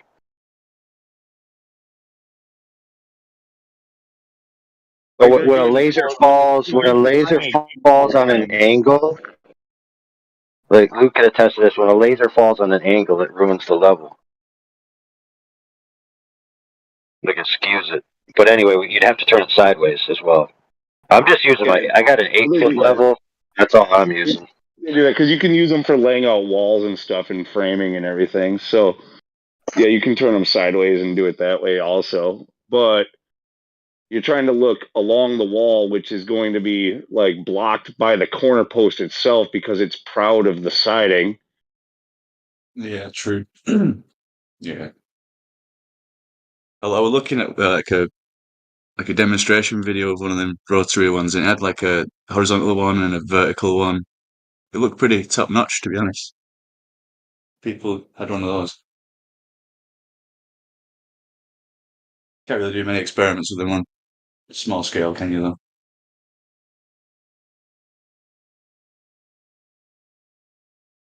Yeah, the best thing honestly is just having a good a 4-foot level, and maybe an 8-foot level or a good 8-foot like just straight edge like ruler.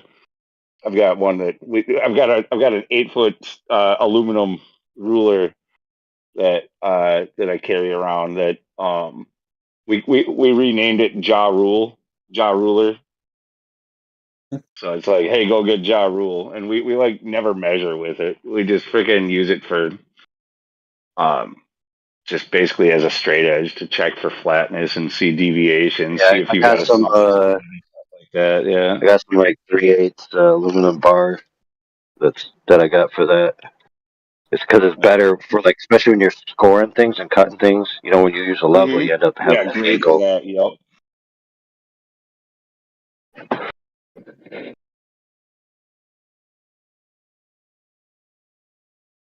Trying to work up the courage to table saw a piece of wood right now because I'm freezing because I have to do it outside.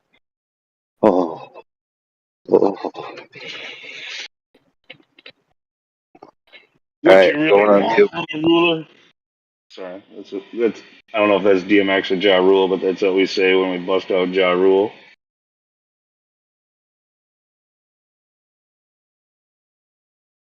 Where are you that you're firing up a table saw at 10:34 Pacific time? Outside. Fucking midnight right here, dude. Dude, where I'm at, it's 1:34 a.m. And the neighbors aren't going to complain? Dude, they better not.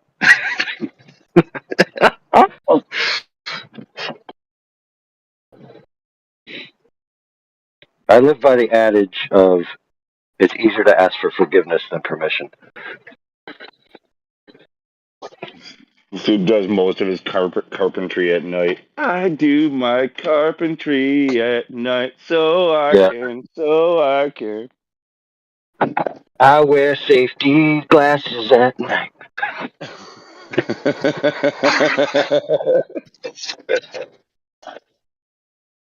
Dude, this little porch isn't long enough to get my wood out. Dang it.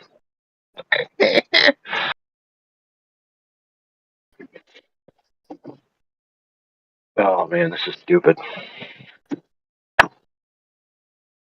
Alright, I'm gonna have to bring it more inside. Trying to keep the dust on the outside, but porch ain't long enough. Hey Scott, grab the other end of that board for me as it comes out on the other side, alright?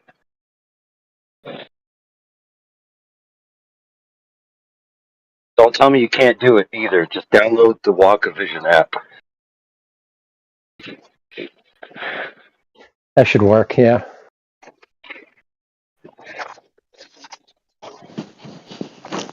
Oh well. Gonna have sawdust on the rug. Deal with it. Alright, going on mute.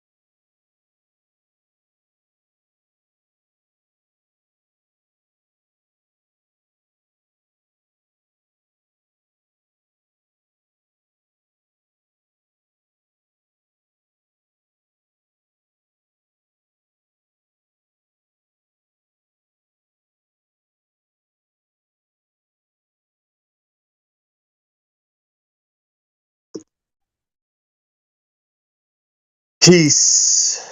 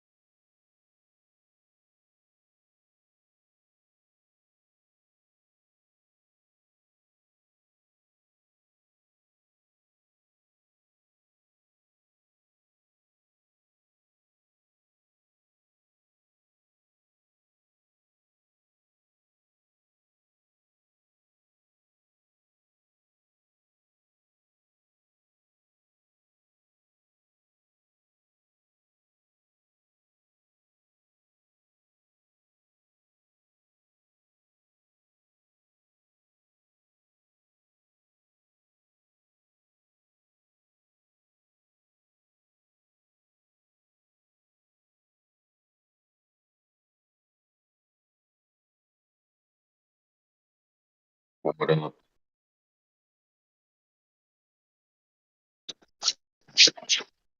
I think we report, killed. still got all. Go ahead, go ahead. I was gonna say we killed Speculation Sunday with Carpentry Midnight. Oh, yeah. You can still speculate about carpentry.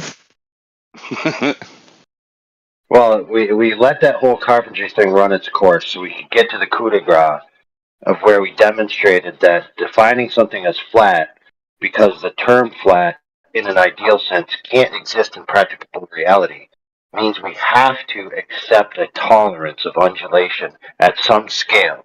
So the term flat is only referring to an overall surface tolerance against a measure, right? So if you describe the Earth as flat, if you say it's horizontally laid out, plus or minus the 13 miles of elevation changes, then it's essentially a flat surface, right? That's why, right? I just wanted to, use that as a foil so I could make fun of anti-flat earthers that are the not flat earthers. You know, they are flat earthers, but they're quote unquote the not flats.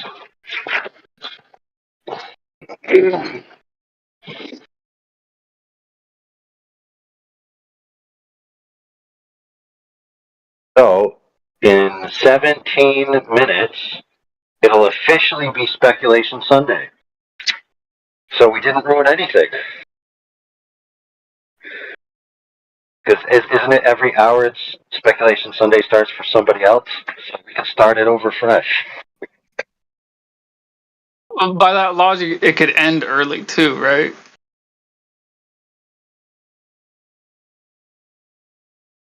Oh, that's gonna be chaos. Cause yeah, you're gonna have people who are like, "No, it's Speculation Sunday is over," and somebody else is like, "No, there's like 6 hours left," and then half the group, or a portion of the group, will be talking in speculation, and the other group will be like, "Nope, not doing it." Maybe we just need a rule that you're not allowed to speculate if it's outside of your time zone. That's what I was trying to say. Like, I mean, I just wanted take it by the reins. Like I'm pretty sure back in 24/7, like there was too much speculation going on about, you know, mountains being sleeping giants and giant trees and shit like that. And I made the joke about like, what the fuck is this Speculation Sunday? And everybody liked it, and it like took off, and somehow it's grown legs, and here we are years later, and Speculation Sunday is a thing. So since I coined it, I'm gonna say it starts in Central Time, United States.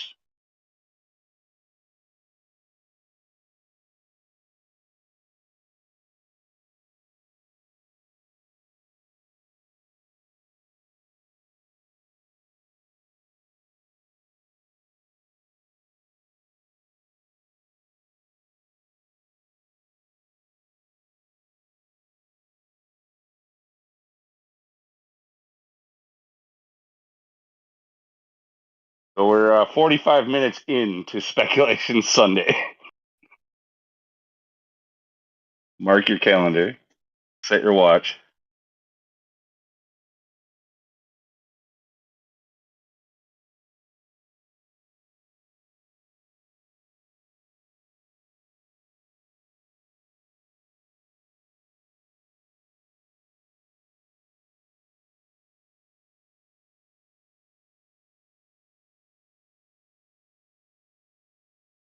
What was the name of that borehole or whatever you call it that went 7.8 miles down in Russia? Kola borehole. Called Kola? Yeah, but with a K, like KHOLA or something like that. Well, what I was wondering, it's like not really a speculation, but it's like a wondering thing. I wondered like a little bit for a while. I was like, what if someone like used that technique, but then also combined it with a strip mining technique and started in a place that's below sea level to begin with, but still on dry ground, like certain places in Arizona. And like I was just thinking to myself, like, you know, what would we find if we went like 10 miles down or whatever, but you know, did so in a way where we're not sending down like a probe, but like down there in person, you know, where we're employing a combination of techniques. It'd be way harder. Like the Kola borehole, it's small in like its diameter is not a big hole. It's just enough to get a drill bit down there, basically. If you want to make something that people can go into, you got to size that up immensely. You're talking about way more labor, like work time, money. I mean, like you remember? I'm sure you probably remember this movie well enough. Like, you remember that movie that was based off a video game, Resident Evil, the first one, the very first one. Like, I never remember the played it. underground? I never played it, but I'm familiar with Resident Evil, but I never played it actually. I never played the video game myself either, but I watched those movies. And like the first one, it's like, you know, part of the movie is they have this underground facility that's like 70 stories below the surface of the earth. Or no, it's like 100 stories below the surface of the earth, but 70 stories of floors below, 30 floors below the surface of the earth, you know? And Like basically what I'm saying is like, 170, basically, like, or no. I mean, it was like 100. Like what I'm saying is, it's like the main section of it. The most of the stories were far below the surface of the earth, but within the area that it took place, it was like, you know, 70 stories of 70, you know, of floors. Yeah, if it started 100, if it started 100 stories below the surface, that would be like 1,000 feet. Or I'm sorry, no, like, yeah, about 1,000 feet. If it was 100 stories. It doesn't matter. It doesn't matter. The point I'm trying to make is that when it comes to like the elevator shaft design and technique that they would use for making such a structure as this underneath the ground, what I'm saying is I think it would be kind of interesting if someone employed the same sort of concrete blocks and setting up of, you know, reinforcement and stability, and just, you know, simply saw how far down they could go. You know, like take for instance, like cutting out a section, say, I don't know, 30 feet by 30 feet, or maybe 40 feet by 40 feet, and then just digging downwards, setting, you know, rebar and concrete, and just, you know, setting up a ladder, an elevator shaft, and stairs, and ventilation, and just seeing how far down you can go with that kind of technique is basically my what I wonder what you would find if you did that. Like, at what point could you not go any further, and for what reason? You know. Yeah, well, I mean, that would be a huge task. Like, if you wanted to do something, like, I know you said reinforcing it and stuff, but I don't think you could go straight down. You'd have to tier it. So you'd have to start really wide and narrow as you went down,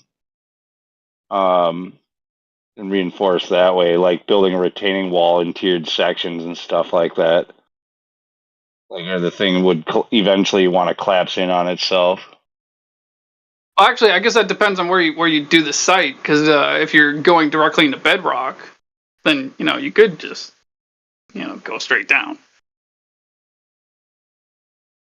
In most places, you're not going to get that far until you hit like the water table. You might end up going through trying to get through an underwater lake or an underground lake. Like it's. Oh yeah, it would be interesting. I can't imagine actually trying to do something like that unless you had ridiculously like a ridiculous amount of resources to do this for basically curiosity.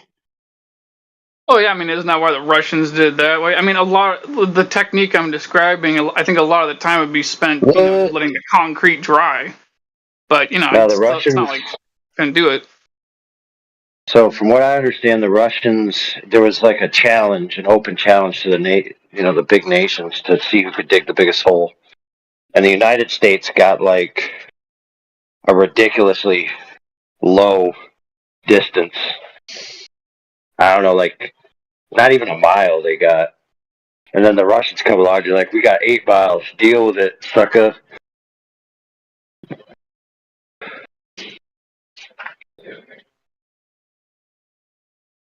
Yeah, I mean, and for that reason, yeah, doing it just with basically a drill bit and like a 10-inch hole, like that's the way you would do it.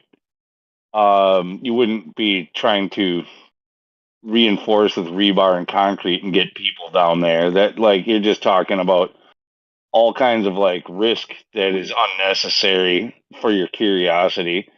Whether that thing collapses in. What if you do hit a pocket of fucking lava and you can't fucking contain the shit? Fuck, like just freaking Well, bubbles then up and everybody. you retreat and you report. Yeah. And with a 10-inch hole, you could possibly plug that thing. You know what I mean? You're not doing it with like an underground city.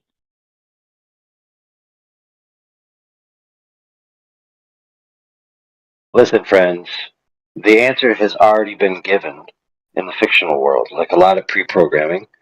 You get this big machine that has a super laser in the front, like a lightsaber, and you just drop it, and it just burns through as it goes. Problem solved. What does it do with all the melted matter? Excuse me, dude, it vaporizes it. And we all stand over it and huff it. I guess. I don't know. I guess in theory, if you were to do this, if you were doing it through sand, it might turn the sand into glass and make glass walls on the side. It also might make a giant pool of fucking glass that you can't drill or fucking laser through anymore.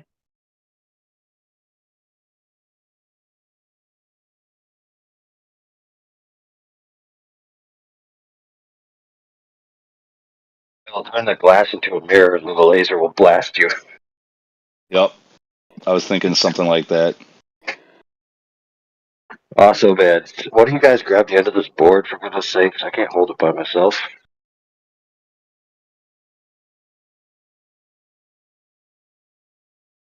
I'm off the clock.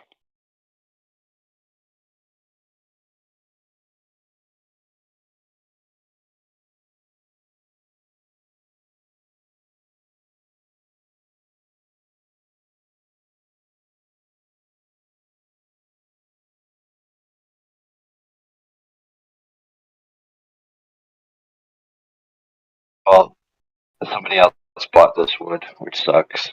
And this one piece is like a leaf spring, it's like ridiculously curved. Dude, I'm like not looking forward to Monday actually. Like, so we tore apart a chimney on this condo project that all their chimneys are freaking rotten and falling down. I got my materialist together, but like, yeah, the boss wants to try to cut back on people like spending time in the Home Depot selecting freaking their supplies that they need and whatever. So we've got like a Home Depot rep or whatever that we're supposed to for a job. We're supposed to like call in our orders to her, and then they get it ready at will call. So we just pull up and pick the stuff up. Like, we're talking about Home Depot lumber here, and they're gonna have their fucking employees like select lumber for me and put it on a cart to get ready. Like, there's no. I've got very low expectations. If I've got any straight boards, I will be surprised. But yeah, I put an order in yesterday, and I got to pick it up on Monday in the morning, and I can't wait to be disappointed. Well, this one that I'm doing is it's finished face trim, and dude comes back with bent chunks missing. You know, I'm like, dude, what the heck? You didn't even. It's like you didn't even look at it. Yo, who wants to play some Bobble League? Got the activity going. I'll smoke y'all. Bobble League. Alright. Epic. Who wants to play Bobble League? What the fuck is that? We're on Carpenter Midnight, dude. Huh? Yeah, this is Carpenter Speculation Sunday. We're speculating about carpentry. Oh, well, Bobble League is better. Okay.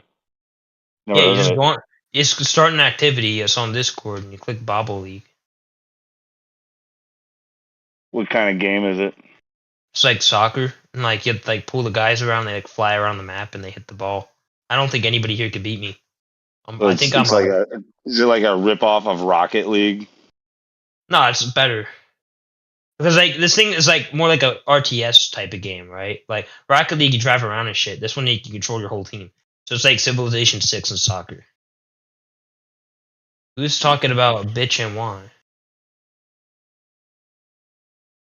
You should talk to the Europeans and stuff. We're American. Soccer is only for the pussies. I'm American.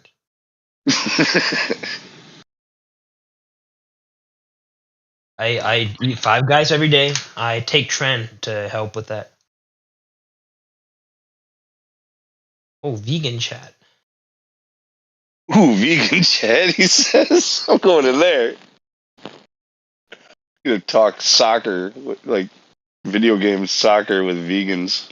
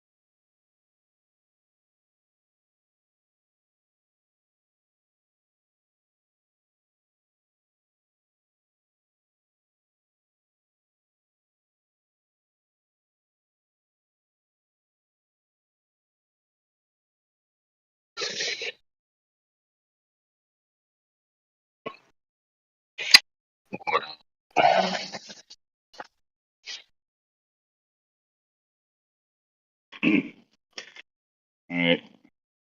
I guess I'm done for the night. Yeah, I was gonna have to find another guy to talk carpentry Sundays with. Do it. Later.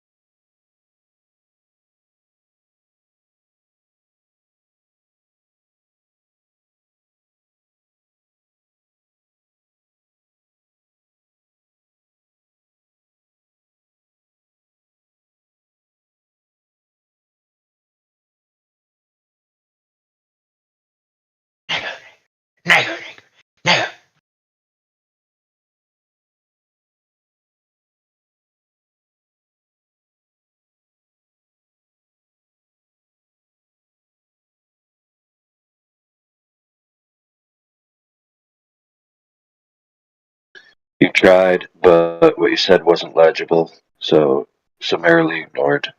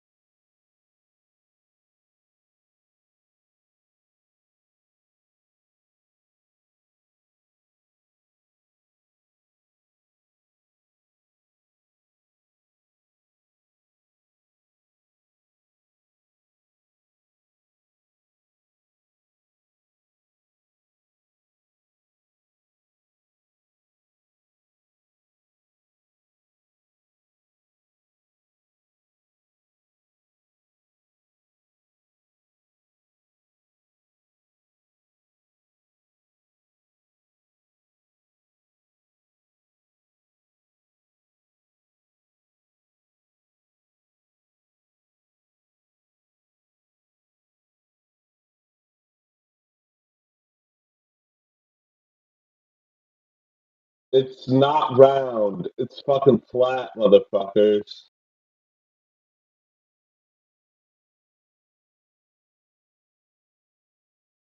It's fucking flat.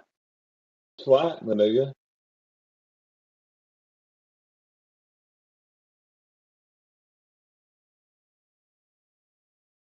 What's flat?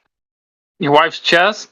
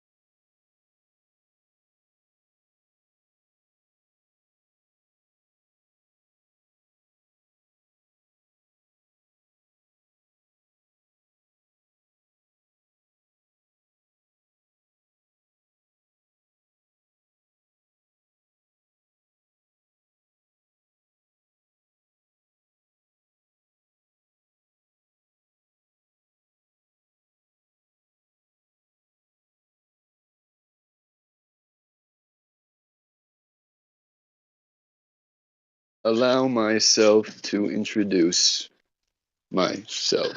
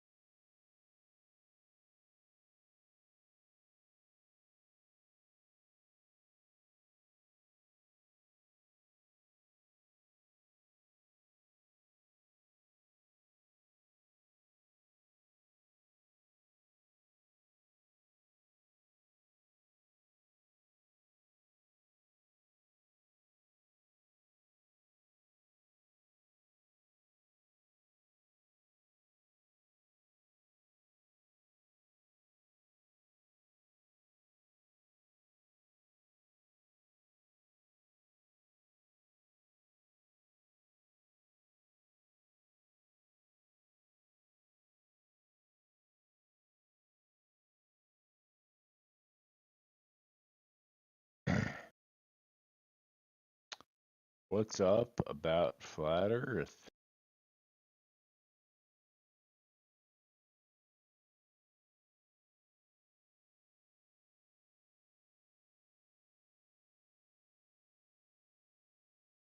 Very convincing.